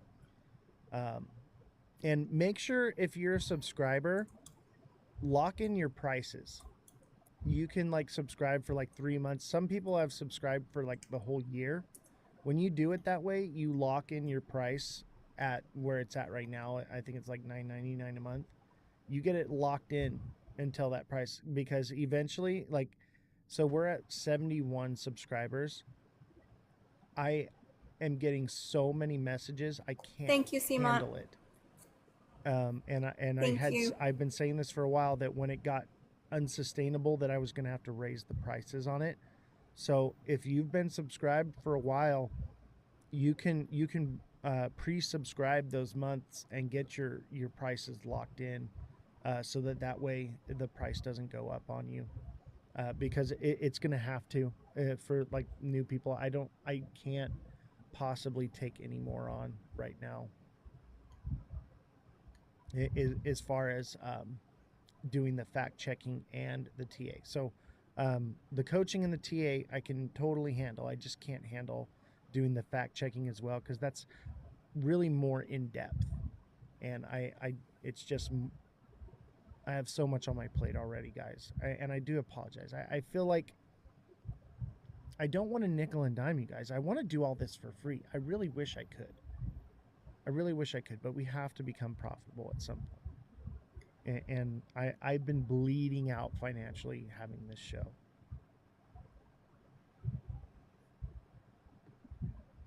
Luckily, I can sustain it for now. But it won't last forever. I'll tell you that right now. Some days I'm just like, what am I doing? My wife literally is like, what are you doing? How? They're like, we need to fix the Jeep. You know what I mean? And I'm just like, I know, but I got to do this. People are counting on me. You have to understand, like, I have money, but it's all tied up in stocks and it's tied up in the market. I have to live off of the profits and the dividends of it. So like I'm on a very fixed income, and basically all my profits and all my dividends go to this show. Are we looking at a replay of June to shake us out? I think so. I really do. But that's my opinion. So Coinbase to pause services for 4 hours on August 2nd for system upgrade. Coinbase will pause core services for 4 hours on August 2nd. Why does it say 2024? This is actually on 20. Look at fake news. They put it in here wrong on purpose. I think this is on purpose because we're going to be experiencing heavy volatility on the 2nd after tariffs go in. So if you're using Coinbase, I wouldn't recommend it at this time, because the 2nd or the 3rd may be buy time. You know what I mean? That may be when you want to get that buy-in, and hopefully you sold already. I mean, I did. I'm holding. I know. I'm stable coined out right now. That might be the date is wrong, but that email I got today, and then I researched into it, it will be going down for maintenance on the 2nd, and that seems very on purpose, because the 1st is when most tariffs are going to be implemented, and so will retaliatory tariffs. And then if the market crashes and then the 2nd comes, or the market pumps and the 2nd comes, you're not going to be able to touch it. And that seems to be only Coinbase. I looked into the other media platforms, and as far as, trading platforms, and as far as that goes, it seems to be normal. But also a lot of people do transactions through Coinbase because it's the most simple form to do it in. So please be careful, have your limit orders and pay attention. Yeah, it seems convenient. Very convenient. And that's part of why I'm leaning towards us moving down. And everything looks bearish right now. Everything looks bearish. So this is, for me, a heavy indication that it should be volatile. Oh, ZBEC is looking good right now. So right now where it's at, you should be taking profits at 0. So basically where it's at, the next point profits would be 006. And then from there would be 0069, obviously 007, and then 0075, 008 if it continues. This is a nice move for ZBEC. We need to see what it does though, what it forms, okay? Does it form a flag? Does it, form a bearish signal that it's coming down? As of right now, as long as it continues to shoot, but it seems like it's at resistance right now. It seems like it's at resistance. I would take some profits.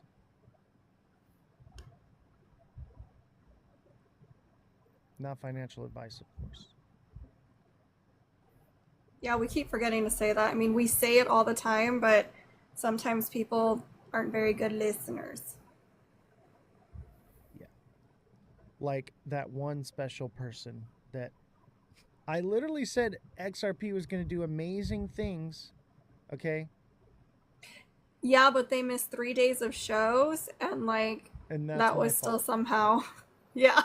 How dare you not be telepathic? What's wrong with you? Okay. I would imagine this for SXT. This could be a Head and Shoulders sending it down to 0.0785 to 0.08. It seems like 0.08 is the support. It could very well break that. Maybe this is a Head and Shoulders. This is why I've been kind of like watching it and like out of it. Maybe it does something like that. And it comes and it fills this 0.757. But there's not a lot of there's no real fair value gap that needs to be filled on this. So I would say it's safe to say that 8 cents is a strong support zone, and it could very well pump up here to, I would say 13.5 would be the next zone. 13.7. There's a, it pretty much filled that gap already. This is moving very healthy. Okay. I would say if we do drop on the first or the second, it should hit 8 cents, maybe lower. Maybe it comes down to 0.075, right? I would imagine from there, it would be all uphill from there, if it does. Thank you. XRP. Appreciate you, Seamont. XRP kind of looks like a double bottom here. But it also looks like a bear flag. So I'm feeling bear flag on XRP. In the 1 hour right here, this is a descending broadening wedge, which is bullish short term. So maybe it is bullish, but it could be the bull trap. And, you know, maybe it just drops down here to 295 again, and then it's all uphill from there. Or maybe this is a nasty Head and Shoulders. I'll tell you this right now. I was talking with Mega Crypto about this last night, and he's like, Oz, is it just me, or has the market's been unpredictable? Like, you can't TA it. And I was like, dude, absolutely. I was like, because I normally do the daily price point videos that I post. I haven't been able to do those. And people are expecting it, and it's like, I can't give you something that's not there. Like, because the markets are saying one thing, but the news is doing another. It's unchartable right now. And I just can't offer something that I don't have a crystal ball here. But when the markets are predictable, yes, I'm going to tell you, hey, this is what I see. But right now, it's kind of like it could go either way. And I honestly, I think the charts look bullish because the news that's about to come out, that's going to be bearish, and I'm not buying it. It seems like a trap to me. I'd rather wait for after, get confirmation, and then move forward from there. I think you're right. I think, like, as you say, I mean, everyone's just eating a different type of moon cheese, and some of it's like moldy. Like, we're just all over the place. Like, there hasn't been, like, the news is throwing everything all over the place, and people's opinions of crypto, and people afraid of getting rug pulled, and there's so much uncertainty that I you can get close, I think, now with maybe TA, but I mean, that's a difficult job, and I give it to you because it is a very complex way of looking at everything. Neo said, so it's going to pump when everything else dumps? No. Everything looks like it's bullish, kind of, or bearish. It's kind of like in this, like, I'm not quite sure, but then the tariffs is coming in like 2 days. Okay. Exactly. So I'm not buying it. I don't think that it's going to pump it. And there may be a moon cheese pump because people are expecting deals because they think the market is bullish because they think there's a deal with the EU. The moon cheese is crazy, right? So people are low information. So retail will send it up just a little bit right before smart money dumps on them. That's the whole idea, is they're going to let it go just a little bit to get that FOMO going, and then they'll pull the rug. Yeah. That's what I think. And I'm going to wait. Corey, my boss from the union, says the flag is a down move, so it's technically bearish. No, yes, it is bearish. On XRP, it is a bear flag. I think we're going to be moving down for the next couple days. But I also think that when this goes down, you better buy. You better be taking profits now or exiting, whatever it is you so choose to do, and then you better be buying this dip, because the way Ethereum looks right now is a heavy indication of alt season possibly kicking off. So if you're into alts, baby, that's where you should be at, and you should be concerned about your Bitcoin.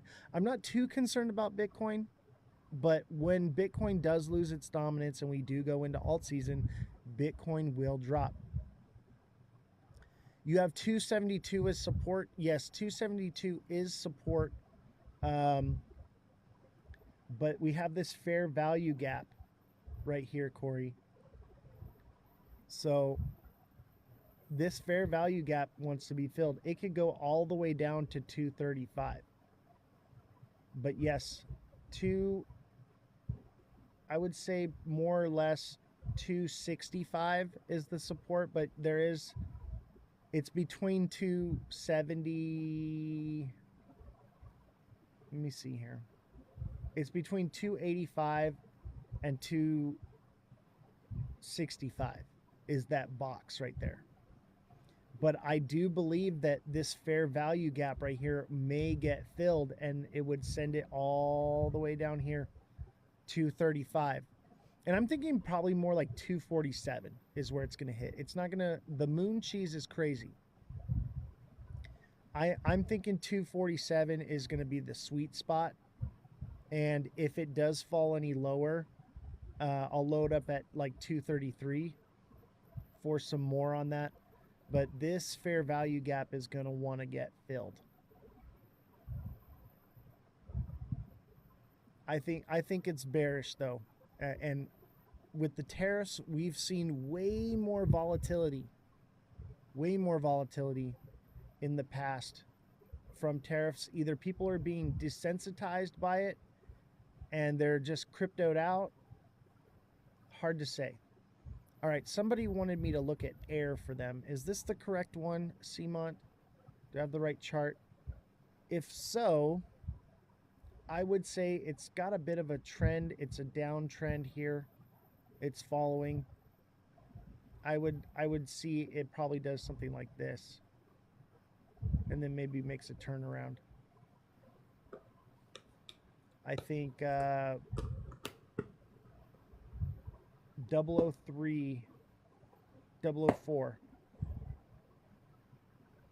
to 003.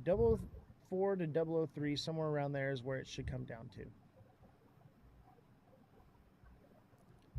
Neo says bullish babe was bearish today, and somebody said 50 to 70% drop. That is very possible.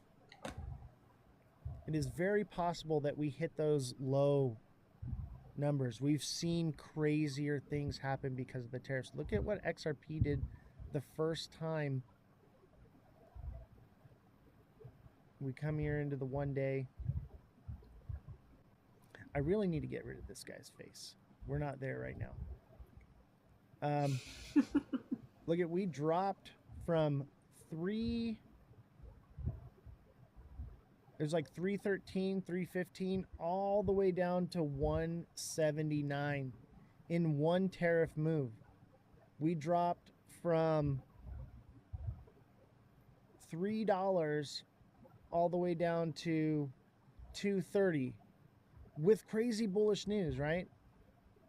We dropped from $2.60 all the way to $1.60. That's a dollar movement that has happened in the past. So if we're at $3, I would say $2 or probably just above, like that 233, 235 is definitely possible, especially when people start panic selling.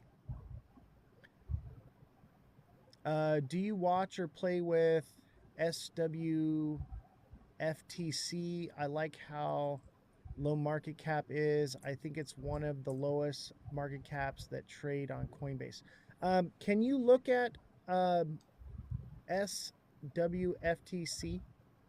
So Corey, we have on TikTok here, we have our fact checker Revolution, and she looks into all the projects and different things during the show. So I'm gonna have her pull it up, find out the utility and the market cap on that one.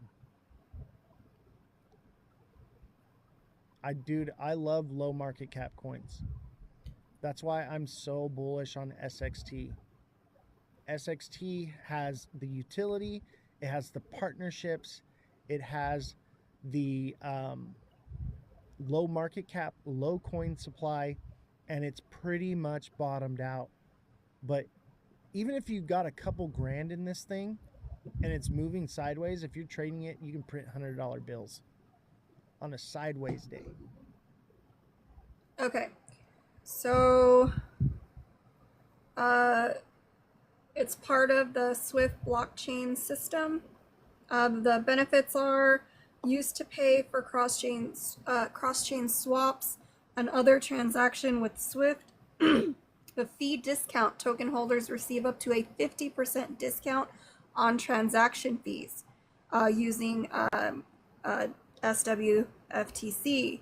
Cross-chain liquidity with support of hundreds of tokens, thousands of trading pairs, AI integration, AI-based services and swaps such as with the Swift GPT ecosystem, enabling AI-driven crypto operations and premium services.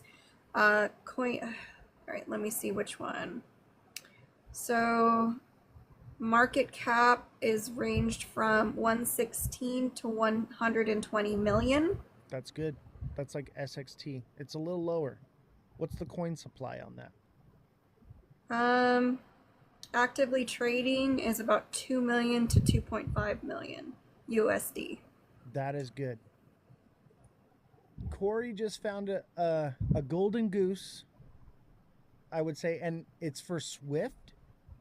Yeah, it's in the Swift banking system. It's part of their ecosystem, like their blockchain. It helps with that, and like to reduce the fees of you moving things from one to another in the Swift ecosystem. So how would XRP take over Swift when they have this? It's these cryptos are getting better and better. Look at this hand. Don't look at this hand. I think I'm going to buy some of this. I've been trading it, first bought at 0016. I'm going to pull it up right now. Let's TA it real quick. It's 0.01. What was it called? SWFTC. You know, somebody's mentioned that one before. SWFTC.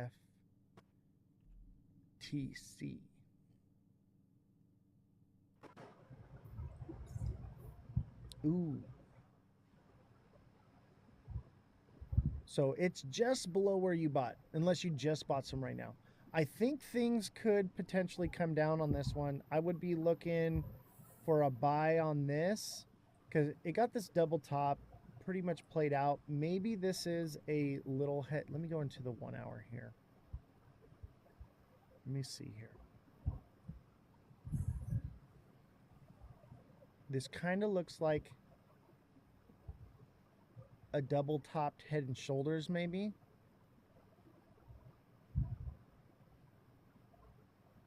And it's always this shoulder is a little long, right? This shoulder is always a little long. This one's a little short. That could set it down to... Oh, you bought it at 0016. Dude, you are up right now. I think this one could definitely come down, though. 0.0108 to 0.0102. Yeah, dude. Oh, dude, you're in profits, bro. You are in profits. Make sure you're taking profits. Not financial advice, but take profits, okay? And then when it dips, you can re-enter those profits. Oh, you sold it? Dude, good for you, man. Hopefully you sold... You've had it for a while. You've had it at least since January. You just started buying it back? Yeah, dude. But this is what you want to see right here. This is what you want to see. I think it comes down, though. I think 0.008 in a more long-term, unless we just go into alt season. This is also that double bottom, okay? So if we run into alt season, this is a double bottom right here. This should send it up.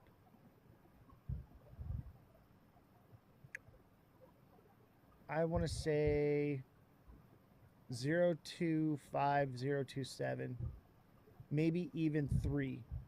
I think 3 cents is a strong psychological zone. It'll probably fall a little short, but that's that double bottom we've been seeing in a lot of the markets.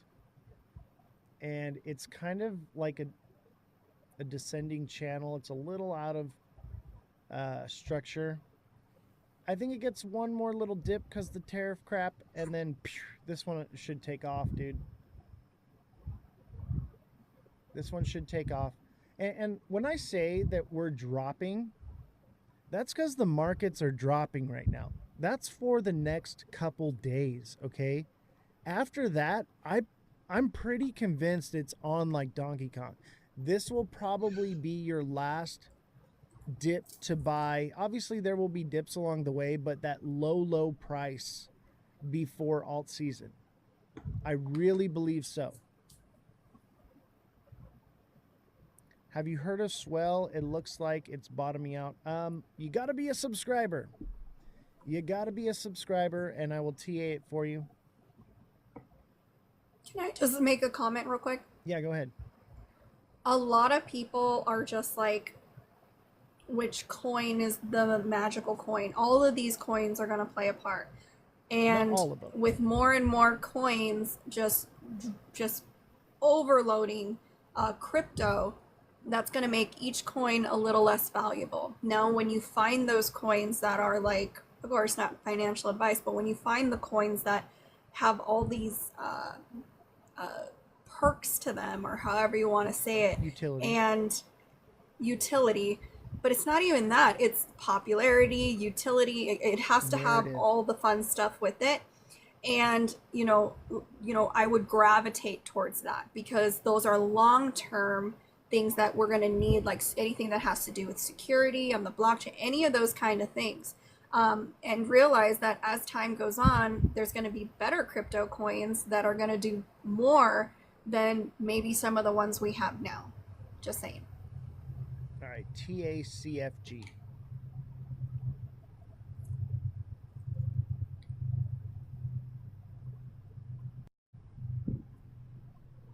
Ooh, CFG might be forming a cup and handle. So I would imagine that we get this cup right here. We dip down from the tariff stuff, and then boom. And that would send it to, just for starters, 35 to 37 cents. Probably more like 40 cents. 40 is that psychological number, but it'll probably fall short at like 38. And that'll be your first zone to take some profits on that one. And it looks like it'll probably fall to 20 cents.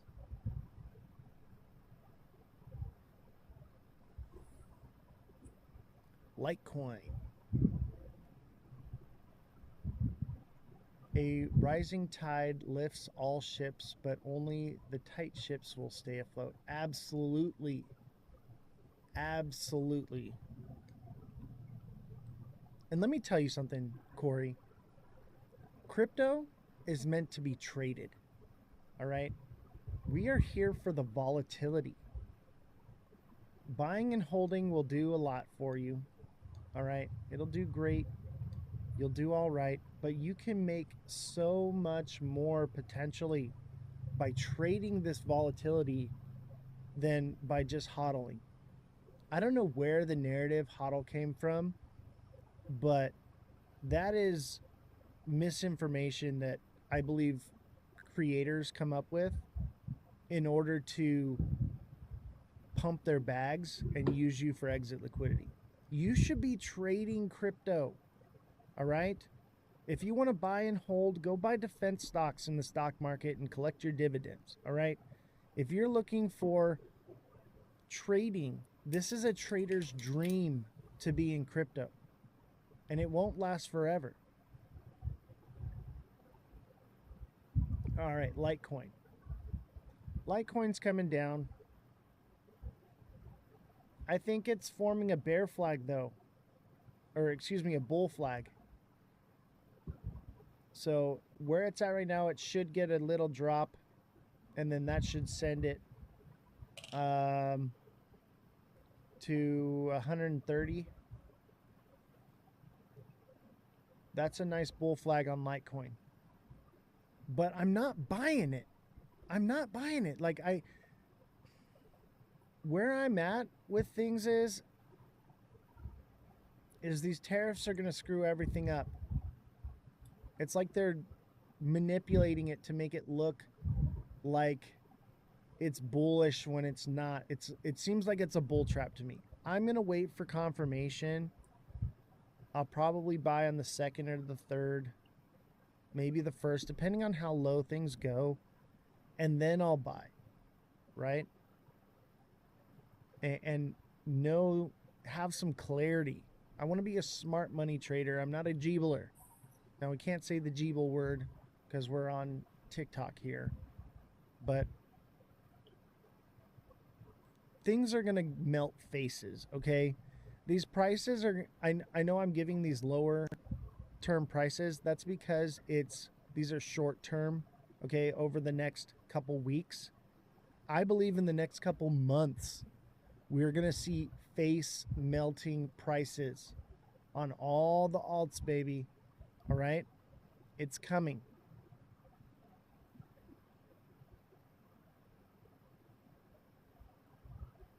Litecoin looks good, though.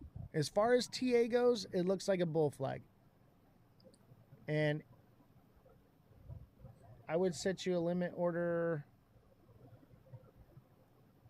at, let me zoom in.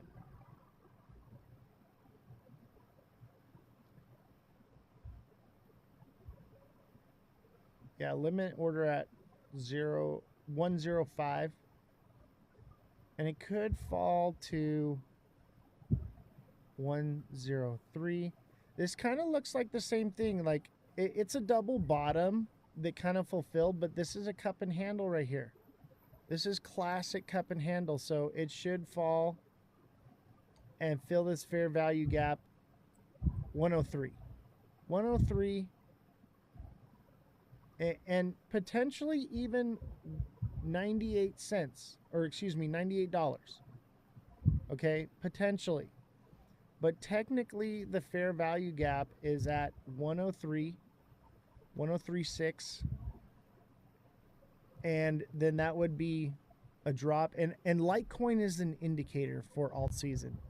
So this looking bullish and everything else looking kind of bearish, this is a good indication right here of alt season about to happen.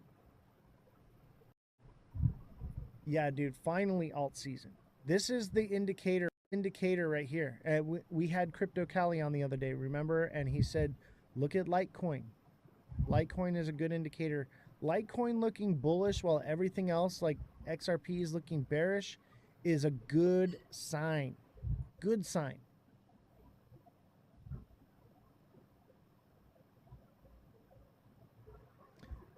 Neo says the dual Oz in Revolution is the cosmic crypto and bullish babe.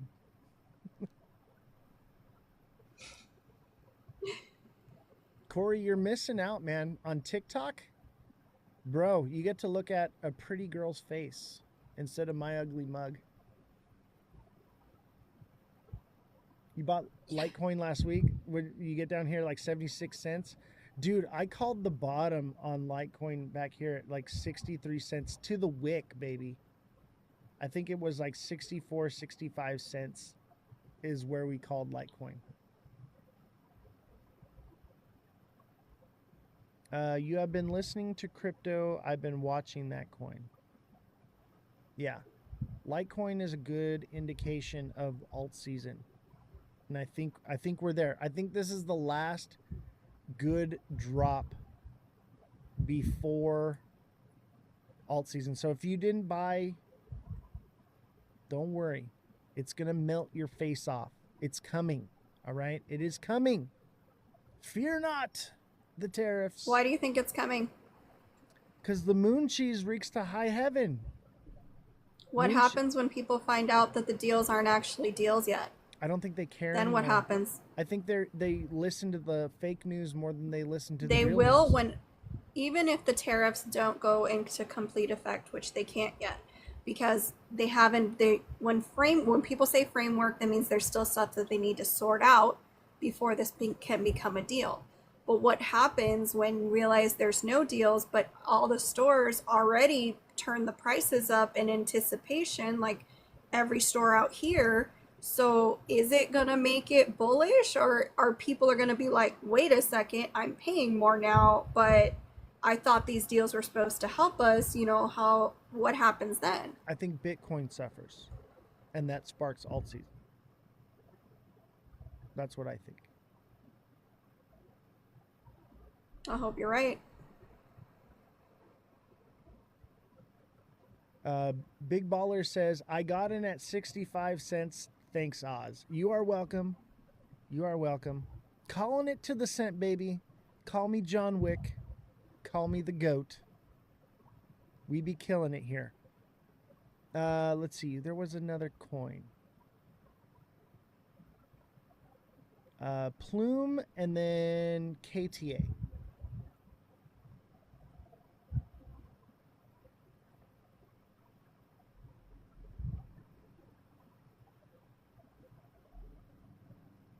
Plume.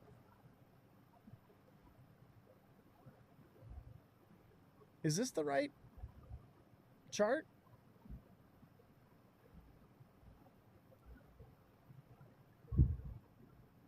If this is the right chart, let me tell you right now, this is unchartable.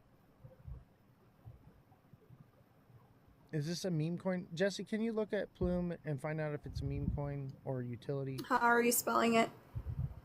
Plume. It's 9 cents. U-N-E or U-M-E? M. Plume. Plume. Is that the ticker?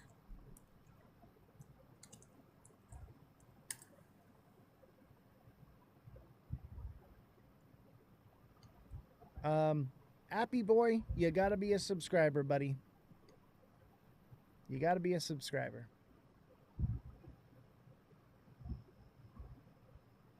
Let's see here.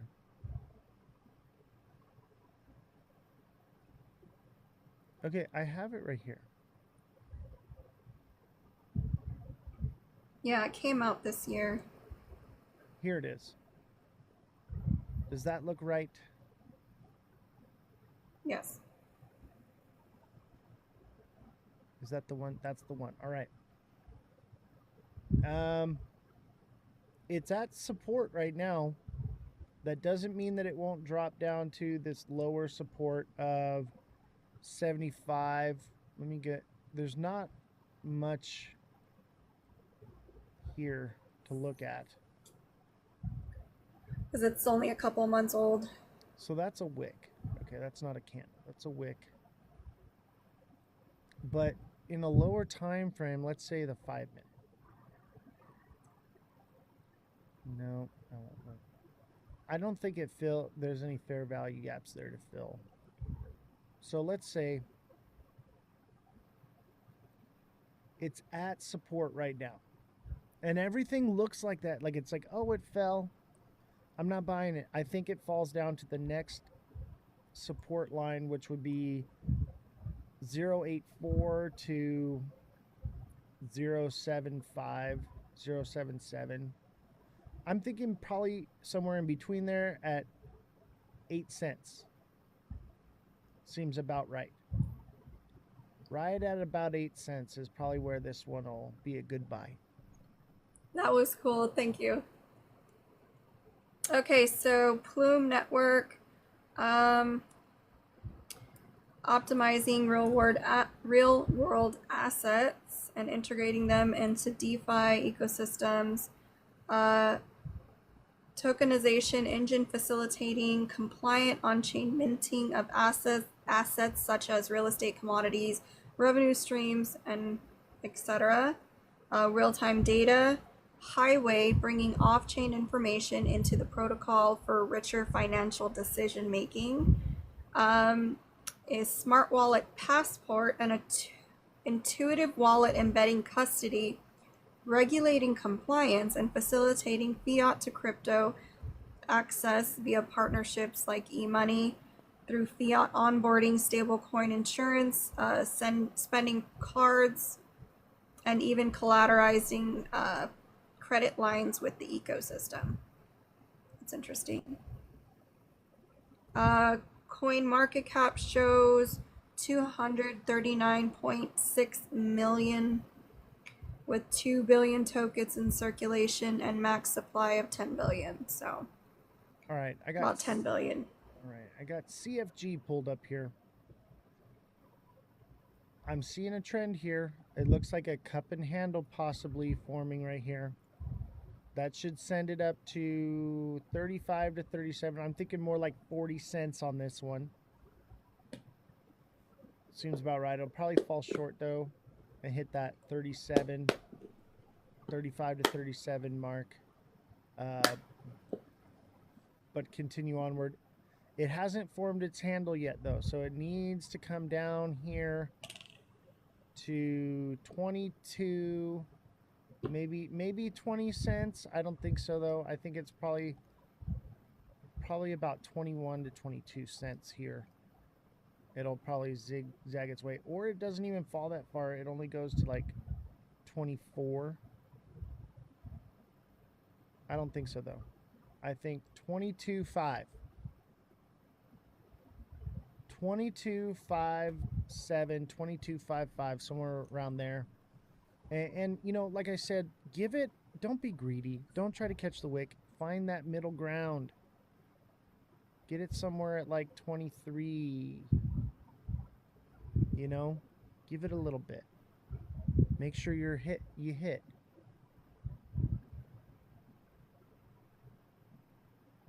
All right. The TA is flowing in like crazy. I can't keep up. If I missed your the chat is going like crazy. I can't get all of them right away.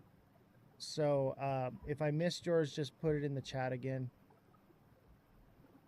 Let me see. Looks like, and remember, if you're asking for TA, you got to be a subscriber. GRT. Groot.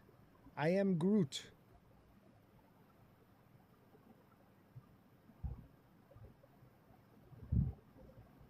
GRT. Is that on BitMEX?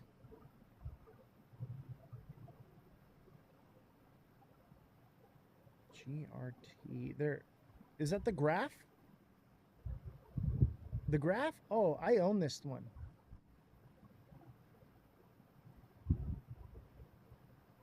Oh, yeah. Kind of like a double top. 0.088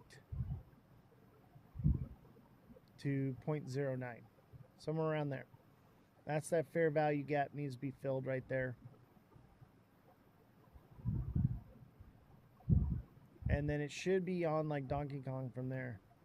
And here's the thing is, this is a double bottom. It should have taken off. But the whole tariff thing, so now it's forming this.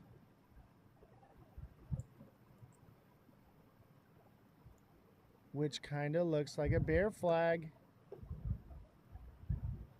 Okay? So maybe it comes all the way down here.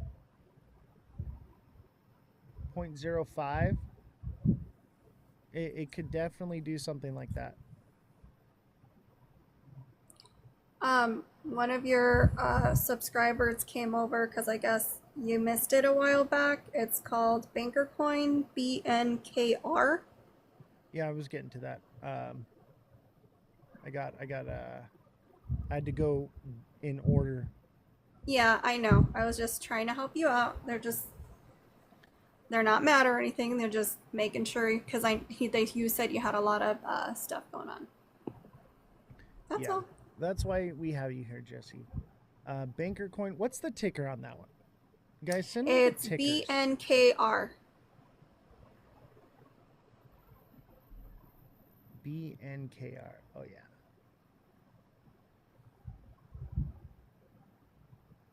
That don't look right.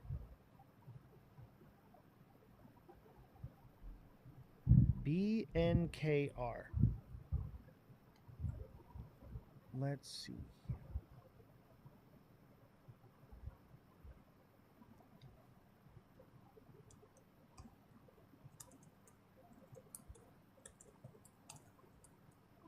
Blowfin, maybe? Is that it right there? Am I on the right chart? On this Banker Coin? If this is It looks like it. Bro. I have the chart pulled up on my side. Big baller. What am I supposed to do with this? He's an eager beaver. He just wants to see if it's. Leave him What am I alone. supposed to do with it? There's no data here. All right. 007. Or excuse me, 0007. And then 00072. Possibly. Somewhere in there. I can't. Dude, this is unchartable. I can't TA this. Obviously, like, even though they're unchartable, I don't know how it is that I call. And I just. New all-time highs, I'll call it to the set. I don't know how it is that I do that. But this is so difficult. Like, I'm guessing, okay? I'm guessing based off of psychological numbers here. Okay? I'm looking for that psychological zone, okay? Which is 0007, you know? And where it's already kind of hit. Take some profits there. It's probably going to go higher, though. I'm going to say 0072. That would be the next zone, and then it should come down. Because it seems like it's in an uptrend. I know why he's interested in it. It's an AI-based crypto assistant built on Base and integrated with X and Farcaster. This one's probably going to be important at some point. Yeah, anything AI is going to be good. What's the market cap on this one? And the okay, so 1 second. Market cap Max total supply is 100 billion. Circulating supply isn't that much because it just released, so there's no information there. Can they mint them? Let me look. I mean, it's such a new coin, it's kind of a little hard to find some news on it. Give me a second. Right, which is good. Short Yeah, term. yeah. You'll get more information the longer it's out. I think this one pumps, though. The fact that this one's pumping and everything else is down, what's it been? A couple days, though. It's only been out a couple days. It's probably going to get a pullback, though, from the tariff thing, or quite the opposite. It'll pump hard because it's low market cap. People are degenerate jeeblers, okay? And what they do is, instead of getting out of the market, they move to a different market. Oh, can access staking rewards and participate in ecosystem decisions as Banker continues to evolve. It's pumping right now.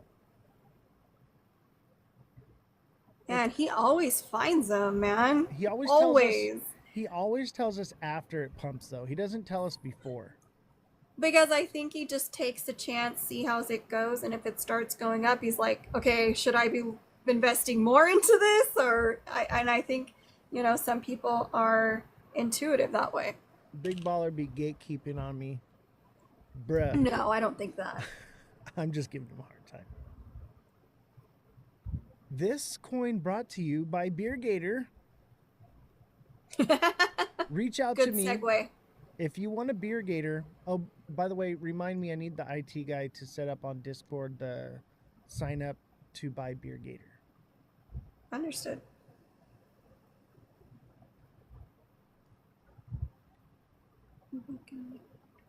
He don't want to share because if he's wrong, people lose. Yeah, I get it.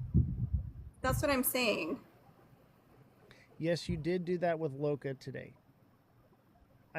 Here's where I'm at. Is if Big Baller says says to buy it, probably buy it. My boy is insider trading or something. I don't know what it is he's doing, but he's on it. He's intuitive. There's a big difference. One is, you know, the behind bars, and the other one is gut feeling. There's a difference. Insider trading. No, that's not how that works.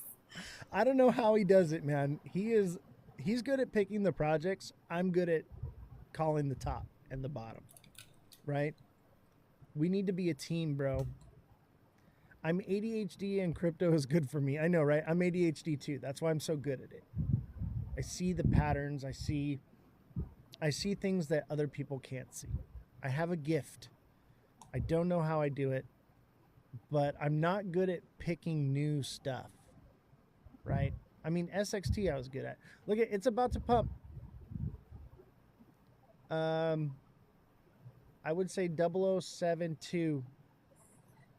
Obviously take profits where it's already hit that 007, or excuse me, 0007. And then when it hits to 0072, I would take some profits and so on and so forth. Each one of these little 73, 74, 75, all the way up, just keep taking some profits. Make it real, people. Make it real, because stuff like this can just all of a sudden. You can get fart coined all over you. All right, let's see here. Jesus says, is anyone getting into the Figma IPO tomorrow? Is the Figma IPO dropping tomorrow? Or is that fake news? Because I heard that it was not coming out tomorrow. If it is, I'm probably going to get some.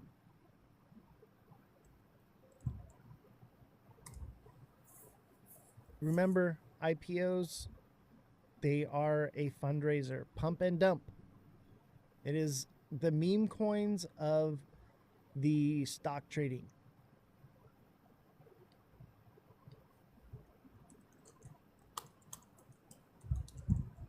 They set a final price at $33. Oh, look, it hit it. It hit it. Let's see if it comes down. I'm sure it's going to come down some right now. It's already kind of wicked a little bit. I'm watching this one because it's moving right now. And this is the 1 day candle moving like that. Let's go into the 1 hour. Look at that. Yeah, this is gonna keep going, bro. And it more than likely is gonna do this again. Fill here to 0062. This little fair value gap will fill. And then it'll keep going. Or it just keeps on going. Look at it. It's just going to keep on going. It broke through resistance.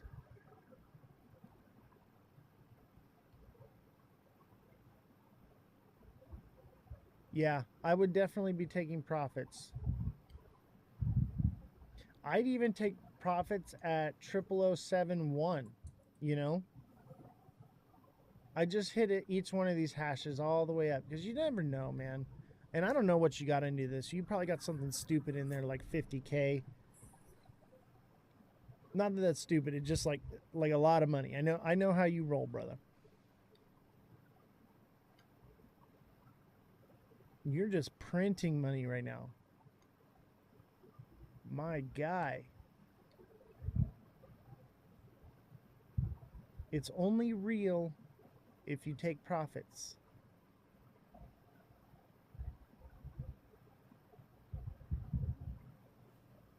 It's probably going to turn around right now.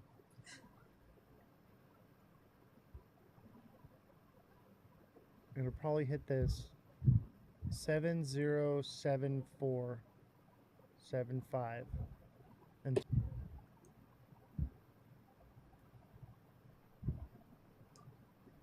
secure profits, baby. Don't be greedy.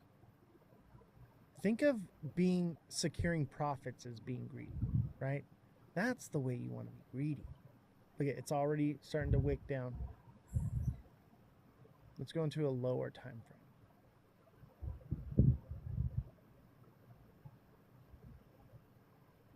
Yeah, this is going to come back down right now.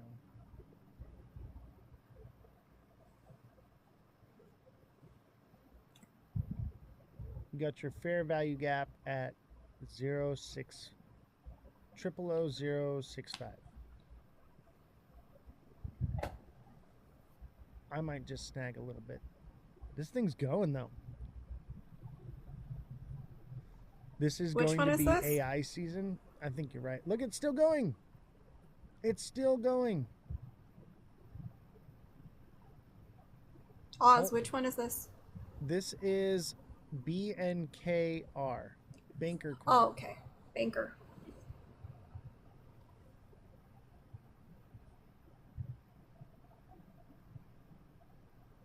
Yeah, this one's going to do something. It is doing something. Dude is actually the crypto goat. Thank you, brother. I appreciate that. Don't forget to subscribe, man. Subscribe to my channel. All right? With your basic subscription, I'll TA for you in the live. With your deluxe subscription, I'll TA for you on demand. Any project you like, you can DM me. I can coach you, help you set up your wallets, things like that.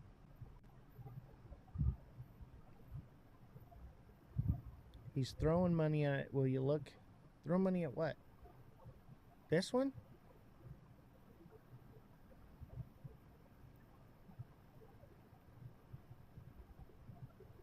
Let me see.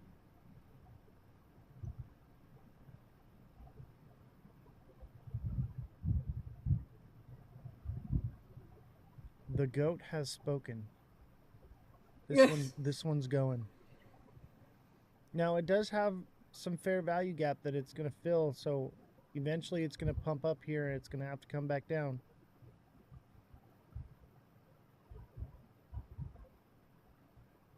You think I'm making the green candles or Big Baller is? Because I'm not in this one.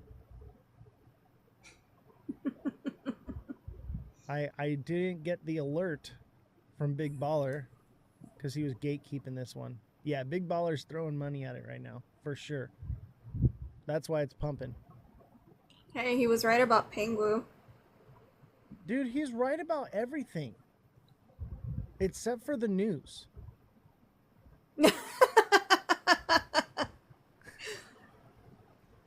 When it comes He's to trying. But you know, he uses the news, the fact checking we give him to know which ones to jump into. You know what I mean? Gotcha. Honestly, when I met with him, we had dinner the other night, and he goes, I would have bought more XRP, but you got me turned off to it. And I was like, yeah, but like, you know, we couldn't expect what happened, you know? It was Right. unpredictable. But at the same time, we knew XRP was going to do something. That's why we hold a little bit of it. You know, we got our boom bags ready, you know. But honestly, I feel like because of that, he's more into lower market cap coins that are probably making him more money than what XRP would be doing right now. So I feel like in the long run, it actually helped. Because XRP didn't keep going. He says, yep. Yeah. Dude, I know.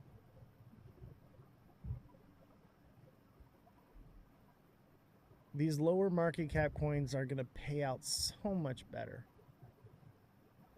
All right, let's see here. Did somebody want TA on something?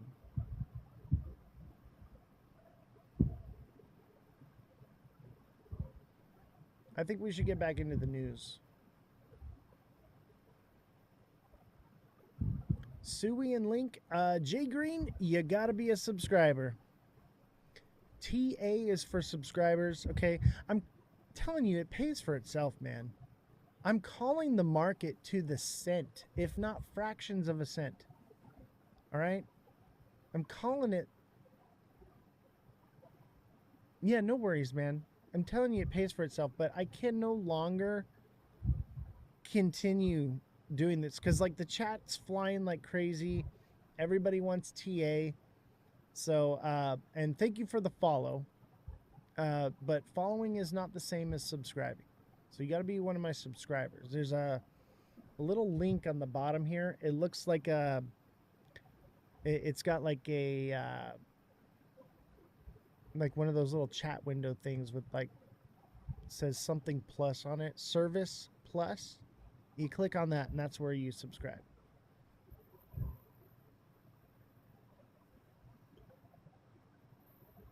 Yes, hashtag FYP, hashtag crypto. We're going to get into the news. I'm going to set up a goal here. We need one more heart me. Who's got me with a heart me? I need one heart me. Somebody hook me up. It's 1 penny. Obviously, you can only send one a day. Let's see if we can reach this goal. Justin, thank you very much. Appreciate you. Thank you. All right, let's set a new goal. And then we'll get into the news here. Gonna set a new goal. Let's do... Thank you. Since Happy Gilmore's out, we're gonna do the Schwan. You guys remember Billy Madison? Stop looking at me, Schwan. No? Nobody? Okay, I'm showing my age. They're not old like we are. Money Talk, thank you so much. You are so smart and I appreciate you. Okay, this blew past profit taking zone. So 0.075. This is unchartable. It's just going. It's going to go to 0.0075 for sure. And it could just keep on going.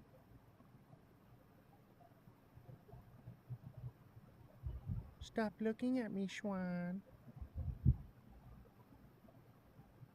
Shampoo's better. It cleans the hair. Conditioner's better. It leaves the hair silky and smooth. Nope, nope, nope. No? No, nah. No? This one's going. I don't want to look away from it. I feel like if I look away that it's going to just stop going. And that's not how it works. It is. It's going because I say it's going. All right, back to the news. Back to the news. We'll check on it in a minute here.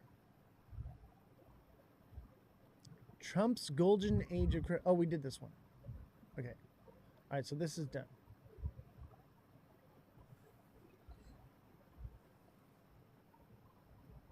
That's done, skis. Stop staring at it. You're making it uncomfortable. That's the idea. Make it uncomfortable so it keeps going. Don't make it weird. It's going to run the other direction. Fed keeps rates unchanged for the 5th straight time.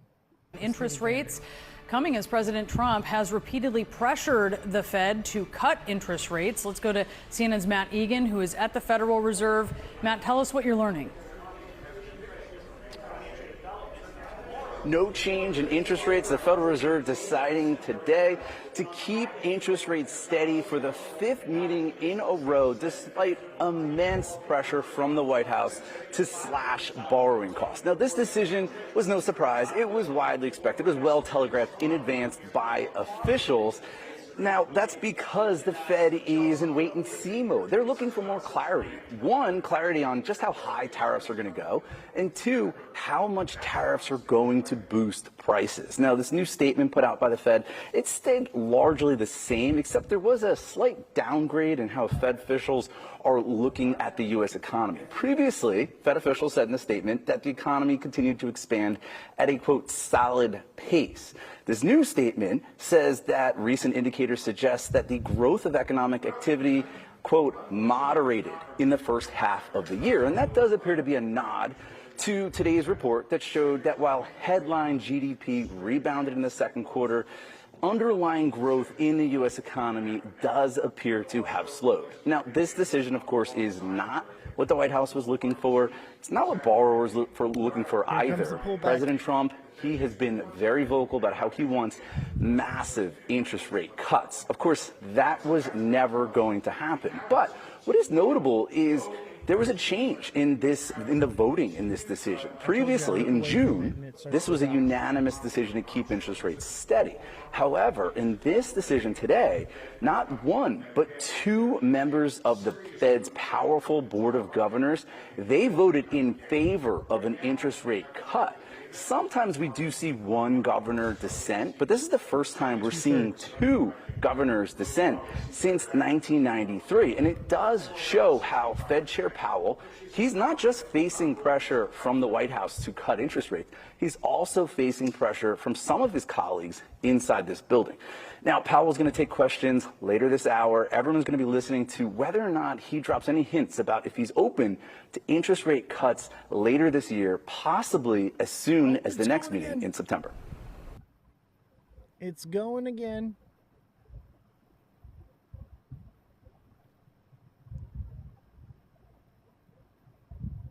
Triple 0075. 0075, baby. That's what I'm thinking. So, do you guys want to watch the whole Powell speech, or do you guys want the summary? I'm thinking the summary.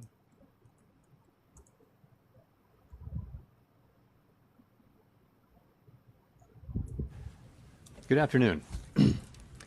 My colleagues and I remain squarely focused on achieving our dual mandate goals of maximum employment and stable prices for the benefit of the American people. Despite elevated uncertainty, the economy is in a solid position. The unemployment rate remains low, and the labor market is at or near maximum employment. Inflation has been running somewhat above our 2% longer run objective. 0008, baby. In support of our goals, today the Federal Open Market Committee decided to leave our policy interest rate unchanged. We believe that the current stance of monetary policy leaves us well positioned to respond in a timely way to potential economic developments. Good afternoon. My colleagues and I remain squarely focused on achieving our dual mandate goals of maximum employment and stable prices for the benefit of the American people. Despite elevated uncertainty, the economy is in a solid position. The unemployment rate remains low, and the labor market is at or near maximum employment. Inflation has been running somewhat above our 2% longer run objective. In support of our goals, today the Federal Open Market Committee decided to leave our policy interest rate unchanged. We believe that the current stance of monetary policy leaves us well positioned to respond in a timely way to potential economic developments. Good afternoon.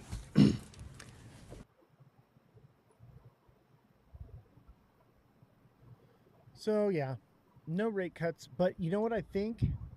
I think the next meeting we may get the rate cut. 2/3 voted for a rate cut. Or excuse me, 1/3? What was it? But people were voting against it. Like I said, everyone thinks it's Jerome Powell.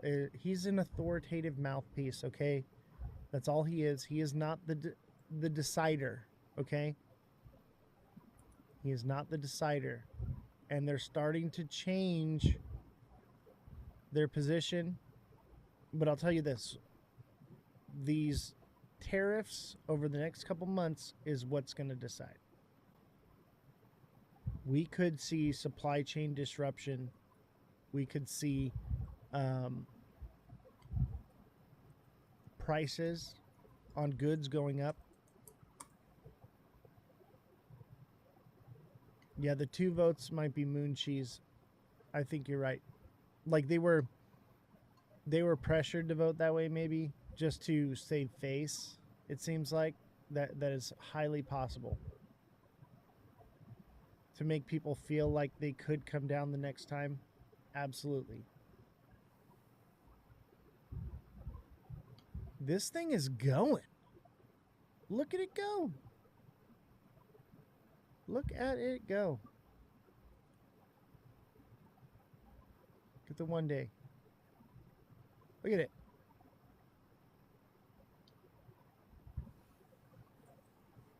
Crazy. Yeah, 888. That's what I'm thinking. 888. That's a long move without a pullback. It's coming. Be ready, because when this thing starts pulling back, it's going to pull back. All right? Be ready. You better be watching this and not the show, big baller.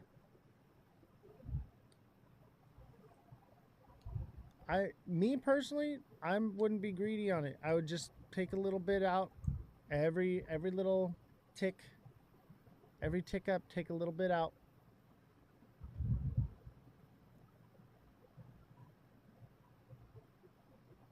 Flip the monitor.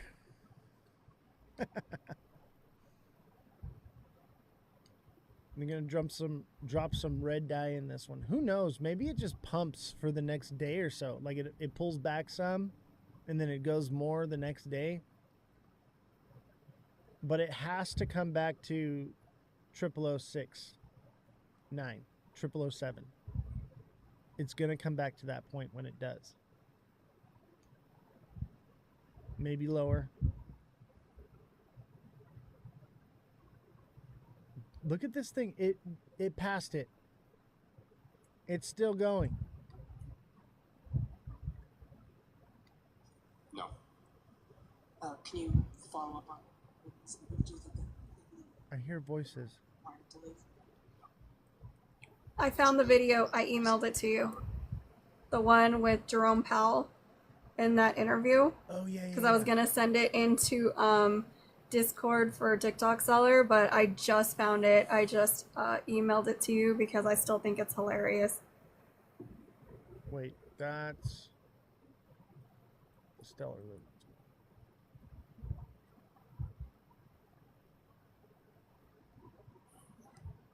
See, it might take a minute to get here.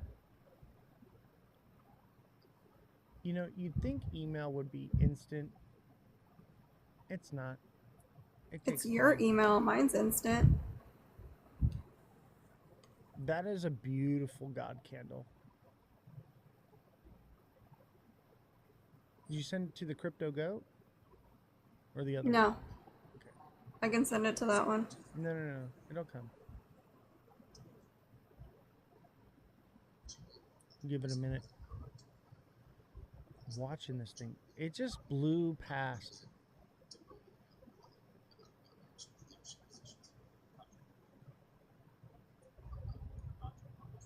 Look at the 5-minute chart. It's just like... This one could keep going. This could just keep on going. I've seen crazier things in crypto, okay? This one's going to a penny, baby. 1 penny. I'm just kidding. Not financial advice. I'm kidding. I'm kidding. That's beautiful, though. That's what you want to see. Oh, man. I'm not. Look, it's still going. It's still going. What the hell? You know what? Let's watch it on the 1 minute. Are you serious? If it hits $1. Look at right? Look at the gaps. That means it's moving faster. He can't help himself. Alt season is here. I think you're right. I think we are. This is the last dip before alt season, baby. It's on like Donkey Kong. Look, even the 5-minute candle got a gap in it. And if you're not in the TA class, watch. If you're not in the TA class this month, we're going to be getting into gap trading.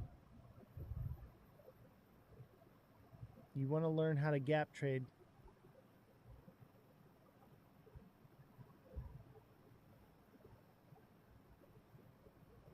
Look at that. That's magnificent. I'm kind of bummed I didn't change the music.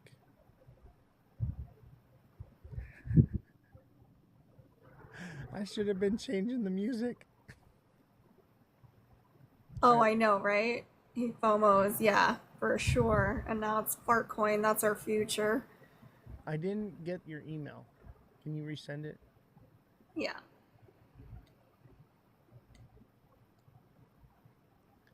For some reason, sometimes my email, even when I email myself, I got to send it twice. Oh, there's the pullback, baby. It's, look at 8.8 was it. 0.88 all the way to 0.8. I think it keeps going though.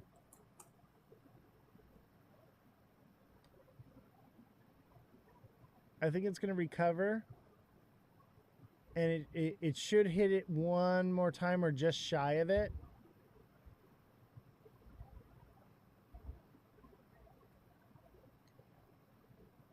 I'm thinking 0.0085, 00086. It should go back up there.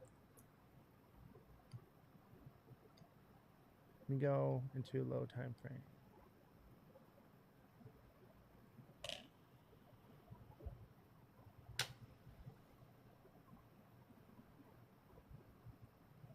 It finally, look at, and it wants to go again. It wants to go again.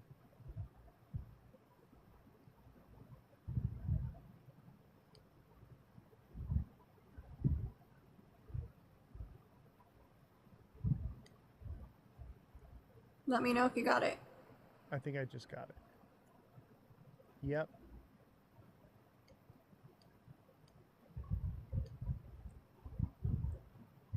It's one of my favorite videos.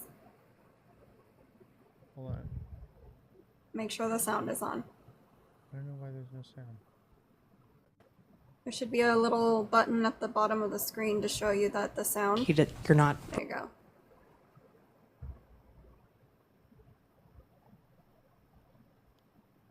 Let's start over again. This is hilarious, chat. Oh, it's funny.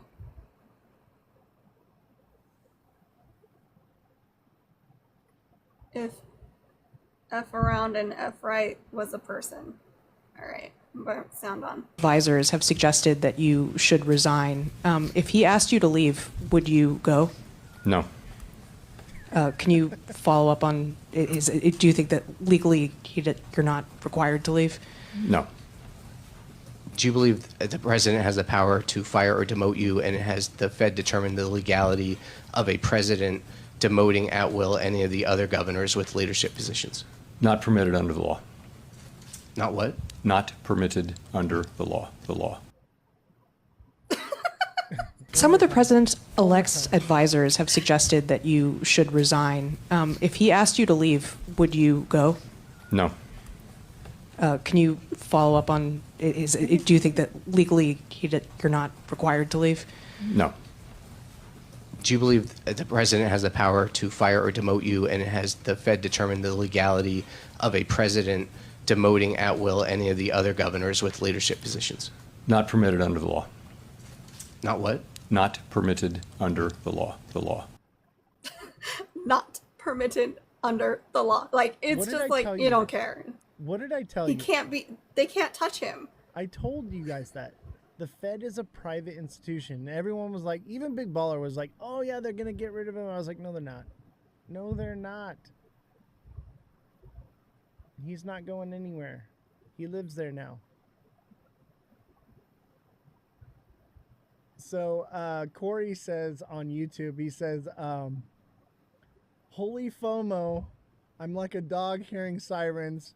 I just want to chase. No dip. And it's available on Coinbase. Oh, dang. Totally missed that. You can't write that better. Life is now SNL.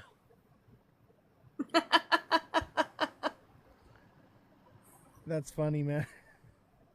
You know what I noticed? There's a bit of a delay on YouTube.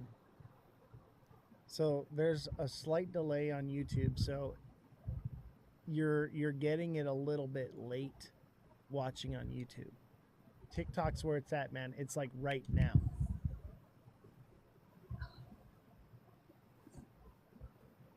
You probably would have caught. I think it's going to go again, though. It's going to pump again here. It hardly dipped. It hardly pulled back. All right. In the 1 minute. Look, here it goes. It's about to run again, chat.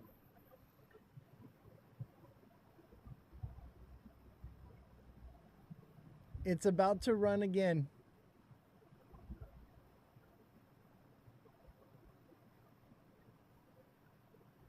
Here it goes. The FOMO is real right now. Like, I'm tempted to buy this thing. Big Baller's running behind it. Yeah, I know, right? So over here we're talking about how the news said that Kamala isn't running for governor.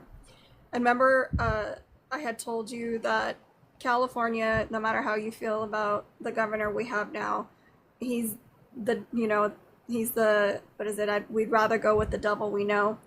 And I saw these posts that said if the country didn't want Kamala, neither do we. But a good point was made that, like, they put that out on purpose, but who are going to be the candidates? Usually we have an idea by now, but nothing's been said about anybody. There's a new guy. He's in like the number 2 position. No, tell me their name right now. Right now, don't look it up. Tell me their name. There it goes. Chat. I knew it. It just took off. Distraction captain. It just took off again, chat. That was the weakest pullback ever. I know. Chad I know. Welcome to my life. Bianco, is that his name? Chad Bianco? Look it up. I think he's an immigrant running for California governor. I actually dig it. He actually No, I mean for the presidency. Obviously the governor thing, no one's going to beat Newsom. But my thing is that we haven't heard anything from either side, like, which is odd to me. I'm just curious on your opinion on that. It's too soon. Are we just too, no, it's not. It's never too soon. Are we just so traumatized? We're like, we can't deal with this right now. Let's just get through the next few years. Look, chat. it pulled back and it basically went almost to where I said it was going to go to. Almost. And it could still. I think it could be done. It may have run its course. Make sure you take some profits. All right. It could obviously still continue, but I think we found the top. Will it find support? It's ran sideways here. I know. It may. I tried. We need to see. It needs to try to hit where it hit before. If the next green candle's a little bit lower and a little bit lower, I would say it's done. But it looks like support is at 0.0083.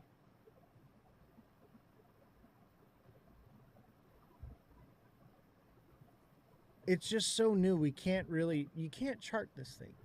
Okay? It's so new, it's unchartable. It's one of those where you're lucky if you got into it, if you FOMO'd into it. You gotta cross your fingers on this one. It's Jeebling. All right, we can't say the G word here because we're on TikTok, but it's Jeebling. It's a Jeeble right now. That is what altcoins are going to do. I agree. Absolutely, altcoins are going to do exactly what this AI coin just did right now. They're going to go. And just when you think that they're done, they're going to go a little bit more. And then you're going to think it's going to go way further. And then they're going to hopium. We're going to watch this one. We're going to keep an eye on this one. Oz fix the music. You just want to see another God candle. You want me to buy so it shoots the price back up again. I know what you... I feel like you already bought and didn't tell anybody because you are obsessed. Maybe. That's why it's still on the dang screen. We've agreed over here. That's why it's on the screen, because you bought when no one was looking, and now you can't look away. It just got a hard jump. It's going again. It's running again, baby. That gap is a good sign. It should run again.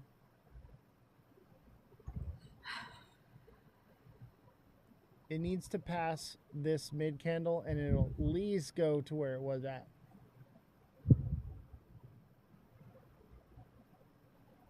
Think of it. All the people that saw it running. Banker coin.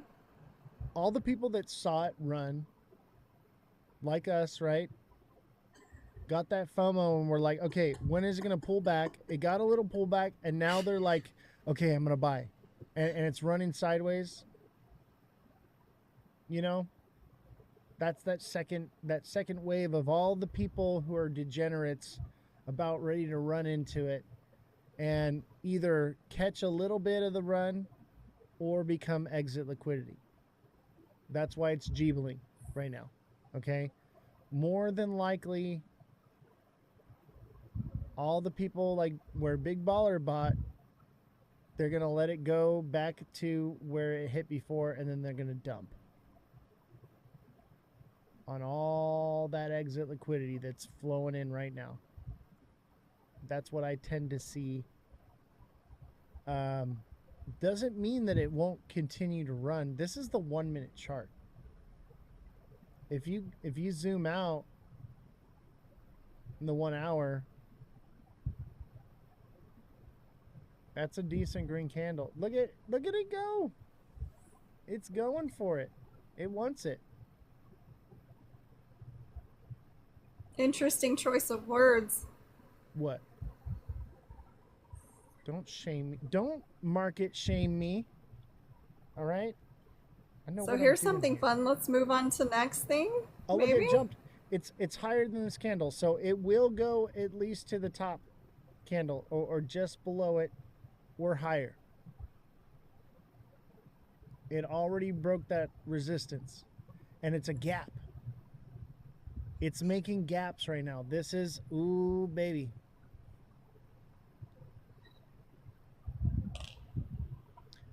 Neo says no one can make God candles but Oz and Big Baller. Yeah, at least in this space.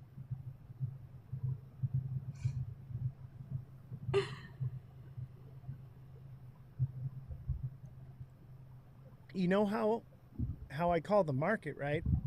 I just tell you what to buy right before I buy it, and then I tell you where my my limit order sells at, and then it hits every time.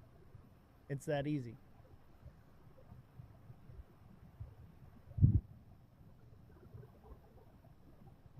It looks like it found support though.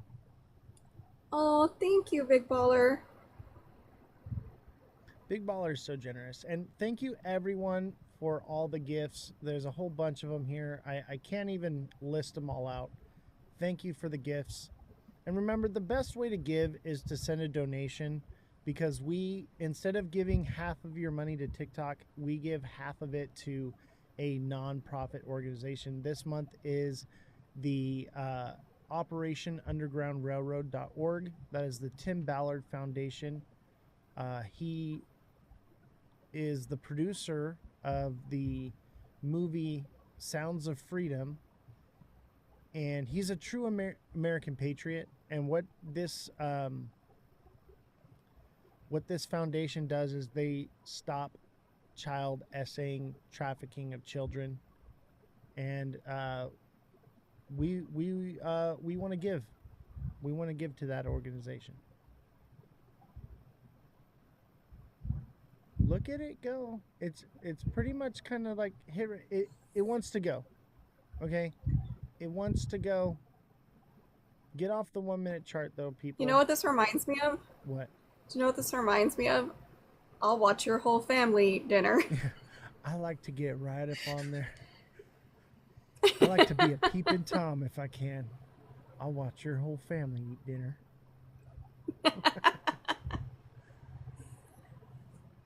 That's what it feels like for that poor coin. Can you leave it alone? Let's watch this little video. This is Crypto Cali. Regardless of where we find ourselves in the cycle, I really don't understand where this culture of non-profit taking and hodling has come from in crypto.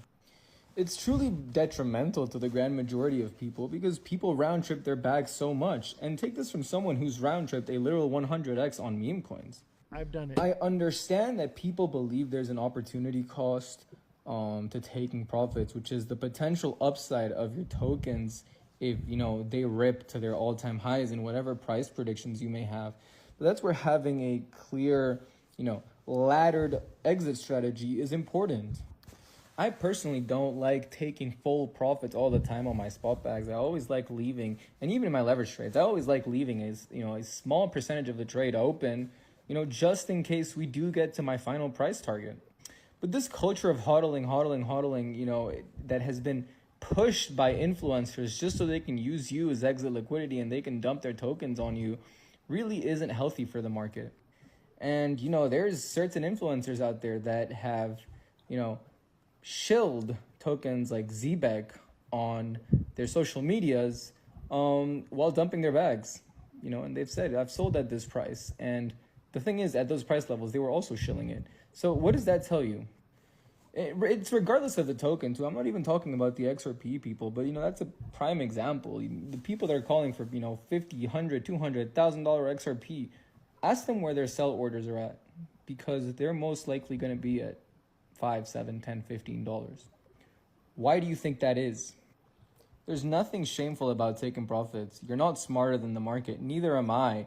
So taking profits literally means you've won. The point of the game is to take the money from someone else's pocket and put it into yours. Otherwise, someone else is going to do it to you. And I'm going to keep preaching this, especially during this period of the cycle, because regardless of where alts can go, it's always important to take some profits, just so at least you can find yourself in risk-free trades. And so that you can rotate those profits into other potential projects, and that way you can actually expand your portfolio quickly enough. But yeah, that's just my take. You don't have to listen to me. I don't know anything. So have a great day, and everyone be very safe out there. I love this guy. Crypto Cali, by the way, he has a degree in finance. Okay? Listen to him. Listen to me, okay?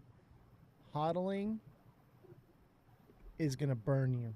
And you're going to have to learn the lesson that we've learned. I've learned this myself. I could have been retired a long time ago, but I didn't take profits. I thought that it could go higher, and it kept going lower, so I kept buying the dip, waiting for it to come back up, and it just never did. And it cost me years of my life, okay? There's nothing shameful about taking profits. Be conservative. Catch the middle ground, baby. That's where the money is at. If you're hodling, you're going to get burned.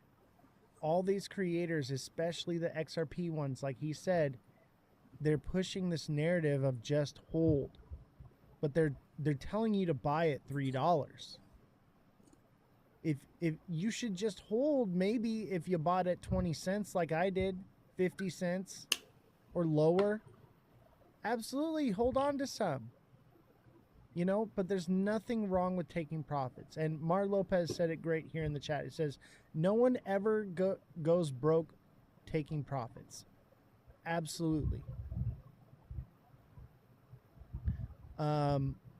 Big Baller says, I have 50x on a meme coin and new projects. Take profits and play for free. Exactly. Play with the house's money. Play with the house's money, not yours. You know? And then start using those profits to make yourself financially secure. Pay off your home. Pay off your car note. Get out of debt. Right? Then you're actually doing something in this market instead of living on hopium. There's nothing shameful about taking profits. Nothing whatsoever.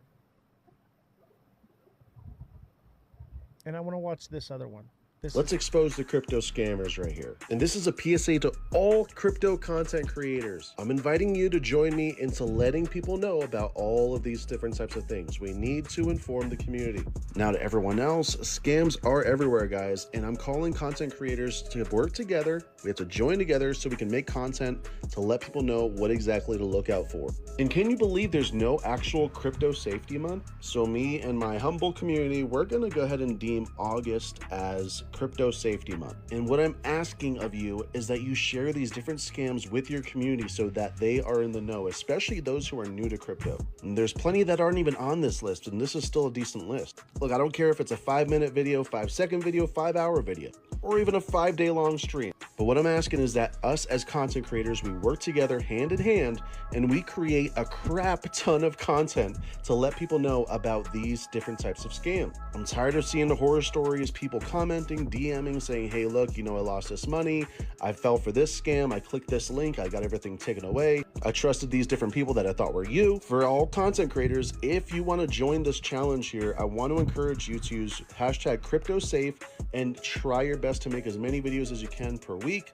I'm aiming for about 1 video per day, specifically on this topic. Because look, ultimately it still affects everyone. If people are not aware of these scams, it really will affect retail market. Last thing we need is for a ton of people to come into the market and then all of a sudden get scammed or not know where to go, not know what to look for, and then they just step away. If you want to join me for the month of August to do this, drop a lock in the comments so I know that I need to watch your content and also share out your content whenever you post this. It is our responsibility as content creators, as people who are leaders within the crypto community to inform people. Thank you for watching and sharing and liking this out with people. It really does help, and have a mega amazing day. I love Mega Crypto. If you don't follow Mega Crypto, make sure you do. He should be joining the MVP network soon, which will be great. G-Rod says, so do you wait till you're up 100% before you take profits? Heck no. I take profits with every move up the ladder. Even if I'm in the red, I'm still taking profits. And let me tell you right now, if you are asking when you should take profits, where you should put your stop losses at, how to be trading, I offer a TA class. Big Baller says you should get into Oz's class on Sundays. You will make money hand over fist.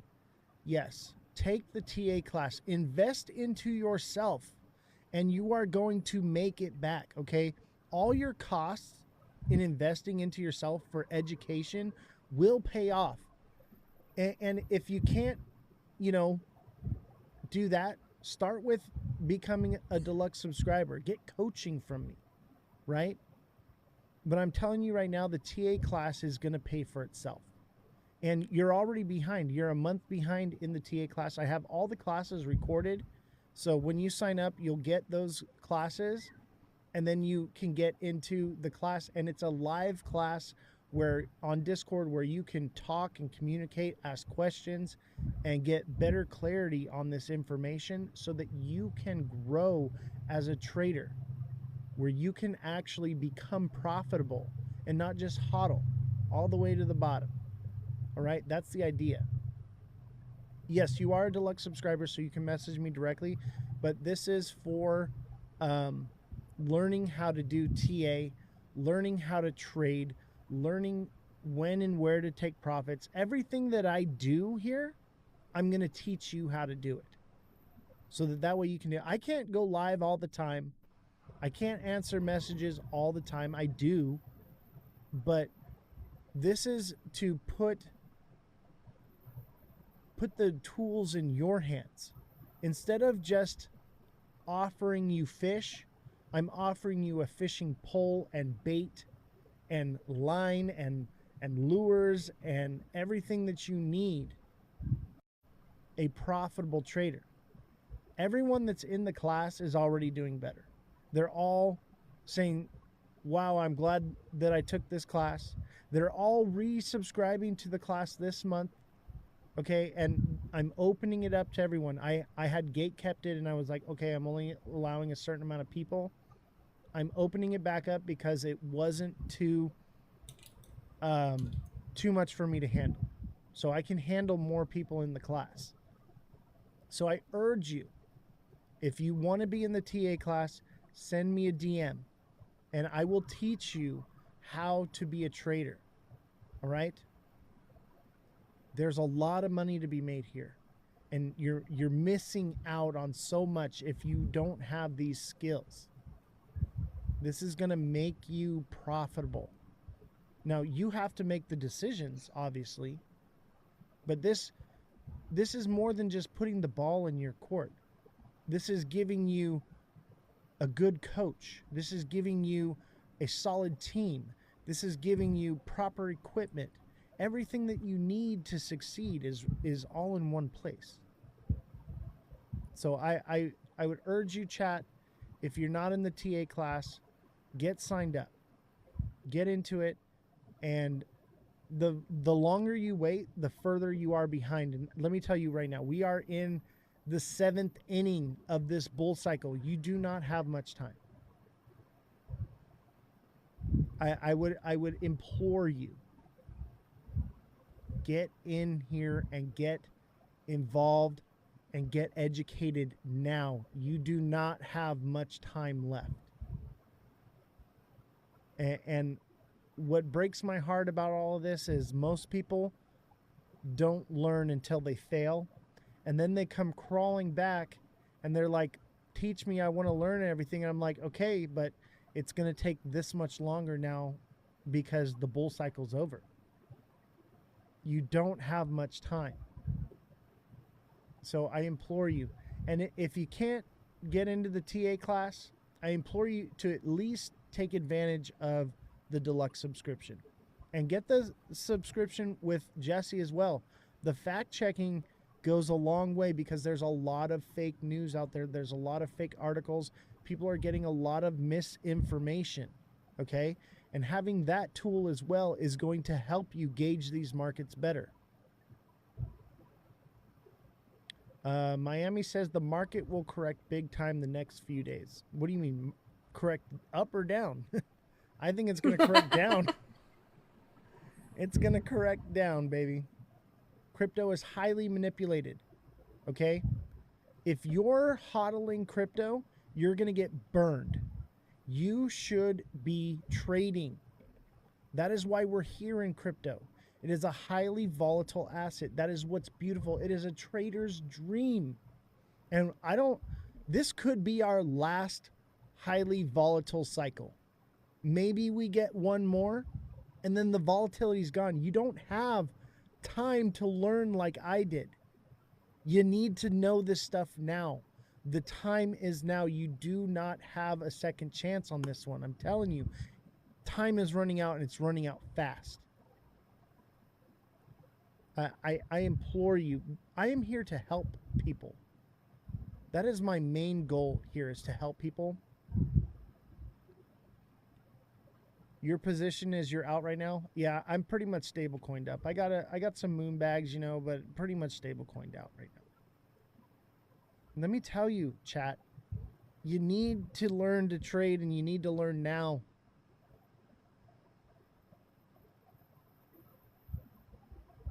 No, October, maybe we take off from there, but I think this could be our last low buy opportunity.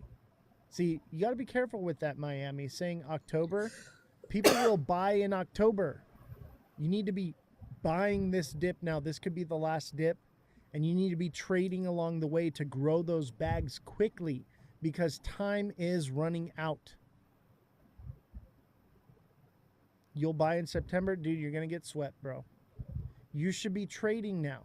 I'm stable coined out for a couple days, and then I'm back in it and trading. You need to grow those bags, bro. People just want to buy it and wait and hope for the moon. Yeah, August is a low month, which means you should be buying. I'm trying to help you, chat. We don't have much time. You need to get into the class.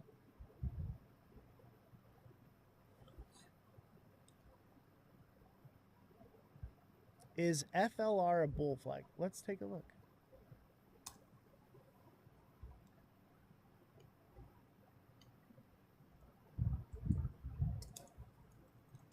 FLR. Yep, this one lost it. This one's Dunskies. Now, that doesn't mean that it doesn't take off again, but hopefully you secured those profits along the way up, and you're in the green, baby. In the green. And then you could buy the dip on it again. But it's probably going to dip over the next day or two. I'll tell you that right now. Things like to run a little bit. You need the classes? Bro, send me a message. Send me a DM. Get in the classes. Become a deluxe subscriber. Let me help you. Monaco, I want to be in your court. Let me be your coach. Let me teach you. By the way, the classes are not free. Okay? Classes are not free, and it's $25 an hour. 4 hours a month, $100.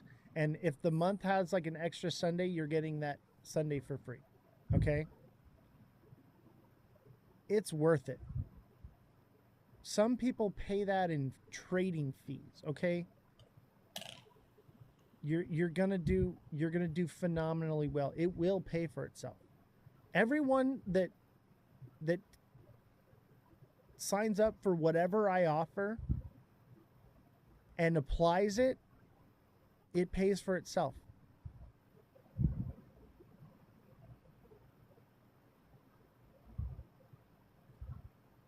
And if you can't afford to get into the class, no big deal. Join for the coaching, get profitable, and then offset those costs. But I'm telling you, you don't have much time. You don't have much time at all. All right, what was I supposed to be looking up? FLR. Simon, it looks like you lost your subscription.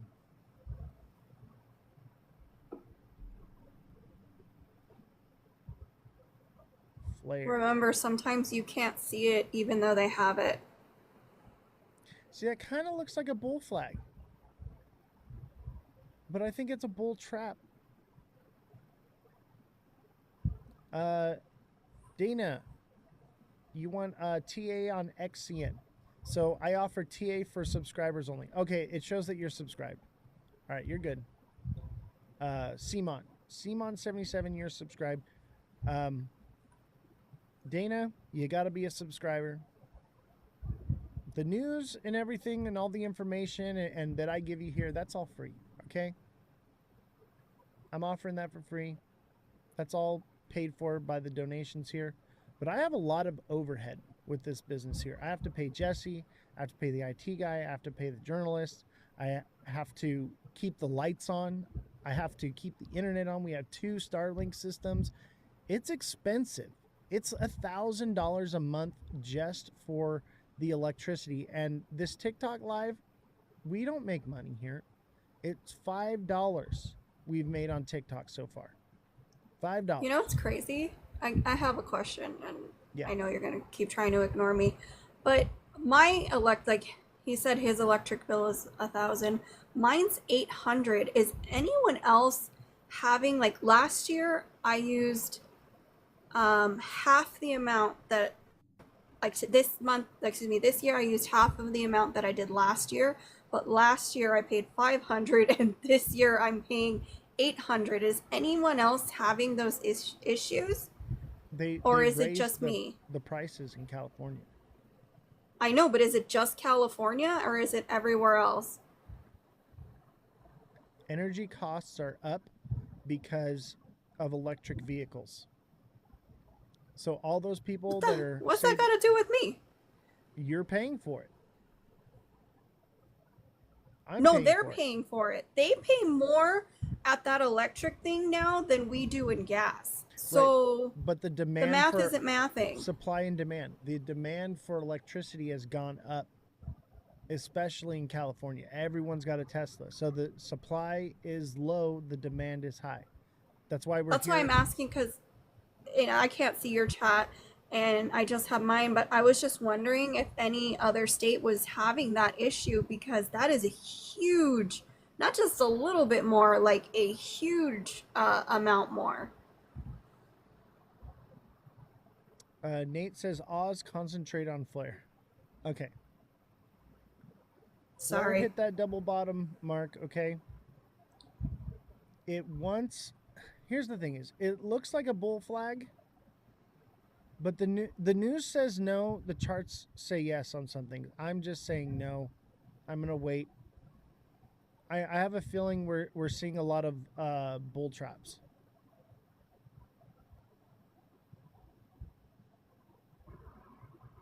Neo says it's $150 a month in Wisconsin. Wow. I'm super jelly. Thank you for actually listening to me, Neo, because I got ignored and told to be quiet. So it looks like a bull flag, but I don't know. I'm thinking bull trap.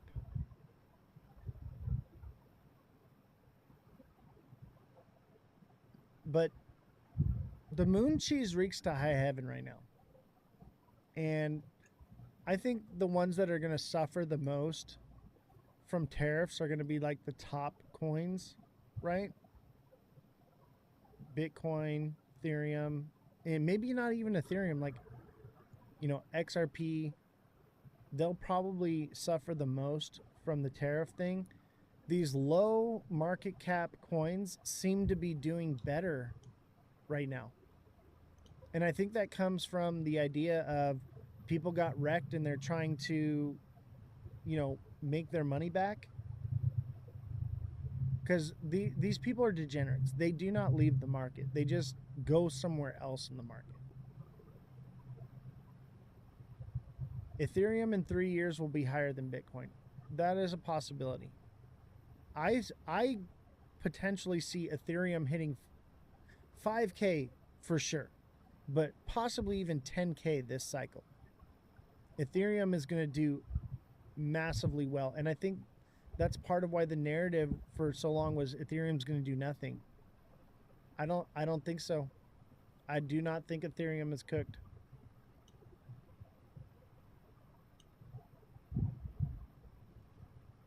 I hope Flare comes back down, but hear me out. It had this double bottom right here. But look at this double bottom that hasn't played out yet. So this should go to 5 cents. 4.80 to 5 cents on this one. Flare's looking good. Nothing's changed about that one. And I would imagine that would take, you know, till October, November, and it could potentially send it to new all-time high of 64 to 65 cents, maybe 66. That seems highly doable. Maybe even higher. Take profits along the way, right?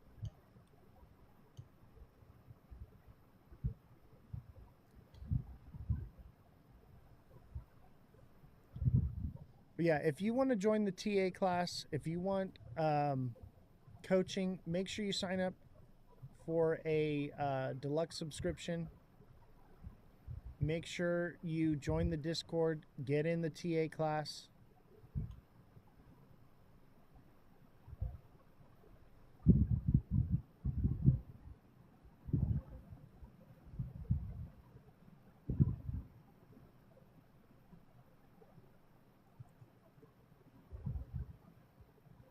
Does that look right? CFX?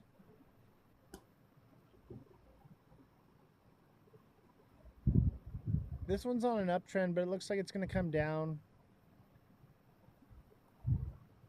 19.8, somewhere around like 19, 20 cents. It should come down to just below 20 cents, right? I'm thinking 20 cents. Good psychological zone, but it'll potentially fall further. But there is this doji candle. It's kind of a doji. So it could obviously send it from here. It could send it. But this looks kind of like a cup and handle thing forming, and it could come down a little bit, that 20 cent mark, and then boom, shoot it. And that's that double bottom look. Kind of like that double bottom right here. Or maybe this is the double bottom. You know? And it goes to 80 cents. At face melting price. Or even all-time highs. And I think it does that. I think we get that alt season and we see it at least below all-time high. But I'm seeing a trend. This one should go up. This one should. But look at how this one did this like thing here. It's doing the same thing here. 30 cents probably. It's hard to say right now, guys, with the TA. All right. Because things look like they want to send. It looks like alt season wants to happen. It looks like it, but then either no one cares about the tariffs or the tariffs just wreck everything. So I don't know. It's unchartable right now. Even Mega Crypto was just like, dude, I can't even make content because I can't chart anything. I'm like, dude, I feel it.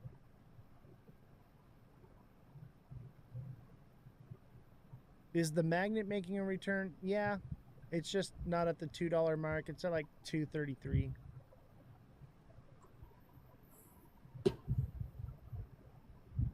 Look at Ethereum. Ethereum looks pretty good. Which is crazy. Everyone, thank you for all the gifts. There's a whole bunch. I can't even get to all of them. Thank you very much. Ethereum is the tortoise? Yeah, for sure. Ethereum, man, I'll tell you though, if Ethereum does start falling, it's going to come down here to $1,000. I kind of hope it does. If it does, I'm buying it. But that wouldn't be till like October, November. That would be at the end of the cycle. Yeah, Ethereum is at a tough level. Look at all these tops right here. Top, top, top.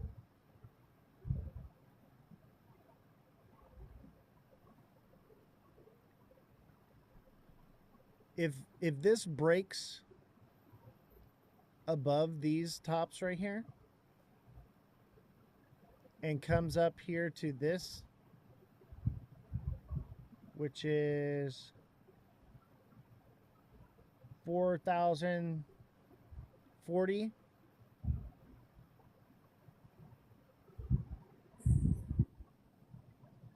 Alt season, baby. That would be a heavy indication of alt season.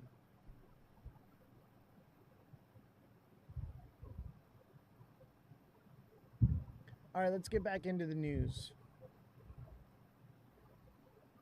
Oh, wait a minute. That's not the news.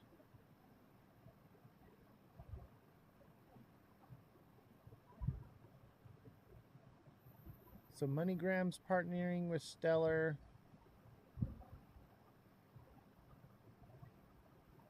All right, tariffs, right?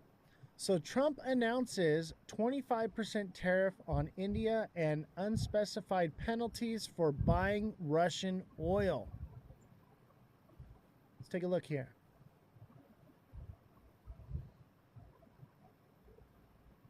We got an ad. Ads in the chat. Everybody hashtag ads. Everyone wants to see ads. Hashtag FYP. Hashtag crypto. Hashtag bust watch. Hashtag TikTok shop. We love TikTok shop.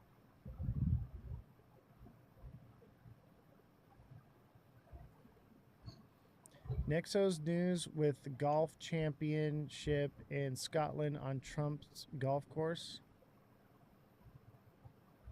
Products, and we've been wide open. He has had a market that's been pretty much closed to American products, and we've been wide open to theirs.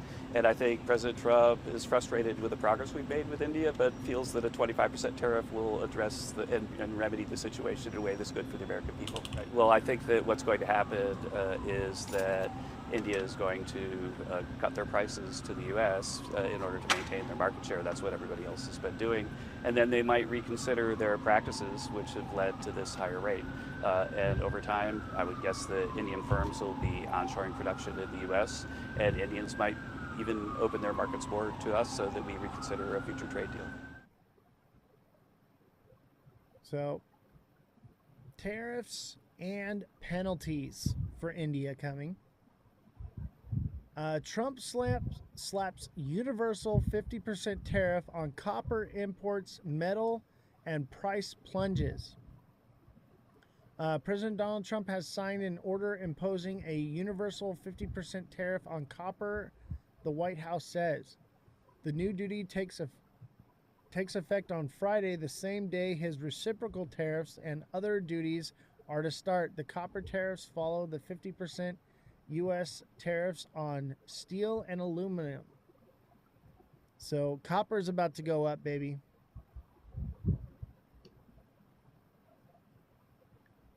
Trump says U.S. will impose 15% tariffs on South Korea imports. And then Trump says August 1st tariff deadline will not be extended. Here are the countries that might not make it. Let's take a listen here. Trump says his August 1st tariff deadline will not be extended. Here are the countries that might not make it. President Donald Trump warned that his August 1st deadline for making a trade deal with the U.S. stands strong on Wednesday, threatening several key nations with a big tariff hike. The August 1st deadline is the August 1st deadline. It stands strong and will not be extended. A big day for America. Trump wrote on Truth Social using all caps. Here are the major countries that still need to negotiate deals with the U.S. Trump sent a letter to Canadian Prime Minister Mark Carney threatening a 35% tariff if a deal isn't struck, but negotiations appear to have stalled. We haven't really had a lot of luck with Canada. I think Canada could be one where they'll just pay tariffs. It's not really a negotiation, Trump said of the negotiations with our neighbor to the north on Friday. Carney himself said on Monday that negotiations have reached an intense phase. It's a complex negotiation. You see with the various trade deals that have been agreed to by other jurisdictions, the European Union yesterday, Japan before that, Indonesia, United Kingdom, that there are many elements to these negotiations. We're engaged in them.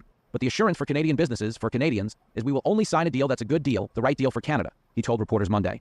According to the U.S. Trade Representative, USTR, Canada is America's third largest importer, totaling $412.7 billion in 2024. The U.S. exported $349.4 billion to Canada in the same year. Trump sent a similar letter to Mexican President Claudia Sheinbaum earlier this month, this one threatening a 30% tariff. No deal has been struck as of Wednesday, however, and neither party has been vocal about where negotiations stand. Mexico is America's top source of imports, totaling $506 billion in 2024, according to the USTR. Meanwhile, the U.S. exported $334 billion to the country over the same year. Treasury Secretary Scott Bessent negotiated with Chinese officials in Sweden this week and said Tuesday that the talks were very constructive. He emphasized to reporters that no final agreement was made, however. Unlike most countries, China is facing an August 12th deadline rather than August 1st, giving them somewhat more breathing room for negotiations. Nothing is agreed until we speak with President Trump, Bessent told reporters. Commerce Secretary Howard Lutnick told Fox News on Monday that the deadline for China could be extended even further than August 12th, though that decision will be up to Trump. Trump warned South Korean President Lee Jae-myung in a July 7th letter that the country would face a 25% blanket tariff if a deal isn't reached by August 1st. Lee's office said late last week that it was preparing a proposal. Lutnick met with 3 top Korean officials in Washington this week, though no news has come out of the meeting. Taiwan has yet to reach a trade deal with the Trump administration, but Taipei has a delegation in Washington hoping to reach one before August 1st, Reuters reported Wednesday. The self-governed island is facing a 32% tariff if it does not secure a deal.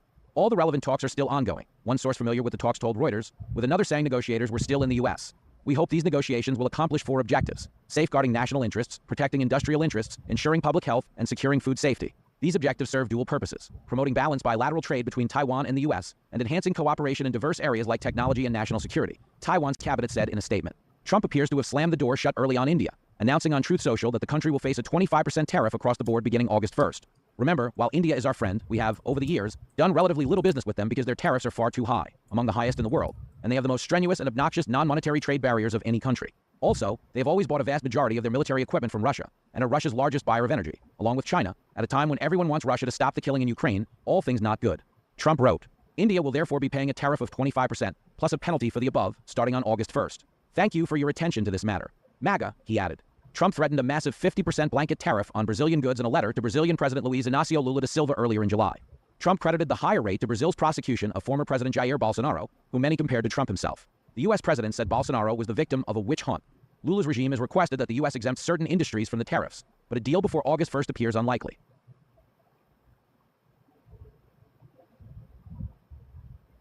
So yeah. Tariffs, baby. They're coming. I don't like Kai Senate says, so we're getting bearish, then August 15th bullish. Let's talk about that. We'll come back to this in just a minute. Let's talk about this. So the only indicator that I like to use, which is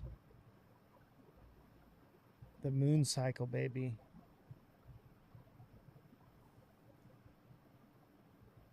Moon cycles.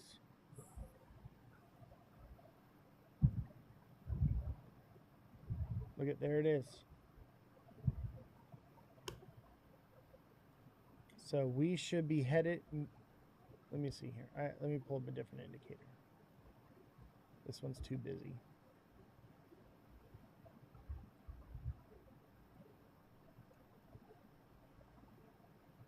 Moon phases. There it is. All right. Look at, it is going to be bearish until the next full moon. Then it will be bullish. All right. Look at, every time we've had a full moon here, we hit a bottom, pump, bottom, pump, bottom, pump. Right? The blues are all the tops. Look at the tops. All the tops. Okay. So this is probably the top. This is Ethereum. Let's look at XRP.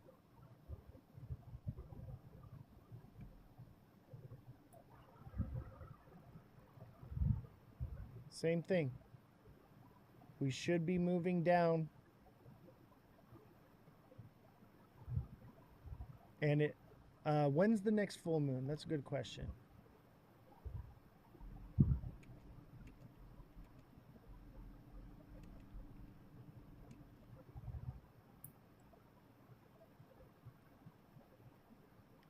August 9th. So I'm thinking somewhere around August 3rd through the 5th is going to be your buy zone. Okay, we need to give it a few days to run its course, run down. You want to buy before the full moon. Okay, the full moon is when it tops. So I'm thinking August 2nd, 3rd, 4th, 5th, somewhere in there, we're going to hit our bottom. And then we should be on like Donkey Kong, baby. Look at that moon cycle. Perfect. We've got a few days left. Few days left till we buy. I'm going to use the tariffs and the moon cycle right now for my indicators. Okay? And that says we're going down. Miami says, I like this moon cycle. I know. You know, a lot of people thought I was crazy with this until I found the indicator on TradingView. It's actually an indicator. So it gives it some validity. This is a real thing. All right? Look at what happens every full moon. Look at what happens every new moon. Full moon, pump. New moon, dump. Full moon, pump. New moon, dump. Now, it doesn't always line up exactly. Sometimes it happens on the waning crescent, the waxing gibbous, right? All right. So what we have to do is we have to find that zone. I'm thinking August 2nd, because that's when Coinbase is shutting down. That's what I think. I think that is the big drop. It's so convenient that, let's see, when was the last time we had the big drop? It was right before.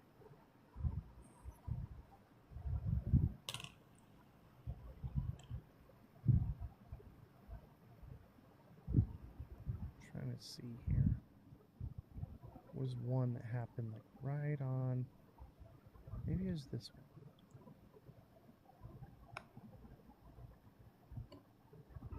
Here it is. June 10th. And then we dropped until June 22nd. So yeah, sometime middle of August. And I think this is going to be one of those times to buy. Obviously, we want to trade. We want to grow our bags, but we want to be buying with the assumption of alt season coming. Banker coin just hit all-time high right now. Dude, that one doesn't want to stop. I think so long as everything's going down, it will probably go up. It's one of those. I thought Fartcoin was going to be that, and it just didn't. Let's look at Fartcoin, because I love Fartcoin. I always have to have some farts in my bag, all right? I love Fartcoin. It's the only meme coin that I firmly believe that is not going anywhere. Oh, baby. Fartcoin is a buy. Fartcoin is a buy. $1 it dropped to. If it comes back down to $1, I'm buying it again. Buying a lot of it. I think it should come back down and retest this. Notice on Fartcoin, all these wicks are doubled up, doubled, doubled, doubled, doubled, doubled. Okay? This should double up here at $1, baby. And the second wick is always not as low. So I'm going to put like mine at like $1.008. That's my buy point.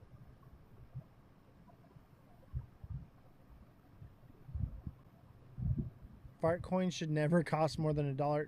Fart coin should go to several dollars. And let me tell you why. Figma IPO requested shares is closed now. I was going to try and request some more. So just that 33 price is done for now. Fartcoin will hit $7 easy. I think Fartcoin will definitely do better now. So Jesse, can you look into this for me? So evidently, like, the creator of Fartcoin owned like a massive supply and then just recently dumped their supply. So now Fartcoin has the ability to go to its full potential. That's why I've been eyeing it so closely. Fartcoin should have pumped here. I'll tell you where I got out though. I got in at 135. I got out at 134. So I did not lose very much. It when it dropped here and it recovered, I think it was this candle right here. No, it was this candle. And it recovered just under where I was at. I got out of it and then boom, did all right. I'm an expert, okay? I'm a professional trader. So I was able to do this without a stop loss. But when you're doing something like this, you need to have a stop loss. You need to learn how to do all that because these meme coins are highly volatile. I know what I'm doing, okay? I didn't take much of a loss at all.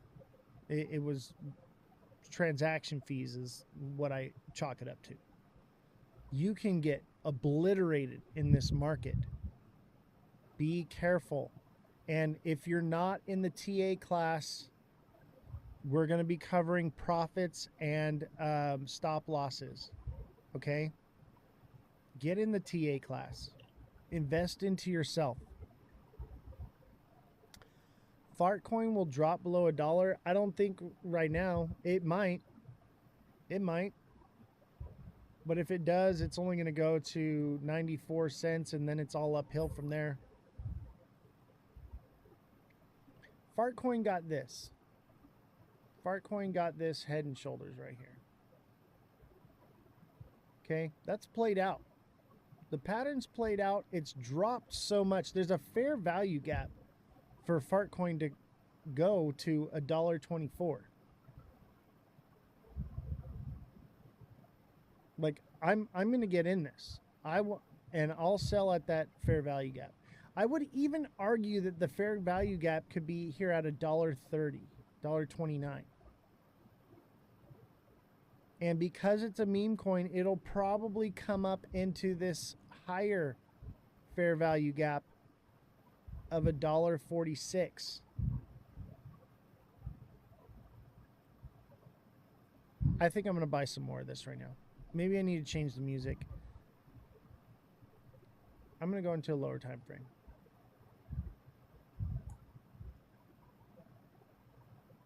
Oh yeah.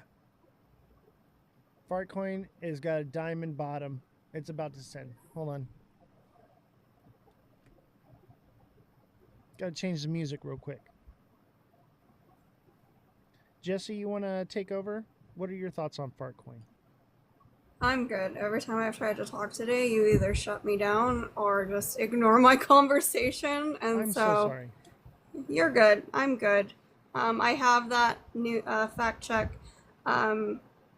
15 million of the coins were sold on January 21st, 2025. So they pretty much dumped already. It's rugged. The owner of those tokens who created the token, yes. So that's a good indication that Fartcoin will actually do what it's supposed to do.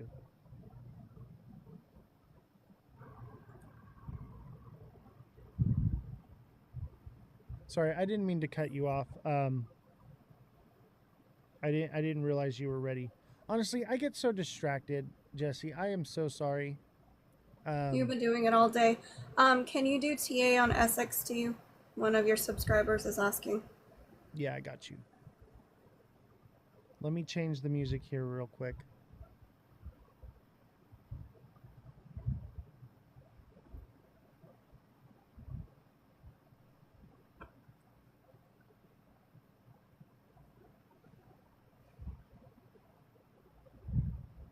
All right. Fart coin. Short term to $1.21 to $1.30. All right, SXT.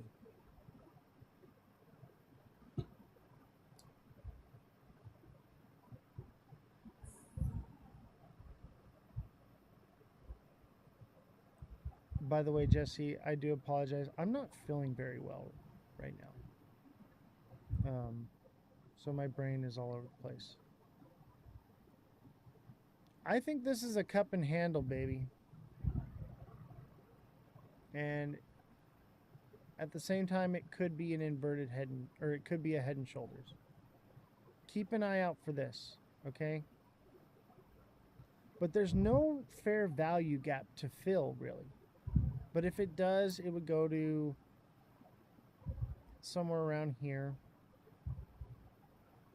I would say 8 cents is your bottom, and it could potentially go to 0.75. I don't think it goes much lower than that. I think 8 cents is a solid buy. But with the tariff stuff, you know, it could send it down more. Or maybe the tariff sell-off already happened and it's like a fake out. Nate says, we love you, Jesse. Everybody go send Jesse some galaxies and some heart me's and hand hearts and all the heart ones. They don't have to do anything. They didn't do anything wrong. So I appreciate the people that came over and were very supportive. I appreciate that. What can I do to make you feel better? I apologize. That is what it is. I do apologize. I get scatterbrained up here and I get distracted very easily. And it has nothing to do with you, Jesse, whatsoever. I'm just an idiot. 100% an idiot. I apologize. Do you forgive me, Jesse? You know me. I don't forgive and I don't forget. That's not how I function. I'm just indifferent. I will do better. All right, so Trump signs order to increase Brazil's tariff to 50%. 50% tariff on Brazil. And then, yeah, that was it for that one. Is that all the news? That's all the news. All right, so we'll do some TA, and I think I want to end a little bit early. I am not feeling well. And part of why I get like distracted and stuff is because I'm not feeling well. Like I feel like I automatically need to like fill the time around me, you know? So I do apologize, Jesse. I really do. I won't be live tomorrow. I have doctor's appointments. I'm actually really sick, guys. I am not feeling well at all. But I understand what's going on in the market, so I'm taking my rest time to help you guys. So here I am. And don't forget to smash that like button, subscribe to the channel, become a deluxe subscriber, get one-on-one coaching with me, subscribe to Jesse's channel where she does all the fact checking. So I'm delegating to her. Make sure you subscribe to Revolution Starts Now. Send her a follow. She is amazing and we absolutely love and adore her here. Jesse, what's your name on Twitch? Is it? Oh, I'd have to go look. I'll set up on my TikTok. Yeah, I think she's gonna announce it on the Discord when she goes live. So you should be able to get that. I believe she's still kind of setting it up. But she'll be using the studio. I'll be gone. I'll be sick and away. She's going to be here in the studio playing some video games and working with the IT guy.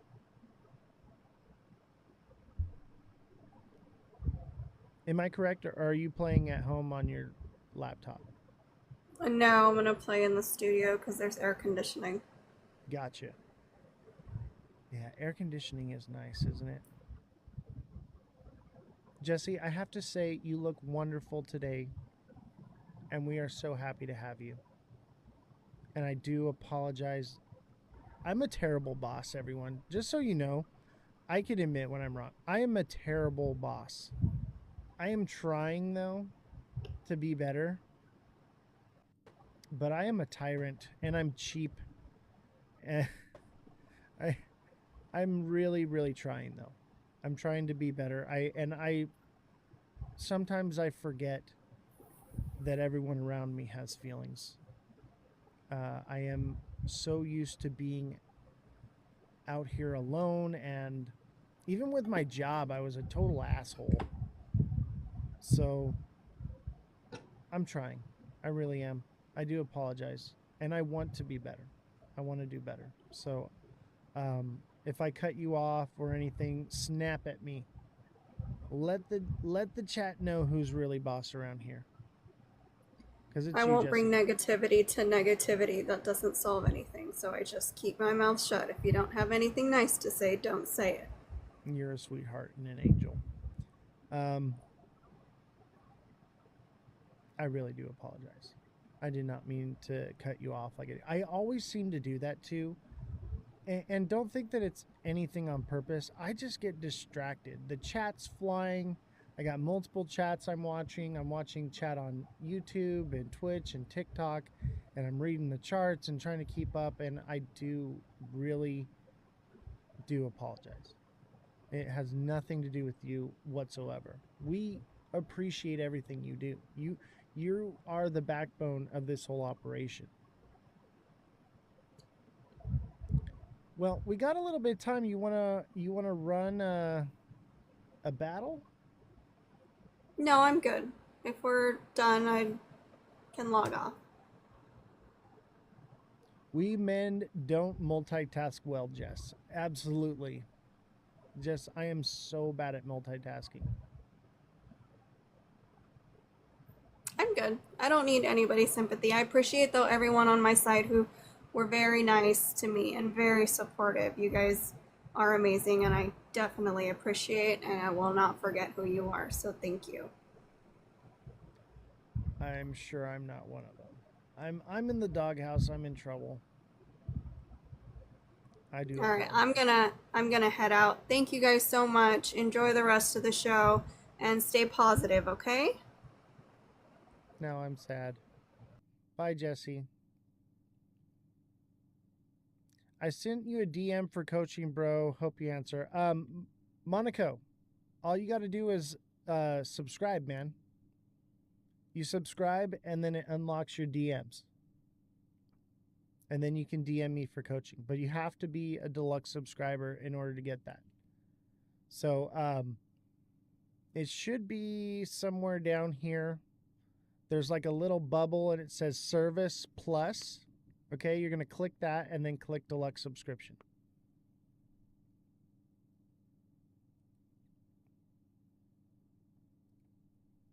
Anybody else want to subscribe or sign up for the TA class? I'm telling you right now, you want to be in the TA class, man. That is going to teach you how to read this stuff, baby. Because I can't be there in the moment always. You know what I mean? Like sometimes this is going to, obviously I'm still going to be in your court. I'm still going to help you. But you being able to see and spot them out is going to help you out so much more. She might be mad at you. She's definitely mad at me. She's definitely mad.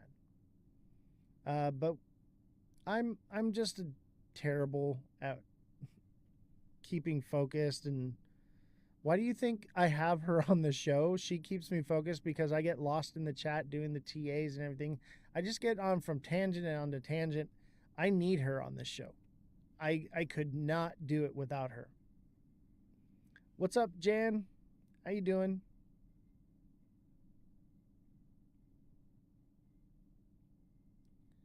I'll stick around if Monaco, if you're trying to subscribe right now. Otherwise, I'm gonna call it a night. Maybe I wonder if I could get Callie on here to battle me.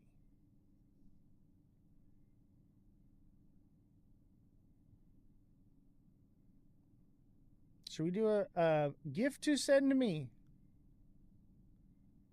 Maybe Callie will gift to send me.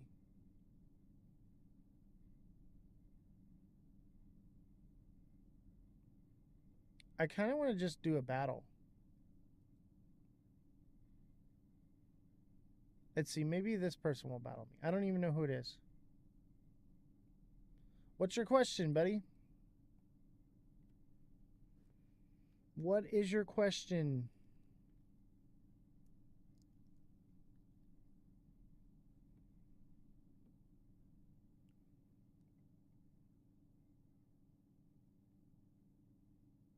No one wants to battle me.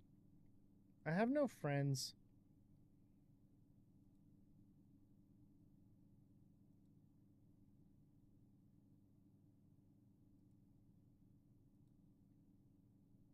Let me see here. Who wants to come up here? Should I invite the fake Oz the Crypto Goat onto the show right now? Do you think he'll accept?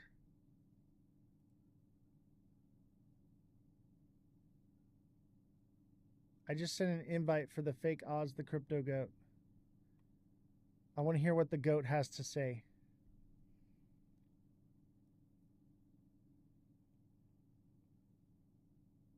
Oz versus Oz battle. Dude, he would get demolished, or she or it or whatever. Whoever they are, they would get demolished because I am the actual goat.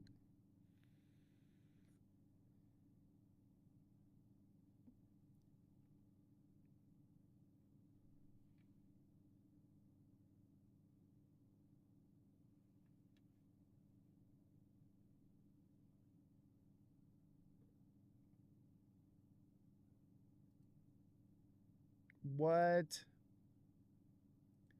Guys, we have a celebrity in our midst right now. The goat has joined the live. What's up, goat? Oh, no.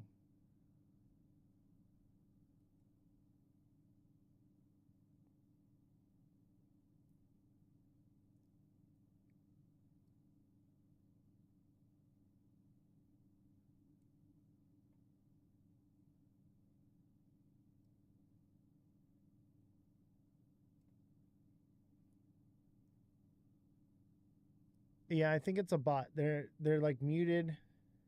They're not talking. Hello, Sir Goat. All right, you're getting kicked, bro.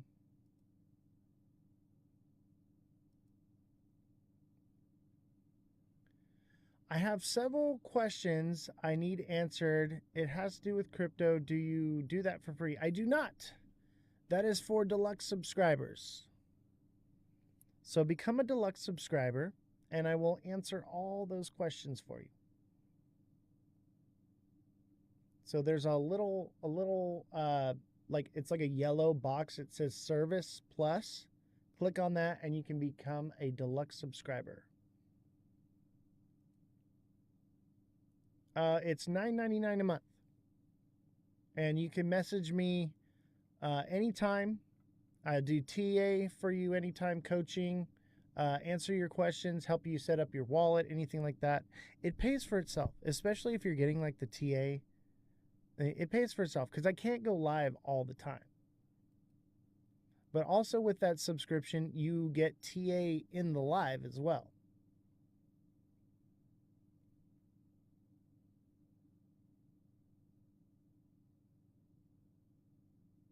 No one wants to battle me.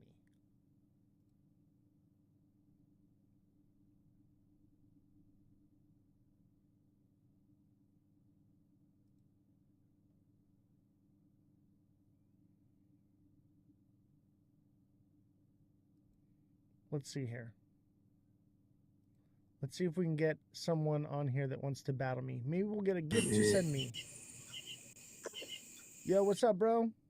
What's up, brother? You doing all right? I'm chilling, man. Hey, you trade crypto?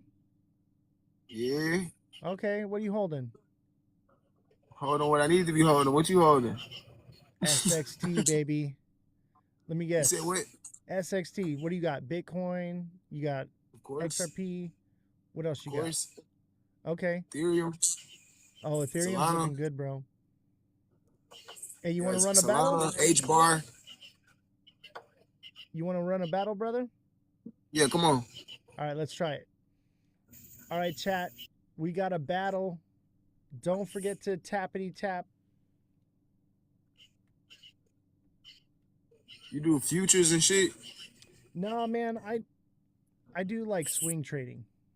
Okay, yeah. Chat. Y'all keep tapping it up, man. Y'all got any questions y'all want, man? I ask them. He seems to be a knowledgeable crypto guy. Let's put him to the test. Yeah, bro. They call me the GOAT. They named me the GOAT, not me. Like, yeah. So, you think alt season or what?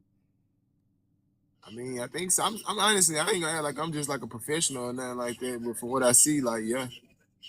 Yeah, I'm thinking we're headed to alt season. I think we're about to get a nice bearish move down though right now.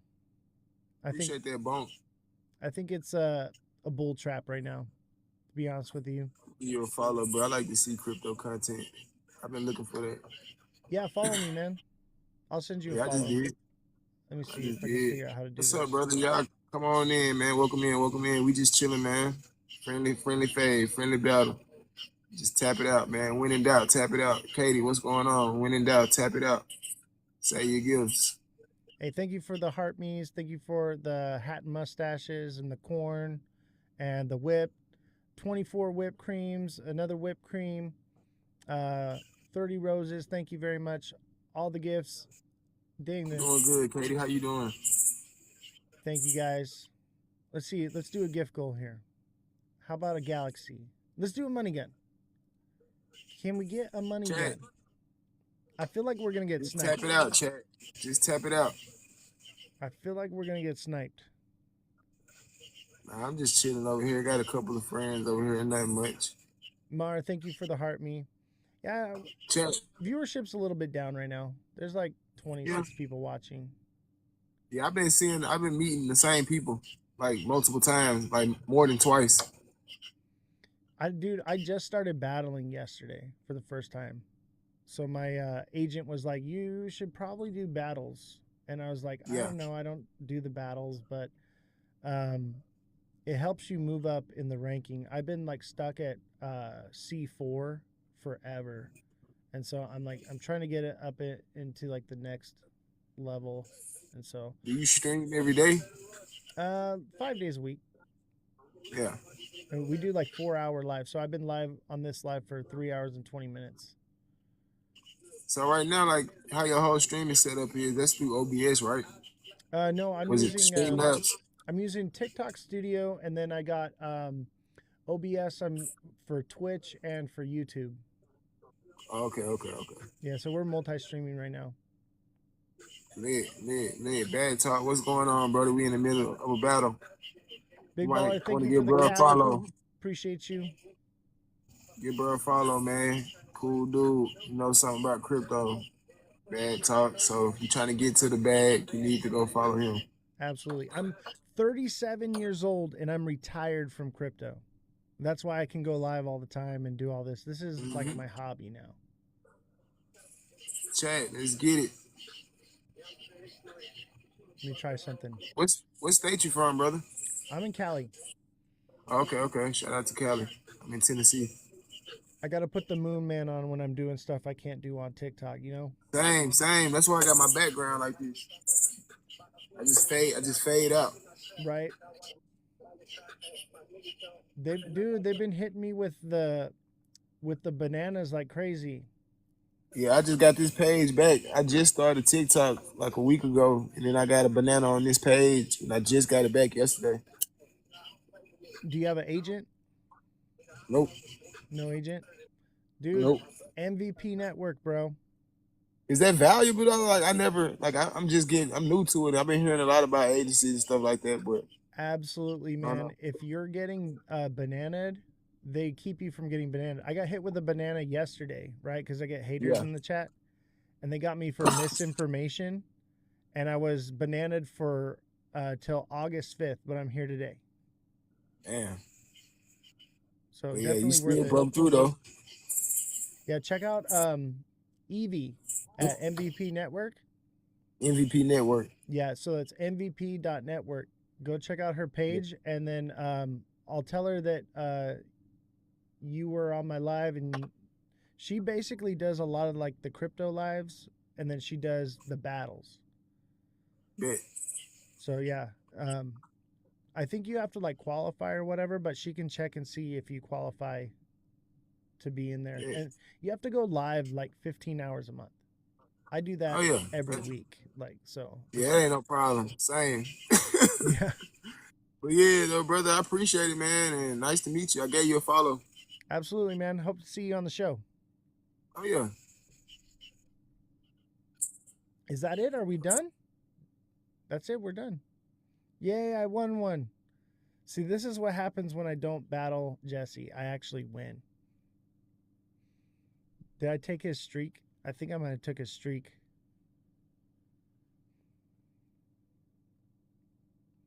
All right. I think I'm going to end it. Unless y'all have like TA you want me to do real quick. I'll do a couple. But I'm actually not feeling too well. I'm going to maybe get some rest. How do you win a battle? By people sending you gifts. So whichever side gets the most gifts, that person wins.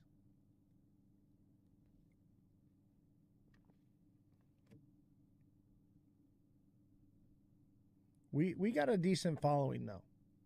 As long as I'm not battling Jesse, I should do pretty well. Jesse's got some warriors on her side, and they're my warriors.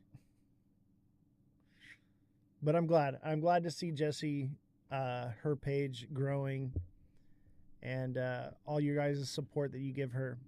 That's amazing.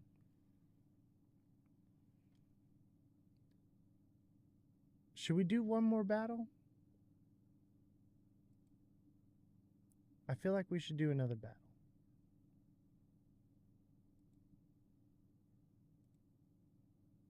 Let's try Steve. I don't know who Steve is, but let's see if he comes on.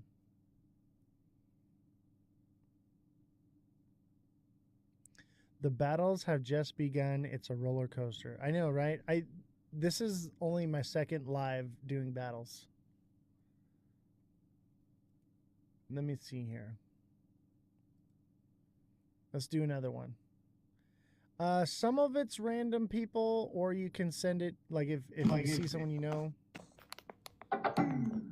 Hello. What up? What's good? Nothing much. You? We're just chilling. I'm wrapping up my live, but I figured I'd do a couple battles. You want to battle? I mean, you're probably gonna win all of them. I'm not gonna lie. That's the point, isn't it?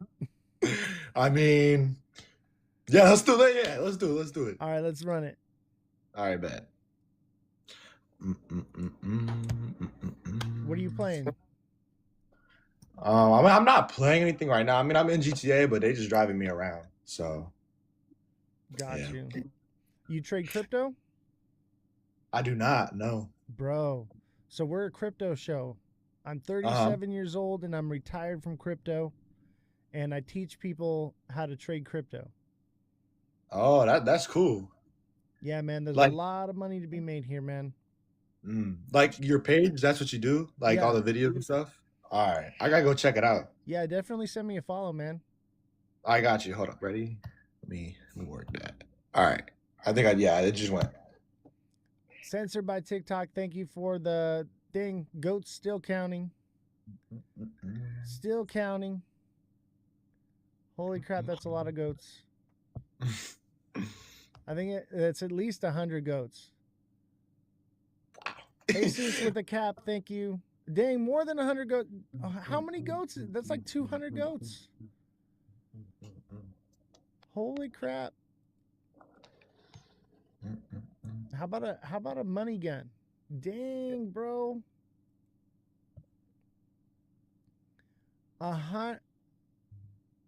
200 goats from Censored by TikTok. I used to baw like a goat when I first started doing this. Every time I get a goat, I would baw like a goat, right? That's great. And yeah, I've been seeing the live creators do all that, like act them out. I'm like, yeah, they're dedicated. yeah, after I got like 200 goats I had to do in a row, I was like, never again. Yeah, I'm done. I actually got pneumonia and I lost my voice and I couldn't do the show anymore. And I did a really good goat sound and I can't even do it anymore because of that. Oh, that sucks. I can go live and you can take my wins. I'm B-League. Bro, bonk, let's run it. Bonk, let's go. I could use some wins. I have a feeling, though, that I'm going to get sniped by Bonk's people. Jesse's not going to believe it. Yeah, so I have a fact checker on my show, right? Because we do like financial news media. We do other news as well. And the fact checker, we've been battling the last couple days. And she's been demolishing me, bro. So it's nice to actually finally get a win. Yeah. I've been getting demolished. I haven't been live in weeks. One will come hopefully. Dude, I'm so down with that. If you want to chat, if you guys want to battle with me, I'm so down. I think it'd be fun. We're still going strong though. Where's your people at, man? Bro, I told you you're gonna win this. There's nobody in my live. Oh shit! I got like 23 people watching. That's kind of low. I had like 4, but they didn't left. So I got 1 right now. But I mean, I got 6. You know. I average 50 to 100 people. That's good. That's nice. Yeah, it's actually this is my first time going live. So. Oh really? Yeah, well, my first time. Welcome. Yeah, thank you.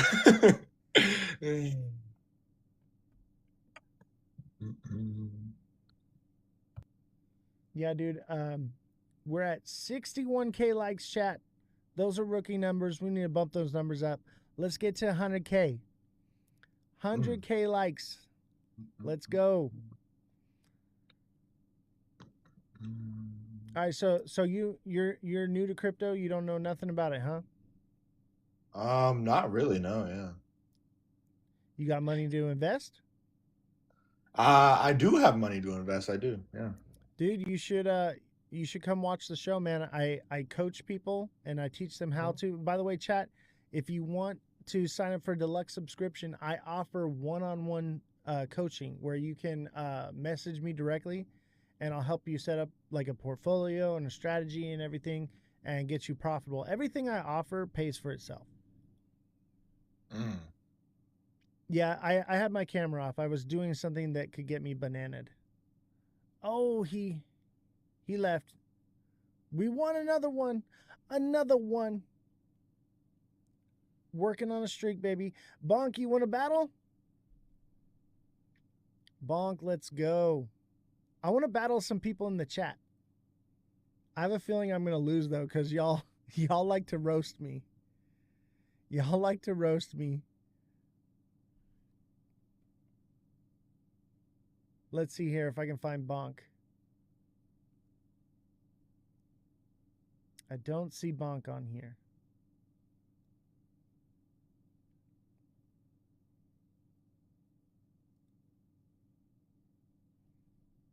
Man, my back's killing me. I almost want to like end the live, but at the same time, I'm having fun doing the battles. And like, if you guys want TA, I'll do TA for you too. But it seems like everybody's pretty much like, yeah, I'm out the market right now. I feel it. Thank you, everyone that was gifting and liking.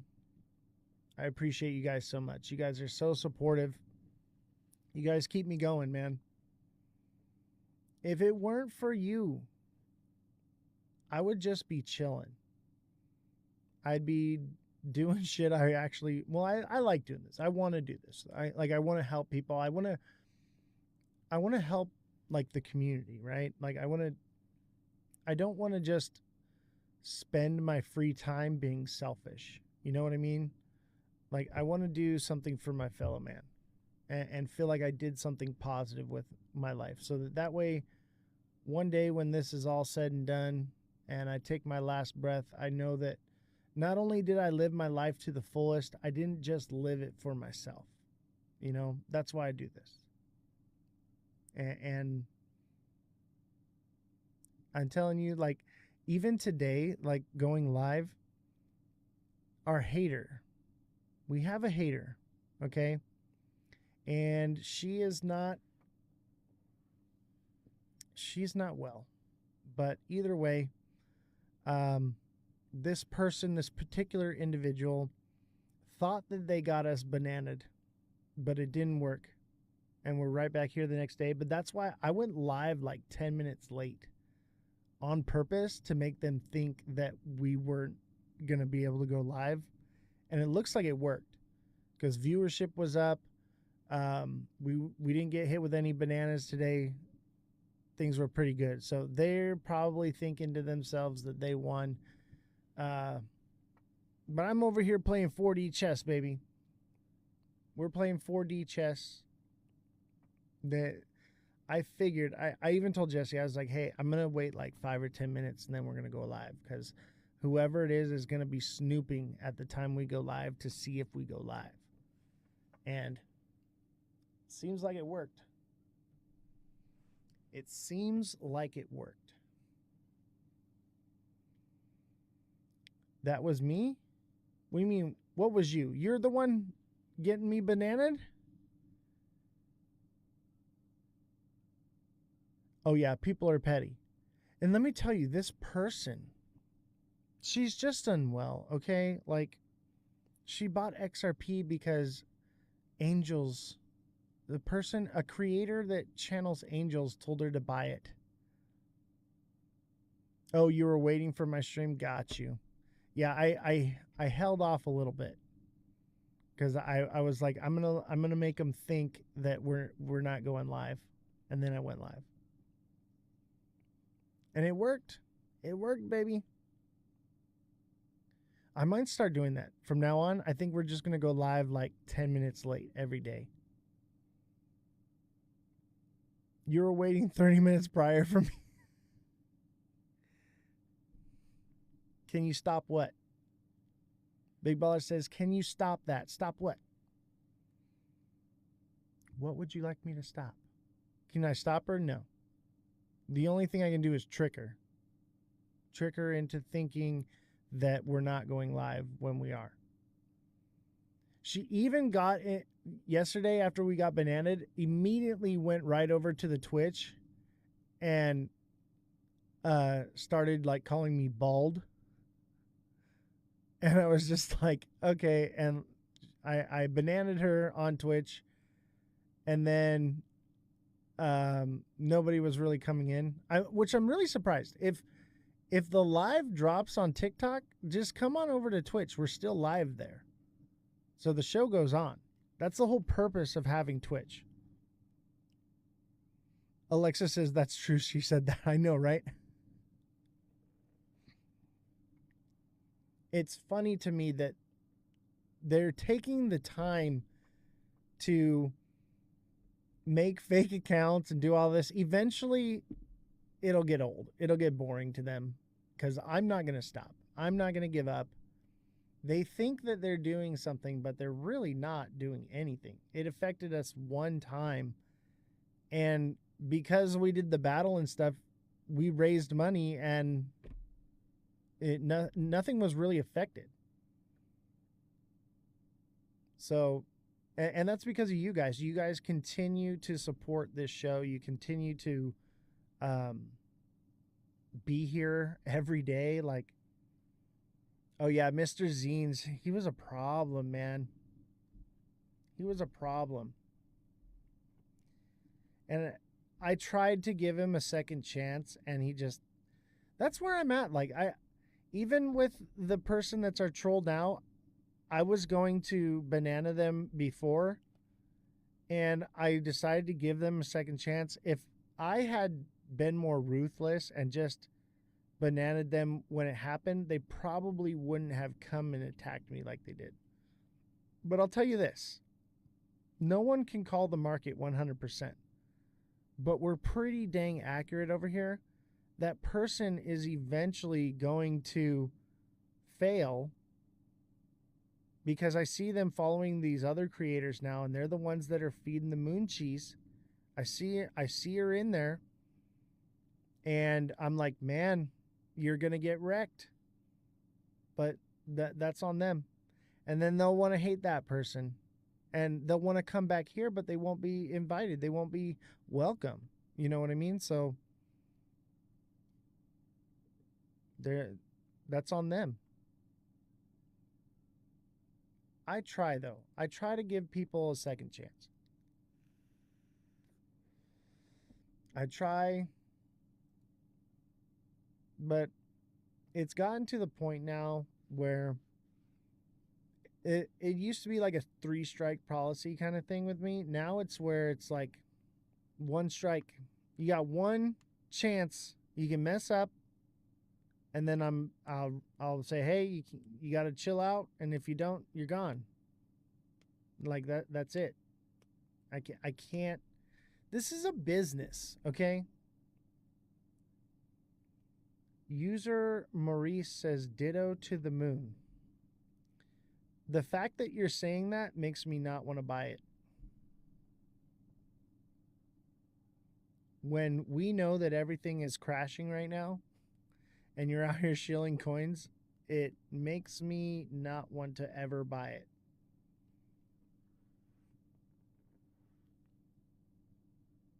Oh, man. I like that. Yeah.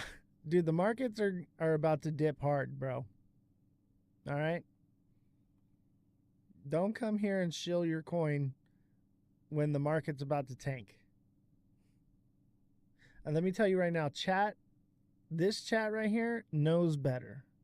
And you're not going to be able to fool anyone.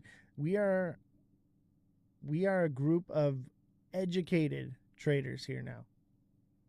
So good luck.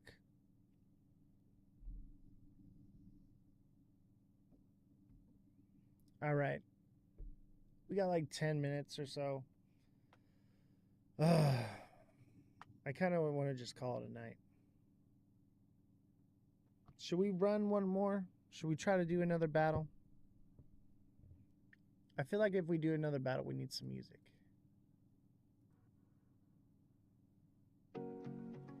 Good night, Sharon.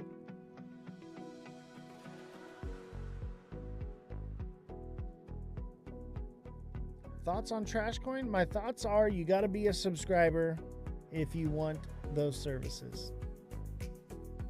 Why are the markets going to tank? Tariffs on the 1st, baby. Get some sleep. I'm just riffing right now. I'm just running at the clock. Take off. Jeff Middleton, I see you here often. And I would implore you, if you're asking the question, why are the markets going to tank? Become a subscriber and get coaching with me, and I'll keep you from getting wrecked. Because these markets are about to wreck people. All right? The next couple days are going to wreck so many people. And I want to help you.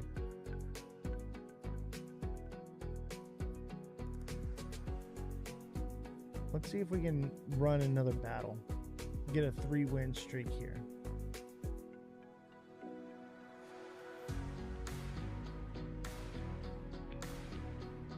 Let's see if we can get a 3-win streak. Hey, how's it going? Good. What are you up to? Nothing. Right on. Do you trade crypto? Huh? Do you trade crypto? No.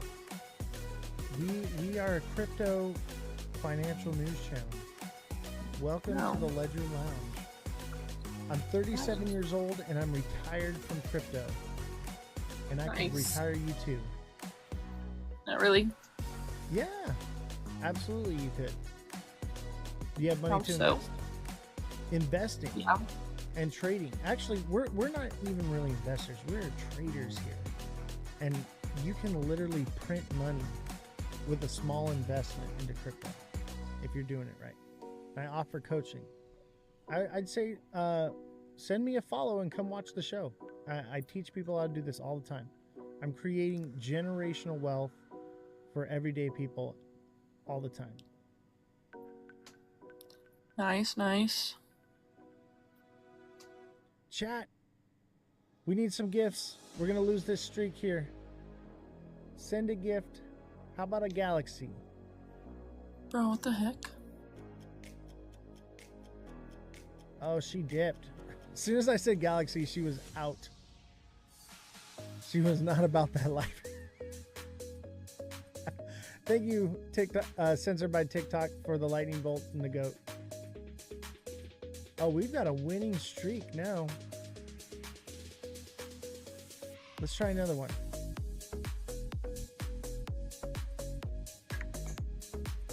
Hey, how you doing? How's it going? Good. Would you like to battle? Yeah, let's battle. Come on. All right. Let's get it. All right, let's get it. So you trade crypto?